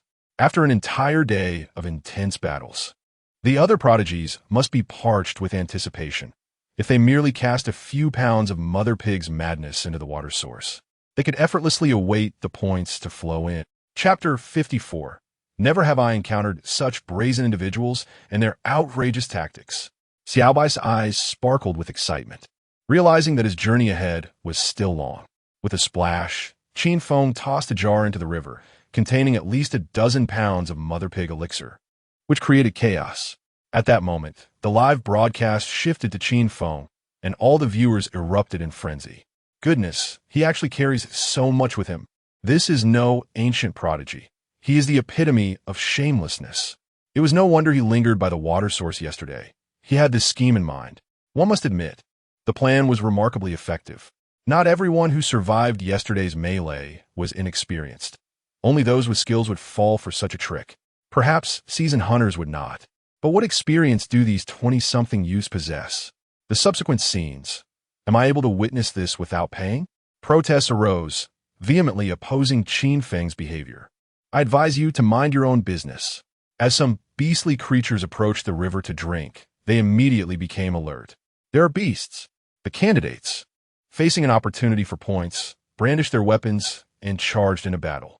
However, they gravely underestimated the distress of the beasts at that moment.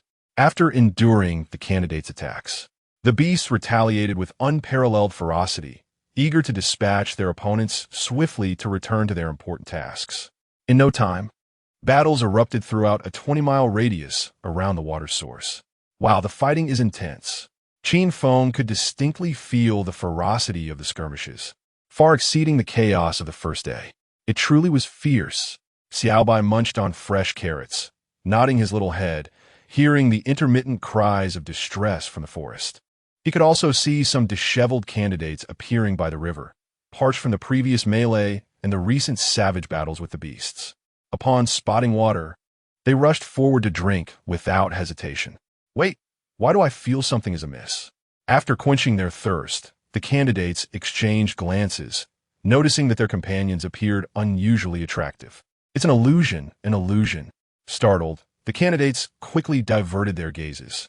Yet, when a few enchanting figures appeared by the riverbank, they could no longer contain themselves and rushed forward. We want.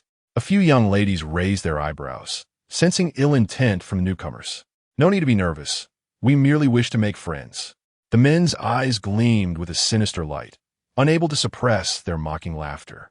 This is bad retreat. The young ladies were well aware of their intentions, but they were soon surrounded. Just as despair enveloped the ladies, a voice filled with righteousness descended from above. Bold ruffians, release those girls. Qin Feng, clad in white, descended like a celestial being, embodying the light of justice. It's Qin Feng.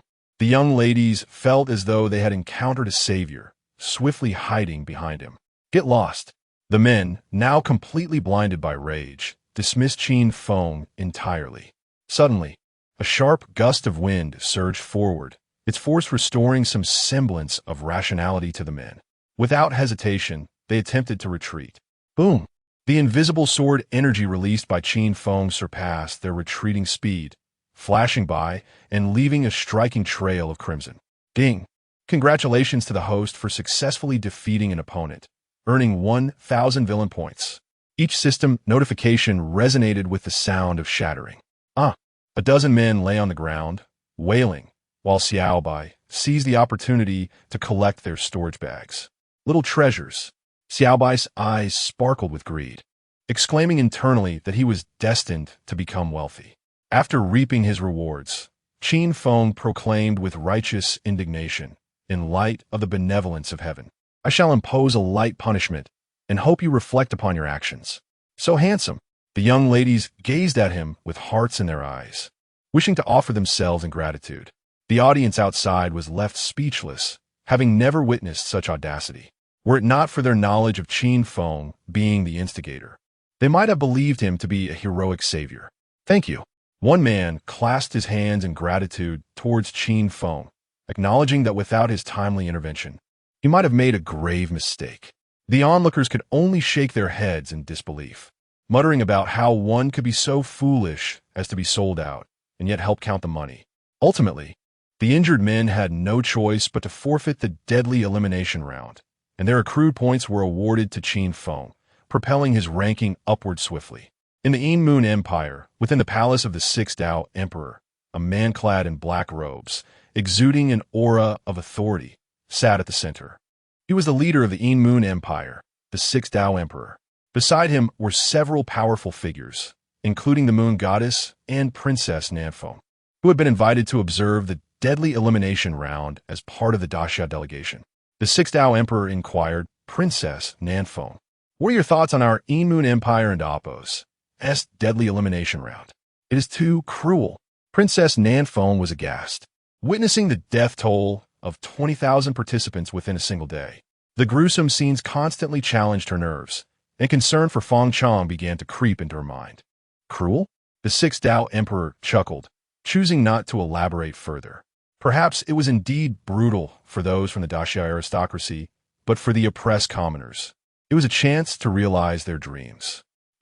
This young fellow has quite the perspective. The projection shifted to Qin Feng, and influential figures exchanged knowing glances towards the Moon Goddess. How embarrassing. The Moon Goddess squirmed uncomfortably, wishing she could sink into the ground.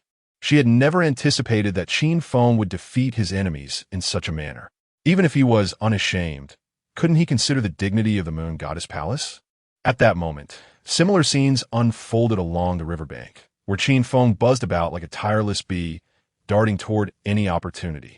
I have 3 objectives here: to gather eggs, and once more to gather eggs. Xiaobai chimed in, I, the rabbit, have only 3 objectives here: to make money, and yet again, to make money. This rogue duo's antics quickly spread throughout the battlefield. People gradually realized something was amiss with the water source. And given Qin Feng's prior use of the mother pig elixir, it soon became clear that he had tainted the water. What a beast! They seethed with frustration, wishing they could tear Qin Feng to shreds. Such behavior was not befitting an ancient prodigy, but rather the actions of an utterly shameless rogue. Simultaneously, they had to confront a pressing issue: what to do without water. Their current cultivation had not yet reached the fasting stage, and with continuous battles, survival without water was impossible. However, with the water source contaminated by Qin Feng, their combat effectiveness would undoubtedly suffer. Water for sale, the highest bidder wins. Qin Feng set up a stall by the river, pricing a bottle of water at a minimum of 1,000 top-grade spirit stones. How shameless! The candidates could endure no more, setting aside all personal grievances to unite against the scoundrel Qin Feng. Goodness, being handsome truly invites targeting. Qin Feng, frightened, hastily packed up his stall and fled, throwing a bottle of mother pig elixir behind him as he departed. Fear not, we shall meet again. At that moment, Feng Chong, now consumed by darkness, arrived at the riverbank. Chapter 55. A thought becomes Buddha, a thought becomes demon. Quick, hide. The crowd, upon witnessing the powder dispersed by Qin Feng, instinctively recoiled in terror, fearing that a moment's carelessness would tarnish their reputations irreparably. Qin Feng, the darkened Feng Chong, arrived by the river, his gaze fixed on Qin Feng with a menacing intensity. Unaware of the shameless acts Qin Feng had committed at the riverbank, he was driven by a singular purpose: to rend Qin Feng into pieces for his own transformation. Without a trace of hesitation, the corrupted Feng Chong charged forward. Incredible courage. The onlookers couldn't help but admire him, internally exclaiming their respect. How'd he manage to catch up? Qin Feng had no intention of engaging Feng Chong in battle just yet. Instead, he gracefully maneuvered through the forest, conserving his strength for the following day, preferring to draw enmity for the moment. Qin Feng, don't run. Feng Chang's expression was terrifyingly fierce as he pursued Qin Feng relentlessly. Running? Remaining still would be akin to being a turtle. Qin Feng scoffed, his body light as a feather, akin to drifting snow. He gracefully propelled himself off the branches, soaring thousands of meters away, clad in white, resembling a celestial being gliding through the air.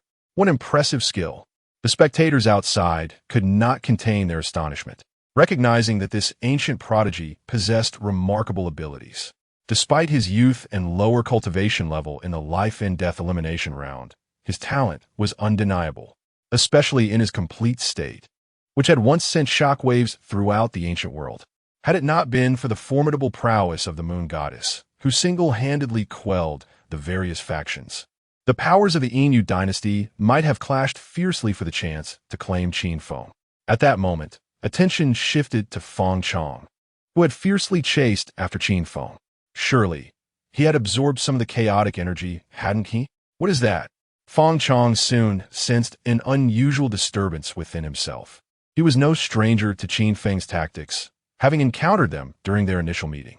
Had he not succumbed to darkness, he could have suppressed it with his Buddhist techniques.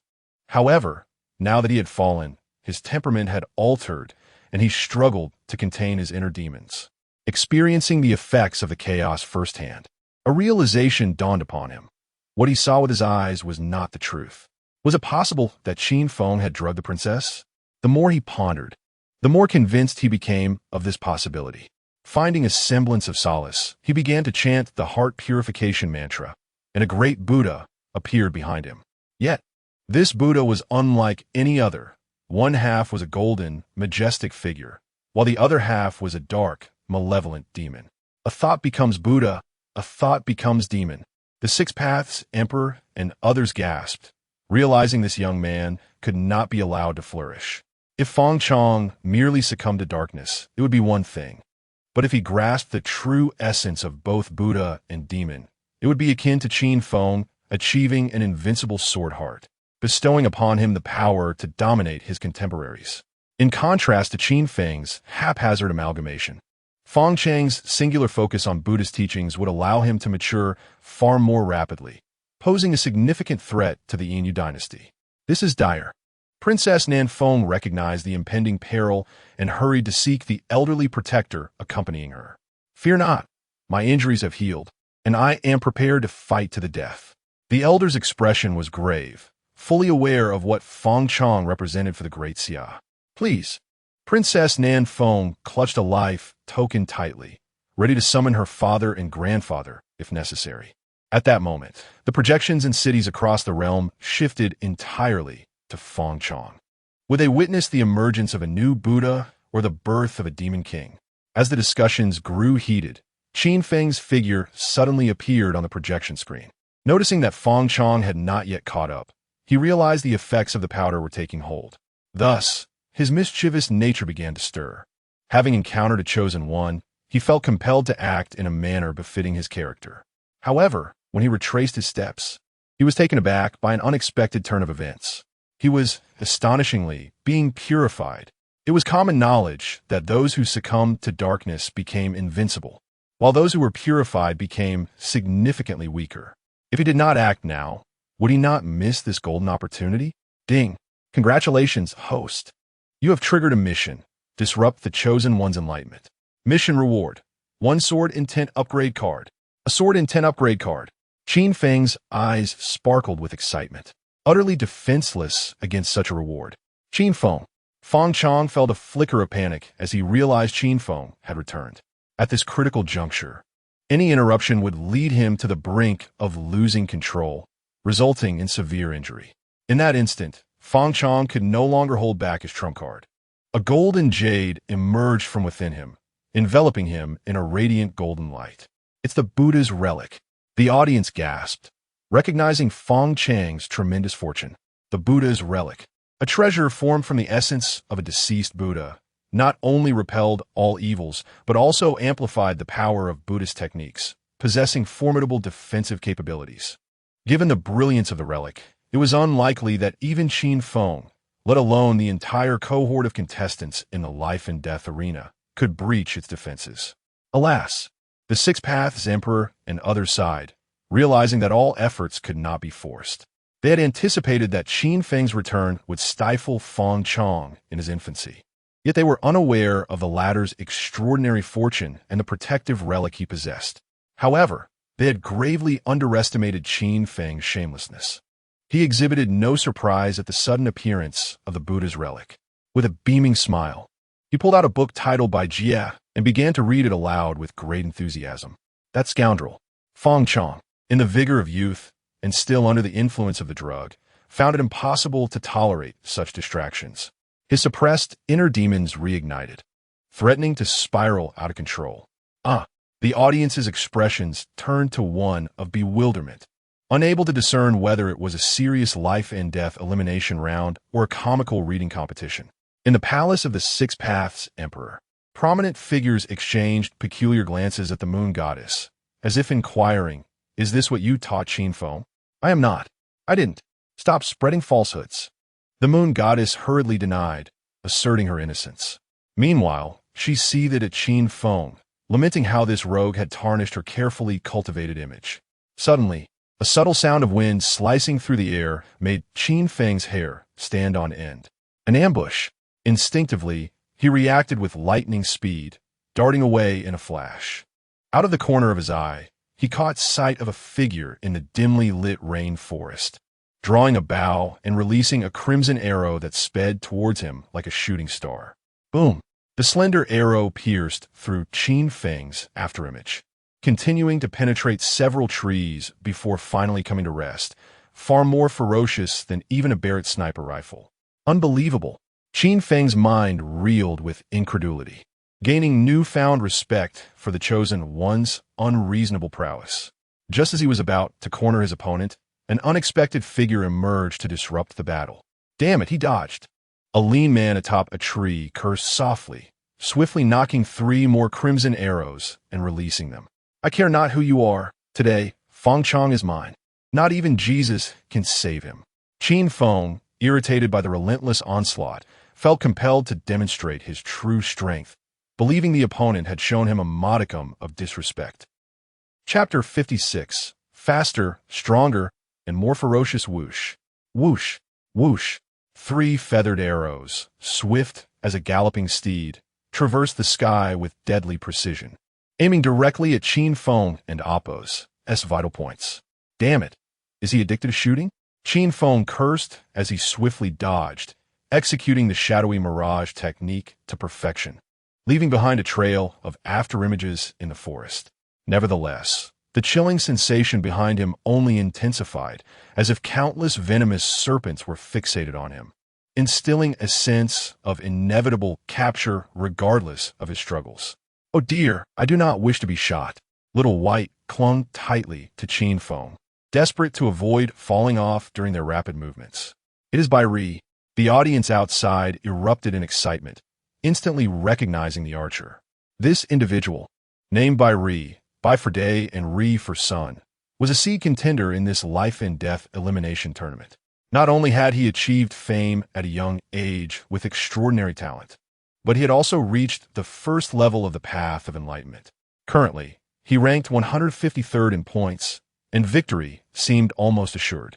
This by Ri the six-path sovereign, and others rubbed their temples in frustration, aware that Feng Chong possessed great fortune and was not destined to perish. Damn it! Did I throw your child into a well, or something? Why are you shooting at me?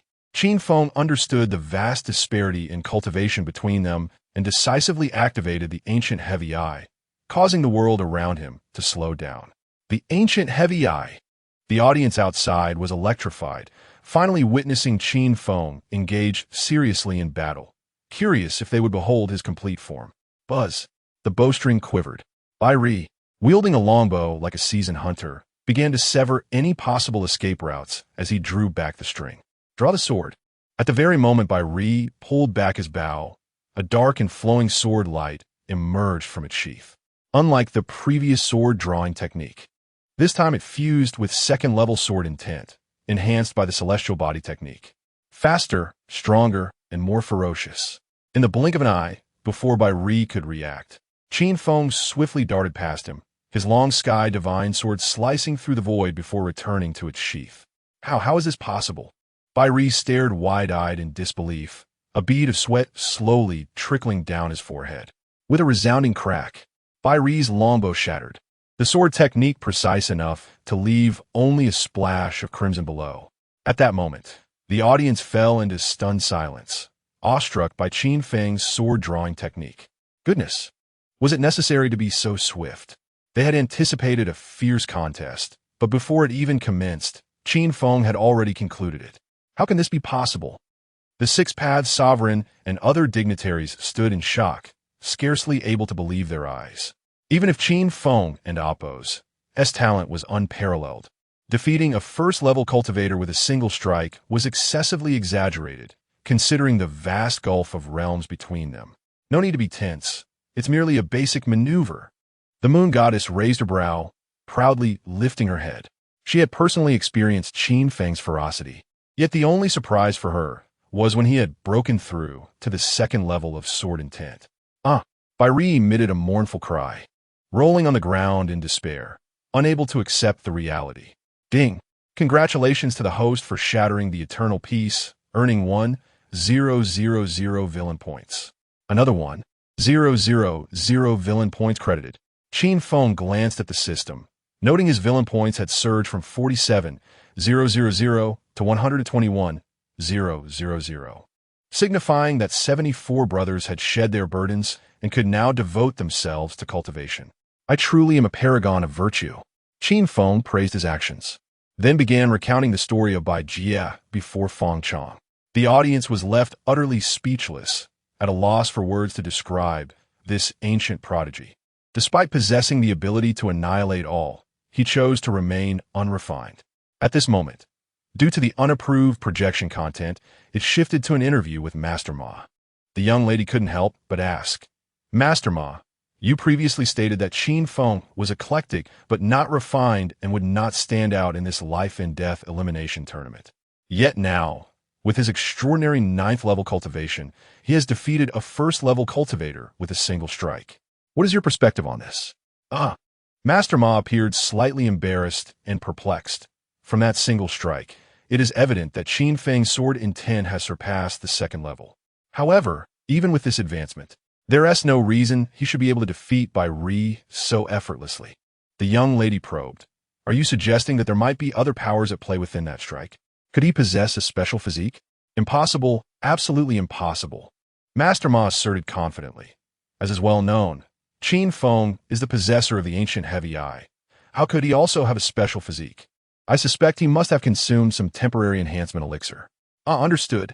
The audience finally grasped the situation, feeling enlightened. Master Ma continued. Qin Feng's breakthrough to the second level of sword intent indicates that he has focused the majority of his energy on swordsmanship over the past 7 years.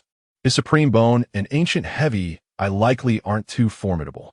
Based on his ability to defeat Bai Ri, who ranks 153rd.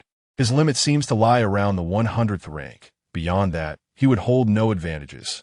The audience nodded in agreement, convinced of the expert's insights. The scene shifted, the unapproved content concluded, and the situation on site changed once more. Feng Chong, after hearing Qin Feng's recitation, could no longer suppress the demonic energy within, and the golden forms of Buddha and demon behind him began to crack, on the verge of complete collapse. Damn Qin Feng! Princess Nanfeng was as anxious as an ant on a hot stove, having repeatedly requested the six-path sovereign, only to be denied. She understood that Feng Chong had instilled a sense of threat in the six-path sovereign. He could not be allowed to leave the battlefield alive unless he was utterly incapacitated. With a thunderous crash, the golden forms of Buddha and demon shattered completely, transforming into countless specks of starlight that vanished into the void. Feng Chong coughed up a mouthful of old blood, his aura plummeting to freezing depths. Ding! Congratulations to the host for completing the mission, earning a Sword in 10 upgrade card. Ding! Congratulations to the host for severely wounding the Chosen One, earning 500,000 villain points. Is that it? Qin Feng felt a tinge of disappointment. He had anticipated an additional chance for a lottery draw. However, he quickly redirected his gaze toward the relic of the Buddha, recognizing that possessing treasures at home was not a fault, but tempting him with them was. As Feng Chang's comprehension of the Tao faltered, the Buddhist light emanating from the relic dissipated. He reached out, and the relic fell into his grasp. Ding! Congratulations to the host for seizing the fortune of the Chosen One, earning a chance for a lottery draw. Now that feels satisfying. Qin Feng finally displayed a satisfied smile, transforming into a white shadow that vanished from the scene. It wasn't that he refrained from eliminating Feng Chong. Rather, the Chosen One was exceedingly unreasonable. He feared that if he attempted to kill him, he might inadvertently lose the relic, so it was wiser to retreat. Qin Feng, return the Buddha relic to me. Feng Chong, panic-stricken, scrambled to pursue, for that relic was his foundation in the ancient world. Yet, having failed in his comprehension and sustained injuries, he could only watch helplessly as Qin Feng took his Buddhist relic. Simultaneously, he could not fathom why he was consistently countered by Qin Feng, being defeated by all manner of underhanded tactics, deprived of any opportunity for a fair fight. Oh no! Feng Chang's complexion changed dramatically as he noticed the effects of the elixir within him reawakening, glancing at the lamenting Bai Ri beside him, whose features were so strikingly handsome. Chapter 57. Do not approach me in the vast expanse of the Lin Hai. Qin Feng seized the relic of the Buddha and fled. Yet, he underestimated the unreasonable nature of these chosen ones. Not long after he stepped out, he was intercepted by a young man clad in black. This individual wielded a long black sword, his gaze imbued with an extraordinary resolve, his demeanor as calm as a tranquil lake, and his emaciated form resembled a sword radiating sharpness. He was the 53rd on the leaderboard, the young master of the Mingjian Villa, known as Yijian. The audience outside erupted with excitement, astonished that Qin Feng had encountered Yijian. Mingjian Villa was a prominent power within the Yin dynasty, renowned for their unparalleled swordsmanship, boasting a legacy of a millennium with only one sword, and the title of one sword crazy for 1,000 years. It was undeniable that Mingjian Villa wielded the capital to be audacious. It was considered a sanctuary for sword practitioners across the realm. Particularly, this generation's young master, Yijian, was hailed as a prodigy of swordsmanship, having broken through to the first level of the path at merely 18, comprehending the third level of sword intent, and possessing the legendary body of the heavenly sword. The prospect of him clashing with Qin Feng, the future sword god, promised an explosive confrontation. I require your assistance to sharpen my sword, Yijian uttered without superfluous words, disregarding whether Qin Feng wished to engage or not. He unsheathed his long sword, embodying the king of swords, resembling a blade piercing the heavens, with the crisp sound of sword resonance echoing through the forest. Such power! Qin Feng's pupils constricted as he sensed the overwhelming strength of his opponent.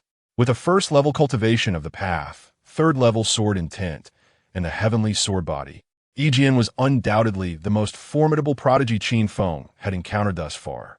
However, he found it peculiar that such a terrifying talent was not a chosen one. He did not hear the system's notification. With a swift motion, a fierce aura surged forth, accompanied by the melodious sound of the sword ringing out. Yijian's sword erupted with dazzling brilliance, trailing a magnificent light as it thrust towards Qin Feng at an astonishing speed, producing sharp sounds of slicing air.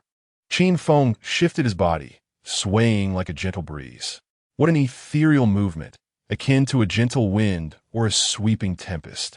Yijian's eyes flashed with surprise. He stomped the ground, his aura surging dramatically, and swept his sword horizontally, resembling a roaring dragon, instantly obliterating the remnants of Qin Feng's afterimages. Seeing Yijian's relentless pursuit, Qin Feng gripped the hilt of his sword tightly, transforming himself into a drawn sword, exuding an unyielding edge. Heaven-slaying sword technique.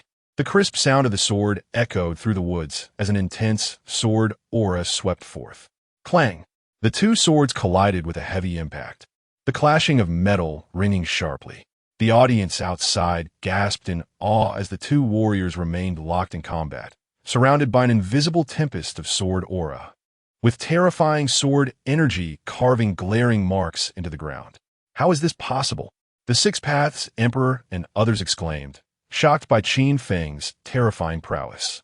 Indeed, they were intimidated by him. Outsiders observed the spectacle, while insiders discerned the intricacies. Unlike Yijian and Appo's previous first-level cultivation of the path, he now possessed not only that but also third-level sword intent and a unique physique, the heavenly sword body. Yet, he still could only match Qin Feng, indicating that Qin Feng had other powers augmenting his strength. How can this be? Yijian's expression remained stoic, yet his heart surged with tumultuous waves. His cultivation was a full realm above Qin Feng's, his sword intent comprehension superior, bolstered by the heavenly sword body. Yet he still could not defeat Qin Feng with a single strike. Was the invincible sword heart truly that formidable? Just as Qin Feng felt he might not endure much longer, the little white creature on his shoulder intervened, extending its tiny claws to unhesitatingly poke at Yijian's eyes.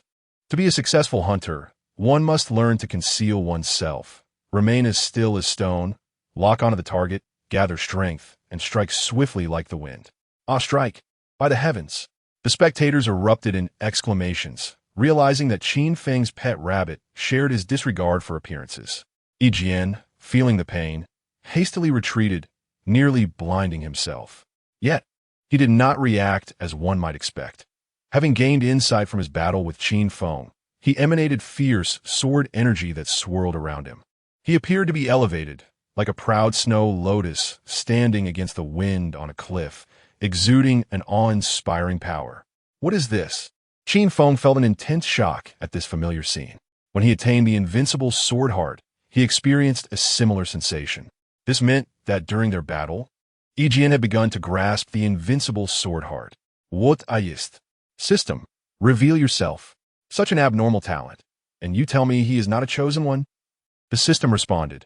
Indeed, he does not possess the destiny of a chosen one, but rather the fate of a destined villain.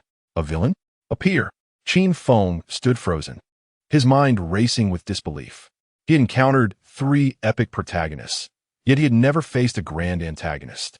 With a mindset that peers are often rivals, he had no intention of collaborating. Rather, he sought to eliminate Yijian to prevent him from aiding the protagonist in the future, thus complicating his role as a villain. This is the invincible sword heart. Yijian had already brushed against the essence of the invincible sword heart, and his gaze towards Qin Feng sparkled with fervor. He aimed to utilize Qin Feng as a sharpening stone to fully comprehend the legendary invincible sword heart. With a swift motion, Yijian unleashed a torrent of blurred figures, wildly swinging his long sword, unleashing a formidable sword aura that descended upon Qin Feng like a deluge. This is bad. Qin Feng decisively activated his, engaging in combat with his opponent. Clang, clang, clang. The sounds of metal clashing resonated through the forest, with invisible sword energy splattering everywhere. Yet, apart from the heaven-slaying sword technique, Qin Feng had no other sword techniques. He could only rely on the slow-motion perception of the to counter Ejian and Appo's strikes, gradually being forced into retreat. Qin Feng is on the verge of defeat. The audience sighed, recognizing that his downfall was imminent, while his heaven-slaying sword technique dazzled the world. Encountering a formidable foe without vanquishing them meant he would soon run out of steam, unless he resorted to using his supreme bone, and, as this thought crossed their minds, the spectators fixed their gaze on the light curtain, eager to witness the might of the supreme bone and the ancient. However, it seemed that Qin Feng had no intention of employing them.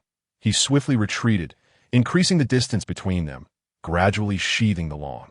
"Are you about to use the supreme bone, and?" Ejian immediately became alert, unwilling to underestimate his opponent. "You are not worthy," Qin Feng replied coolly. "Not worthy?" The Six Paths Emperor and others focused intently on Qin Feng, eager to see what other methods he possessed. Just as the crowd awaited in anticipation, they saw Qin Feng produce dozens of bottles of Mother Pig Gone Wild, and in the distance, they could faintly hear the heart-wrenching cries from the earlier day, "Do not approach me." Chapter 58, Supreme Bone versus Heavenly Sword Body. Damn it, Qin Feng. Princess Nanfeng was seething with rage, ready to summon her father. The elder tasked with protecting the envoy quickly intervened, saying, "Your Highness, you cannot. This is the life and death elimination match of the Yinyu dynasty," and Feng Chong voluntarily participated. "If we call upon His Majesty now, how will the ancient powers view our great Xia dynasty? They will say we cannot handle the heat." But Princess Nanfeng was nearly beside herself with anxiety, unable to bear the sight of her beloved in peril. The elder pondered aloud. Given the circumstances, why doesn't Feng Chong forfeit? Has he lost his mind, or does he simply relish this? With a heart heavy with despair, Princess Nanfeng covered her mouth and wept as she fled. Within the vast palace of the Six Paths Emperor, various dignitaries turned their gazes toward the moon goddess, as if to say, "This is your Qin Feng's doing. Don't look at me, I don't know him." The moon goddess, no longer exuding her previous pride, wore an expression that suggested she was unfamiliar with Qin Feng. On the life-and-death battlefield, the Sword of One was suddenly unsettled, retreating several steps. The rumors of Qin Feng's outrageous tactics during the life-and-death battles had spread, with 70 candidates having fallen victim to his schemes. His methods of dealing with problems were as simple as they were brutal: crush and conquer. It could be said that Qin Feng, wielding a sword, was not frightening. It was a smile that truly instilled terror. So shameless, the audience outside was utterly speechless. Just when they had begun to forget Qin Feng's disgraceful actions after 2 battles, who would have thought he would once again throw away his integrity? A tempest of invisible wind swirled around Qin Feng, frantically lifting several jade vials containing wild boars, while the leaves in the forest danced along with the turmoil. Leaves fluttered.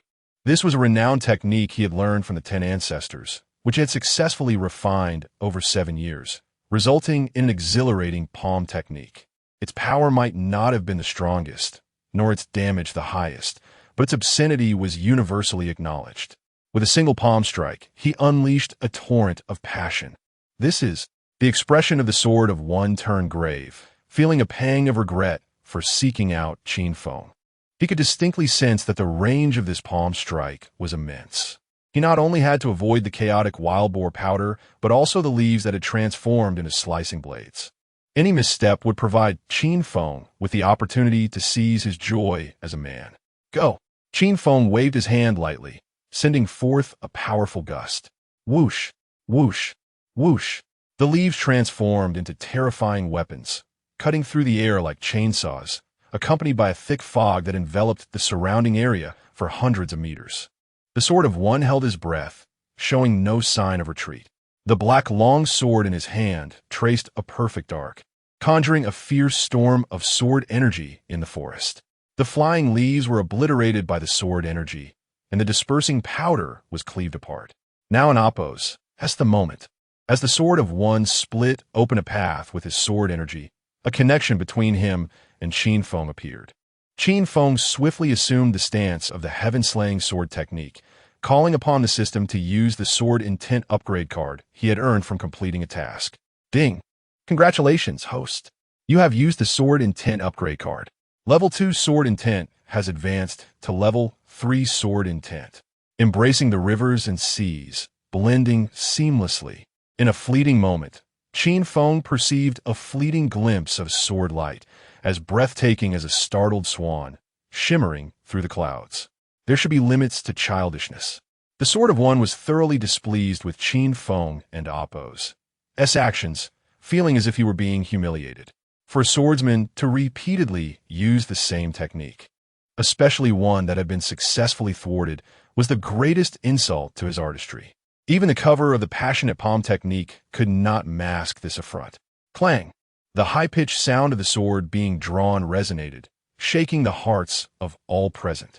Wait, this is not the previous heaven-slaying sword technique.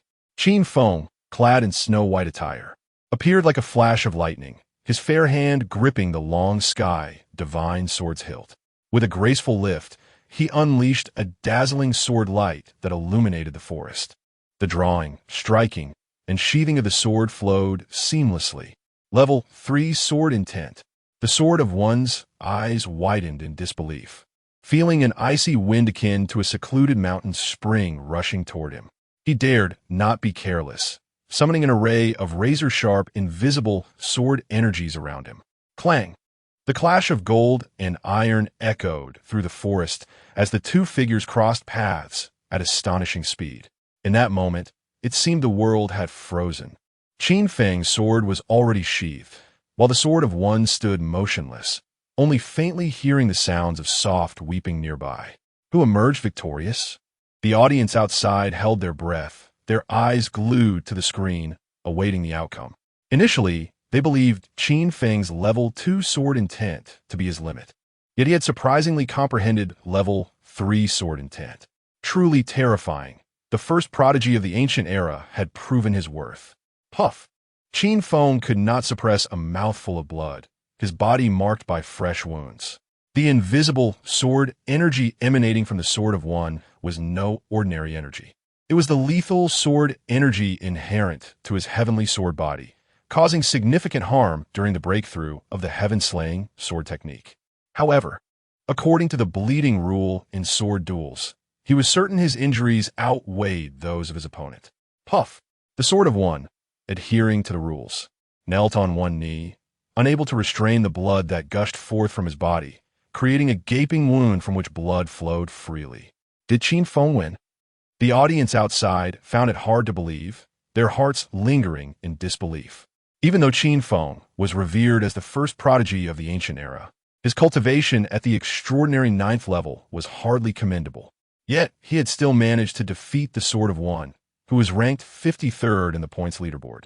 To think, in this life-and-death elimination match, the Sword of One was among the top 10 masters. This young man is extraordinary. The Six Paths Emperor and other dignitaries were rendered speechless, utterly astonished by Qin Feng's prowess. Who could have anticipated that a mere extraordinary 9th-level contender could rise to become the most dazzling figure on the battlefield, effortlessly defeating renowned masters? Stay humble, stay humble. Just a basic operation. The moon goddess regained her haughty demeanor, appearing as if she were the closest to Qin Feng. Yet within her heart, she plotted to chastise him for hiding his advancements in front of her, despite having already achieved level 3 sword intent. I raise you with my own sweat and tears. Who are you trying to deceive? The dignitaries were left speechless, realizing that the moon goddess also lacked any semblance of integrity. Qin Feng's antics were likely linked to her influence. This child is not to be underestimated. The Six Paths Emperor squinted as he scrutinized Qin Feng, noticing that his wounds were visibly healing at an astonishing rate. Furthermore, the injuries sustained from colliding with the heavenly sword energy should not have been so minor. I have not yet been defeated. The Sword of One, dragging his heavily injured body, stood once more. The invisible sword energy surged around him, coalescing into a colossal 20-meter-high, transparent sword, a manifestation of his heavenly sword body. With a single strike, the Sword of One commanded divine beings to retreat. Goodness, it's not over yet. Qin Feng, unwilling to relent, felt a golden light flickering at his chest, revealing the shimmering runes. The Supreme Bone. It is indeed the Supreme Bone. The audience outside erupted in excitement, realizing that an even more thrilling spectacle was yet to unfold. Supreme Bone versus Heavenly Sword Body. Wait. Just as everyone anticipated their confrontation, Qin Feng suddenly called for a halt, claiming he needed to engage in a duel on the right side. The right side? Everyone was left utterly bewildered, unable to comprehend the significance of the duel and the concept of feng shui. Naive, Jian, disinterested in quibbling with Qin Feng over such trivialities, willingly ceded the advantageous position on the right. Celestial Sword, Heavenly Cataclysm. With a thunderous roar, the forces clashed, unleashing a torrent of energy that uprooted trees and enveloped the surrounding area in a terrifying storm of power, extending for hundreds of meters. Is this the prowess of the younger generation? The onlookers outside could not help but swallow hard, astonished by the capability of the current youth. It had long been rumored that this generation of competitors was exceptionally formidable, but no one anticipated such overwhelming strength. Even before the battle commenced, the Supreme Bone was already pitted against the Celestial Sword Body, exhibiting a destructive force of incredible magnitude. I shall see how you withstand this. Qin Feng let out a furious roar as he began to channel the might of the celestial dominance. How could this be? Jian felt as though he were on the brink of madness, utterly unable to fathom what manner of creature Qin Feng was. His Supreme Bone was inherited from his brother, while his Celestial Sword Body was innate, and yet his cultivation was significantly superior. Still, he found himself at a disadvantage, teetering on the edge of defeat. Where had things gone awry? Chapter 59. Who do you think you are with a resounding crash? Jian was unexpectedly hurled away by the celestial calamity before he could comprehend what had transpired. As the tempest of energy subsided, tranquility returned to the surroundings. Though the scene was left in utter disarray, Jian, battered and breathless, struggled to rise, clearly unable to continue the fight. In stark contrast, Qin Feng remained invigorated, exuding an indomitable spirit, as if he thrived on the chaos of battle. Had he consumed counterfeit wine? The spectators, both in the arena and Jian himself, stared at Qin Feng in disbelief. They found it inconceivable that after such an intense confrontation, Qin Feng appeared utterly unfazed, almost as if he were ready to continue the night's festivities without a hitch. Was this the legendary Celestial Dominance Body? Qin Feng realized that the Celestial Dominance Body surpassed his expectations. Not only did it render him impervious to fatigue during combat, but it also seemed to enhance his physical prowess as the battle prolonged, ultimately evolving into an indestructible form. It appeared that intervention from the Rabbit clan was unnecessary. After some commotion, Xiaobai finally settled on Qin Feng's shoulder to nibble on a carrot. Indeed, the Sixth Dao Emperor could not contain his laughter, having finally unraveled Qin Feng's little secret. Just moments ago, Jian had withstood the onslaught of the Heavenly Sword aura, and the injuries he sustained had seemed implausible. One must understand that the Heavenly Sword aura was exceptionally formidable. A mere brush could cost a life, or at the very least, result in grievous injury. Yet, Qin Feng bore no significant harm. He merely exhibited superficial wounds. Now he was even more spirited, devoid of any trace of exhaustion. There could be no explanation other than the legendary Celestial Dominance Body. The gathering dignitaries in the palace were left agape, their minds echoing with incredulity. Goodness! To possess the ancient heavy pupils, grasp the invincible sword heart, and now to add the Celestial Dominance Body. Is this not excessive favoritism from the heavens? Impossible, absolutely impossible. The moon goddess shook her head vehemently, refusing to believe that Qin Feng possessed the Celestial Dominance Body. Having resided in the Moon Goddess Palace since the age of 8, she was well aware of Qin Feng's capabilities. If he had the Celestial Dominance Body, how could she remain oblivious? The Sixth Dao Emperor interjected, "This is merely the second day.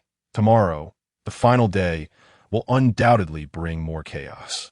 The Celestial Dominance Body will be impossible to conceal in such conditions." The dignitaries exchanged glances, anticipating the climactic showdown of the following day. At that moment, figures emerged from all directions, their gazes toward Qin Feng and Jian brimming with avarice. "Brother Qin, we have all the time in the world. Until we meet again. Jian, aware of their intentions to exploit the situation, uttered a hasty farewell, dragging his wounded form away. Who do you think you are? You believe you can challenge me and simply walk away. Qin Feng propelled himself forward with the agility of a cheetah. The sharp sound of slicing air startled Jian, who turned to see Qin Feng materializing before him. And before he could react, a decisive kick was unleashed. What? Fear washed over Jian as he realized Qin Feng had not forgotten about his brother even now. With a resounding impact, calamity struck. Jian and Appo's eyes widened in shock as searing pain engulfed him, and he could hardly believe he had fallen victim to this maneuver. The onlookers, poised to benefit from the impending chaos, inhaled sharply, sensing an inexplicable chill creeping beneath them. They could not fathom why Qin Feng harbored such a penchant for destruction.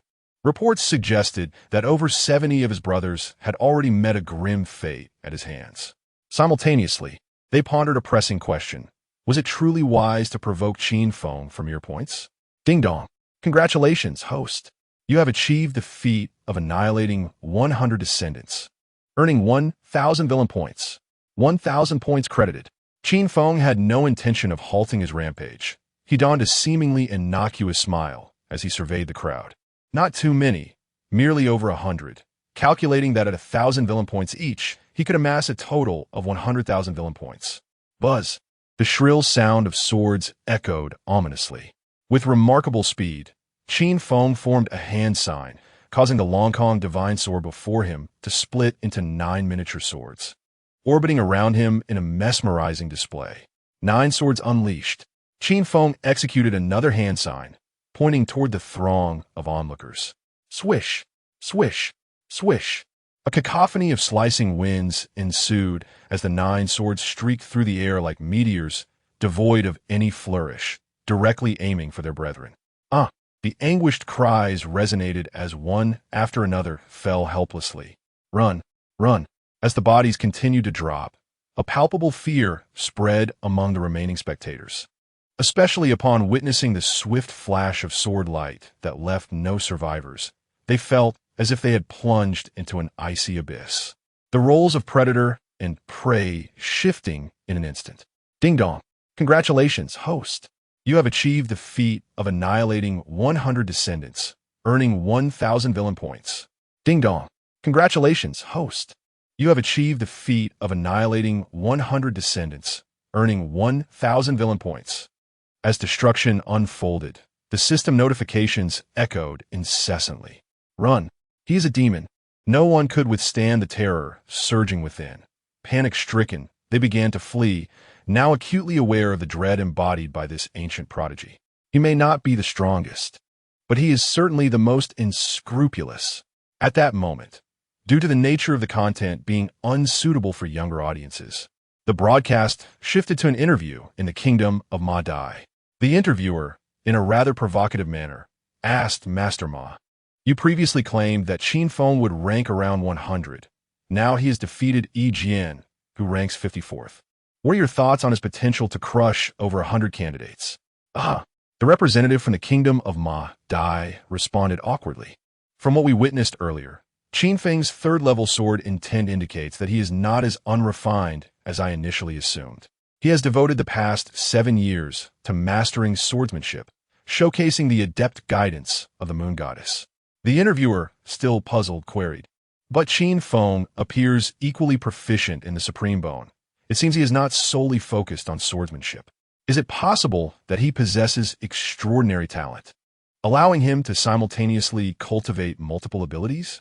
"Absolutely impossible," the representative from the kingdom of Ma Dai asserted sternly.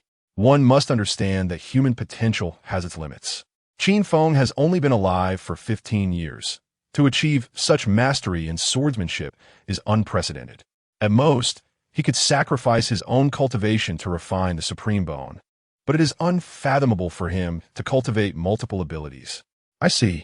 The audience nodded in understanding, feeling as though they had gained wisdom that surpassed a decade of study. The representative let out a sigh. It is regrettable that Qin Feng has misplaced his priorities. The heavy pupils were meant for an invincible path. Why must he rely on another's bone? By neglecting his own heavy pupils to pursue the supreme bone, he risks losing far more than he gains. Indeed, the audience nodded in agreement, finding the expert and Oppo's insights quite compelling. At that moment, the scene shifted back, revealing the fallen figures sprawled on the ground in lamentation. Ding dong! Congratulations, host! You have successfully annihilated a total of 104 descendants, earning 104,000 villain points. Over 100,000 points credited. Qin Feng glanced at the system, noting that he had accumulated 726,000 villain points, with one opportunity for a draw yet to be utilized. It was time to enhance his power. After several intense battles, Qin Feng recognized that his cultivation was woefully inadequate. With the final day of the life-and-death elimination round approaching, a fierce conflict was inevitable. To survive, he needed to bolster his strength. Additionally, the relics of the Buddha obtained from Feng Chong required thorough examination, annihilating eggs and vanishing into obscurity, concealing his prowess and name. As Qin Feng departed, the focus shifted to Feng Chong. He dashed through the forest, his clothes in disarray, tears streaming from the corners of his eyes. There was no turning back. He could never return. Even though he knew that Princess Nanfeng had been poisoned that night, they could never go back to the past. Chapter 60. Eternal Friendship, Alas. The onlookers outside shook their heads in dismay, expressing deep sympathy for the unfortunate individual. Despite possessing terrifying strength, he chose not to engage in noble pursuits. It is not the sight of Qin Feng wielding a sword that is frightening, but rather the smile he cast upon you. Run. Run swiftly. If you do not flee now, it may soon be too late. At the same time, curiosity piqued among them about the unscrupulous deeds Qin Feng might undertake next. Why has it come to this?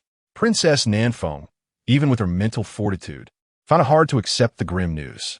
How could the elegant gentleman, whose intellect could command clouds and rain with mere words, be so utterly disgraced? No, it seemed he was the one causing disgrace to others. This man is a misnomer. The elder tasked with protecting the envoy sighed heavily. Ever since Feng Chong became an advisor to Princess Nanfeng 7 years ago, he had indeed revitalized the waning dynasty of the Great Xia, rekindling hopes for the imperial family to reclaim power from the aristocracy. During this time, Feng Chong remained unflappable, seemingly in control of all matters, which only deepened the trust the royal family placed in him. His scholarly prowess, often manifesting in ancient poetry, had captivated the princesses of the imperial family to no end. However, during the recent mission to the Moon dynasty, he found himself entirely on the back foot, repeatedly thwarted by Qin Feng. If the first few incidents could be deemed coincidental, the subsequent occurrences were anything but. From a moment Feng Chong orchestrated the provocation of Qin Feng through Zhu, it seemed Qin Feng had grasped Feng Chang's intentions, methodically cornering him and rendering him powerless, even dragging his reputation into the mire. Alas, the cycle of vengeance spins. What one plots against another will surely return in due time, and Qin Feng is the harbinger of that retribution. The notion of a misnomer weighed heavily on Princess Nanfeng, forcing her to confront a bitter truth. Her admiration for Feng Chong was intertwined with ambition. She aspired to ascend to the throne as the first female emperor in the history of the Great Xia, demonstrating to the world that women could rival men in power. Yet, faced with the reality that Feng Chong was no match for Qin Feng, she questioned the wisdom of placing all her hopes upon him. At that moment, the previously despondent Feng Chong rose once more. Despite the dual blows to his body and spirit, he refused to submit to fate. He yearned for vengeance. He would crush Qin Feng underfoot, making him aware of the terror that traversers could unleash. Feng Chong and Oppo's countenance was icy as he limped away, the tears at the corners of his eyes betraying a painful past, one that was known to all. Qin Feng. Princess Nanfeng's gaze turned frigid, her fists clenched tightly. Vowing to rend Qin Feng limb from limb for his countless indignities and for the torment he had inflicted upon her beloved. Ding! Congratulations to the host for tormenting the Chosen One, earning 300,000 villain points. Ding! Congratulations to the host for inflicting lasting psychological trauma on the Chosen One. granting a chance to draw a prize. Torment. A vivid and inappropriate image flashed through Qin Feng and Appo's mind, startling him into a shudder that disrupted the vision. However, he would not refuse another chance to draw a prize. This meant he now had two opportunities. Finding a secluded cave designated for participants to rest, Qin Feng entered, free from the burdens of live broadcasting, and eagerly called upon the system to commence the drawing. Whoosh! The grand prize will reappear before him, beginning to spin slowly. Ding! Congratulations to the host for acquiring the supreme sword technique, the great river sword art. In an instant, Qin Feng envisioned a mighty river composed of countless sword energies, surging forth with breathtaking grandeur. What a magnificent sword art! Qin Feng exhaled deeply, overwhelmed by the power of the great river sword art. Until now, he had only mastered the sky-splitting sword technique. Without the ability to dispatch foes in a single strike, he often found himself in awkward predicaments. The arrival of the great river sword art was a timely remedy for that embarrassment. The recently acquired 300,000 villain points had brought his total to 1,026,000, ample to exchange for a 100 compatibility card that would unlock the full potential of the great river sword art. Ding! Congratulations to the host for spending 1,000,000 villain points, successfully exchanging for the perfect compatibility card. Ding!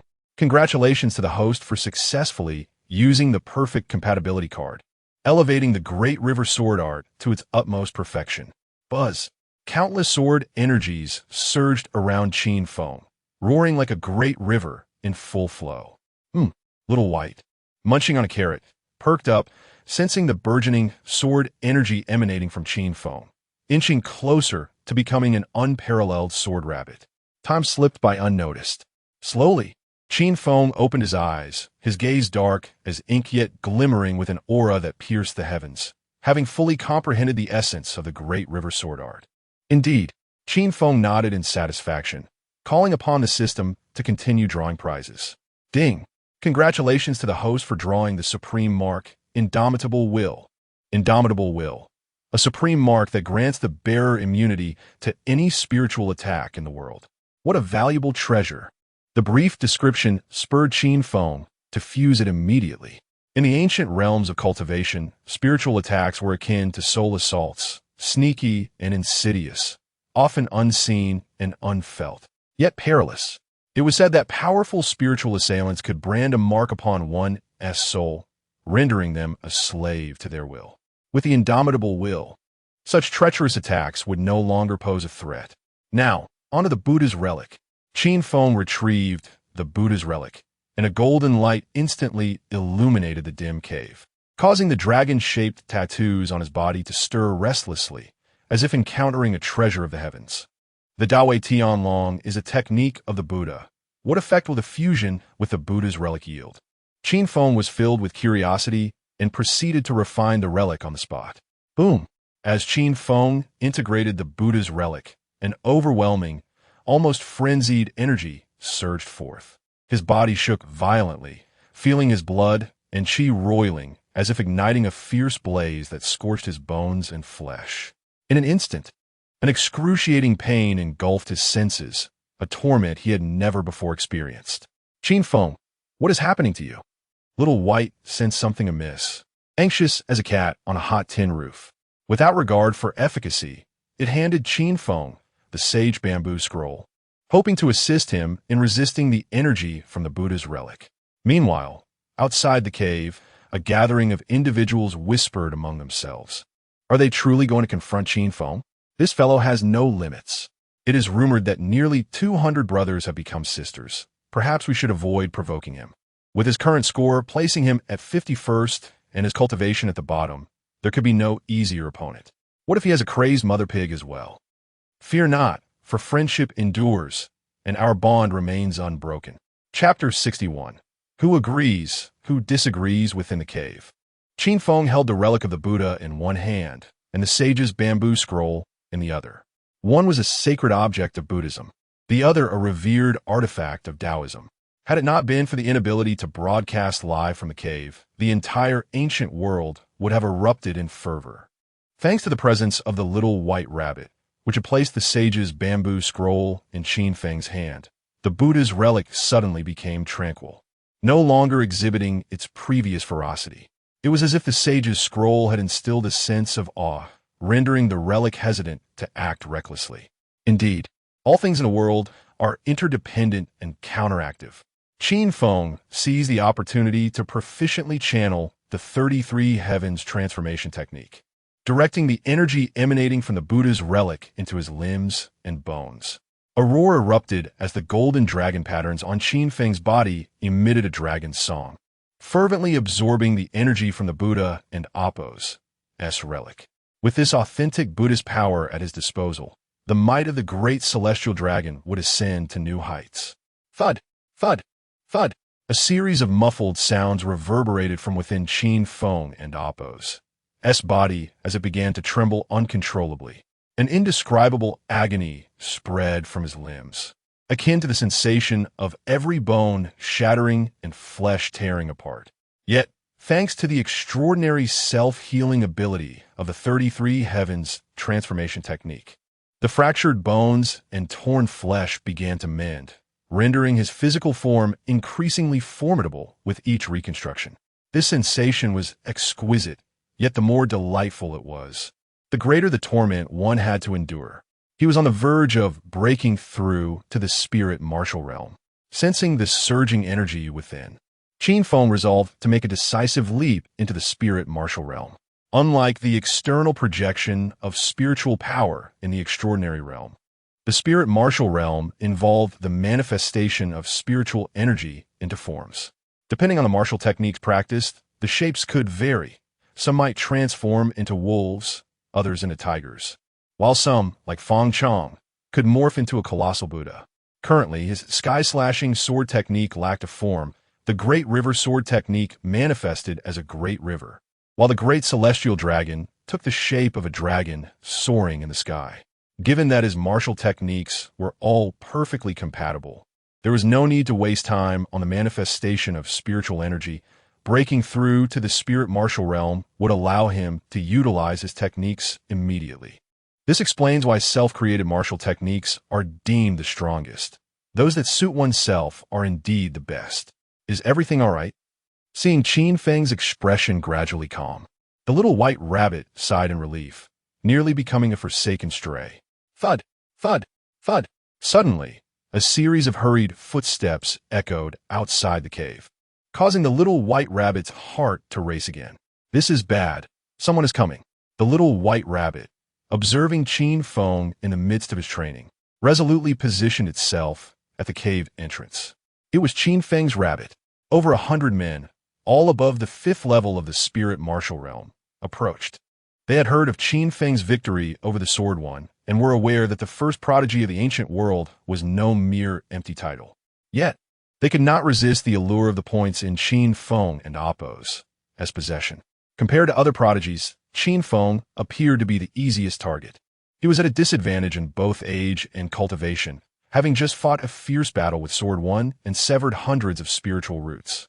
It was believed he had little strength left. My rabbit master is negotiating a deal worth billions inside. I suggest you leave quickly.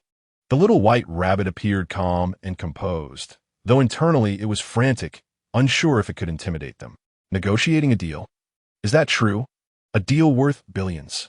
With someone like Qin Feng, who could carry a sow with wild abandon, what kind of major deal could he negotiate? One could easily guess what he was doing inside. Among the crowd, in addition to envy, doubt began to swell. There was no way. Qin Feng's fearsome reputation preceded him. After having made over 200 of their brothers refer to each other as sisters in a single day, it was clear what would befall them if they interrupted Qin Feng's negotiations. Can we trust Qin Feng's rabbit? I suspect he is merely healing inside. Someone immediately voiced skepticism. Yet, before he could finish his words, the little white rabbit suddenly vanished from sight. Whoosh! The sharp sound of wind startled everyone, as the little white rabbit appeared before the skeptic, offering no time for a response before delivering a swift kick. With a resounding thud, the skeptic lost his spiritual roots.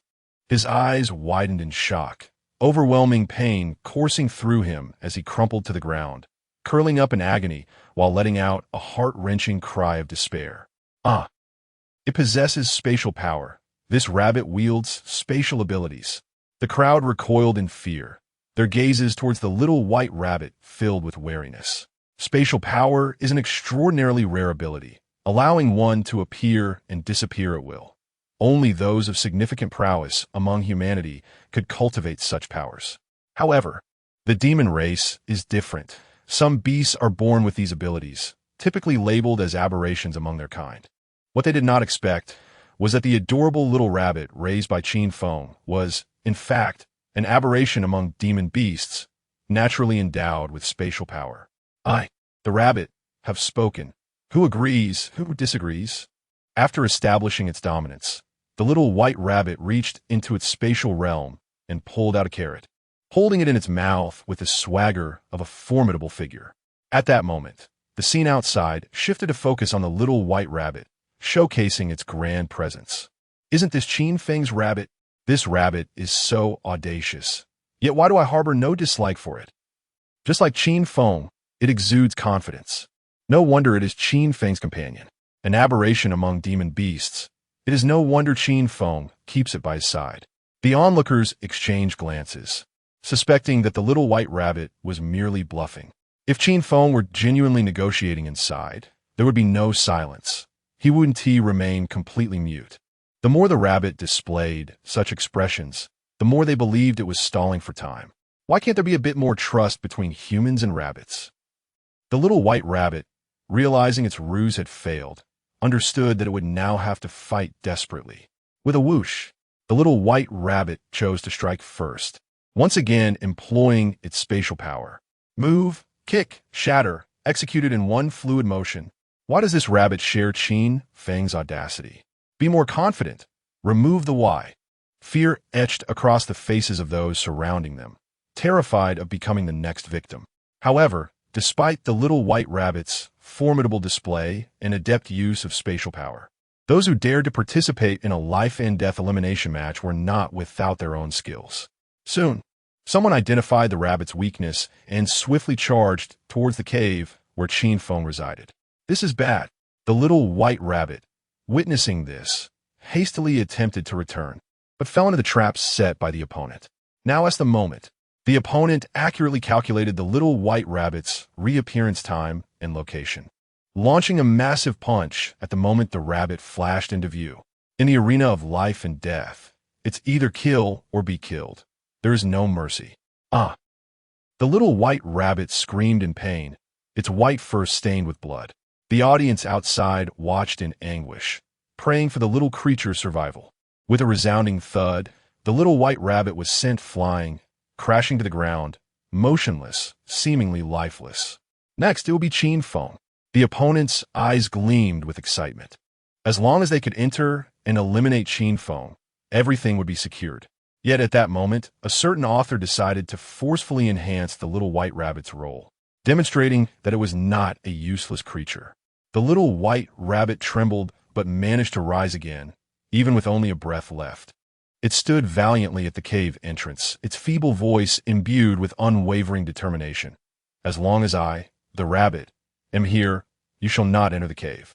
Chapter 62. The heavens did not give birth to me. Qin Xiaobai.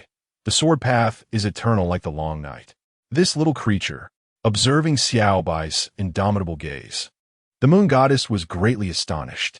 While others may not comprehend the true nature of this rabbit, she had witnessed its growth firsthand, piece by piece.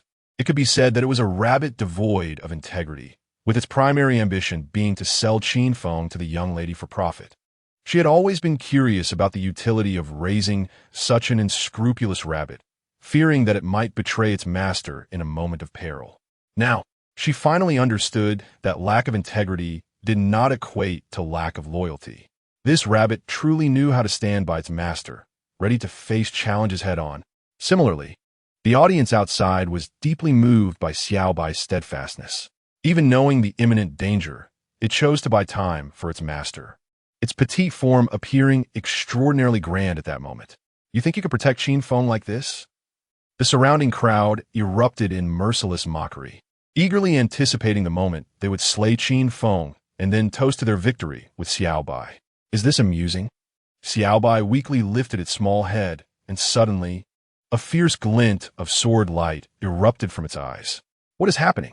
The crowd's expressions shifted dramatically as they sensed the transformation within Xiaobai. If the previous Xiaobai was a cute little rabbit, the current Xiaobai resembled a sword poised to be drawn. Here comes the sword. Xiaobai bellowed with an impressive aura, trembling as it slowly raised its tiny paw.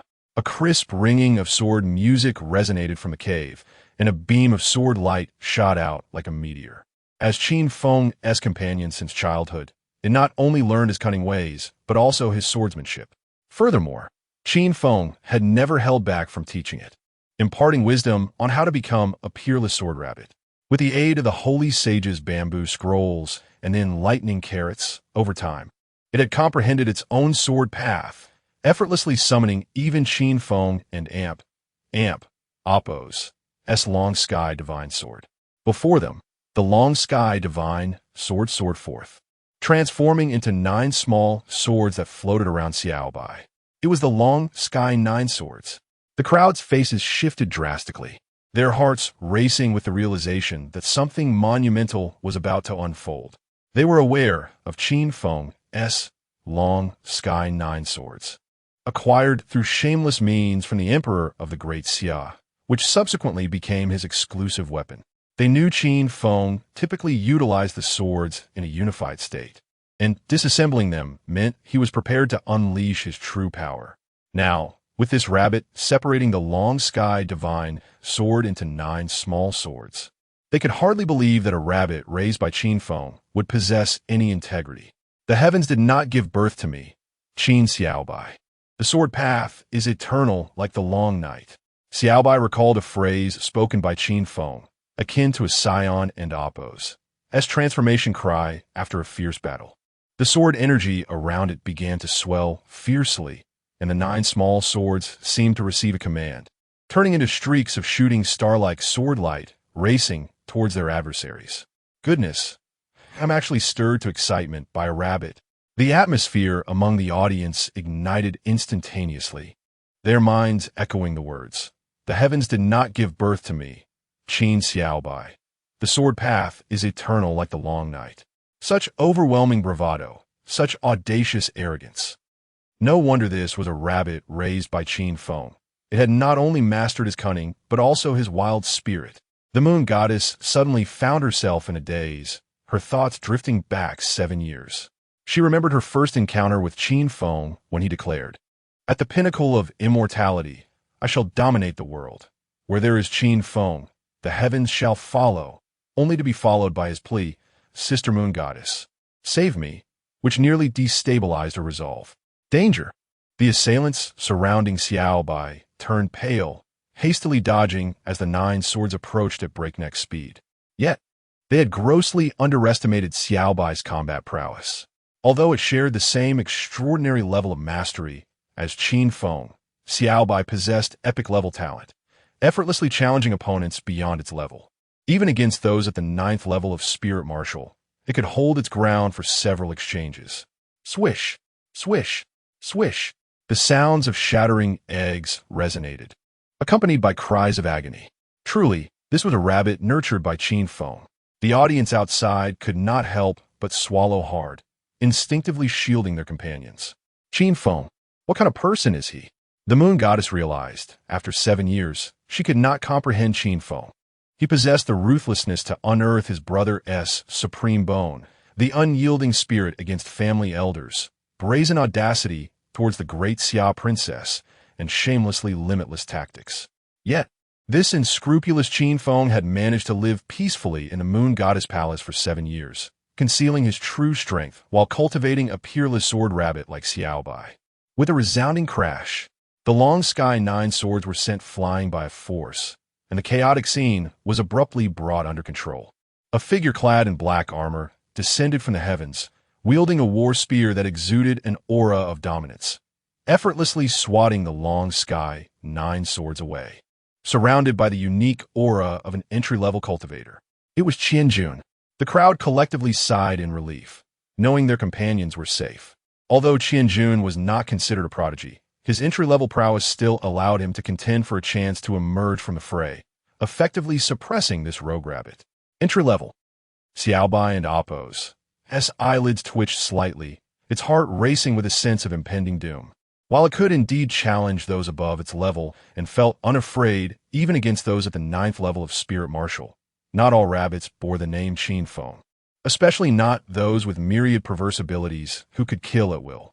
Inside the cave, Qin Feng sensed the battle raging outside, hastily striving to break through to the Spirit Martial realm, unwilling to experience a cycle of retribution akin to Feng Chong being interrupted. At that moment, the relic of the Buddha had fused into his body, bringing about a transformative rebirth. His vitality surged like a roaring river, with his bones and flesh gradually emanating a divine radiance, enveloped in a layer of sacred light. The celestial tyrant body had begun to awaken, further amplifying his physical strength.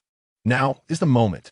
Qin Feng's eyes snapped open, dark as ink, radiating a tangible brilliance, while a formidable wave of energy surged around him, with a river of sword energy flowing behind him.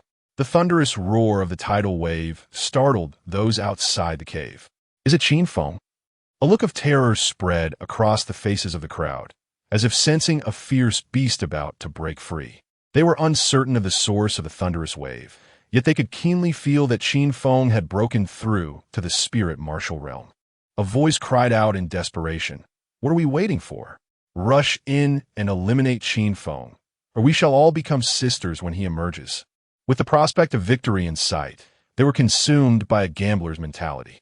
They had risked their lives to participate in the life-and-death elimination match, fully prepared to disregard their own safety. Slaying Qin Feng now meant success. Wait! Qian Jun's commanding voice cut through the chaos as he boldly stepped forward, his aura radiating like an invincible war god. How formidable! Xiaobai's expression grew grave, bracing itself for a fight to the death. Qian Jun is magnificent. The morale of those surrounding surged, as if they had found a solid pillar of support. With a thud, Qian Jun unhesitatingly knelt at the entrance of the cave, prostrating himself and declaring, "I am Qian Jun, and my admiration for the great Qin Feng is as boundless as the flowing river, uncontainable like the yellow river in flood. Should Qin Feng not accept me as a brother today, I shall surely perish in this place." Chapter 63.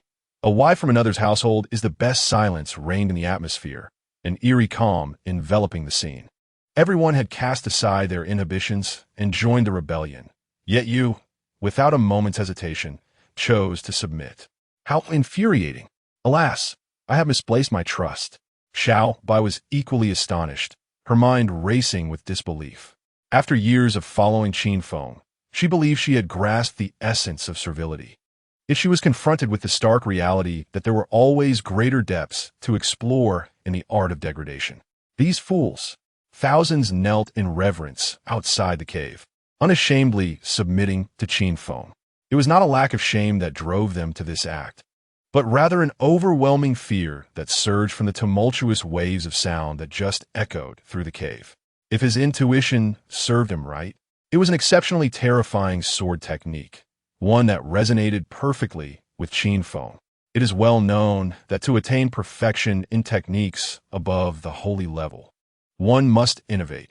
Yet Qin Feng had crafted the terrifying sword technique of heaven's severance at the tender age of 8. He could hardly fathom what monstrous sword techniques Qin Feng could devise now, given his current mastery of the sword. Worshipping the powerful is his forte. At this moment, the cacophony began to dissipate, and tranquility returned to the cave. Alarm spread across the faces of the crowd, knowing that Qin Feng was on the verge of emerging. Casting a glance at Xiao Bai and then at Qian Jun, they realized that any thoughts of eliminating Qin Feng had become futile. Their only recourse was to retreat. "You think you can leave without leaving something behind after attacking my rabbit?" Qin Feng's icy voice reverberated from within the cave. The long Kong Nine swords, having been struck down, began to tremble violently, unleashing a wave of chilling sword light, far more potent than before. "Run!" A terrified shout broke through the air, prompting a frantic scramble in every direction. However, The Long Kong Nine Swords had already taken to the skies, transforming into 9 slender beams of light that sliced through the void. Unlike the previous instance where Qin Feng had employed the extraordinary 9 layers technique, after breaking through to the first level of the spirit martial realm, the control range of the swords now extended over 1,000 meters. Ding! Congratulations to the host for achieving eternal governance, earning 1,000 villain points. Ding! Congratulations to the host for achieving eternal governance, earning 1,000 villain points. Amidst the wails of despair, the system notifications echoed incessantly. Alas, how utterly disgraceful! The spectators outside could hardly bear to watch, struggling to articulate their thoughts on Qin Feng. Was he cruel? He had managed to secure a top 100 position in the life and death elimination rounds without shedding blood, a feat unprecedented in the history of such contests. Yet, could one dismiss his ruthlessness? Nearly 300 young men had been transformed into sisters because of him, a phenomenon never before seen in any elimination round. How terrifying! Beads of sweat trickled down Qian Jun's forehead as the sound of swords whistled past his ears. He had endeavored to overestimate Qin Feng's terror, but he had still underestimated him. The Long Kong Nine Swords in Qin Feng's possession were in an entirely different league compared to when they were in Xiaobai's hands. Apart from the prodigies of the Dao realm, few could withstand his 9 swords. Thank heavens I knelt swiftly. Qian Jun wiped the cold sweat from his brow, feeling an immense sense of relief. At that moment, a voice, cold and captivating, pierced the air. Halt! A stunningly beautiful woman in flowing white robes floated gracefully, her feet resting upon a flying sword. Witnessing such brutality, she could not help but raise her delicate brow, swiftly forming a hand seal to ensnare the rapidly darting 9 swords. It was Fair Yulan. The men below seemed to have found their savior, hastily dropping to their knees, pleading for this enchanting maiden named Yulan to rescue them. So, she's Yulan? The male spectators outside were suddenly invigorated, recognizing her as an unparalleled beauty. In the entire Moon dynasty, she was a household name, the daughter of the Blue Demon and one of the 4 great beauties of ancient times, with her father's identity remaining a mystery. It was said that a century ago, one of the 4 great beauties, the Blue Demon, vanished only to return to the Moon dynasty, pregnant, and soon after gave birth to Yulan. Rumored to possess an exceedingly rare, mysterious body, Yulan exhibited astonishing talent from a young age and was indeed an unparalleled beauty. Upon seeing her today, the rumors were undeniably true. If their memories served them correctly, Yulan had now reached the 2nd level of the Dao realm, making her a frontrunner in this life and death elimination round. At this moment, within the cave, Qin Feng stood frozen, the system and Oppo's notifications ringing in his ears. Ding! Epic level Chosen Daughter detected. Chosen Daughter? The female lead? Qin Feng's expression shifted, momentarily befuddled. Since awakening his system, he had encountered 3 chosen children, including the exquisite Zi Yuan and Princess Nanfeng. He had always considered these beauties to be the female lead, only to realize they were merely supporting characters. The true female lead was yet to be revealed. Who could she be the wife of? Qin Feng murmured, intrigued. Yulan's delicate brows furrowed slightly, her voice icy. Killing is merely a matter of striking the head. Why must you humiliate others so? If I am not mistaken, the one who delights in such lowly tactics can only be the ancient world's foremost prodigy, Qin Feng. Are you he? Swish, swish, swish. The Long Kong Nine Swords broke free from their bindings, hurtling swiftly into the cave. Moments later, a figure clad in white emerged from the cave, resembling a refined gentleman, wielding the Long Kong Divine Sword, prompting an involuntary exclamation, a gentleman like Jade, unmatched in the world. Yet, recalling his methods, they could not help but scoff. What a disgraceful person. You are Qin Feng. Yulan's brows knitted together, struggling to reconcile this beautiful youth with the notorious Egg King. Milady has mistaken the person. Qin Feng replied with a cultured demeanor. I am but a humble student, surpassing my predecessors in every way. Surpassing? Yulan mused, her disdain for Qin Feng's flirtation unyielding, acutely aware of his terrifying might. Having just broken through to the spirit martial realm, Qin Feng's aura had yet to stabilize. However, the energy he radiated was vastly superior to that of other cultivators at the same level. This indicated that although he had not made significant breakthroughs in his cultivation during his 7 years at the Moon God Palace, he had honed his foundation to an exceptional degree, suggesting a promising future ahead. In what regard do you refer? Qin Feng began to scrutinize Yulan, unable to deny the truth in the adage that a wife from another's household is indeed the best. With her snow-capped peaks and towering mountains, she possessed an astonishing resilience. If he were to engage her in combat, employing the dragon's descent into the sea and fire's return to origin techniques, it would undoubtedly trigger a significant system event. Disgraceful. The crowd in Appo's eyes were filled with disdain, all too aware of Qin Feng and Appo's lustful intentions. Chapter 64. The Jianghu is not merely about fighting and killing indeed. As the rumors suggested, it is rather despicable. Yulan's delicate face flushed slightly as she felt uncomfortable under Qin Feng's intense gaze. Although she was aware that her beauty attracted many men, she could not bear the fiery scrutiny of Qin Feng, making her feel as though he might devour her at any moment. Ah, finally, you've emerged, Mother Rabbit. Little White, exhausted, plopped down onto the ground, its eyelids growing heavier until it succumbed to sleep. Despite possessing an epic-level talent, it was still merely a rabbit of extraordinary ninth-tier cultivation.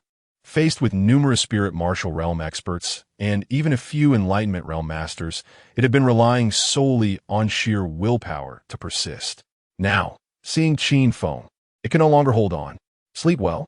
Qin Feng gently lifted Little White from the ground. Unlike the domesticated rabbits of the past, this Little White was now nearly drenched in blood, its once pristine white fur stained crimson, looking far worse than a stray rabbit. Yet he showed no signs of disdain as he cradled Little White close, indifferent to the blood that marred his white attire. Boss, Hien Yun Huidoa, eager to curry favor, his sycophancy on full display. The audience was filled with disdainful glances, taken aback by this side of Qianjun. Despite possessing the first tier of Enlightenment realm cultivation and donning exquisite armor while wielding a formidable war spear, he had no dignity as he crawled to flatter Qin Feng, doing so with an unsettling ease. Qianjun was unfazed by the scorn, finding it laughable that others believed participating in the life-and-death elimination match could change their fate. Little did they know, they were merely cannon fodder meant to highlight the true prodigies. He saw through this clearly. Rather than face the pressures of reality in the future, it was wiser to attach himself to Qin Feng's rising star. The Jianghu is not just about fighting. It is about the intricacies of human relations. As the son of the Moon God Palace, coupled with his exceptional and perverse talents, Qin Feng's future was destined to be extraordinary. Thus, the only way to alter one's fate was to cling to him now. A sycophant. Qin Feng assessed Qianjun, feeling little aversion. It was entirely commonplace for strong individuals to gather subordinates. One could not possibly handle every situation alone. Ding dong. Congratulations to the host for recruiting a sycophantic subordinate and acquiring the Celestial Slave Seal. Celestial Slave Seal, unranked. When applied to a loyal subordinate, it allows them to share half of the host's combat power. Should they harbor thoughts of betrayal, they will be consumed by the flames of hell. Note, special physique and comprehension level do not count as enhancements. What a marvelous treasure. Qin Feng's eyes sparkled, his heart racing with excitement. Even if his celestial titan body, invincible sword heart, and triple sword intent could not be enhanced, the aura of imperial potential provided a tenfold boost. This meant that Qianjun would enjoy a fivefold increase in combat power. It was not just individuals like Qianjun who could resist such temptation. Even those hailed as prodigies would find it difficult to turn down a fivefold increase in strength. The only cost was an unwavering loyalty, which seemed reasonable considering he would be following a genuinely virtuous leader. Qin Feng glanced at Qianjun and softly inquired, "Are you truly committed to following me?" Indeed, Qianjun nodded solemnly, completely serious. With his talents, he could certainly vie for a chance to stand out, yet he would ultimately find himself at the bottom, destined to serve others. Since everyone was bound to be a worker, why not seek a boss with potential? Very well. Qin Feng conjured a mysterious golden rune at his fingertip, and, before Qian Jun could react, he slapped it onto his forehead. The golden rune flickered momentarily before vanishing. Boom!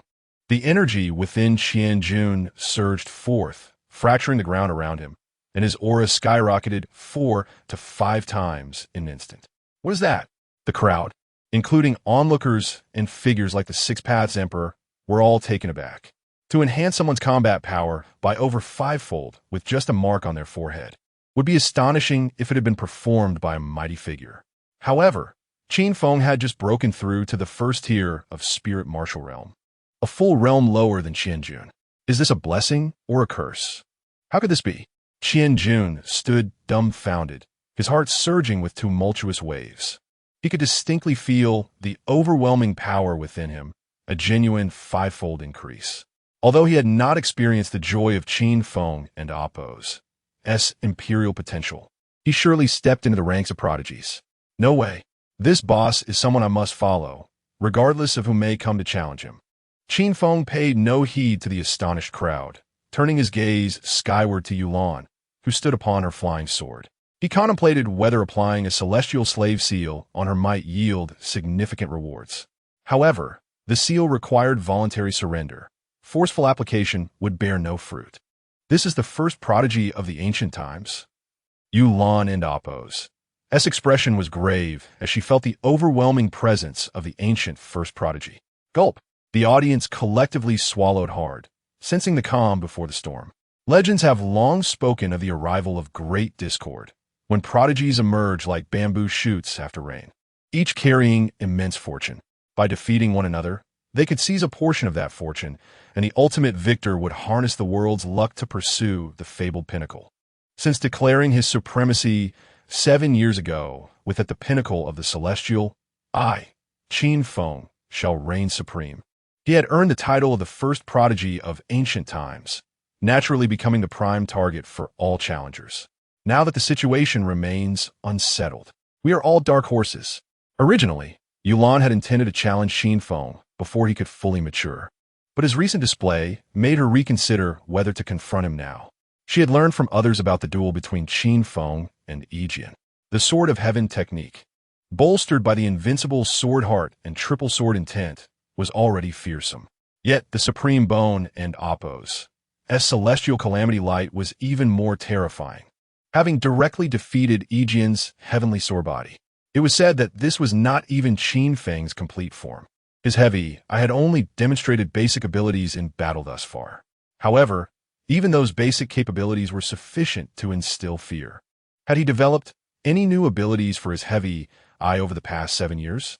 Probably not. Yulan furrowed her brows, feeling it unlikely. Qin Feng was merely 15 years old, having already comprehended the invincible sword heart and triple sword intent, an unprecedented feat coupled with the terrifying celestial calamity light. He surely cannot find time to develop new powers for his heavy eye. This meant that Qin Feng's battle against Yijian showcased all of his current strength. Otherwise, he would not have risked a breakthrough in such a perilous arena. The more Yulan pondered, the more certain she felt of her potential victory over Qin Feng. Across from her, Qin Feng was preoccupied with matters beyond mere combat. Chapter 65. The Dragon Slayer. As both sides locked eyes, the atmosphere was tense and charged. Suddenly, a resounding dragon roar shattered the stillness, echoing throughout the battlefield of life and death. Who possessed such audacity to challenge the young dragon? The onlookers were taken aback, their gazes collectively drawn to a singular direction. In this perilous arena, one must hunt fierce beasts to accrue points, among which were 2 dragons, a great dragon and a smaller one. The former is a true dragon, while the latter is a river dragon. Since the inception of this battlefield, they have been confined within this space, and vanquishing them would not only yield an abundance of points, but also prized treasures such as dragon pearls. Yet for a century, no one had succeeded in defeating them. Even during the last life and death elimination tournament, no one managed to slay them. It is noteworthy that the previous tournament was hailed as an epic showdown, with the 6 Dao emperors subsequently sealing 2 holy suns, underscoring its high stakes. However, even the tournament that birthed 2 holy suns ultimately fell short against the river dragon, let alone provoke the mightiest great dragon. Who possessed such courage? Qin Feng turned his gaze towards the direction of the young dragon, faintly hearing a continuous cacophony of roars, as if a fray were unfolding. Yulan furrowed her brows and muttered, decisively stepping onto her flying sword, heading towards the young dragon's location. She reasoned that now was not the time for a confrontation with Qin Feng. It was only the second day of the life-and-death tournament, and if they were to engage in a mutually destructive battle, they would only serve to benefit others. It was better to investigate the young dragon's whereabouts first. If she could claim a kill, it would be a windfall. Particularly, the dragon pearl was an exceedingly rare treasure. If fused, her power would undoubtedly ascend to new heights. Many shared Yulan's sentiment, halting their skirmishes to rush towards the young dragon. Quick, let's go. Qin Feng, however, had no intention of joining the fray, leading Qianjun in the opposite direction. Understood, boss. Qianjun, ever the loyal subordinate, followed quietly without question. A collective sigh of relief swept through the crowd, grateful that Qin Feng seemed to have forgotten about them. But in the next moment, a flurry of sword lights surged forth, inciting a chorus of screams. Ding dong.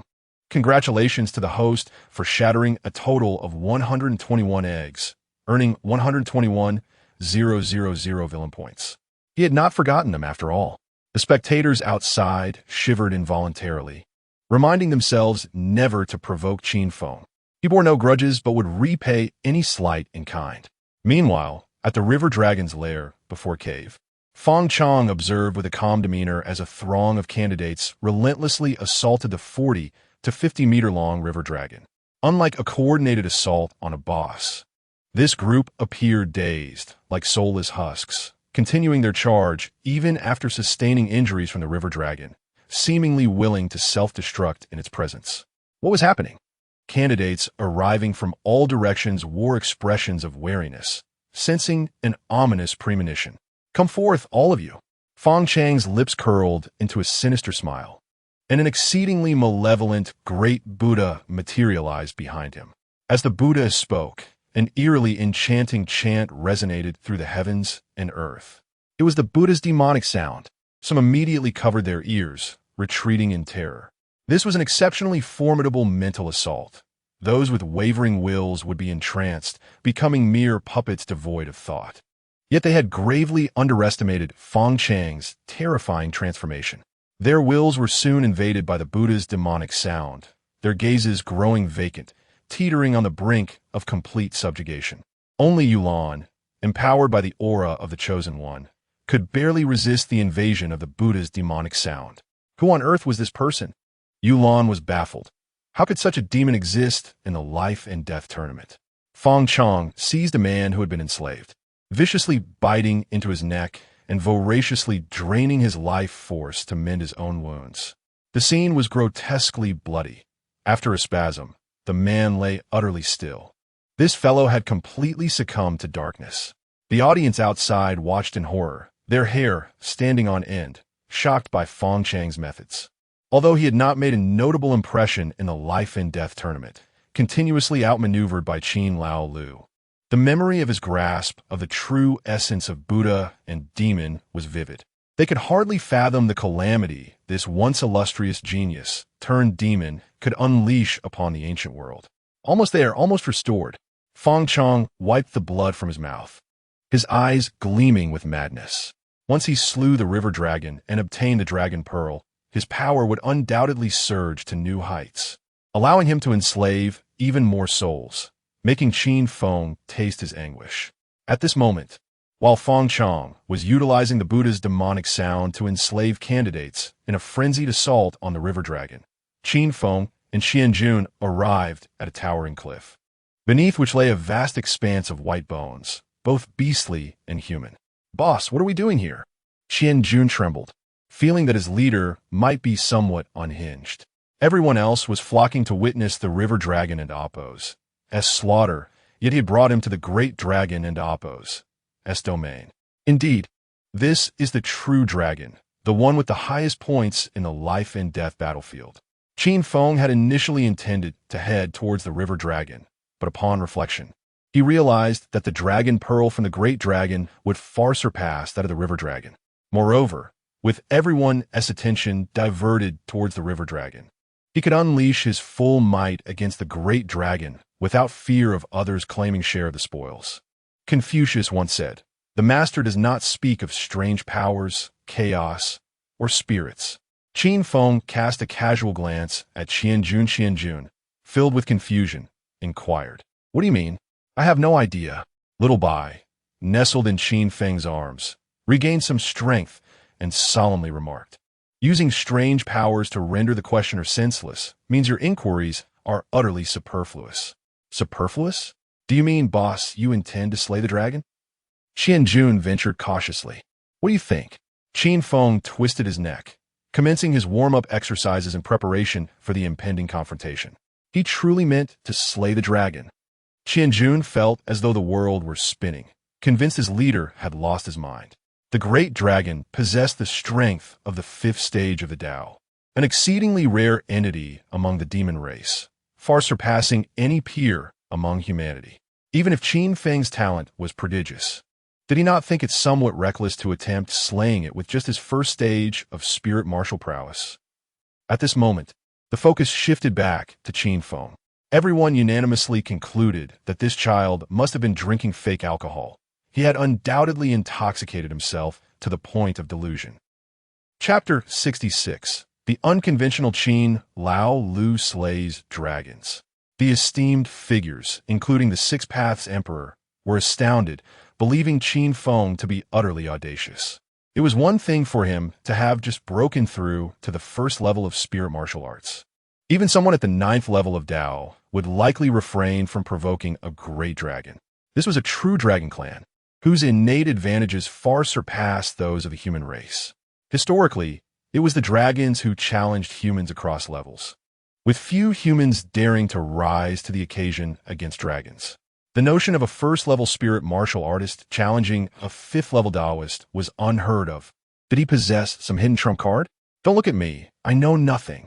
The moon goddess raised her hands in innocence, genuinely not recognizing Qin Feng anymore. Having lived with him for 7 years, she initially thought he was merely solidifying his foundation during that time. She wholeheartedly agreed with this philosophy, believing that cultivators should strive for the future rather than immediate gains. Her intention in having Qin Feng participate in the life and death elimination match was simply to broaden his horizons. But unexpectedly, he ended up teaching her a lesson instead. It was one thing for his foundation to be extraordinarily solid, but he had also quietly elevated his sword intent to the 3rd level.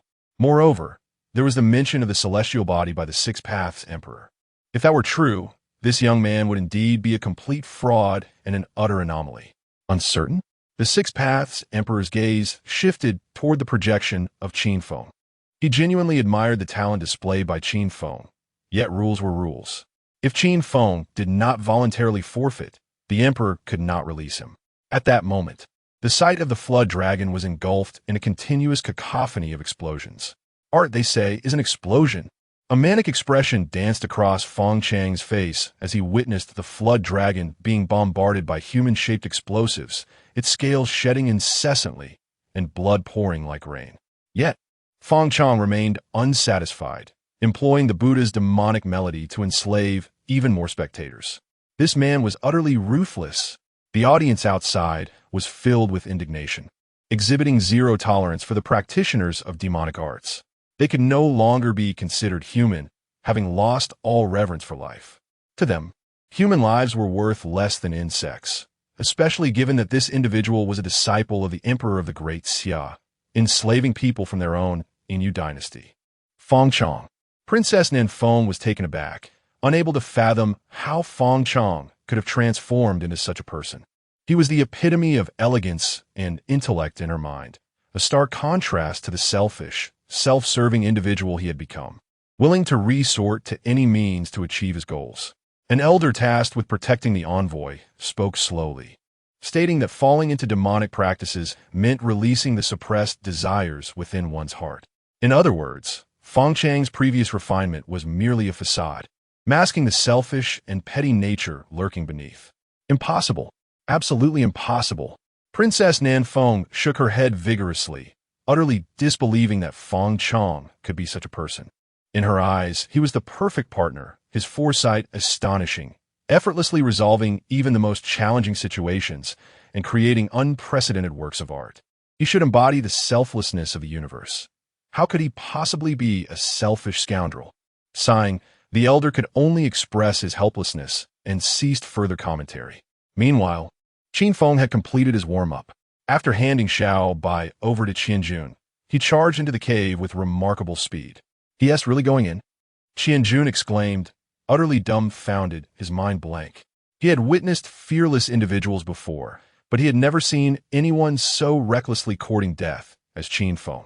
Upon entering the cave, Qin Feng decisively activated his heavy pupils, clearly perceiving a colossal dragon's head within. At that moment, the great dragon lay leisurely asleep, unaware that anyone would dare to challenge it. Even though it had faintly heard the flood dragon's cries earlier, it dismissed them entirely, accustomed to the occasional hot-blooded youths who fancied themselves invincible, only to become mere snacks for the little mudfish. The great dragon's eyelids flickered open, sensing the presence of an intruder. Drawing his sword, almost simultaneously as the dragon opened its eyes, a sword light, dark as water, was drawn from its sheath. Clang! The resounding sound of the sword being unsheathed pierced the air, startling the great dragon. Not good. There's danger. Some rascal is attempting a sneak attack. Before the dragon could react, Qin Feng's figure, clad in white like fresh snow, flickered like lightning, rising gracefully, akin to a startled phoenix. As the breathtaking sword light erupted within the cave, the sequence of drawing, striking, and sheathing the sword flowed seamlessly. With a thunderous crash, a spray of crimson erupted forth. The great dragon felt as if its vision had vanished. A searing pain radiated from its left eye throughout its entire being. Roaring in agony, the great dragon unleashed a piercing dragon cry that echoed through the heavens and earth. The blinding pain from its left eye, now punctured, sent it into a frenzy, causing the cave's rubble to rain down and jagged cracks to spread relentlessly. This is bad. The cave is collapsing. Qin Feng, with an air of uncanny grace, swiftly dashed out of the cave. "Boss!" Qianjun couldn't help but shout, relieved to see Qin Feng unharmed. But the next second, his heart sank again. Boom! The cave collapsed entirely, the precipice crumbling. A massive dragon, pitch black and nearly 100 meters long, soared from the ruins. Upon closer inspection, one could see that the dragon's left eye had become a gaping blood hole, roaring in fury as if vowing to hunt down that rascal and tear him to pieces. "Oh dear, what a racket! You're driving me mad." Xiao Bai hastily pulled down her long ears to muffle the nearly deafening noise. Goodness, Qin Feng is truly slaying dragons. The spectators outside were utterly astounded, their minds a whirlwind of disbelief. They realized that this Qin Feng was genuinely ferocious, daring to challenge a great dragon as a first-level spirit martial artist, and even managing to blind one of its eyes, a feat unseen since the inception of the life and death arena. "Shut up already." Qin Feng offered no respite to the great dragon, leaping onto its head without waiting for it to deliver a vengeful monologue, brazenly employing the celestial catastrophe. A golden light flickered from his chest, revealing swirling runes. Boom! The great dragon, caught off guard, received the full force of the attack to its face. Another burst of crimson blooming in the air. This time, the great dragon was utterly enraged, never expecting such an unscrupulous assault, as Qin Feng's opening move had shattered its appearance. Is it not common knowledge that one should not strike a dragon in the face? Yet before the dragon could retaliate, Qin Feng's pupils shimmered with a purple light. Suddenly, the sky darkened, and enormous heavy pupils emerged in the surroundings. The spectators outside went wild, their minds racing with disbelief.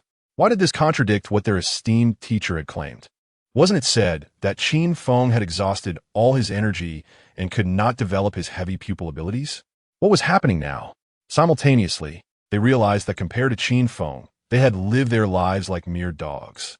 At just 15, he had comprehended an invincible sword heart, mastered the third level of sword intent, cultivated the supreme bone, and even developed his heavy pupil skills, while also creating two divine techniques.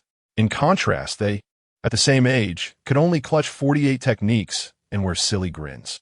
Chapter 67. The frantic output of Qin Laolu, it was terrifying. Qianjun, being in such close proximity, could distinctly feel the horror emanating from the multitude of eyes in the sky, as if the heavens themselves were gazing down upon mere ants on the earth. In a state of fright, he hurriedly embraced Xiao Bai and retreated to maintain a safe distance. Now was the moment. The essence of yin and yang. Qin Feng's eyes flickered with a captivating purple light, offering the great dragon no chance to react. Whoosh, whoosh, whoosh. Pairs of double pupils in the sky unleashed beams of light that struck the great dragon like lasers. Roar. The great dragon let out a pained roar. Its once impenetrable scales rendered vulnerable, pierced by the divine light of yin and yang, as blood gushed forth like a fountain. Yet, the great dragon was indeed a formidable creature. Its cultivation at the 5th level of the path was not to be underestimated. Even though Qin Feng's divine light was devastating, it could not deliver a fatal blow, only serving to further ignite its fury. Roar.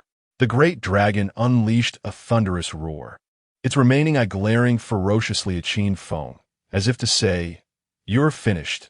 Now it's my turn to perform." However, Qin Feng displayed no signs of panic. Instead, a sinister smile crept across his lips. This is bad. He is cunning. The great dragon felt a surge of anxiety at Qin Feng's smile, and before it could react, it sensed a chill suddenly creeping up from behind. The Chongkong divine sword had split into 9 blades, transforming into streaks of sword light that shot toward its exhaust port. Roar! The great dragon's eyes widened in horror as it let out a wretched scream, experiencing the sensation of a flower blooming into a world of chaos. How shameless! The spectators outside could hardly bear to watch. Their perception of Qin Feng's limits drastically altered. He cared not whether the cat was black or white.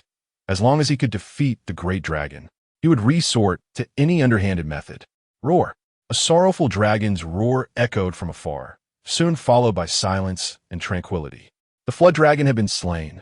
The scene shifted to Feng Chong, who, amid the explosive output of the human bomb, rushed before the fallen flood dragon. Ignoring its cries for mercy, he ruthlessly plunged his iron hand into its body, extracting a pale yellow dragon pearl. The flood dragon's pearl. The audience outside became restless, their eyes fixated on the dragon pearl in Feng Chang's hand. Even a flood dragon pearl was a rare treasure in the world, let alone the rest of the flood dragon's body, which was also invaluable, especially as Feng Chang's points surged to first place. A disciple of the great Xia dynasty, overshadowing the talents of the Yin Moon dynasty, it was a disgrace of monumental proportions. Now, all eyes were on whether Qin Feng could surpass Feng Chong. The spectators' hearts raced, their breaths caught in their throats, as Qin Feng transformed from the shame of the Yin Moon dynasty into its sole beacon of hope. Truly, the great Xia dynasty was a cradle of exceptional talents. The 6 Paths Emperor's expression grew solemn, realizing that now was not the time to confront the royal family of the great Xia. Feng Chong had indeed outstripped the various prodigies of the Yin Moon dynasty. Yet Qin Feng was also from the great Xia. He needed to regard the great Xia with respect while not underestimating his own strength. It appeared the flood dragon had met its end. Upon hearing the flood dragon's last gasp, Qin Feng understood he must hasten the dragon-slaying process. Otherwise, he would surely attract other candidates eager to claim a share. Success or failure hinged on this moment. Qin Feng's expression turned serious as he tore off his shirt, revealing a dazzling golden dragon tattoo. Unlike others, his dragon tattoo seemed alive, swirling across his body, and resonated with the sound of dragon roars. What is this? The spectators were left in shock, their expressions betraying their lack of worldly experience. Simultaneously, they struggled to comprehend that Qin Feng still possessed a hidden card, one that ranked just below the double pupils. Buddhist techniques. The 6 Paths Emperor and other powerful figures were taken aback. their advanced cultivation allowing them to recognize this as a Buddhist practice that had reached a state of great perfection. Why are you looking at me? I truly do not understand. The moon goddess appeared innocent.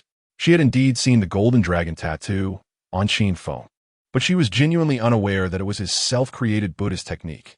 What do you know? The various leaders were incensed, itching to confront the moon goddess. While others revered a prodigy like Qin Feng, treating him like a treasure, she feigned ignorance. This cannot stand. Once the elimination round concluded, they must seize Qin Feng from her clutches under the guise of justice, to prevent a precious gem from being squandered by some individuals. Great Might Heavenly Dragon, Great Luo Mantra, Prajna Buddhas, Prajna Pramitha, the dragon soared into the heavens. After executing a series of dazzling gestures, Qin Feng's dragon tattoo shot forth from his body, transforming into a colossal golden dragon rivaling the black dragon. Roar! The gold and black dragons roared at each other before entangling in a fierce battle. Boom! The spiritual energy of heaven and earth was thoroughly disrupted. Radiant light cascading forth as if the Milky Way itself were unleashed, with two immense figures coalescing within, the oppressive aura of their draconic might spreading across the expanse. Yet, after enduring Qin Feng and Appo's heaven-slaying sword technique and the divine light of yin and yang, the great dragon was further weakened by the onslaught of 9 swords. Its combat power evidently diminished. In contrast, the Great Might Heavenly Dragon inherently dealt increased damage to demonic beasts, and with the absorption of the Buddha's relic, its power surged, firmly overpowering the great dragon. Heavens above, the audience was utterly unsettled, unable to believe their own eyes. Qin Feng truly suppressed the great dragon, whose cultivation was at the 5th level of the path, with his own 1st-level cultivation, not merely holding back, but completely dominating it. Throughout the annals of ancient history, no one had ever achieved such a feat. My goodness. Qianjun watched in awe as the 2 dragons clashed in the sky, unable to fathom the immense prowess of his newly sworn master. It was as if a small cow rode a flying sword. This was a sight to behold. I'll see if he could survive this. Qin Feng felt himself nearing exhaustion from unleashing successive powerful moves, controlling the Chong Kong 9 swords to wreak havoc within the great dragon's body. Roar! The great dragon's eyes widened in agony, its massive form losing control as it plummeted from the sky.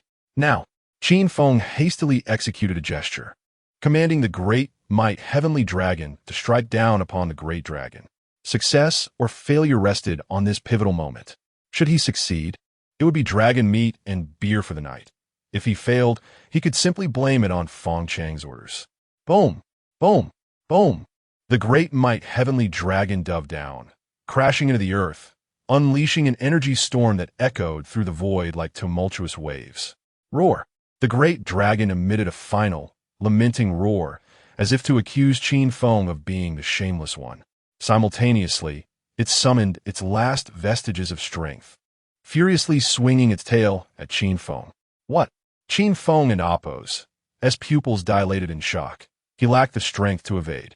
With a resounding crash, Qin Feng took the full brunt of the dragon's tail, his chest bones shattering instantly, and his internal organs sustaining varying degrees of damage. Had the great dragon not been reduced to near death by his relentless torment, coupled with his cultivation of the 33 days of creation and the celestial body, he would have likely met his end right then and there.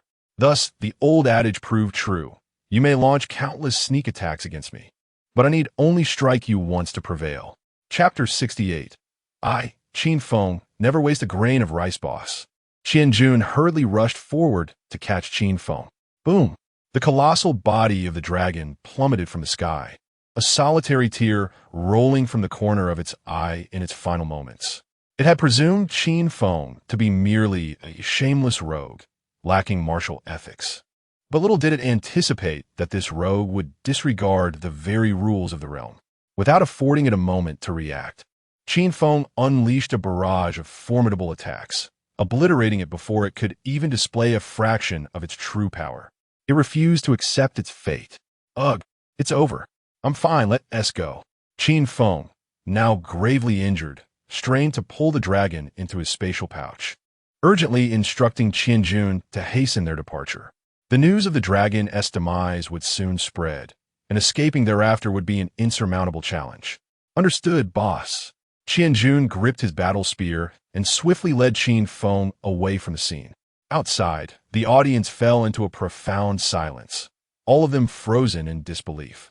They had thought Feng Chang's slaying of the dragon was already astonishing, yet within mere minutes, Qin Feng, a mere beginner in the spirit martial realm, had vanquished the mighty dragon on the battlefield.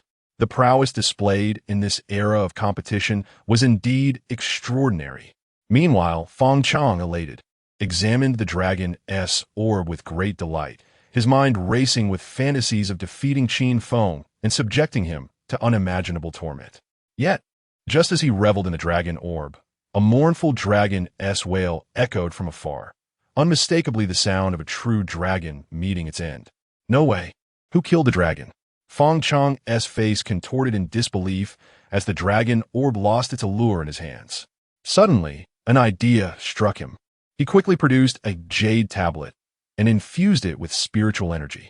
A projection of the leaderboard materialized, and to his horror, the name that had once belonged to him now belonged to Qin Feng.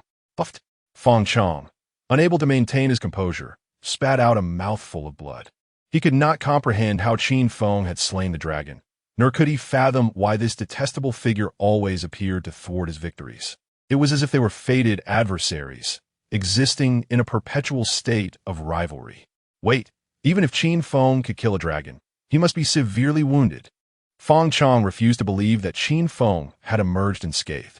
He was certain that if he could locate him, not only would he exact revenge, but the dragoness orb would also belong to him. From that moment on, Feng Chang descended into madness, employing his hypnotic voice to enslave fellow candidates, rallying them toward the dragon's lair. What a terrifying fiend! Had she not cultivated an extraordinary will from a young age, she surely would have succumbed to Feng Chang's enchanting voice. Simultaneously, she felt immensely grateful for not provoking the monstrous Qin Feng, who had proven to be fearsome enough to slay a dragon. At that moment, Qin Feng was healing in a cave. Although he had narrowly escaped being crushed by the dragon's tail, complete recovery would likely require an entire night. An entire night?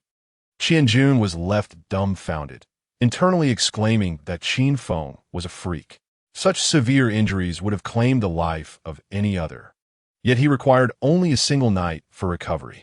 Had someone told him this before witnessing Qin Feng slay the dragon, he would have scoffed at the notion, but now he felt compelled to adapt to this reality. There was nothing too outrageous for this extraordinary leader to accomplish. An entire night. Qin Feng, however, was dissatisfied with this outcome. Had he not advanced in the spirit martial realm, he could have healed within half an hour. Regrettably, the density of his physical form had altered after his breakthrough, and the 33 days creation technique had not been updated in time, resulting in a significant decrease in his self-healing capabilities. Qin Jun stood frozen, his mind reeling. What the hell? Is this even humanly possible? Recovering in a night and still complaining about the slowness? If his power got out, countless would envy him. Ding! Congratulations, host, for successfully thwarting the Chosen One's display, earning 50,000 villain points. Ding! Congratulations, host, for striking the Chosen One, causing him to nearly lose composure, earning 100,000 villain points. Why is it only Feng Chang's name? What about Yulan? Qin Feng pondered, suspecting that Yulan had developed feelings for him. Xiaobai yawned, indicating that dreams held everything. Never mind, I am the man she cannot have. Shaking off such thoughts, Qin Feng opened the system to find he still had 297,000 villain points. After some contemplation, he decided to spend 30,000 villain points to exchange for a month's worth of a 100-fold comprehension aura, aiming to elevate the 33 days creation technique to its 4th level. Suddenly, the system interjected. The host can exchange for a 10,000-fold comprehension aura. 10,000-fold comprehension aura increases comprehension by 10,000 times, lasting for 12 hours. Exchange price, 100,000 villain points. 10,000 times? Qin Feng was instantly intrigued and decisively chose to exchange. Ding. Congratulations, host, for spending 100,000 villain points to acquire the 10,000-fold comprehension aura. Boom. Qin Feng felt as if a thunderclap resounded in his mind, giving him a sensation of transcendence, as if the entire world bowed before him. What a wondrous feeling. Qin Feng became enraptured by this sensation, his mind racing with the calculations necessary to advance the 33 days creation technique to its 4th level. He even had the energy to contemplate the dual energies of the yin and yang divine light from the rebirth eye, as well as the celestial calamity light of the supreme bone. He could even spare some focus for the river sword technique, sky-splitting sword art, and the great dragon of heaven. Meanwhile, the audience outside awaited an explanation from Teacher Ma, who had fallen into a state of self-imposed isolation due to Qin Feng's actions, refusing to emerge for anyone. Damn it. How can one play by such unpredictable rules? This is outright bullying an elder. As the sun rose, candidates enslaved by Feng Chong continued their search for Qin Feng. Even those who hadn't fallen under Feng Chong's influence were filled with trepidation, fearing enslavement by his enchanting voice, causing them to hide in fear, anxious at every rustle of leaves. It was Yulan. Driven into hiding, she realized she could not conceal herself. Based on her calculations, Feng Chong had enslaved nearly 10,000 candidates, and after 2 days of bloody trials, their combined strength was unimaginable. With a swish, Yulan heard a faint sound of friction, and before she could react, an arrow struck her from behind. Oh no, the arrow is poisoned. Her vision began to blur as she struggled to find a cave. Just as she entered, she was confronted by Qian Jun, who was poised to strike her with a spear. My life is over. Yulan closed her eyes in resignation, never expecting to only make it this far. But just as her consciousness began to fade, Qin Feng's mischievous voice rang out, Wait, Qin Feng, never waste a grain of rice. Chapter 69. Call me Father, yes. Qian Jun quickly ceased his actions and discreetly exited the cave. However, Qin Feng couldn't help but question the absurdity of this scenario. Was it truly fitting for a villain of his caliber? At that moment, he was acutely aware that time was of the essence. He picked up a small twig from the ground and prodded it, utterly incredulous that the Chosen One had practically delivered herself to him as a villain of high professional standards. Qin Feng felt a lingering unease and activated his heavy pupil to investigate further. To his astonishment, he found himself confronted with a significant predicament. Within Yulan's body lay a terrifying seal, and merely glancing at it sent a wave of oppressive dread coursing through him. Ding! Congratulations, host. You have triggered a selective mission. 1. Speak boldly after pulling up your trousers. Reward: a divine stick technique. 2. Slay the Chosen One with a single strike. Reward: the legendary dragon-slaying sword. 3. Assist the Chosen One in detoxification. Reward: immunity to all toxins. System: I must say, you certainly possess a flair for the dramatic. Qin Feng rolled his eyes, realizing he had no real options. While he too wished to speak boldly and slay the Chosen One, the horrifying entity sealed within her was not something he could handle without the assistance of the infamous red-haired old monster. And as for those ridiculous rewards, he practiced swordsmanship. What use would a stick technique or a dragon-slaying sword be to him? The only reward of value was the immunity to toxins. Wait, if memory served him correctly, Yulan's mother was none other than the Blue Demon, one of the 4 great beauties of ancient times, renowned alongside the Moon Goddess. Having saved her daughter, it seemed only fitting to receive some recognition. Considering the 2 possibilities of her calling him father in the future, he decided to assist with her detoxification. He laid Yulan upon a stone platform within the cave. According to the rules of the martial world, detoxifying a male did not require the removal of clothing, while for females it was mandatory. Rules were rules. They could not be altered for his convenience. For the sake of brevity, here we omit 10,000 words. Fortunately, during his 7 years in the Moon Goddess Palace, he had acquired some medical knowledge. Although Qin Feng had only scratched the surface of medical practice, it sufficed for detoxifying Yulan. He retrieved a few silver needles from his spatial pocket, their delicate feel almost causing him to falter in concentration. He had to repeatedly chant pineapple, pineapple, honey in his mind to maintain his composure. Before long, he successfully detoxified Yulan. To prove his accomplishment, he inscribed the words Qin Feng was here on her lower back. Perhaps it would be better to write May the boss have safe travels instead? Just as Qin Feng was lost in thought, Yulan's body began to tremble violently. Her alabaster skin flushed a deep crimson, her eyes still closed, while her long lashes fluttered, indicating that she had regained consciousness. Do not misinterpret this. I am merely using painless acupuncture to assist with your detoxification. Qin Feng immediately adopted a demeanor of utmost propriety, ensuring there was no room for criticism. Detoxification, my foot. She had been injured by an arrow in the shoulder, and here he was, unfastening her bodice and needling her lower back. What was he thinking? Yulan remained silent, her cheeks flushed, embodying the essence of embarrassment. Ding. Congratulations, host. You have taken advantage of the Chosen One, earning 100,000 villain points. Ding. Congratulations, host. You have completed the selective mission, earning the immunity to toxins. Just like that, I have 100,000 villain points. Qin Feng's eyes lit up, as if he had discovered a means to accrue points effortlessly. However, before he could act upon his newfound fortune, the sounds of a battle outside the cave reached his ears. What on earth? Qin Feng reluctantly set aside his needlework to investigate the commotion.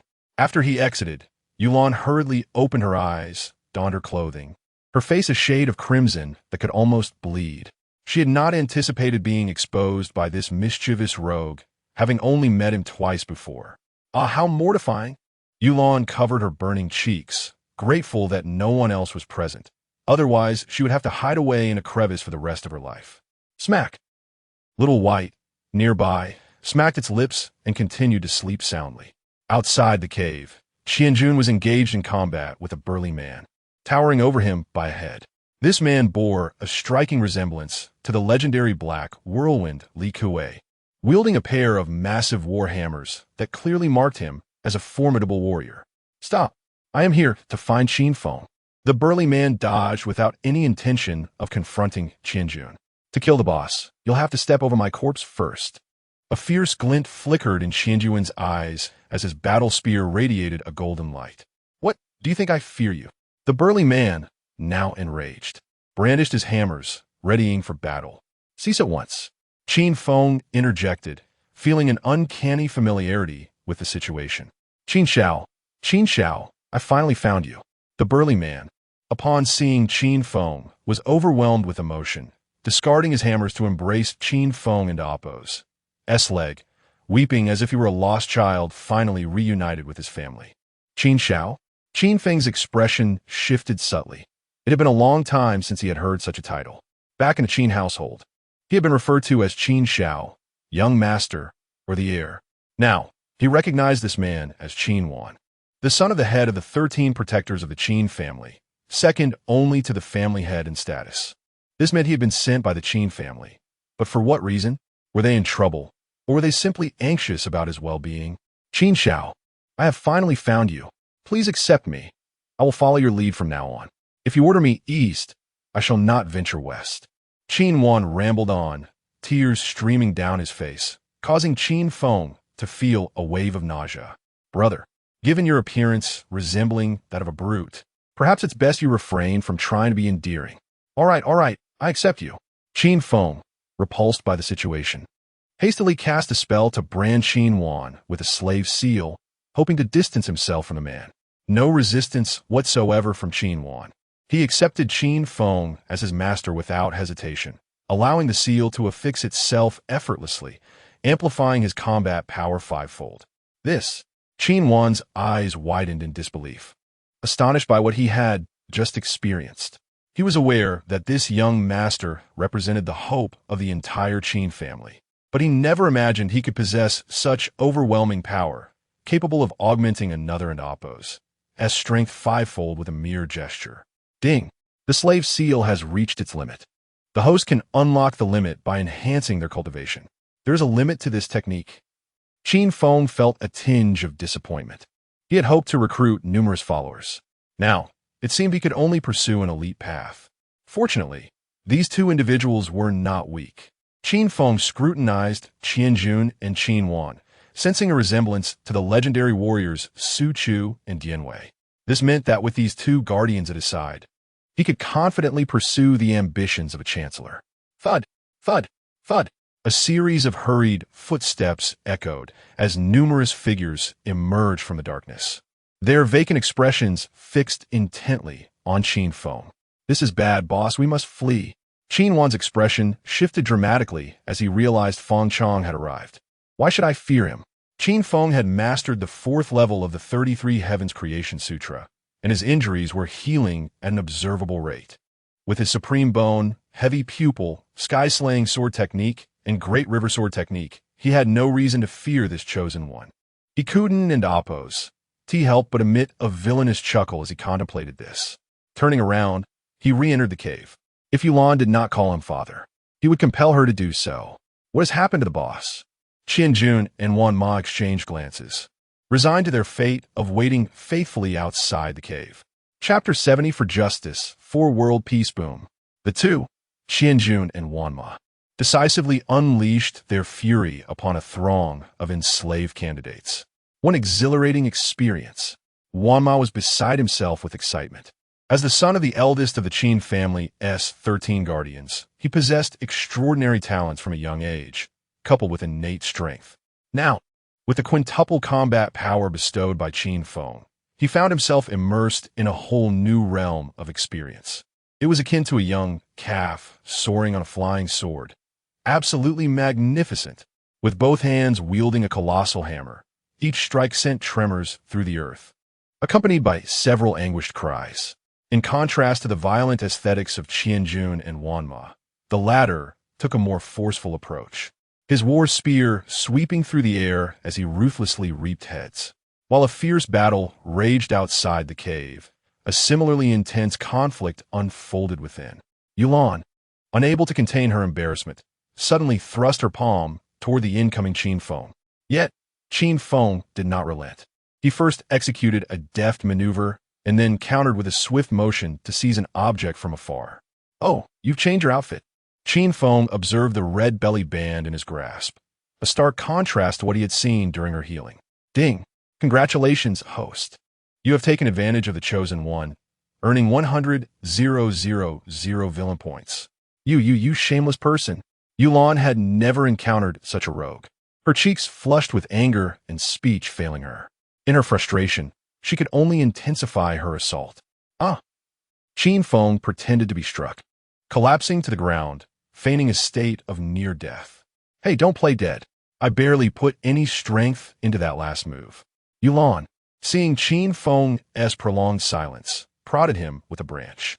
Feigning weakness, Qin Feng lamented, "I was gravely injured while slaying a dragon today, and helping you detoxify depleted my energy. Now, after taking your punch, I fear I may not see the dawn of tomorrow." "Don't scare me." Yulan panicked, rushing to support Qin Feng.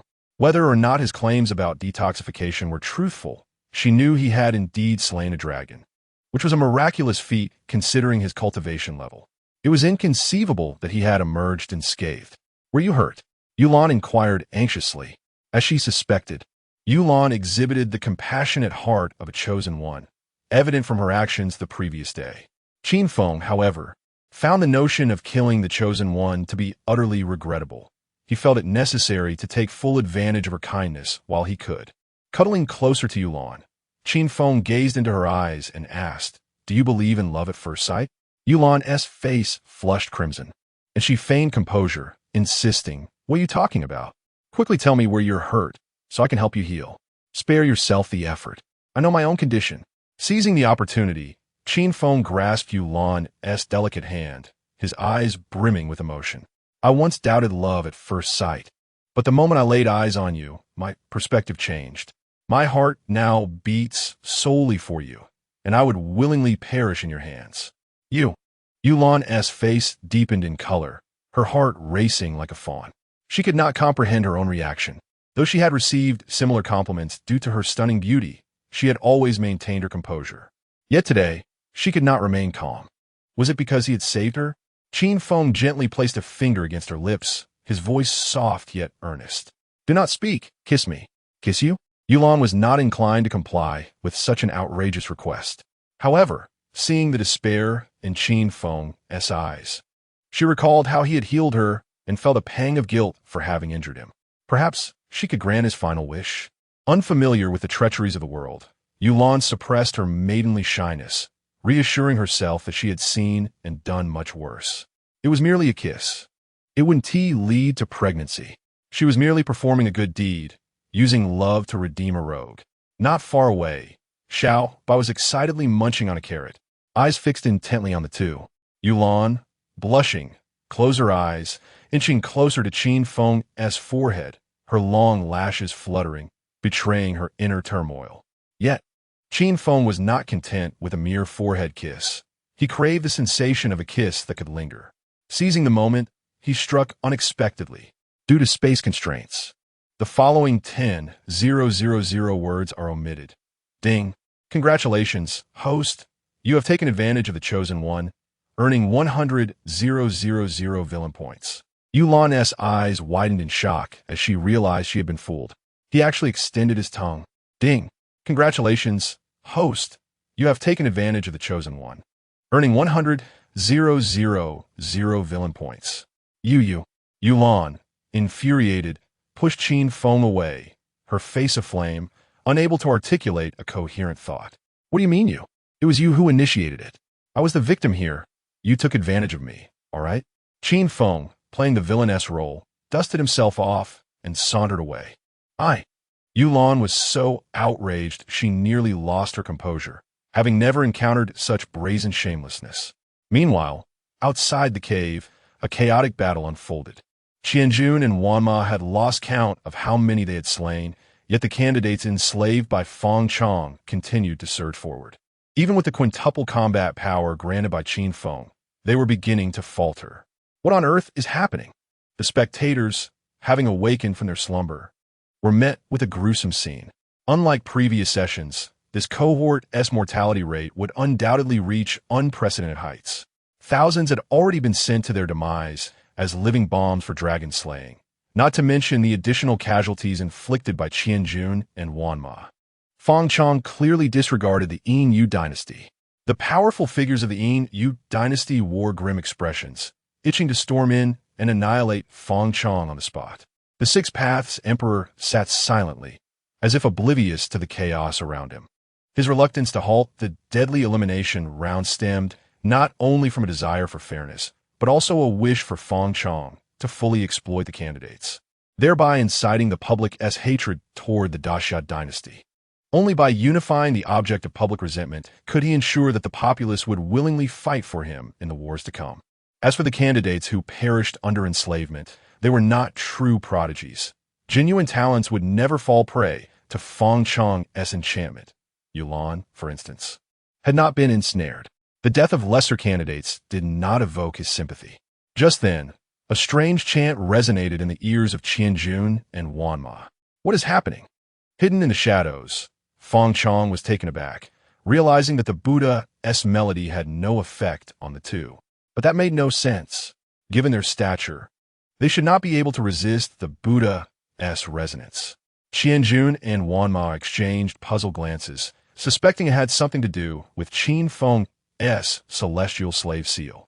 With a thunderous roar, Feng Chong, undeterred by these musings, took it upon himself to strike down Qianjun and Wanma.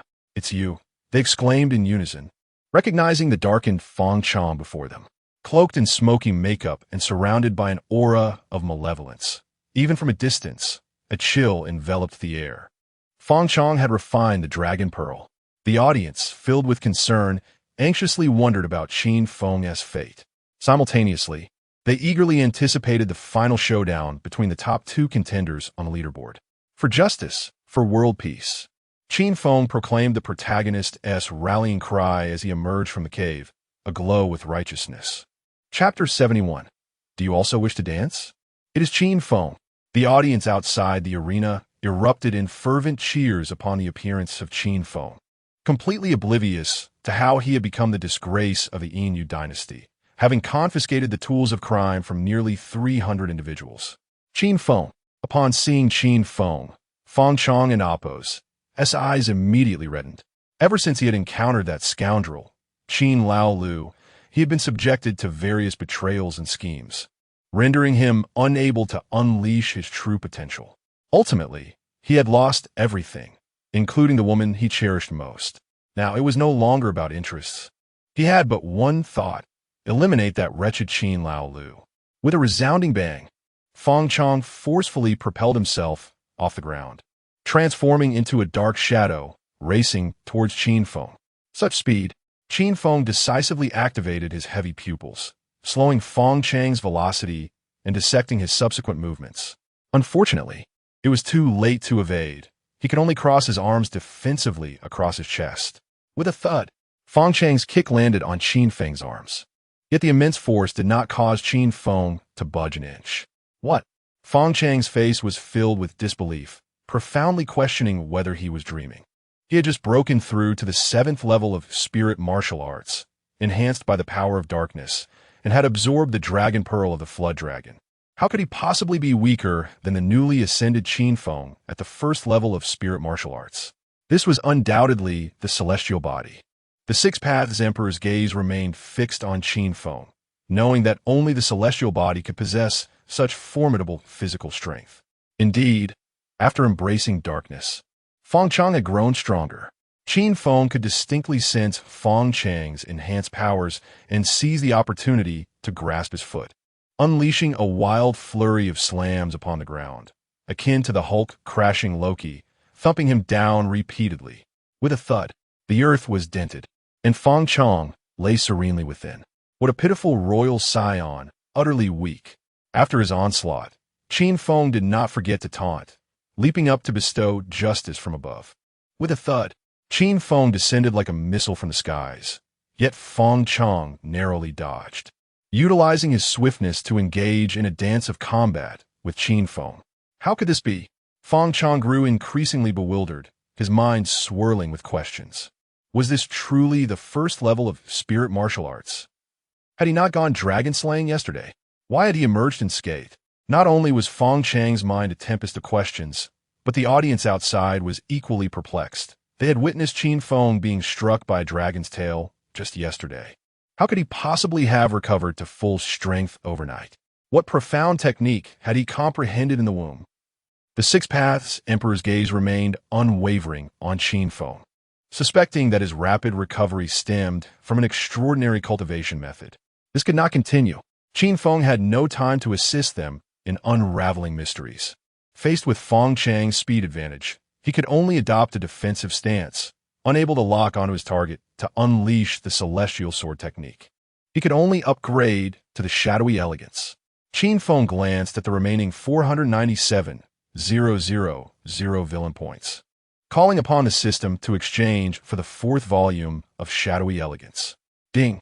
Congratulations to the host for spending 400,000 villain points and successfully exchanging for the 4th volume of Shadowy Elegance. Before Qin Feng's eyes, a figure materialized, his movements flickering and shifting positions, rendering him elusive. Whoosh!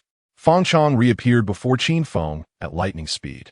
The fierce gusts of wind caused Qin Feng's garments to flutter violently. Yet there was no sign of panic on his face. His lips pressed together as 7 or 8 phantoms of Qin Feng emerged around him, making it impossible to discern which was real. Shape-shifting, the audience outside gasped in astonishment, internally proclaiming Qin Feng to be a prodigy. With so many offensive techniques at his disposal, he still found time to master his agility to such an extraordinary degree. This is bad. Feng Chang couldn't help but raise an eyebrow, witnessing Qin Feng assume a sword-drawing stance. Having experienced Qin Feng and Apos, a celestial sword technique, he dared not underestimate this move. He needed to muster all his strength to withstand it. Buzz! Buzz! Feng Chang and Apos' internal spiritual energy surged, transforming into a dark, malevolent figure. With a powerful push, he charged towards Qin Feng with a frenzied intensity, embodying the might of a landslide. Had it been before his dark transformation, He would have employed the golden bell shield for defense. But now he understood that the best defense was an aggressive offense, even if it meant risking injury or death. Nothing could quell the madness within him. An all-out clash would reveal who was stronger. Qin Feng's gaze was electric, exuding an oppressive aura. The ferocious winds whipped his hair wildly, and an overwhelming presence emanated from him. His fair right hand drew forth the celestial divine sword with force. Celestial sword technique. So powerful. The audience outside held their breath, their eyes glued to the two combatants. Clang! The celestial divine sword leapt from its sheath like a dragon, its clear ringing echoing through the heavens. A dazzling, blinding light of the sword surged forth, trailing a torrent of formidable sword energy, imbued with a chilling intent to kill. As if it were a gentle breeze parting the clouds. It was utterly unstoppable, incomparable. Boom! The sword light collided fiercely with the dark figure, creating a tempest that swept through the woods, the deafening sound of the clash sending chills down the spine. Is this truly a battle at the spirit martial realm? The thousands of soldiers trembled in fear, as if they were mere children hiding in the embrace of thousands of steeds. Even they, as entry-level practitioners, could not inflict such devastation. The young master is truly terrifying.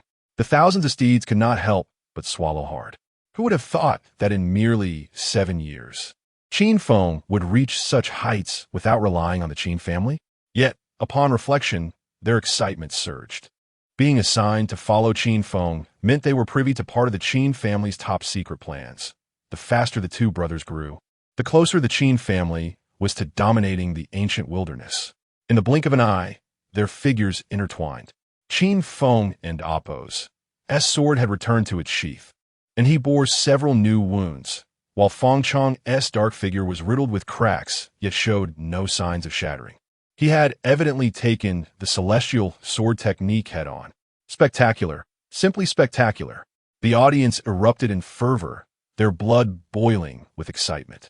It was indeed the ultimate showdown between two unparalleled prodigies. Qin Feng's celestial sword technique, capable of easily slaying entry-level practitioners, was once again thwarted, this time by Feng Chang, who had reached the 7th level of spirit martial arts. Simultaneously, a tinge of regret lingered in their hearts. Had Feng Chang comprehended the true essence of Buddha and demon yesterday, that blow might well have resulted in Qin Feng being suppressed. Having exhausted the sword technique, you are doomed now. Feng Chang's exhilaration could no longer be concealed. He knew Qin Feng possessed only this one sword technique. Without a hint of hesitation, he swiftly turned and charged at Qin Feng, determined to deny him the opportunity to utilize his supreme bone and the heavy pupil divine ability.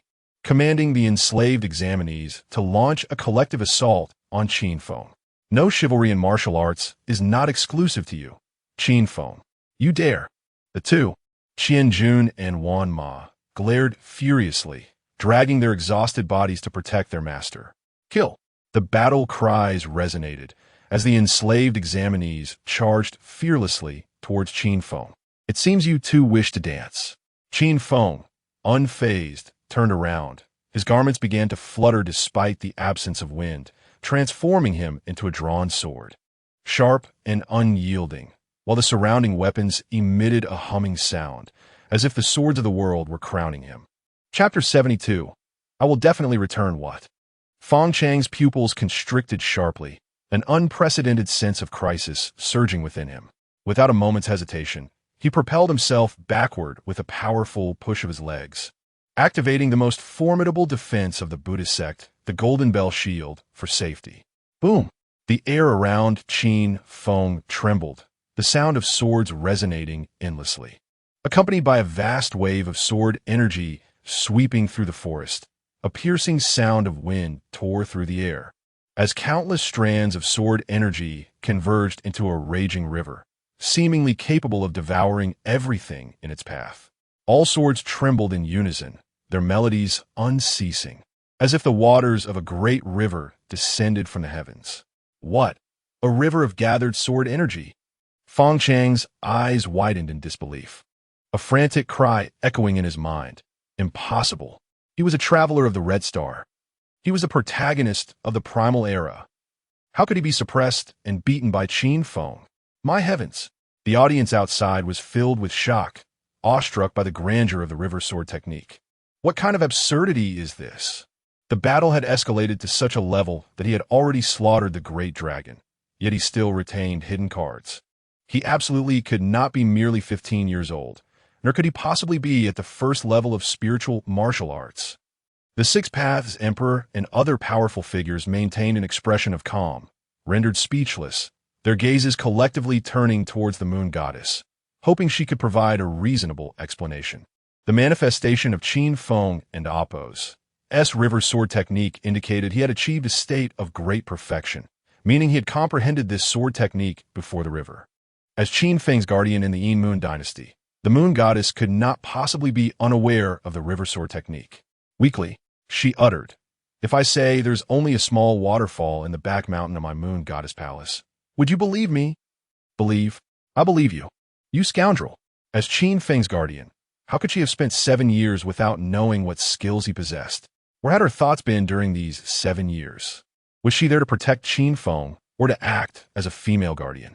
If she were to oversee Qin Feng and Appo's studies further, they would feel guilty, as if they were squandering this perfect gem. The powerful figures shot the moon goddess a glance, urging her to voluntarily surrender Qin Feng.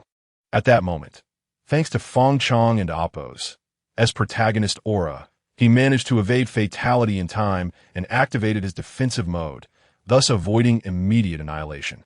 However, those candidates enslaved by Feng Chong were far less fortunate, being directly consumed in the torrent of the river sword energy. Following the river sword technique, the surroundings were littered with severed limbs and dismembered bodies. Huff! Feng Chong gasped in terror, a psychological shadow forming over him regarding Qin Feng. It was too terrifying. Not only did he toy with him as if he were a mere ball, but he also kicked him around in the same manner. In his presence, it seemed as though he had no power to resist, akin to the Monkey King in the hands of the Buddha, appearing utterly insignificant, capable of being extinguished with a mere flick of the hand. Ding dong! Congratulations to the host for leaving a psychological shadow in the heart of the Chosen One, earning 100,000 villain points. Only 100,000. Qin Feng was quite dissatisfied with this and swiftly initiated an offensive. "Block him!" Feng Chong shouted in terror as he rapidly retreated. "Kill!" Many of the enslaved candidates, not yet slain, rose again and charged towards Qin Feng. Noise! Qin Feng's heavy pupils began to shimmer with a purple light, and enormous heavy pupils manifested in the sky once more. Yin and Yang divine light. This is the heavy pupils. Feng Chong gazed at the colossal eyes filling the sky, feeling his scalp tingle, his body trembling involuntarily, his fear of Qin Feng elevating yet another notch. Ding dong! Congratulations to the host for deepening the psychological shadow in the heart of the Chosen One, earning 100,000 villain points. Whoosh! Whoosh! Whoosh! The pairs of heavy pupils in the sky shot beams of light, cleansing the beings below as if they were lasers. Is this his secret to slaying dragons? Yulan stood outside the cave, witnessing the entire confrontation. The grandeur of the river sword technique left the onlookers in awe of his talent, while the terror of the heavy pupils instilled fear in their hearts. Heavenly Mother, protect us. The two, Qin Jun and Wan Ma, trembled as they clung to each other, fervently praying that Qin Feng would aim carefully and not mistakenly harm his allies. "Qin Feng, you have forced my hand. Even if I sell my soul to the devil, I will kill you today." Feng Chong, cornered and with no retreat, roared with a sinister expression, a surge of monstrous energy beginning to swirl around him, as if something dreadful was about to awaken. Oh my, this has escalated. Qin Feng finally remembered that Feng Chong was a Chosen One and hurriedly retracted his heavy pupil powers, shouting, "Is there anyone in charge? I report that Feng Chong is using someone to fight for him." Clang! The audience outside collectively fell to the ground, their perceptions of Qin Feng and Appo's shamelessness reaching new heights. His various unreasonable acts were simply the norm. A dark aura from him was merely a sign of employing someone to fight. Could he not retain a shred of dignity? Boom! The earth-shattering roar echoed wildly on the battlefield of life and death, a terrifying pressure rolling in like a tidal wave, swiftly enveloping the entire arena. A towering figure appeared before Qin Feng and the others, gazing at Feng Chong with a look of solemnity. Had it not been for Qin Feng's earlier reminder, he would not have noticed from behind the light barrier. The Six Paths Emperor. The audience outside gasped in unison, instantly recognizing him as the Six Paths Emperor. But why would the Six Paths Emperor appear on the battlefield of life and death? Could it truly be as Qin Feng said, that Feng Chong was employing someone to fight for him? This young man from the Moon dynasty had actually reached such a realm. Feng Chang's voice suddenly turned hoarse, an ancient aura swirling around him. The Six Paths Emperor replied coolly, I did not expect, esteemed elder, that you have yet to perish. However, this is a battle among the younger generation, and your intervention seems rather inappropriate, does it not? What if I insist on intervening? Feng Chong narrowed his eyes. Then I apologize. The Six Paths Emperor was not one to adhere to martial ethics, and a terrifying pressure instantly bore down upon Feng Chong. Ha ha ha, with you, boy, you cannot kill me. Feng Chong let out a hoarse, eerie laugh, transforming into a shadow that tore through the void to escape. Now you wish to leave? It's too late. The Six Paths Emperor unleashed terrifying energy, also tearing through the void in pursuit. No way. The audience outside was left agape, hardly able to believe their eyes. The Six Paths Emperor referred to that dark aura as an esteemed elder, while that dark aura referred to the Six Paths Emperor as a mere boy. Damn it. Feng Chong really did find someone to fight for him. Boom! The sky above the battlefield of life and death dimmed, resembling the end of the world. First, there were minor tremors, followed by violent quakes, and after several shakes, calm gradually returned, with the Six Paths Emperor emerging from the void, his face displaying fatigue. Immediately after, two furious voices erupted. Damn you, Six Paths, how dare you sever my millennia of cultivation? You will pay for this. Damn you, Qin Feng. I will definitely return. Just like that, he escaped.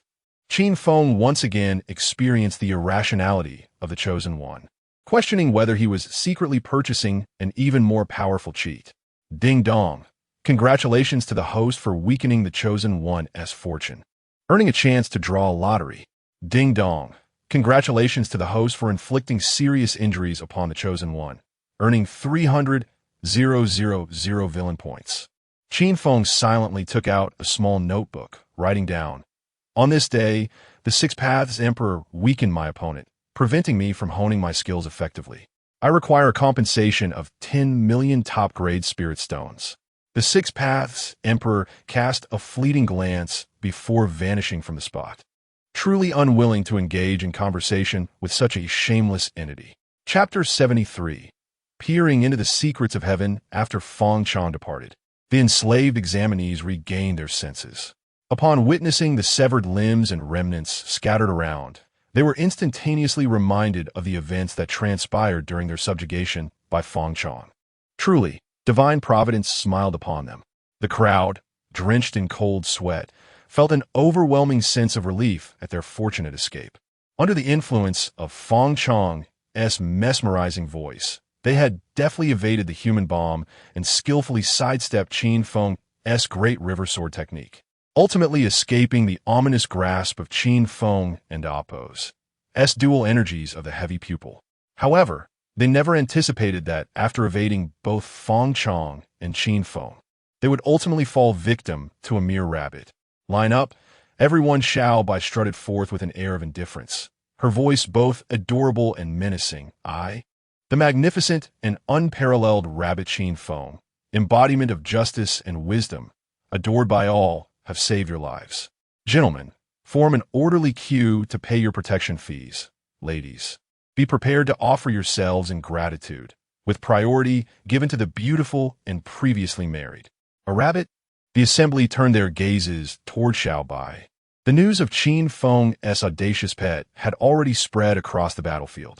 Yet, given her extraordinary cultivation at the 9th level, none dared to take her lightly. With a resounding crash, the legions rallied behind Xiaobai, a cacophony of hooves striking the ground in unison. A dissenting voice arose. Isn't this approach a tad tyrannical? With a swift kick, Xiao Bai silenced the protester beneath her foot, asserting, "This is how we conduct our affairs." A collective gulp echoed among the crowd, their hearts racing in trepidation.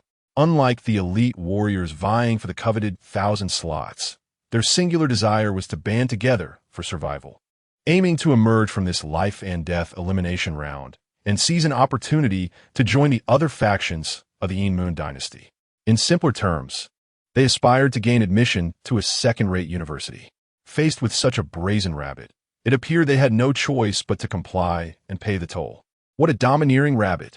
The spectators outside were left in awe, realizing this was indeed a rabbit with a charming fa but a fierce demeanor. Meanwhile, Qin Feng was preoccupied, gazing blankly in the direction Feng Chong had vanished. Feng Chong had truly left. A long-forgotten solitude surged within him. He pondered whether his next infatuation would take another 7 years to materialize. And there was also the chosen maiden. Qin Feng, invigorated as if rejuvenated, was momentarily uplifted. Yet, upon entering the cave, he discovered that Yulan had inexplicably fled. Such disregard for the code of chivalry. According to the unwritten rules, she ought to have offered herself in gratitude rather than absconding. Should she fall into his grasp again, he would surely inscribe Qin Feng exclusive upon her. Fury simmered within Qin Feng, feeling utterly disrespected by her actions. Confucius once declared, "To hear the way in the morning is to be prepared to die by evening." At that moment, Yulan was fervently striving to excel in the elimination round. Though she could not afford to provoke the perverse Qin Feng, she could still accumulate points through other means. What is happening? Yulan furrowed her brows and instinctively touched her lower back. Ever since Qin Feng had dispelled her poison, a slight stinging sensation had lingered there. It was likely due to his lack of finesse. She would need to examine herself upon returning home to ensure no scars marred her skin. In the palace of the Six Paths Emperor, the various power brokers had lost interest in the elimination round. The terror that Qin Feng instilled had spread throughout the battlefield, and none dared challenge him. The upcoming conflicts seemed rather mundane in comparison. The Six Paths Emperor declared, "I have decided to appoint Qin Feng as the third holy son of the Yin dynasty." Agreed. No one opposed this notion. Given Qin Feng's extraordinary talents, he was indeed deserving of the title, with the potential to contend for the position of Emperor of the Yin dynasty in the future. However, at present, the power brokers were less interested in his ascension and more inclined to claim him as their own disciple. Qin Feng wields a sword, and in the Yin dynasty, "My swordsmanship reigns supreme. Shall we not maintain our dignity?" One proclaimed. "Nonsense. It is the supreme bone that merits attention. My ancestors have produced a supreme bone." Another countered. "Dual pupils are invincible. My great-aunt's second cousin's third, grandmother's fourth, uncle's fifth, aunt's sixth, son's seventh concubine can trace their lineage back 108 generations to the dual pupils at this moment." The moon goddess sat back, thoroughly entertained, occasionally fanning the flames of their disputes. In truth, these individuals vying to take Qin Feng under their wings were not genuinely seeking to impart skills, nor did they possess the capability to do so. Rather, they sought to invest in his evident talent.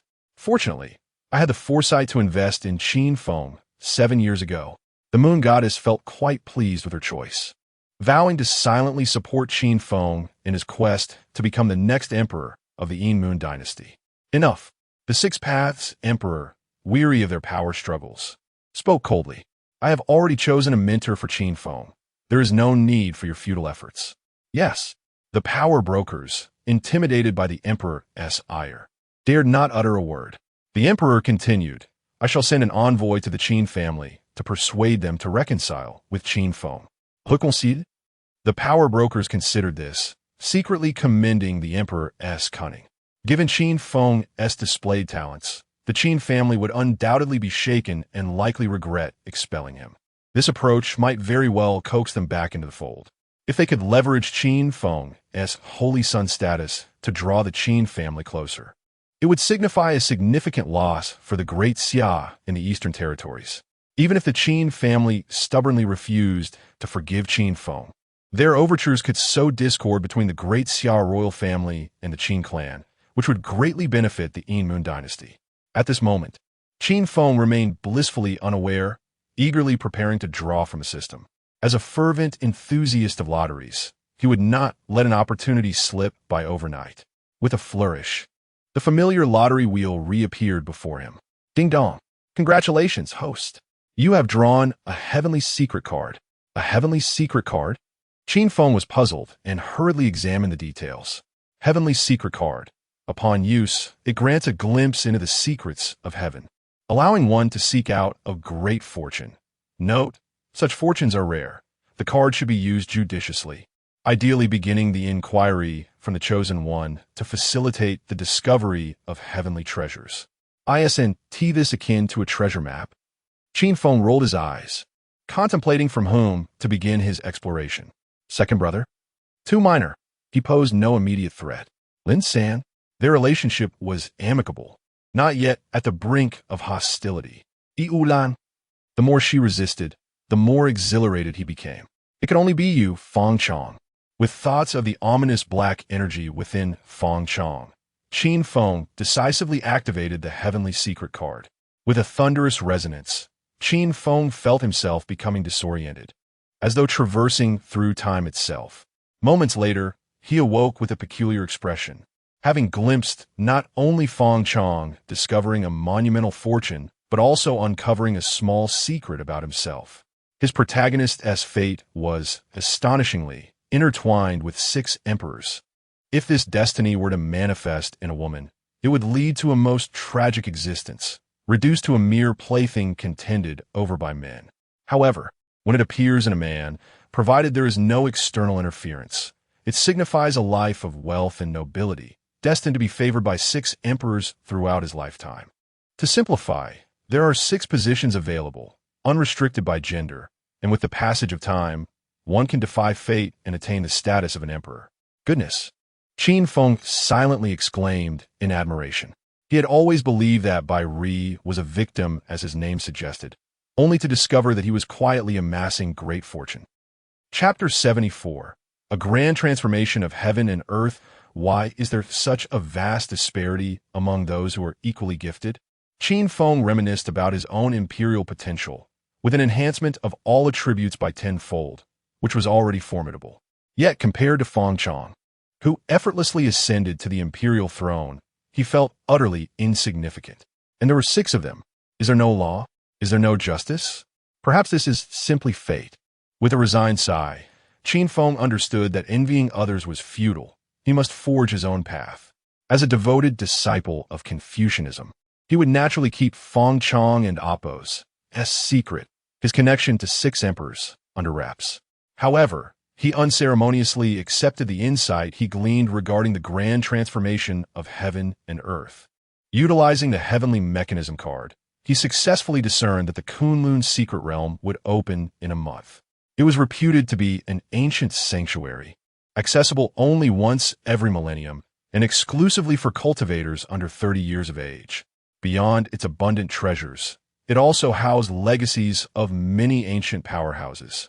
He had just seen through the heavenly mechanism card that Feng Chong would also enter the Kunlun secret realm a month hence, where he would discover the unparalleled treasure of the world, the pure spring. After cleansing oneself in its waters, one would attain the most pristine Tao heart, allowing him to cultivate a demonic path that existed only in theory. From that moment on, he would embody both demonic and Taoist principles, overwhelming all other prodigies within the Kunlun secret realm. Good heavens, even novels would shy away from such audacity. Qin Feng couldn't and Appo's help but exclaim, I just sever my Buddhist nature, and in a month I encounter the Tao heart. This is downright brazen. We, the antagonists, are merely experienced fodder. At that moment, Qin Feng could no longer contain himself. A month later, he resolutely aimed to obtain the pure spring. There was no stopping him. However, to successfully acquire the pure spring in the Kunlun secret realm, his current cultivation of the first level of spirit martial realm was evidently insufficient. All the prodigies under 30 from the entire ancient world would be there in search of their fortunes. Unlike the life-and-death elimination competition in the Moon Empire, these prodigies were all formidable, at least at the sword level, like Yulan. Even if he possessed the strength to slay a great dragon, he would still be outmatched by so many exceptional individuals. At best, he would barely survive, unable to move freely within. He needed to break through to the Dao entry realm to navigate the Kunlun secret realm with ease. A month felt painfully short. Qin Feng realized time was not on his side. Even if he trained tirelessly for 24 hours a day without rest, he could only hope to advance 2 small levels in a month, which might destabilize his foundation. Definitely not worth the risk. Suddenly, the system interjected. The host can exchange for a foundation pill of the spirit martial realm. Just one can instantly solidify your foundation, saving a great deal of time in stabilizing your cultivation. Spirit martial realm foundation pill can solidify the foundation of the spirit martial realm with no usage limits or restrictions and no side effects. Exchange price, 500,000 villain points. Are you serious? A product with no restrictions sells for 500,000? Do you have no conscience? Qin Feng thought it was utterly extortionate. Calculating that he would need 9 pills to solidify his foundation, he realized he required 5 million villain points. Currently, he had only 597,000 villain points, barely enough for 1 pill, leaving him short by over 9 million villain points. He had never accumulated so many since acquiring the system. The system flatly responded, "The system is the system. There is no conscience." Touch. Qin Feng gritted his teeth in frustration, preparing to exchange for 1 pill. Ding. Congratulations, host, for spending 500,000 villain points and successfully exchanging for a Spirit Martial Realm Foundation pill. In his hand, a dark, glossy pill appeared, emanating a rich medicinal fragrance. Upon swallowing it, he felt a warm current spreading through his abdomen. True to its description, it had no usage limits, no restrictions, and no side effects. Within mere seconds, he sensed his internal spiritual energy flowing smoothly, robust, and contained. Is this the sensation of having an advantage? Qin Feng was utterly astonished, marveling at the pill's efficacy, which mirrored the results of his 7 years of meticulous cultivation. Clearly, waiting at home was not an option. He must actively seek out the chosen ones. The resounding chime of a bell echoed across the battlefield, signaling the conclusion of the 3-day life and death elimination competition. It was finally over. Qin Feng exhaled deeply, his form dissipating from the spot. When he reappeared, he found himself in a vast plaza teeming with people, at least tens of thousands. My goodness, my son has succeeded. He has emerged alive. The number of survivors this year was shockingly low, barely over 20,000.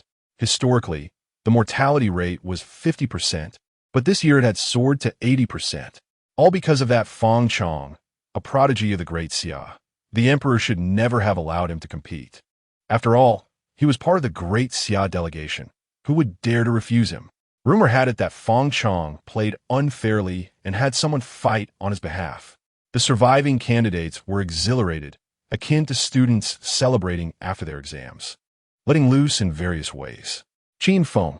Suddenly, a voice seethed with animosity reached him from behind. Turning around, he encountered his rival, the young master of the Mingjian Manor. Yijian. Oh, Yijian. Qin Feng seemingly forgot their past grievances and warmly approached Yijian to greet him. Get away. Yijian's eyes blazed with fury. He would never forget the person who had ruined him. Come on, that's not fair. Qin Feng retorted, we were competing in the elimination match. Conflicts were inevitable. Now that the competition is over, why not set aside our differences? More friends mean more paths to explore. Seriously? More friends mean more paths. The crowd around them was utterly bewildered, unable to comprehend Qin Feng's audacity given his actions during the elimination match. Noticing Yi Jian's continued anger, Qin Feng pondered for a moment and said, all right, let me share a monumental secret as compensation, but you must promise not to tell anyone else. A monumental secret? The crowd perked up, eager to hear what this secret entailed. Qin Feng glanced around and lowered his voice. I possess a method to rapidly attain the imperial throne. The imperial throne? The crowd, including Yi Jian, noticeably held their breath in anticipation. Qin Feng continued in a hushed tone. The method to achieve the imperial throne consists of 4 words. Come day long. You must be kidding. Yi Jian exploded in anger. Who is fooling you? Qin Feng pulled Yi Jian aside and squatted down, whispering, you must absolutely not tell anyone else. Feng Chang's fate is intertwined with the 6 emperors. As long as come day long is embraced, one could defy fate and achieve the imperial throne. Originally, there were 6 spots, but now only 5 remain. Upon finishing, Qin Feng lifted his head, only to find himself surrounded by a throng of eager listeners. Chapter 75.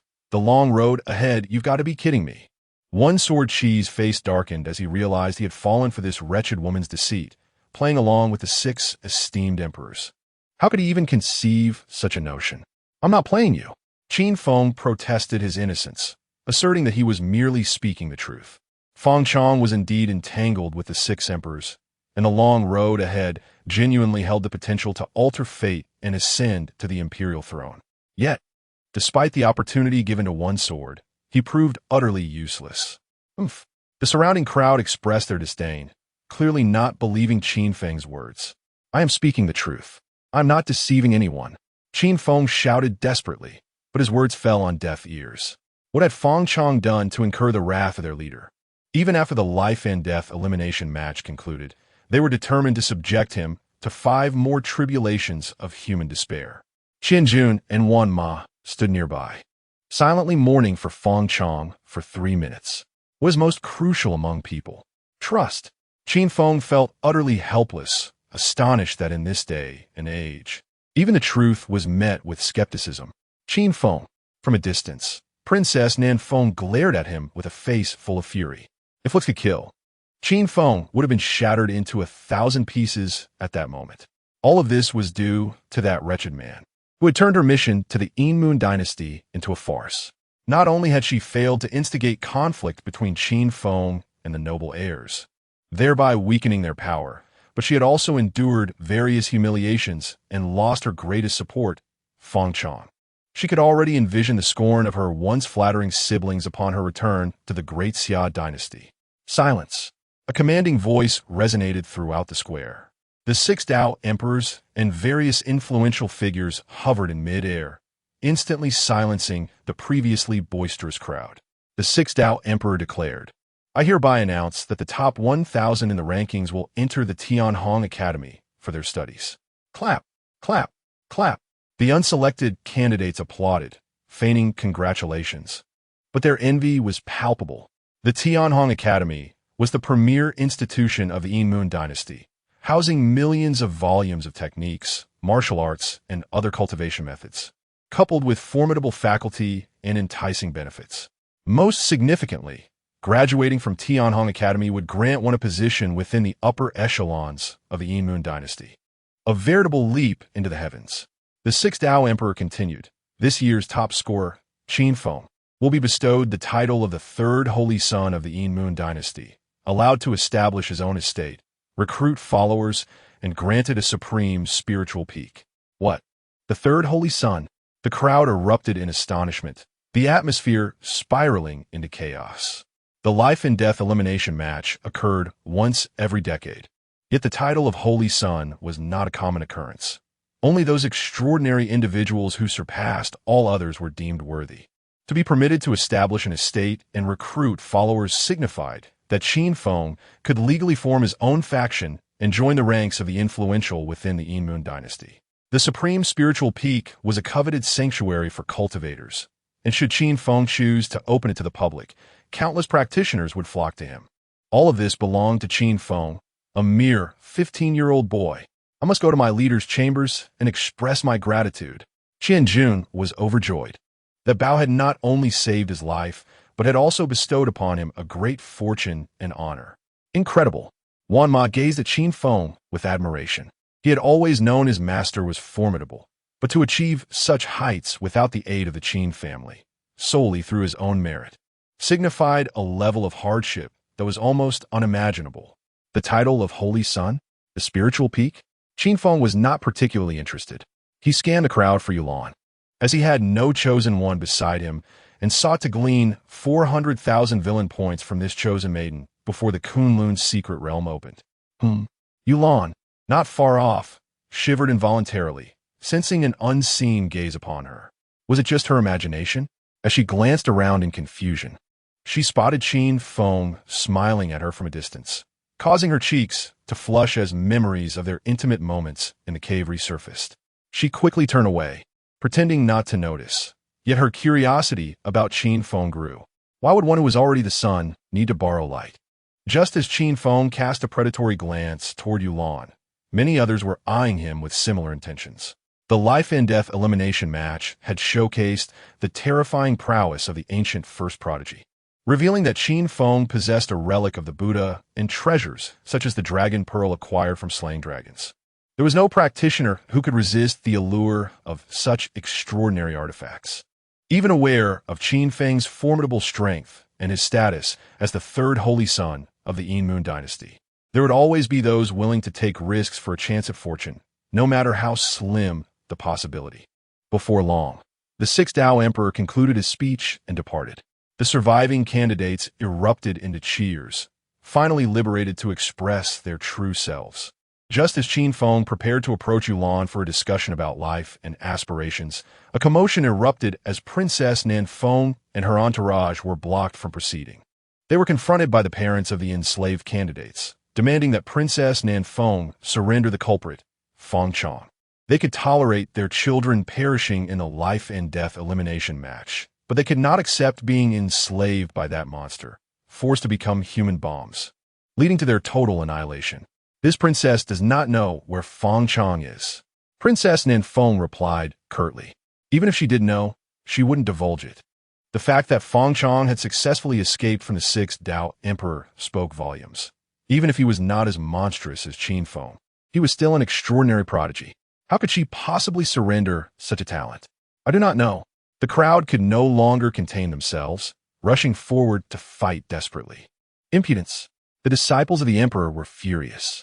As distinguished heirs of the great Xia, they had never endured such indignities, and they immediately engaged with the crowd. This is going to be entertaining. Qin Feng, ever fond of excitement, scampered over with Xiao Bai, finally understanding why Princess Nan Feng was not the main heroine. Without the long road ahead, how could one defy fate? Meanwhile, Yulan did not join the fray.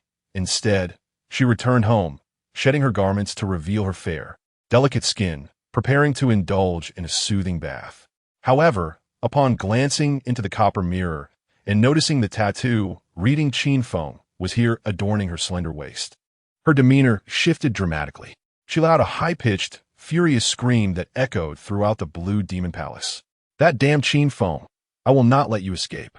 Ding dong! Congratulations, host, for successfully humiliating the chosen maiden, earning 100,000 villain points. As Qin Feng observed the unfolding drama, he could only silently wish Yulan well in his heart, hoping she would become even more beautiful and graceful in the days to come. Chapter 76. I request your assistance in my cultivation, alas. The square echoed with incessant wails as parents fell to the ground, overwhelmed. As the favored disciples of the great Xia, possessing formidable prowess, they quickly dispatched their adversaries. However, their actions ignited the ire of the onlookers, for they were in the territory of the Yin dynasty, where the audacity of the great Xia disciples to assault citizens was utterly intolerable. Was there no law? Was there no justice? Seize them! Someone shouted, and the skirmish escalated. Such insolence! Princess Nanfeng's chest heaved with fury, struggling to contain her rage. The humiliation inflicted by that scoundrel Qin Feng was one thing, but now even these commoners dared to disregard her dignity. Did they think the princess of Great Xia was merely clay to be molded? Princess, be cautious. An elder from the delegation hurriedly shielded her. Cease this at once. A resonant voice reverberated through the square, instantly quelling the chaos. Everyone turned to see a cohort clad in black armor approaching, each exuding an aura of formidable strength, not merely in the spirit martial realm or the path-entering realm, but at the heavenly sect level. It was the Qin Guard. The crowd's countenance shifted, parting to allow the guard's passage. The Qin Guard was responsible for the security of the Yin dynasty's imperial city. with each member possessing at least heavenly sect cultivation. Their rank may not have been high, yet they represented the authority of the Six Paths Emperor, and none in the Yin dynasty dared to slight them. Princess Nanfeng showed no deference to the Qin Guard, coldly scoffing as she prepared to return to the embassy. However, the leader of the Qin Guard raised his hand, blocking her path. Princess Nanfeng, this is the Yin dynasty, not the Great Xia. These disciples of the emperor have harmed our citizens and must accompany us. What did you say? For us to accompany you? The disciples of the emperor could not stifle their laughter, deeming the guard's demand ludicrous. They were the illustrious disciples of Great Xia, members of noble families. The notion that a mere captain of the Qin Guard could apprehend them was laughable. Take them all. The leader of the Qin Guard was not jesting. With a command, his men swiftly surged toward the Great Xia disciples. Although they were indeed from Great Xia, their cultivation levels were merely in the spirit martial and path-entering realms, rendering them no match for the heavenly sect guards. In mere moments, they were subdued. You dare! The disciples seethed with fury, clamoring to lodge complaints with the Six Paths Emperor. Yet, the Qin Guard paid them no heed, efficiently escorting them away amidst a chorus of cheers from the crowd.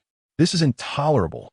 Princess Nanfeng's chest heaved violently as she contemplated seeking an audience with the Six Paths Emperor. The elder protecting the delegation interjected, Your Highness, it would be futile to confront him. If the Six Paths Emperor intended to intervene, these assailants would not have dared to attack the embassy, nor would the Qin Guard have taken action against the disciples. Are you suggesting the Six Paths Emperor orchestrated this? Princess Nanfeng swiftly calmed herself, grasping the gravity of the situation. If she were faced with an adversary like Feng Chong, she too would seek to eradicate the threat. Thus, it was not the disciples who sought Feng Chong and Appo's whereabouts, but rather the Six Paths Emperor who desired to know. The elder continued, Your Highness, with Feng Chong and Appo's whereabouts unknown, remaining in the Yin dynasty serves no purpose and could pose a risk.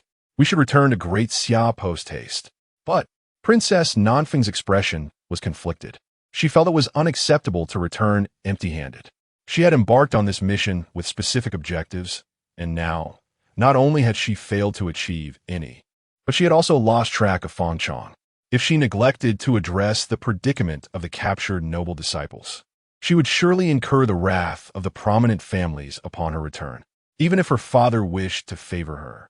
He might have no choice but to cast her into obscurity. Rescue them? The elder was exasperated. In this unfamiliar land, they lacked influence and authority. How could they persuade the Six Paths Emperor to release them? Princess Nanfeng's brow arched as she spotted a familiar figure. Qin Feng, now the newly appointed third holy son of the Yin dynasty, might sway the Six Paths Emperor's decision. Your Highness, do not. The elder urgently cautioned. Seeking assistance from that scoundrel was akin to courting danger. Yet, with no other recourse available, Princess Nanfeng resolved to approach Qin Feng alone. At this moment, after the performance concluded, Qin Feng, accompanied by Little White and 2 followers, made his way to his exquisite spiritual peak.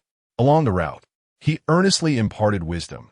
Did you all witness the fate of those disciples? This is the consequence of poor choices. Learn from them, and strive to emulate me as a proper Confucian gentleman. Understood? Indeed, my aspiration is to become a virtuous Confucian rabbit. Little White nodded vigorously, absorbing every word from Qin Feng. Confucius said, Learning without thought leads to confusion. Thinking without learning leads to peril. Thus, Little White diligently pursued knowledge of Qin Feng and Appo's swordsmanship and his unique philosophy. Virtuous gentlemen? The duo, Qin Jun and Wan Ma, exchanged glances, unable to suppress their amusement at the square's uproar. Opposed Qin Feng becoming the holy son. Down with that scoundrel Qin Feng. Punish him severely. Restore my dignity. A protest comprising several hundred individuals rallied in the square, their voices united in fervor. Though they had survived the deadly elimination round, they had lost their manhood, now forced to vie for positions within the palace.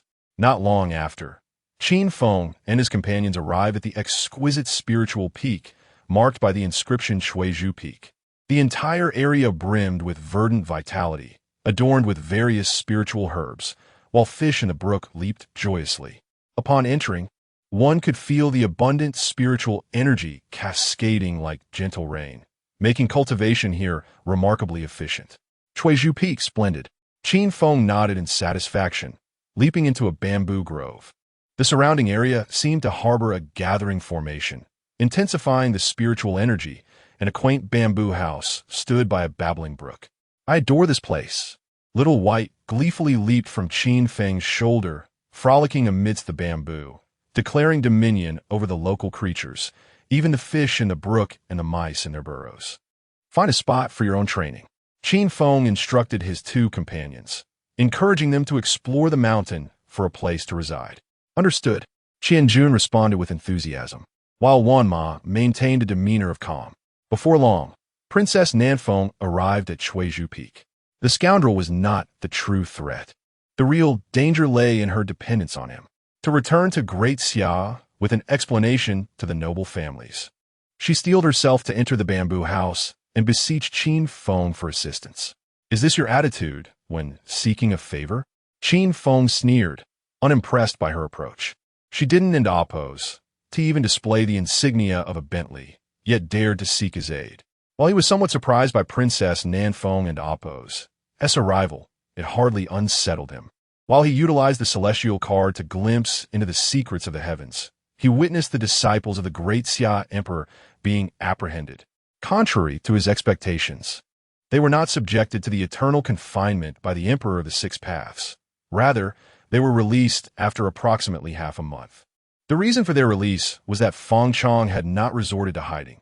Instead, he brazenly roamed, committing acts of violence and arson. With the knowledge of Feng Chang's whereabouts, continuing to detain the disciples of the Great Xia Emperor became meaningless, leading to their eventual release. Now, with Princess Nanfeng voluntarily presenting herself, he felt compelled to seize the opportunity to extort her, lest he betray his own reputation as a notorious villain. What do you truly desire? Princess Nanfeng's tone softened somewhat.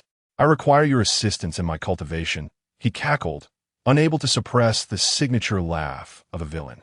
He noted that Princess Nanfeng displayed considerable audacity, daring to approach him at his bamboo peak without even a single attendant. Did she truly believe him to be an easy target? As the sun gradually descended, the sky dimmed. Princess Nanfeng emerged from the bamboo cottage. Her cheeks flushed and hair disheveled. Qin Feng, this matter is far from over, she exclaimed, her face reddening as she spat in frustration, feeling compelled to waste her breath in such a manner. Fortunately, the scoundrel Qin Feng had acquiesced, promising that within a fortnight, he would release the detained individuals. Aside from demanding a hefty upfront deposit, the 5 million top-tier spirit stones as the remaining payment were indeed a fair price. Chapter 77. No more white moonlight. Only black pearl ding-dong. Congratulations, host. Taking advantage of the absence of the chosen one, you have bullied his cherished white moonlight and earned 100,000 villain points. Qin Feng immediately felt invigorated, realizing that old Feng's absence was indeed a fortuitous opportunity. From this moment forth, there shall be no more white moonlight, only the black pearl. He decided to seize the time to cultivate, with the intention of spreading warmth when he had the chance. Having consumed the foundation pill, Qin Feng had solidified his cultivation at the first level of spirit martial arts. With the Kunlun secret realm just a month away, he must hasten his breakthrough to the Dao realm. Shortly thereafter, Qin Feng sat cross-legged on his bamboo bed, skillfully operating the 33 days of transformation technique. The spiritual energy within him surged like a wild river, and his aura gradually intensified. At this moment, Qianjun and Wanma had already located a place to cultivate. They carved out a cave on a stone wall not far from the bamboo grove, very close to Qin Feng's small bamboo house. They could rush over to provide support at the slightest sign of trouble. Isn't that Princess Nanfeng of the Great Xia? What brings her to Chuizhu Peak? Wanma was momentarily taken aback upon seeing the princess descend the mountain, her face flushed with indignation. Qianjun analyzed, her face is so red it could bleed, indicating she has encountered something difficult to speak of. Yet, the anger on her face reveals her displeasure. Observing her departing direction, she just exited the boss's bamboo house. If she opposes, upset, it implies our boss is quite satisfied. Wama had heard of the entanglement between Qin Feng and Princess Nan Feng, but he was left with questions about what could have displeased her regarding their leader. Qianjun continued, "It is likely she has developed feelings for the boss, and, after being rejected, is now embarrassed and furious." Sigh. Wama could not help but lament, truly, to fall in love with the young master is a lifelong mistake. To never see the young master is an irrevocable error. In the great Xia, at the Qin residence, Qin Hao was cultivating in his chamber, an ethereal old man's figure floating beside him. With a thunderous roar, Qin Hao abruptly opened his eyes, unleashing an overwhelmingly fierce aura that sent everything in the room flying. Excellent. The old man observed Qin Hao, who had completed his cultivation, wearing an expression of profound satisfaction. After 7 years of rigorous training, Qin Hao had broken through to the 7th level of transcendence, his physical prowess rivaling that of ancient ferocious beasts, a strength that was utterly astonishing, capable of slaying spirit martial cultivators in full battle. At the 7th level of transcendence, as Qin Hao felt the surging energy within him, a smile crept onto his lips as he thought, "I have heard that my elder brother has only reached the 9th level of transcendence.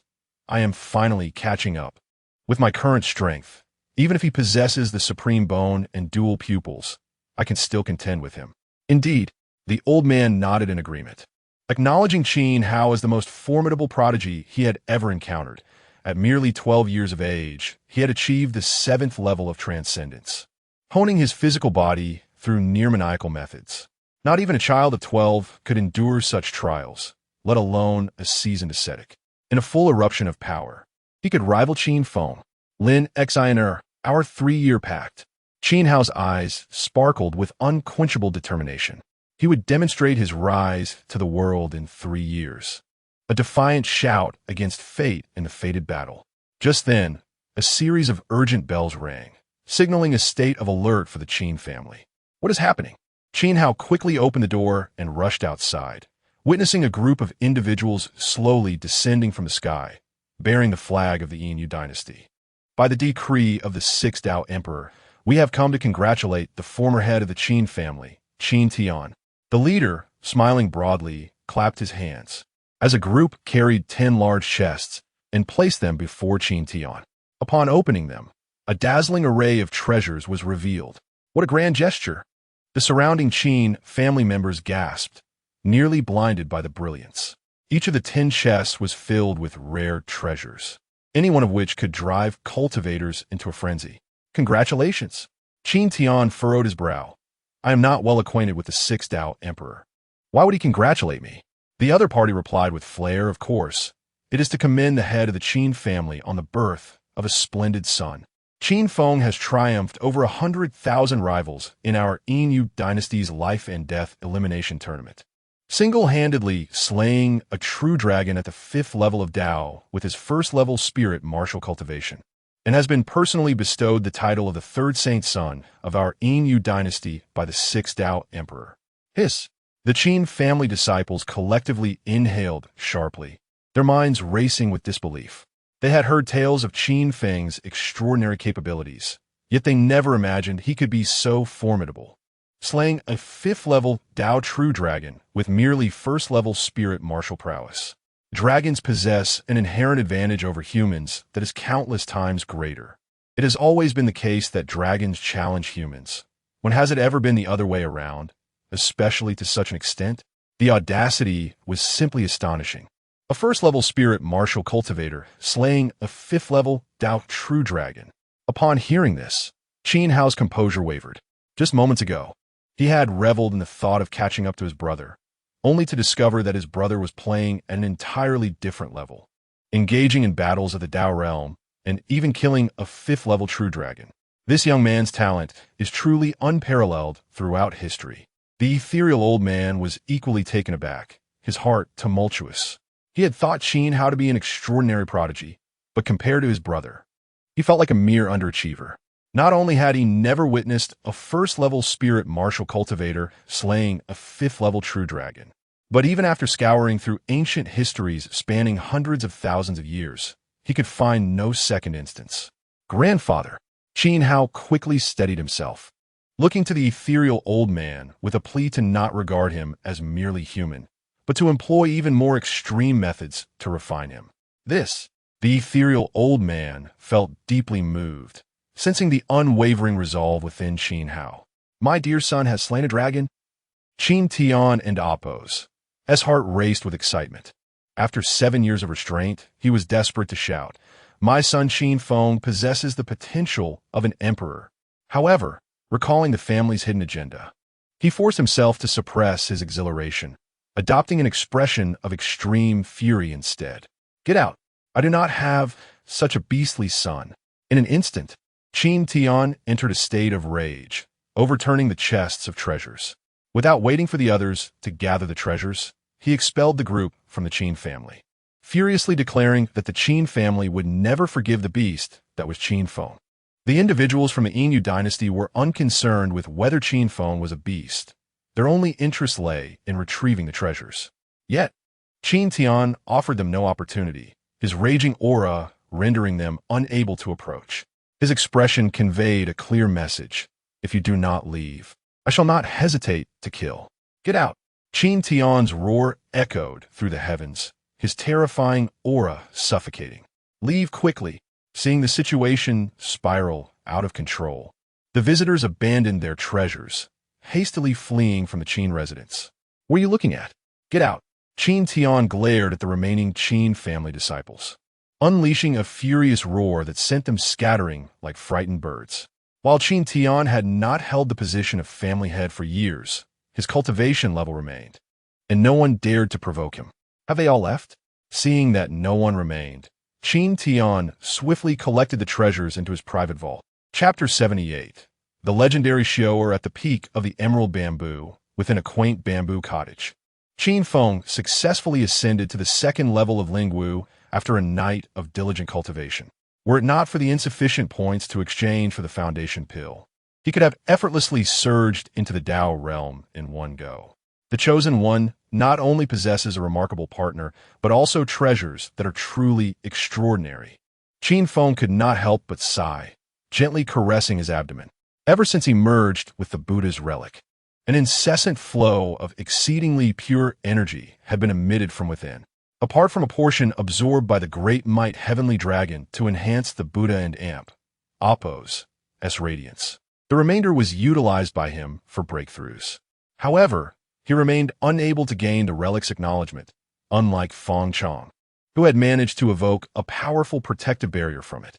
It felt as though the relic was blatantly targeting him as a villain, and it was utterly infuriating. Yet, he was at a loss as to how to deal with the Buddha and Apos' relic, which he could hardly dispose of. There's still a dragon to handle. Qin Feng rose and stepped outside the bamboo cottage, summoning the black dragon from his spatial pouch with a wave of his hand. Though the dragon lay lifeless, its majesty still lingered. Its sudden appearance sent the small creatures of the emerald bamboo into a frenzy. Birds scattered in all directions, and various animals hurriedly retreated into their burrows, while the absent little white creature hastily returned from some hidden nook. What a magnificent creature!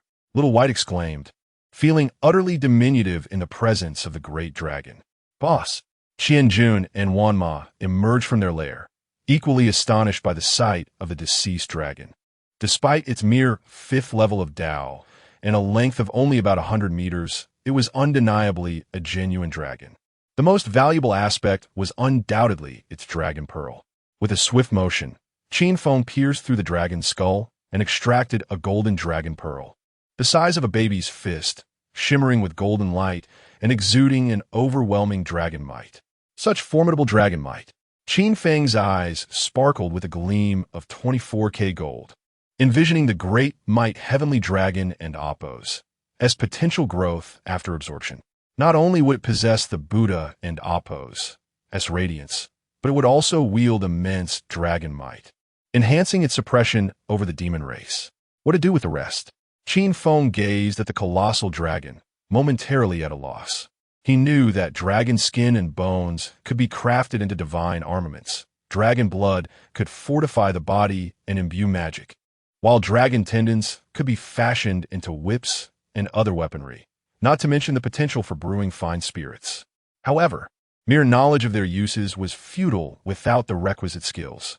Noticing his confusion, Qianjun quickly interjected, "Boss, the Tianhong Academy is the foremost institution of the Yinyu dynasty, where numerous powerful beings converge.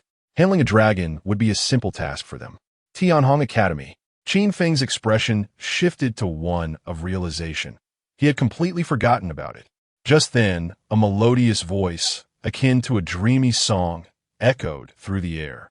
"Sister, I thought you hadn't returned last night because you were abducted. Turns out you've come to the Emerald Bamboo Peak. What is this? Now that you have your own peak, do you disdain my Moon Goddess Palace?" "Greetings, Moon Goddess, Divine Maiden." Qianjun and Wanma hurriedly bowed, witnessing the Moon Goddess gracefully descend from the sky, accompanied by Ziyuan. "Not at all," Qin Feng protested, feeling wronged. "I've always vowed to repay the Moon Goddess for her life-saving grace. My relocation to the Emerald Bamboo Peak is merely because I still have 3 years until adulthood. Once I come of age, the Moon Goddess can come to marry me in grand style. How about making the Emerald Bamboo Peak my dowry?"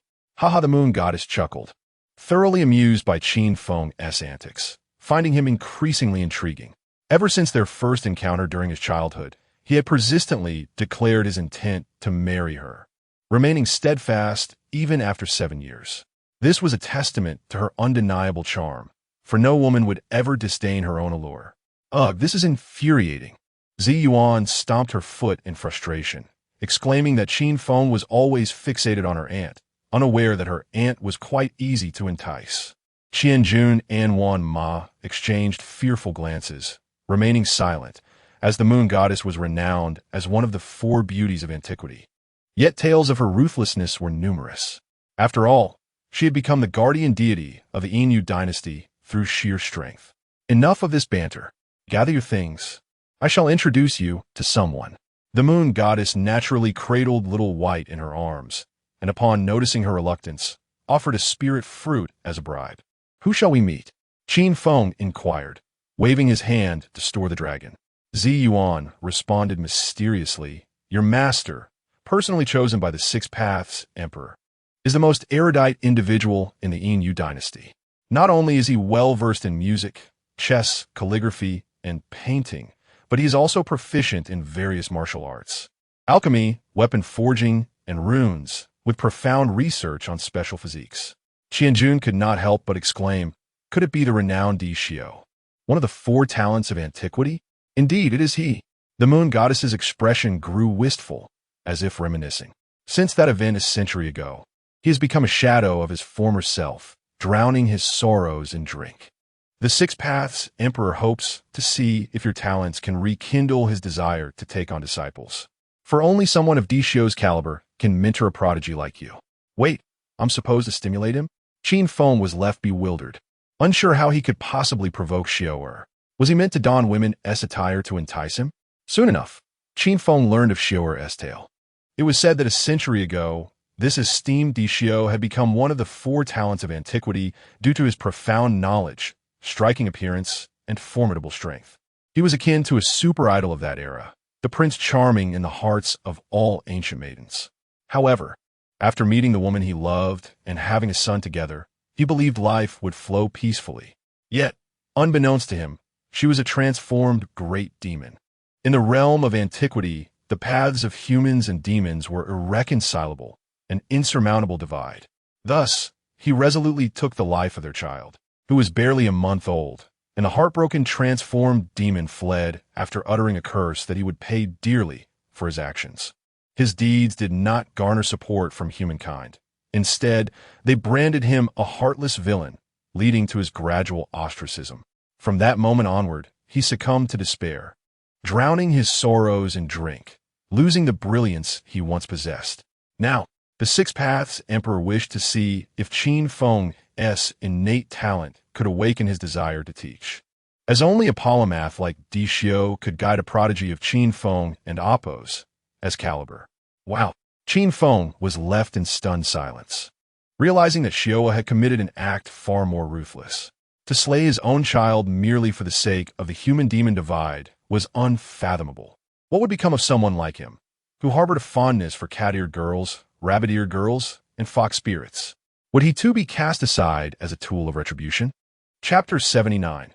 Continuing the spirit of Qin Lao Lu before long, Qin Feng and his companions followed the moon goddess to the Tianhong Academy, where it was said that Xiu'er was currently languishing. On the surface, it appeared no different from an ordinary academy.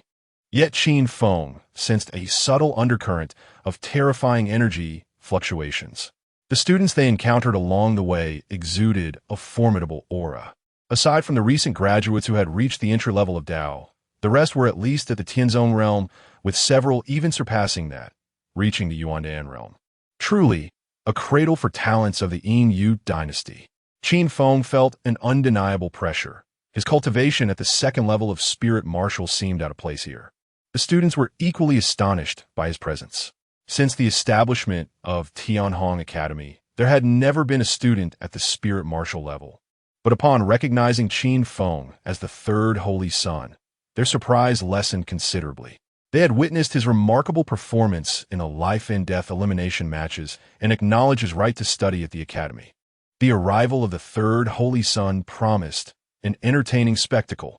The students exchanged knowing smiles, eagerly anticipating the unfolding drama. It was important to note that Tianhong Academy was not home to just one holy son. The previous elimination matches had produced two holy sons, both of whom were currently studying there. The tensions had escalated to the point of deadly rivalry, with students forming factions to support their respective holy sons.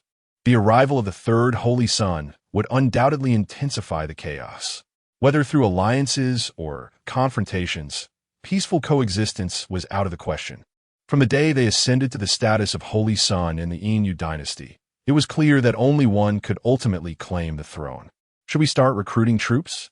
Wan Ma's eyes sparkled with eagerness, ready to charge into battle for the young master. Boss.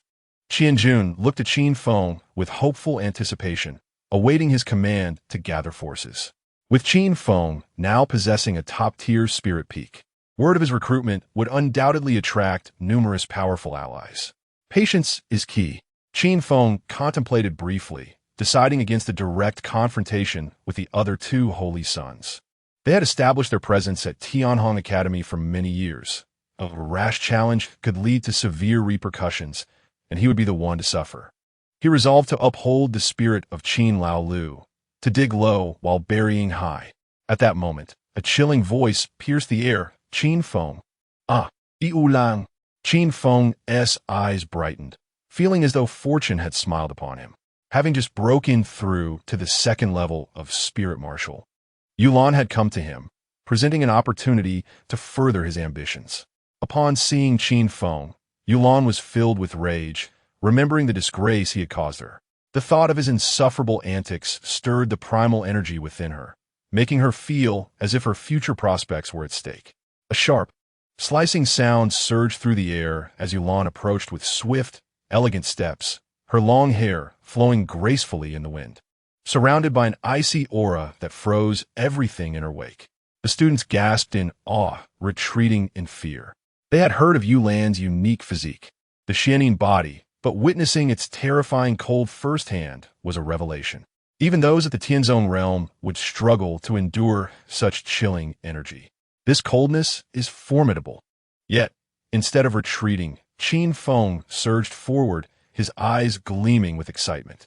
He realized that the terrifying cold emitted by Yulan's Xianing body was invigorating his own celestial dominance physique, enhancing his strength in the face of the frost. Goodness, what kind of anomaly is Qin Feng? The surrounding students were utterly befuddled, as if they had encountered a ghost in broad daylight. While others would flee from such chilling energy, he boldly advanced, showing no signs of being frozen. How can this be? The moon goddess was equally astonished, recalling the words of the Six Paths sovereign, who had speculated that Qin Feng might be the fabled celestial dominance physique. However, his capabilities far surpassed anyone's expectations, as he had concealed his true strength during the elimination matches.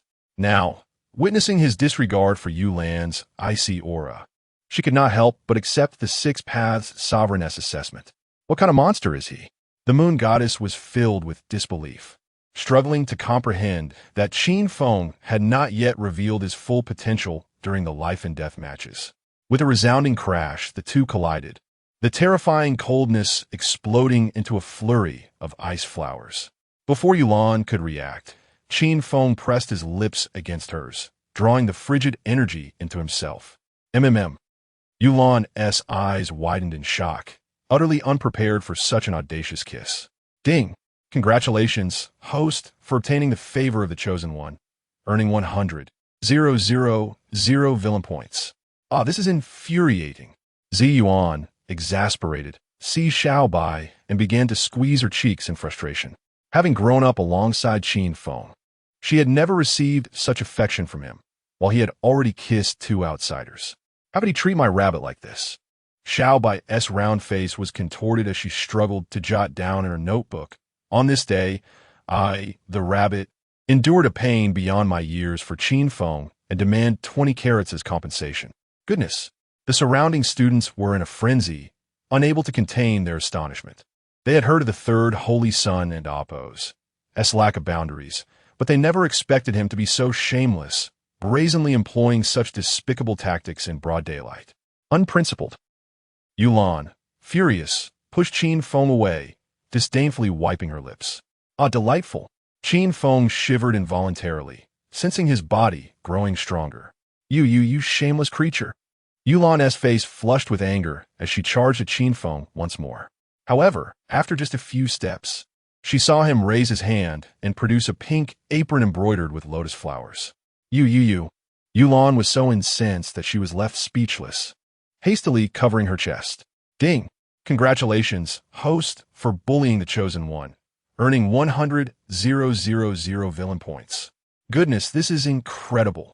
The surrounding students gasped in amazement, internally exclaiming, Teacher, I want to learn this move.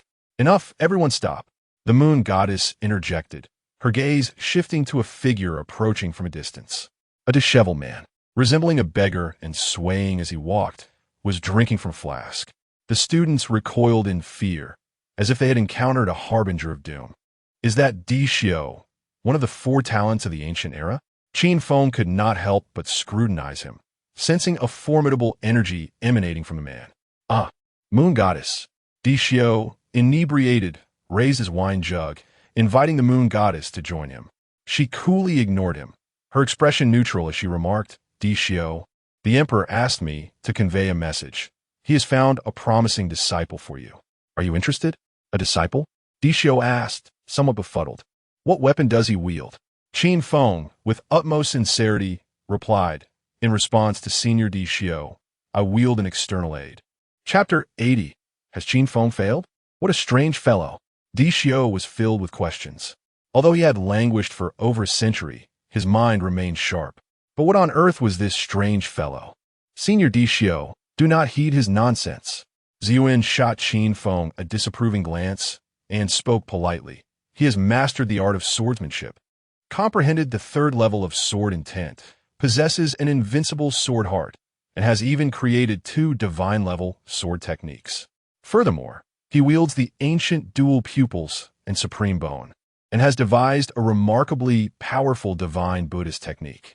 In this life-and-death elimination match, he successfully vanquished a great dragon. Dishio nearly dropped the wine jug in his hand, a flicker of astonishment breaking through his despondency. Indeed, he was taken aback by Qin Feng. He had assumed that a casual demonstration of a couple of techniques would suffice to dismiss him, never anticipating he would encounter such a prodigy. Though he had seen many geniuses, there had never been one as extraordinary as Qin Feng. It was unprecedented and unparalleled, possessing ancient dual pupils and supreme bone. These exceptional traits placed him at an advantage from the outset. On top of that, he had comprehended the third level of sword intent and the invincible sword heart. While creating 3 divine-level techniques, he left no room for others to breathe. Qin Feng glanced around and noticed everyone was staring at him like he was a monster. As a seasoned underdog, he felt distinctly uncomfortable under such scrutiny. This only confirmed that his performance in the elimination match had been excessively eye-catching, likely making him a thorn in the side of the other 2 holy sons.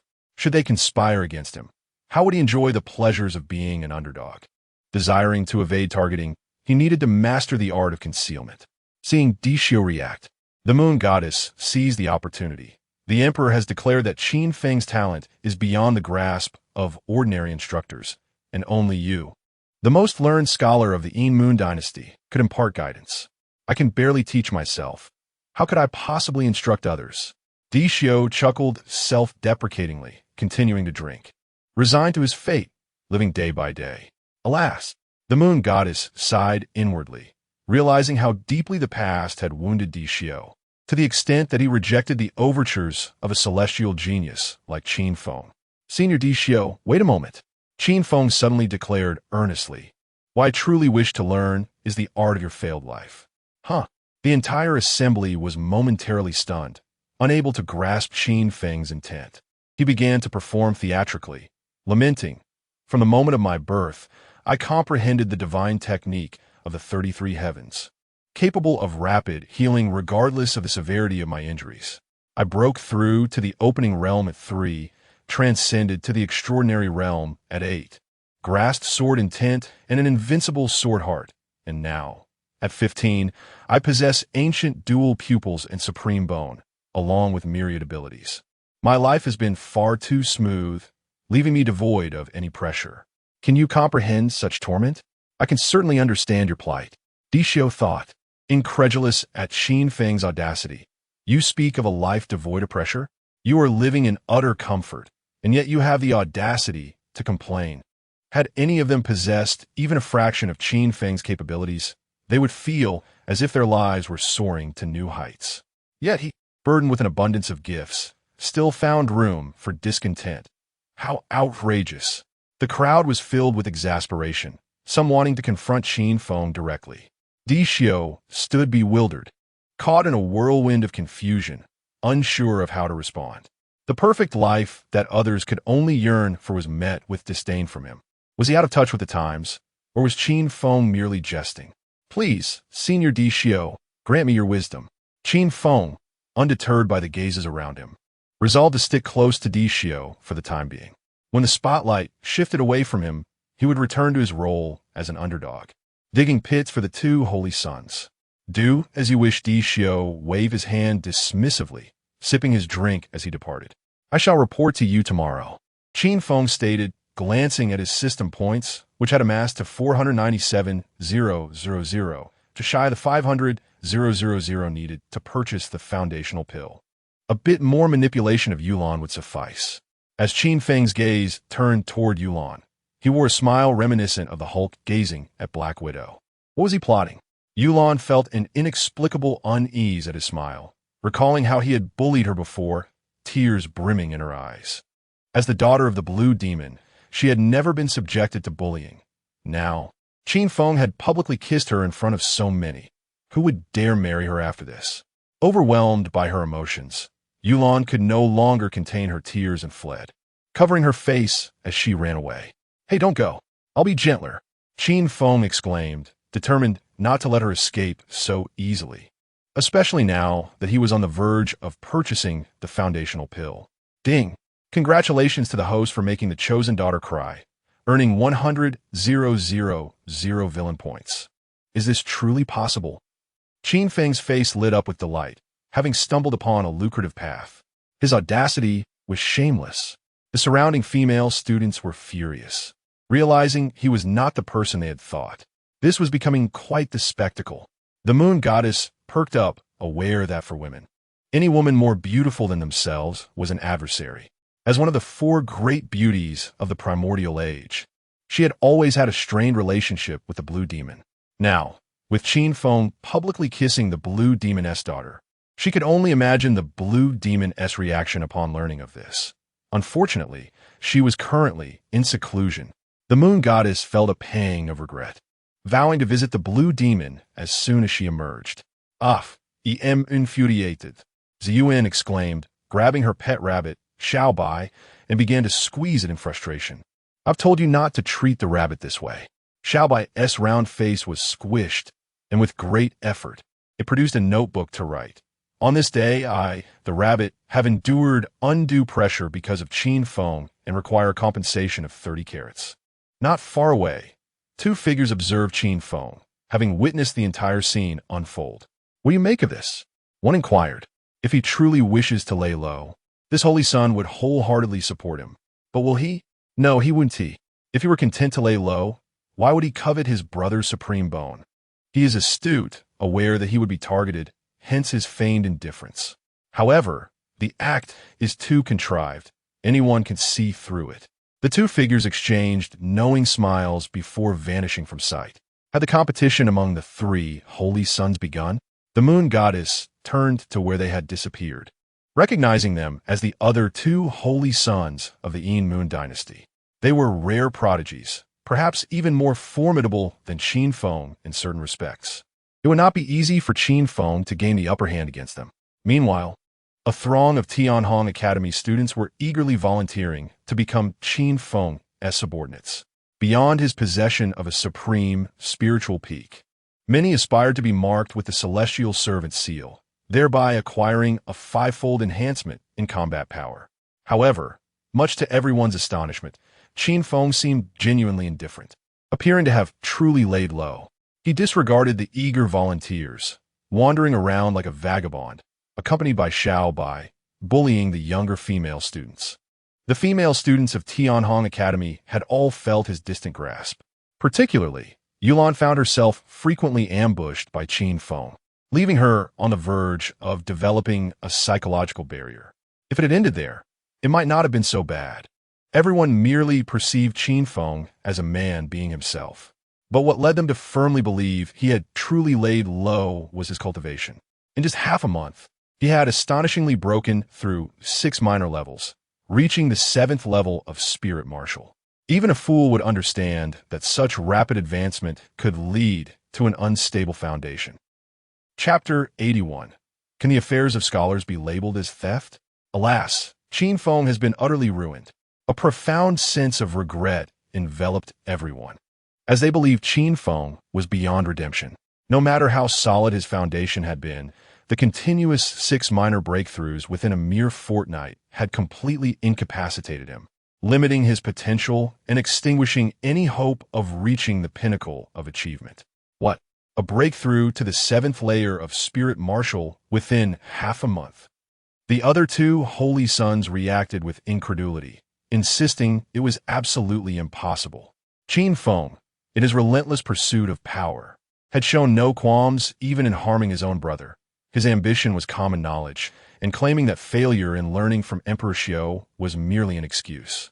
Now, as they had bared their intentions to confront him, he had instead sabotaged his own foundation, leaving them with a sense of helplessness akin to striking a punch into soft cotton. Perhaps it is for the best. The two holy sons sighed in relief, considering this turn of events as a stroke of fortune. The sheer terror of the power Qin Feng had displayed made them reluctant to engage in conflict with such a prodigy. His voluntary self-destruction was indeed a fortuitous piece of news, allowing them to concentrate all their efforts on dealing with another opponent. At this moment, Qin Feng was surreptitiously indulging in Emperor Xiao's exquisite wine. He discovered that this beverage was extraordinary, meticulously crafted from ancient texts, capable of inducing a state of euphoric stupor. Originally, Emperor Xiao had brewed it to escape his own suffering, yet upon consuming it, Qin Feng did not succumb to the anticipated intoxication. Instead, the energy within the wine catalyzed the evolution of his celestial tyrant body. Enough of this. You cannot continue down this path. Emperor Xiao, finally, could no longer remain passive. Unable to witness such a raw talent fall into ruin like himself, he must find a way to stabilize Qin Feng's foundation. If you truly feel guilty, do me a favor, Qin Feng said with a grin, gesturing to reveal the corpse of a great dragon. As the most erudite man of the Shadow Moon dynasty, dealing with the dragons remains posed no challenge for him. I will assist you with the dragon's corpse, but you. Emperor Xiao's expression was filled with concern, pondering how to help Qin Feng solidify his foundation. However, before he could devise a solution, Qin Feng vanished with a swift motion. This boy, Emperor Xiao watched with anxious eyes, perplexed at what Qin Feng had experienced to render him so self-destructive. The sight of Qin Feng reminded him of his former self, having once lost the will to persevere and subsequently spiraled into despair. At that moment, Yulan was strolling along the path of Tianhong Academy when she suddenly sensed a loss. Without a doubt, it was that shameless Qin Feng who had taken her pouch. Ding dong, congratulations to the host for bullying the chosen daughter, earning 100,000 villain points. Why is the embroidery so coarse? Qin Feng had once again used his ability to summon object from a distance, but this time, the pouch he had taken was not delicately crafted. Why is this happening? Yulan seethed with frustration, wishing she could sink her teeth into Qin Feng, as this was a personal item, crafted by her own hands. She found it impossible to keep pace with Qin Feng's thieving antics. Steal? Can the affairs of scholars be labeled as theft? Do you think I read the Analects in vain? Qin Feng retorted, clearly displeased, asserting himself as a proper Confucian disciple. You? A scholar? Yulan scoffed disdainfully, incredulous that someone so shameless could even attempt to associate with such a title. What do you mean, unworthy? Qin Feng's mood darkened further. Unlike his father, who could only recite Ode to the Goose, he had a masterpiece titled Ode to the Qin. Qin, idle trainee, you are too beautiful. Playing basketball with a middle part, shameless. Yulan could not comprehend Qin Feng's nonsensical ramblings and attempted to reclaim her pouch. Yet, Qin Feng denied her any opportunity, employing his elusive shadow dance to become a series of indistinguishable afterimages. Could this guy truly be unstable in his foundation? Yulan and Appo's apprehension grew with every encounter. While others might have only seen Qin Feng ascend 6 minor levels in half a month, she had been entangled with him for that same period and could distinctly sense that his strength had not diminished. Rather, it had only intensified. This was entirely inconsistent with the notion of an unstable foundation. How could this be possible? Yulan felt utterly baffled, questioning how he could achieve such rapid breakthroughs while maintaining stability. Regardless of Qin Feng's current state, she was acutely aware that she would spend another sleepless night embroidering her pouch. Damn Qin Feng, I will not let this go. Yulan seethed, her teeth grinding in frustration, wishing to exact revenge upon him. For half a month, she had remained in a state of constant vigilance, afraid to make any significant moves, more cautious than a sheltered young lady, fearful of revealing any secrets. The most infuriating aspect was that he would frequently ambush her. Another 100,000 villain points were credited to Qin Feng's account. He opened the system to discover he had accumulated 1,027,000 villain points. With each foundational pill costing 500,000 points, he could purchase 2, which would perfectly suffice for his breakthrough to the Dao realm, having unexpectedly achieved this in just half a month. Qin Feng nodded in satisfaction. Not only had he gained villain points, but he had also enhanced his cultivation, which in turn lifted his spirits. At that moment, he overheard a nearby conversation. Have you heard? Several gruesome incidents have recently occurred. I've heard that entire cities have been slaughtered. Word has it that it was done by that disciple of the great Xia's son, Fang Chong. How brazen. They should be dealt with. Unfortunately, the captured disciples of the sun have just been released. Really? After injuring so many, they were set free? These individuals are backed by the influential families of the great Xia. The implications are far too vast for them to remain imprisoned. Damn it, I am so frustrated. The great Xia dynasty has not yet severed ties with our Shadow Moon dynasty. A small concession now could prevent larger chaos later. Upon hearing this, Qin Feng felt invigorated, realizing he could seek out Princess Nan Feng for settlement, while also recalling her eloquent demeanor during their previous encounter. At the Foreign Envoy's Inn, Princess Nan Feng had descended into a state of utter despondence since her meeting with Qin Feng. She isolated herself in her chamber, avoiding all social interaction, her mind consumed by memories of Qin Feng's meteoric rise and her own forced display of wit. Fang Chong, where are you? Princess Nan Feng curled up on her bed, tears streaming down her face. Had Fang Chong still been present, she would not have to fret over saving the disciples of the sun, nor would she be subjected to Qin Feng's relentless bullying. Your Highness, You truly possess remarkable talent. The elder tasked with protecting the envoy praised her from outside the door, realizing he had underestimated her capabilities. Initially believing that her meeting with Qin Feng was a fool's errand, it ultimately proved that Princess Nanfeng was indeed formidable, boldly facing Qin Feng and managing to negotiate solely through her eloquence. Chapter 82. The Spirit of Jianan, the Legacy of Wei Wu. At this moment, the disciples of the Tianzi gathered in discontent, expressing their dissatisfaction with the Yinyu dynasty for their treatment. What is the meaning of this?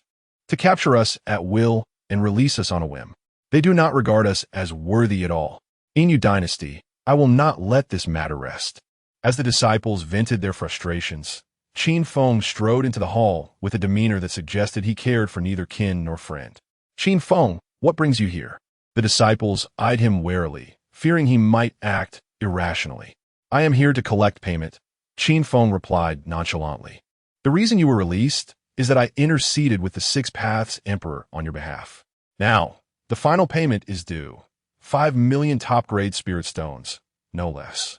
5 million top-grade spirit stones, the disciples exclaimed, inwardly branding Qin Feng as a robber.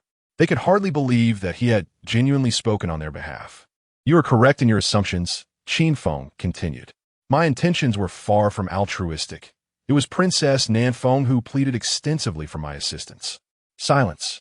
The furious voice of Princess Nanfeng echoed from the loft, realizing that Qin Feng had no regard for the unspoken rules of their world. Had he not heard that one should not speak of matters once they have descended from the mountain? Simultaneously, she commanded her people to promptly deliver the 5 million spirit stones to Qin Feng, eager to send him away. Yes, the elder tasked with protecting the envoy did not dare to disobey, retrieving the requisite sum and handing it over to Qin Feng. Having received the payment, Qin Feng suddenly remarked, Princess Nanfeng, you would not wish for Fengchang to be in peril, would you? What do you mean? Princess Nanfeng felt a chill run down her spine and hurriedly emerged from the loft. She saw Qin Feng departing from the envoy's lodge, casting her a knowing smile that hinted at hidden meanings, leaving her perplexed. What would he possibly imply? Princess Nanfeng's heart raced, sensing that Qin Feng's words held deeper significance. Soon, she discovered that Fengchang had slaughtered several cities, and the Six Paths Emperor had issued an order for indiscriminate extermination. Experts from the Yinyu dynasty were now in hot pursuit of Fengchang. What should she do? Should she hastily return to the Great Xia to seek her father's aid, or should she turn to the despicable Qin Feng for assistance? Completing her mission in the Yinyu dynasty without punishment would be a minor miracle. Asking her father for help would be akin to scaling the heavens. Yet, seeking aid from Qin Feng would undoubtedly require significant persuasion. Princess, Fengchang's actions impact the greater situation. We cannot afford to falter. The elder, having witnessed Princess Nanfeng and Apos as formidable spirit, urged her to seek Qin Feng and Apos as assistance, suggesting that it would merely require a bit of eloquence. At Suizhu Peak, Qin Feng merrily hummed a tune as he walked along a mountain path. However, after only a few steps, he was approached by two individuals, anxious and breathless, claiming that Ziyuan was wreaking havoc in his bamboo cottage, throwing things about in a fit of rage. Ziyuan is causing a ruckus? Qin Feng's brow furrowed slightly, sensing something amiss. Over the course of 7 years, he had come to understand Ziyuan intimately. She was the type who would sulk if he flirted with others, yet would forgive him readily if he showed her any affection. Such reckless destruction would be understandable for Princess Nanfeng, but it was utterly out of character for the sweet and innocent Ziyuan. Boss, have you been courting any unmarried maidens again? One of the anxious companions asked timidly. Preposterous. Do you take me for such a person? Qin Feng retorted, irked by the suggestion. He embodied the spirit of Jianan and the legacy of Wei Wu. Soon, they arrived at the bamboo cottage. From a distance, they observed Ziyuan in a fit of anger, though it appeared more as though she were searching for something rather than merely throwing things. Damn it, Qin Feng, how dare you show your face here? Ziyuan's demeanor was that of an imperious young lady. Before she could advance further, Qin Feng's aura shifted drastically. He stood like a snow lotus on a cliff, exuding an overwhelming power, his robes billowing without wind, as fierce sword energy surged around him. "What are you doing, Qin Feng? Be careful, or I shall inform my aunt." Ziyuan's expression changed slightly, yet she did not relent in her approach. What is happening? Both of his companions sensed the tension and drew their weapons, preparing for confrontation. "You are not Ziyuan. Who are you?" Qin Feng's eyes gleamed with a sharp sword light, instantly recognizing the impostor. As a quintessential innocent maiden, Ziyuan would never speak to him in such a tone, nor would she threaten him with her divine connections. Even if he were to flirt with others, she would only sulk in silence. "I do not comprehend your words," the false Ziyuan insisted, quickening her pace toward Qin Feng. Boom! The air around Qin Feng vibrated with intensity, the sound of swords singing endlessly. A vast wave of sword energy surged forth, sharp winds roaring like a tempest, as countless strands of sword energy converged into a torrent that seemed capable of swallowing the world whole. With a thunderous resonance, the swords trembled in unison, echoing the mighty river that flows from the heavens. "This is bad." The false Ziyuan's voice suddenly transformed into that of a coarse man, astonished that Qin Feng dared to strike. Without a trace of panic, the impostor unleashed a terrifying wave of energy, forcefully rending apart the sword energy that Qin Feng had summoned. "What?" The eyes of Qin Feng's companions widened in disbelief, not out of fear of the impostor's prowess, but astonished by the overwhelming strength of Qin Feng's swordsmanship, which displayed no sign of instability. Truly, the one who proclaimed himself the ancient world's unparalleled genius, Qin Feng, was formidable indeed. The false Yuan could not help but offer a begrudging compliment. Had their cultivation levels been comparable, she would have surely been unable to withstand his river of sword techniques. Yet, regardless of Qin Feng's status as the ancient world's genius, she was determined to seize the Dragon Pearl and the relic of Buddha today. Having always been the one to claim treasures from others, she had never faced anyone who could take treasures from her. Qin Feng's eyes gleamed with disdain, dismissing the impostor entirely. "Is that so?" The false Yuan regarded Qin Feng with keen interest, eager to see what other formidable tactics he might employ. Gulping, his companions could hardly contain their anticipation, sensing that the atmosphere had reached a boiling point, eager to witness how Qin Feng would retaliate.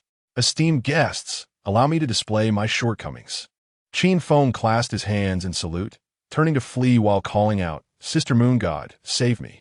Chapter 83. Shouting until one's throat is raw is futile with a sudden jolt. The false nearly spat out a mouthful of blood, his composure shattered.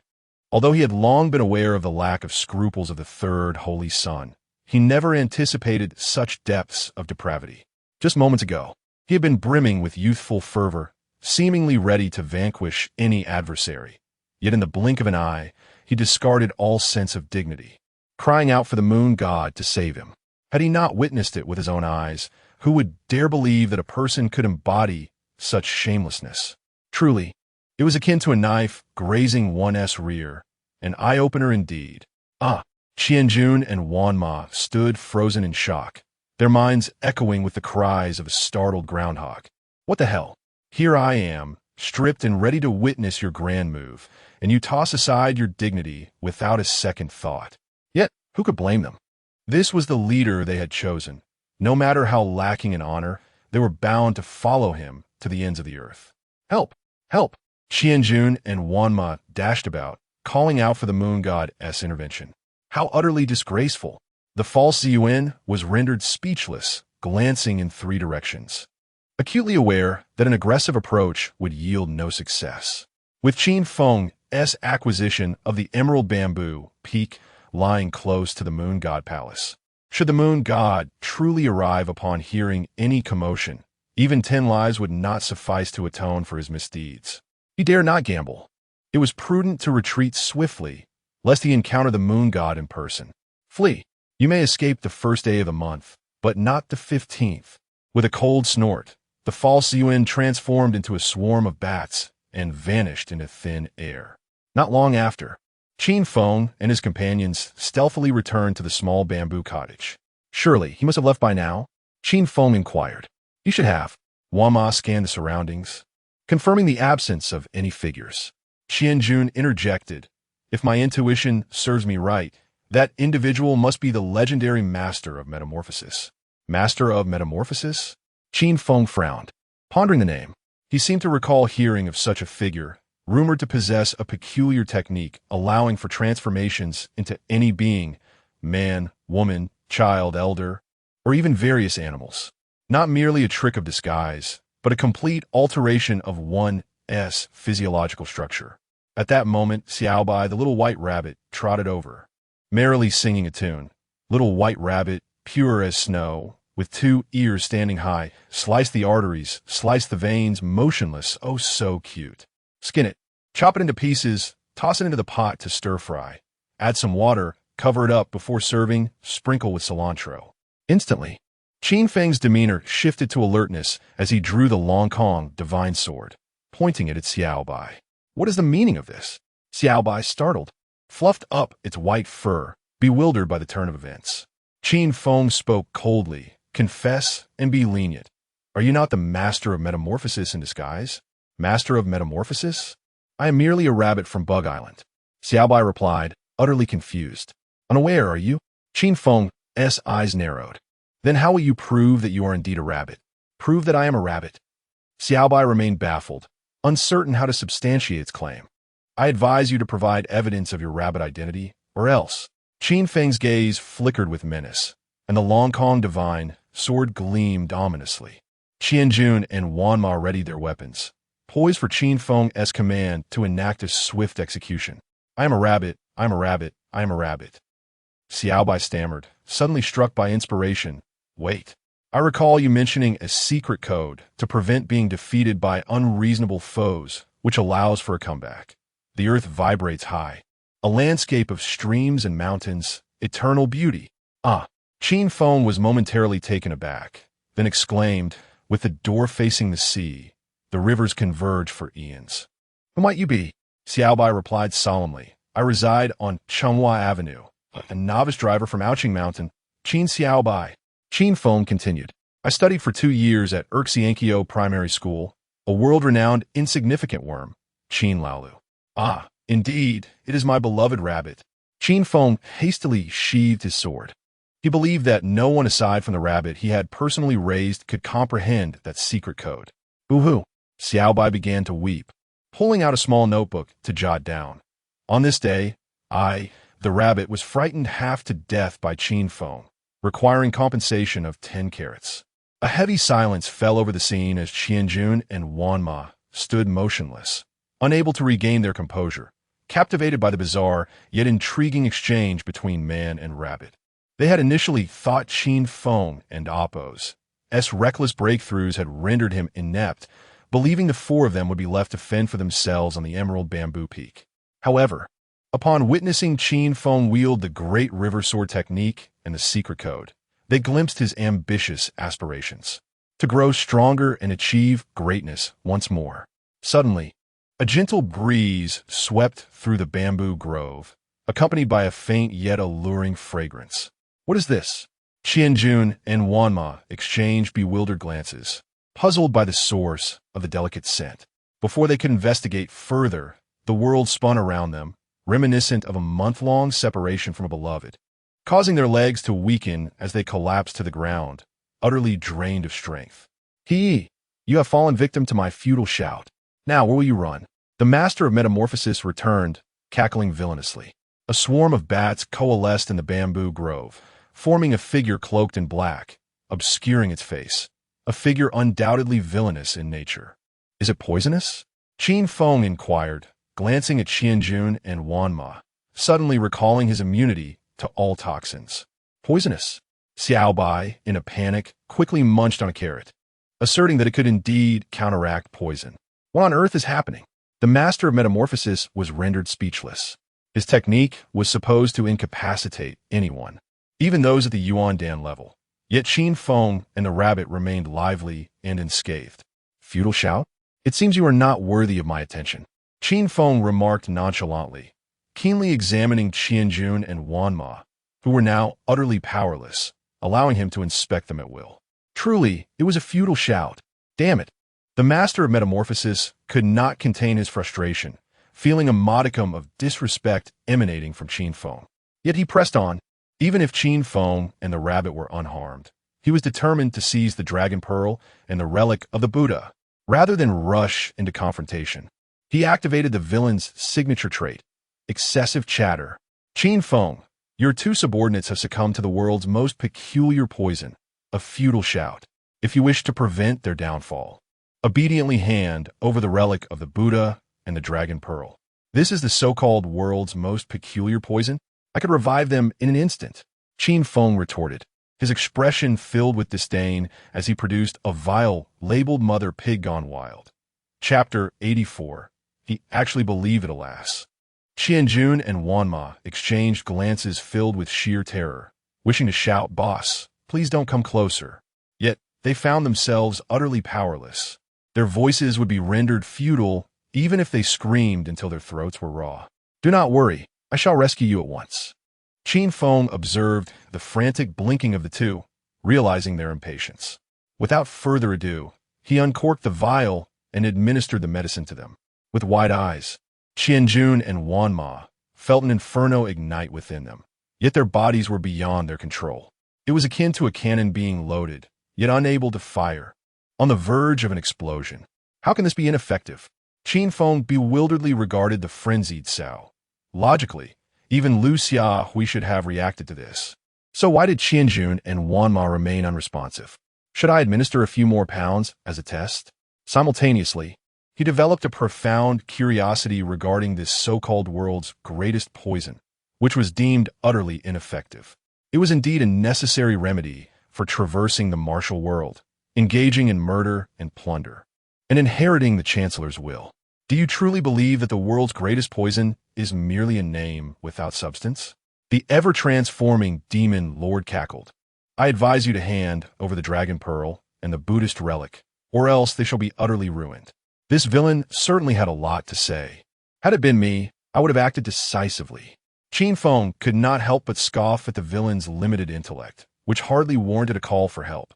Qin Feng began to weave his deception.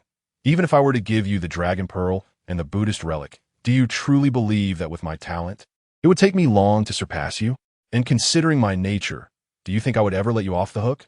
The demon lord furrowed his brow, his murderous intent directed at Qin Feng. Yet, Qin Feng remained unperturbed, continuing his ruse. Even if you wish to eliminate me to prevent future troubles, do you think the moon goddess would allow you to go unpunished? She has invested too much in me over these past 7 years, having elevated me to the status of the third holy son of the Yin Moon dynasty. Killing me would mean wasting her investment. Moreover, the Six Paths Emperor, whether for the sake of the Yin Moon dynasty's reputation or as a warning to others, would certainly not spare you. Do you truly believe you would enjoy any peace thereafter? As one matures, one should refrain from arrogance and consider their actions carefully. The demon lord momentarily froze, oddly finding Qin Feng's words compelling. Faced with a formidable antagonist with a powerful background, only the protagonist dared to confront them, while others were left utterly helpless. Qin Feng continued, "Furthermore, even if you were to acquire the dragon pearl and the Buddhist relic, how much would your combat prowess truly increase? Why not engage in a trade instead?" "What trade?" The demon lord, feeling a twinge of insecurity, sought counsel from the seasoned villain. With a smirk, Qin Feng replied, "You provide me with the formula for the utterly ineffective poison, and I shall divulge a method to achieve the status of emperor." The title of emperor? The demon lord's breath hitched, internally exclaiming that this deal was a windfall. While the utterly ineffective poison was indeed the world's greatest poison, how could it possibly compare to the title of emperor? The two were not even on the same level. Despairing, Qianjun and Wanma shut their eyes. They understood that Qin Feng's method to achieve the status of emperor likely referred to Feng Chang's exploits with the Six Paths of Emperors. Yet such deceptive words would not fool even a child, let alone a powerful figure like the demon lord. It was clear that he had given up on them, deliberately stalling for time to shout, "Sister Moon Goddess, save me." "Wait, you're not trying to deceive me, are you?" The demon lord suddenly grew wary, recalling that Qin Feng was utterly unscrupulous. He pondered how many truths and falsehoods lay within Qin Feng's words, suspecting that even if the method to achieve the status of emperor was genuine, it was fraught with peril. He might end up losing his own life instead of attaining the emperor's title. Rest assured, I, Qin Feng, am a genuine Confucian gentleman, swearing to the heavens that not a word I speak is false. I can assure you that this method is as simple as riding a horse, Qin Feng asserted confidently. Do you believe I would trust you? The demon lord shot him a look as if to say, I graduated from elementary school, you know. As simple as riding a horse. Do you truly believe that achieving the title of emperor is as easy as plucking a cabbage from the ground? If such a straightforward method existed, why would Qin Feng not keep it for himself rather than sell it to him? There must be some deception at play. After a moment of contemplation, Qin Feng elaborated. Have you heard of a particularly unique fate known as the Six Paths of Emperors? The Six Paths of Emperors? The Six Paths of Emperors. The demon lord was momentarily taken aback, then let out a shriek. He had come across the fate of the Six Paths of Emperors in an ancient tome. Every woman possessing this fate met an exceedingly tragic end, yet simultaneously, it led to the rise of six emperors. Qianjun and Wan Ma stood frozen, utterly baffled by this maneuver. He actually believed it. He genuinely believed Qin Feng's tall tales. He truly believed that there existed the Six Paths of Emperors. My goodness, I have finally found someone with discernment. Qin Feng was moved to tears, astonished that trust could come from a competitor. Who is this person you speak of? The demon lord's breath quickened, unable to resist the allure of the emperor's title. Qin Feng proposed, you pin down your antidote and its formula, and I shall write down the names of those I know associated with the Six Paths of Emperors. We shall exchange the formula and antidote for the names. Agreed. The demon lord, without a second thought, accepted the proposal, realizing that only a fool would turn down such an offer. Soon after, both parties penned their notes, completing the transaction with satisfaction. Ha ha ha ha. The title of emperor is mine now. The demon lord could not contain his villainous laughter as he snatched the notes, transforming into a swarm of bats and fleeing, as if fearing Qin Feng might change his mind. Indeed, I often find myself at odds with other villains due to my lack of malevolence. Qin Feng shivered involuntarily, hastily dismissing the disturbing images in his mind. Simultaneously, he silently wished for the demon lord's success, not for the sake of gaining any reward from Feng Chong, but rather to allow Feng Chong to experience the warmth of humanity and escape the path of darkness. So it was Little Bai, squatting nearby, diligently took notes, eager to sell Qin Feng off at the earliest opportunity. Once Qianjun and Wan Ma received the antidote to the utterly ineffective poison, they immediately summoned all their strength and dashed towards the seafood market at the foot of the mountain, fearing they might inadvertently do something bizarre if they lingered. At that moment, the demon lord, confirming that the area was deserted, opened the note with excitement. Feng Chong. Who is Feng Chong? The demon lord seemed to recall something, and after a prolonged silence, finally uttered a single expletive damn. Chapter 85. The Blood and Tears Lesson of the Chancellor in the Realm of the Inu Dynasty, within a certain city. The sky and earth were painted in hues of crimson, with heaps of corpses strewn about like mountains. Feng Chong sat cross-legged amidst the pool of blood, his tattered garments hanging from him like rags. The mountain of cadavers and the sea of blood before him were the fruits of his labor. Since departing from the battlefield of life and death, he had embarked on a frenzied path of slaughter to acquire power, believing that humanity, as the apex of creation, was the finest elixir. As he continued to kill, he consumed the essence of countless lives, losing count of how many he had slain and how many he had absorbed, all the while knowing he was on the verge of a breakthrough to the Tao realm. Though this method allowed him to advance rapidly, it also intensified the malice within him, as if he might lose control at any moment and transform into a monstrous being driven solely by the urge to kill. No, I must not continue this path of slaughter. Feng Chang's face contorted in anguish as he desperately suppressed his murderous instincts. Yet, a raspy, seductive voice emanated from within him, taunting him, "Stop pretending to be noble. Since you have chosen the path of demonic cultivation, there is no turning back. Recall your past, the humiliation by Qin Feng, the abandonment by Princess Nan Feng. These were the consequences of your lack of power. You must climb to the pinnacle embodying the spirit of perseverance without surrender. Silence. Feng Chong roared, clutching his head and refusing to heed the temptations of the old demon. He understood that the old fiend sought to incite him to kill. Driven by the desperation of having his cultivation severed by the Six Paths Emperor, yearning for the essence contained within human lives to restore his vitality. Moreover, the demon wished to erode his will through bloodshed, seizing the opportunity to usurp his body.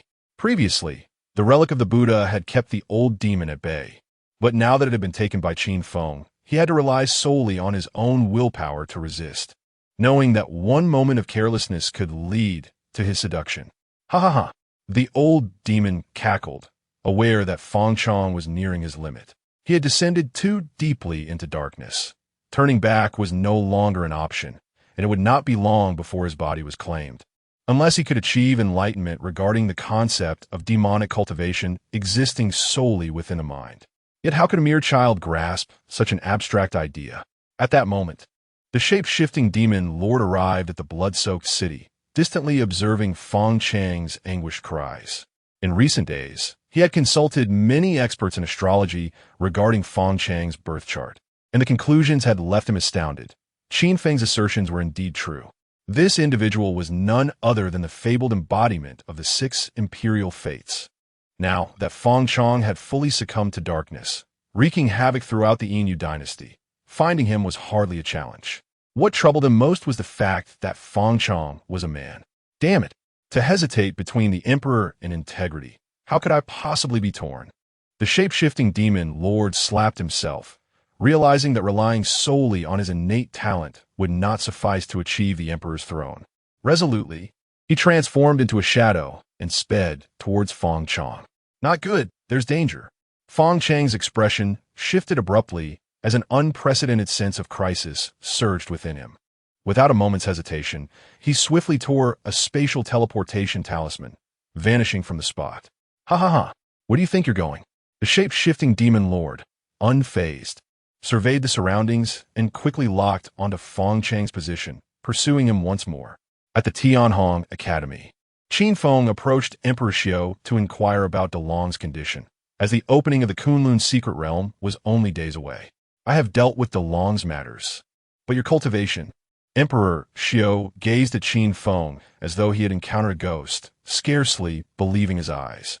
In just a few days away from Qin Feng, he had remarkably advanced to the 9th level of spiritual martial arts, with the aura of his spiritual energy indicating an imminent breakthrough to the Tao realm. Good heavens, what on earth is this fellow doing? In less than a month, he had ascended from the 1st to the 9th level of spiritual martial arts. Such a feat would leave even a deity flabbergasted. Oh, I simply broke through while idling these past few days. Qin Feng spoke nonchalantly, but to Emperor Xiao, it was a bitter pill to swallow. He felt as though he had failed to set a proper example, inadvertently leading Qin Feng to self-destruct and undermine his foundation. These are the divine weapons crafted from De Long's efforts? Qin Feng, oblivious to Emperor Xiao's self-reproach, was captivated by several treasures beside him. There was a battle spear forged from dragon bones, a massive war hammer, a longbow crafted from dragon tendons and horns, and black armor made from dragon scales. Among them, the most striking was a piece of soft armor, radiating a faint black glow, appearing soft yet remarkably sturdy. You have quite the discerning eye. Emperor Xiao, still feeling regretful, explained, this soft armor is made from the soft scales of a dragon's belly and reinforced with dragon tendons, imbued with dragon blood to enhance its defensive capabilities, allowing it to withstand a full strike from a Yuan Dan realm cultivator. Withstanding a full strike from a Yuan Dan cultivator, Qin Feng's eyes gleamed, internally exclaiming how exceptional it was. It was important to note that during his journey to the Kunlun secret realm, only prodigies under the age of 30 were allowed entry, and achieving the Yuan Dan realm before 30 was exceedingly difficult, if not impossible. This meant that with this soft armor, no one in the Kunlun secret realm would be able to breach his defenses. I'll leave the rest to you. Qin Feng surveyed the remaining equipment, finding none suitable for himself, and generously passed them on to Qian Jun and Wan Ma. After all, he had learned from the Chancellor's lessons that having unarmed subordinates could lead to one's own downfall. Grateful, The two men expressed their thanks profusely, feeling that Qin Feng was indeed the best leader in the world. Qian Jun chose the dragon bone spear, while Wanma opted for the massive warhammer, each donning a set of black armor crafted from dragon scales. Just by their appearances, Qin Feng felt assured that they could carry forth the Chancellor's legacy. And there's a longbow. Qin Feng's gaze fell upon the remaining longbow, immediately thinking of Bai Ri, who used a longbow and was the first to advocate for a promising future destined to become an emperor. He must recruit him early on, marking him with a celestial slave seal to prevent him from being led astray by Feng Chong in the future. Unfortunately, his celestial slave seals had been exhausted, and he needed to break through to the Dao realm to unlock 2 more slots. With the Kunlun secret realms opening imminent, Qin Feng set his sights on swiftly reaching the Dao realm. Qin Feng, Emperor Xiao watched his retreating figure, feeling an indescribable sorrow. Such a prodigy, choosing to self-destruct, was utterly perplexing and incomprehensible. At that moment, within the palace where the blue demon resided, a surge of incredibly potent energy erupted. Wonderful! Mother has emerged from seclusion. A radiant smile spread across Yulan's face, for she could finally seek her mother's guidance to reprimand that despicable Qin Feng. Chapter 86. The weight of information on the verdant bamboo peak within a quaint bamboo cottage. Qin Feng sat cross-legged on his bed, eyes closed in meditation.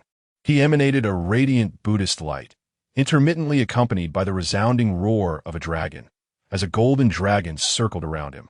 The majestic Daitian dragon had transformed. Now, it not only exuded Buddhist light, but also radiated an imposing dragon might, its power amplified manifold compared to before. Is it safe for the boss to break through like this?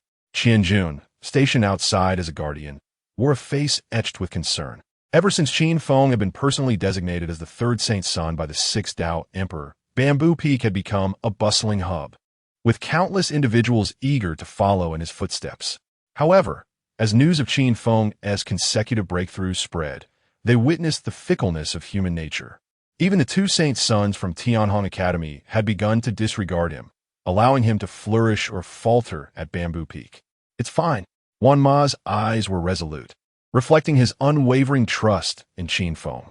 Their young master had dared to take drastic measures at the tender age of 8, shouldering the weight of eternal infamy as he left the Qin family to venture into the Yin Moon dynasty.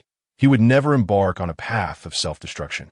A thunderous rumble resonated from within the bamboo cottage, and an overwhelming aura began to surge uncontrollably. He had broken through to the Dao realm. Qian Jun and Wan Ma exchanged incredulous glances, both astonished by the profound energy emanating from Qin Feng, which felt exceedingly stable, even more so than their own foundations. How is this possible? They stared wide-eyed, unable to comprehend how Qin Feng had achieved such a feat. To ascend from the Spirit Martial First Layer to the Dao First Layer in less than a month, while maintaining a solid foundation, was, quite frankly, unheard of, even in the entire ancient realm. With a long exhale, Qin Feng opened his eyes and retracted the overflowing aura back into his body. The most significant change post-breakthrough was his combat prowess, now exponentially greater, alongside an increase of nearly 1,000 years in lifespan, and an even deeper connection with the Chong Kong Divine Sword. According to the 10 ancestors, the Chong Kong Divine Sword possessed a spirit, which was why he could wield it even in the Kaiyuan realm. Now, with his cultivation reaching the Dao realm, he could manipulate the sword with even greater ease, effortlessly controlling its size and soaring through the skies atop it. Rise! Qin Feng formed a hand seal, directing his energy towards the Chong Kong Divine Sword. With a resonant hum, the sword responded, transforming into a flying blade that floated before him. At last it could fly. Eagerly, Qin Feng leaped onto the flying sword, and with a whoosh, he soared out of the bamboo cottage. However, he soon realized that his spiritual energy was depleting rapidly. With his current Dao First Layer cultivation, he could only manage to fly for about half an hour. Now I understand why many Dao cultivators forego flying swords. After a brief excursion, Qin Feng returned to the cottage, only to find visitors awaiting him.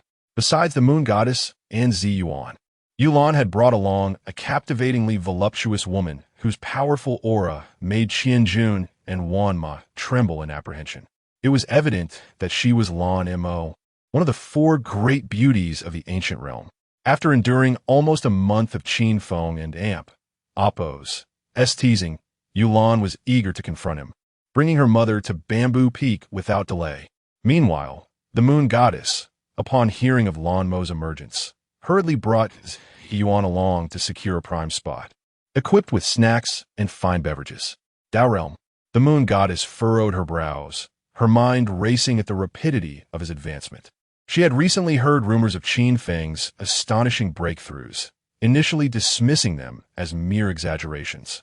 With his methodical nature, how could he possibly disregard his foundation for such rapid progress? Yet, to her astonishment, it was indeed true. In less than a month, he had ascended to the Dao realm. Mother, this is Qin Feng. Yulan glared at Qin Feng, her expression a mix of frustration, as if to say he was doomed this time. However, she had clearly underestimated his audacity. Upon seeing Lan Mo, Qin Feng remained unfazed and affectionately embraced her waist. Lan baby, you are quite mischievous. Why didn't you inform me beforehand that our mother was coming? Lan baby? Yulan felt a chill run down her spine, hastily swatting Qin Feng's hand away. What was happening here? Lan Mo was momentarily taken aback. She had expected to confront the boy who had bullied her precious daughter. Yet instead, it appeared to be a quarrel between two young lovers. The moon goddess was equally bewildered, struggling to understand how the boy who had tormented Yulan seemed to have charmed her instead. Logically, Yulan should despise him. So did Lan Mo's daughter possess some peculiar preference? He even dared to call her baby. Yuan, now fuming, scanned the vicinity for the whereabouts of Xiaobai. Are you still upset? Qin Feng continued his charade, looking at Yulan with a feigned sense of helplessness. I told you, Yuan and I are childhood sweethearts.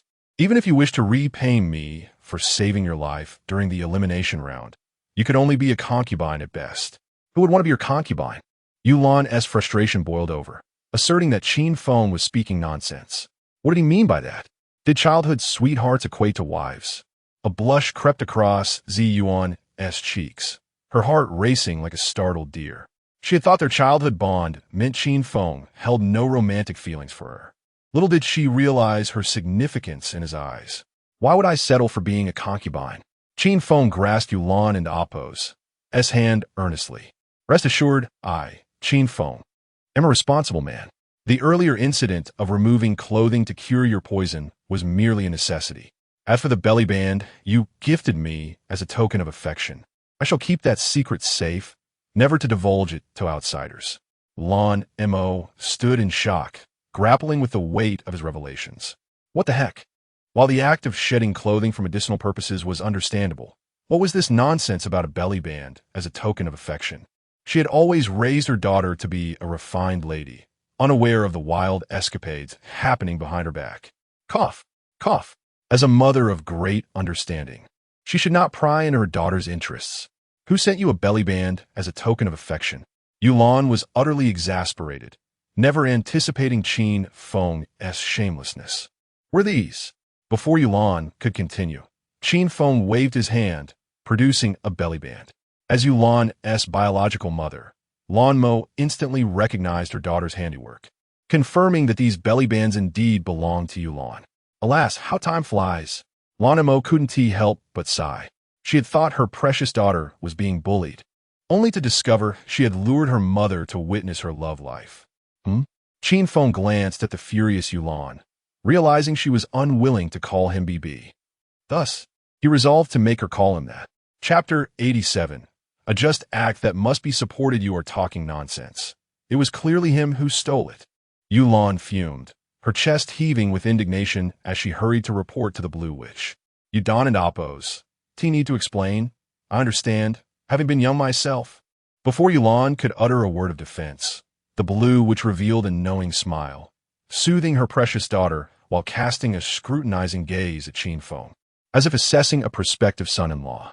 Naturally, she had heard of the prodigy of the ancient era, although she had been in seclusion and had not witnessed Qin Feng's performance during the life and death elimination rounds. Upon exiting, she had heard tales of his feats, slaying great dragons, contending against the disciples of the heavenly sun, and triumphing over myriad champions, all culminating in his being bestowed the title of Holy Son by the Six Paths Emperor.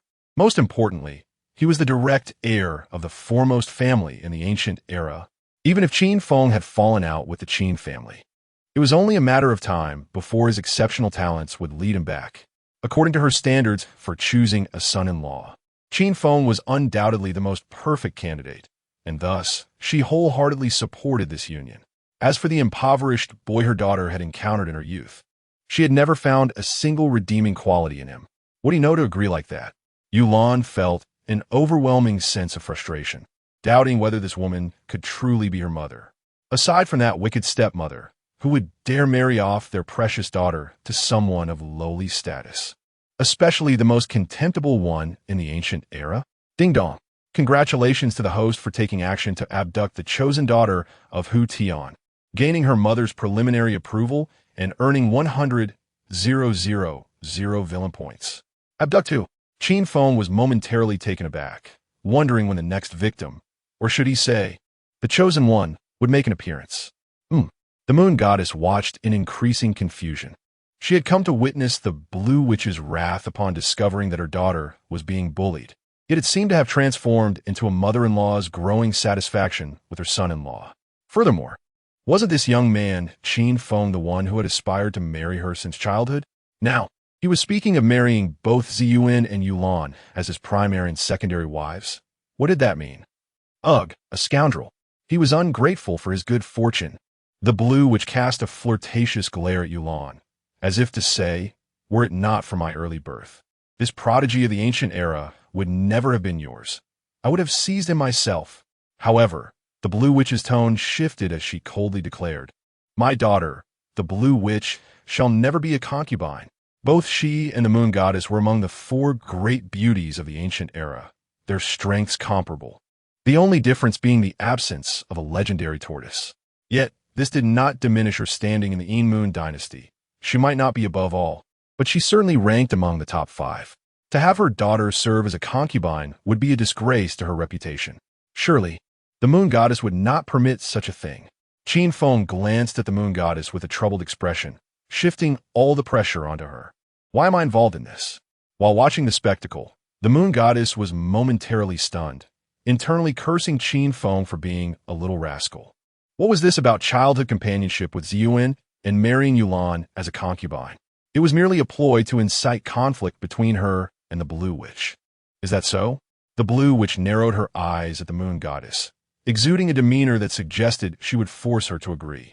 Did she really think she intimidated her? As longtime rivals, the moon goddess's temper ignited at the slightest provocation.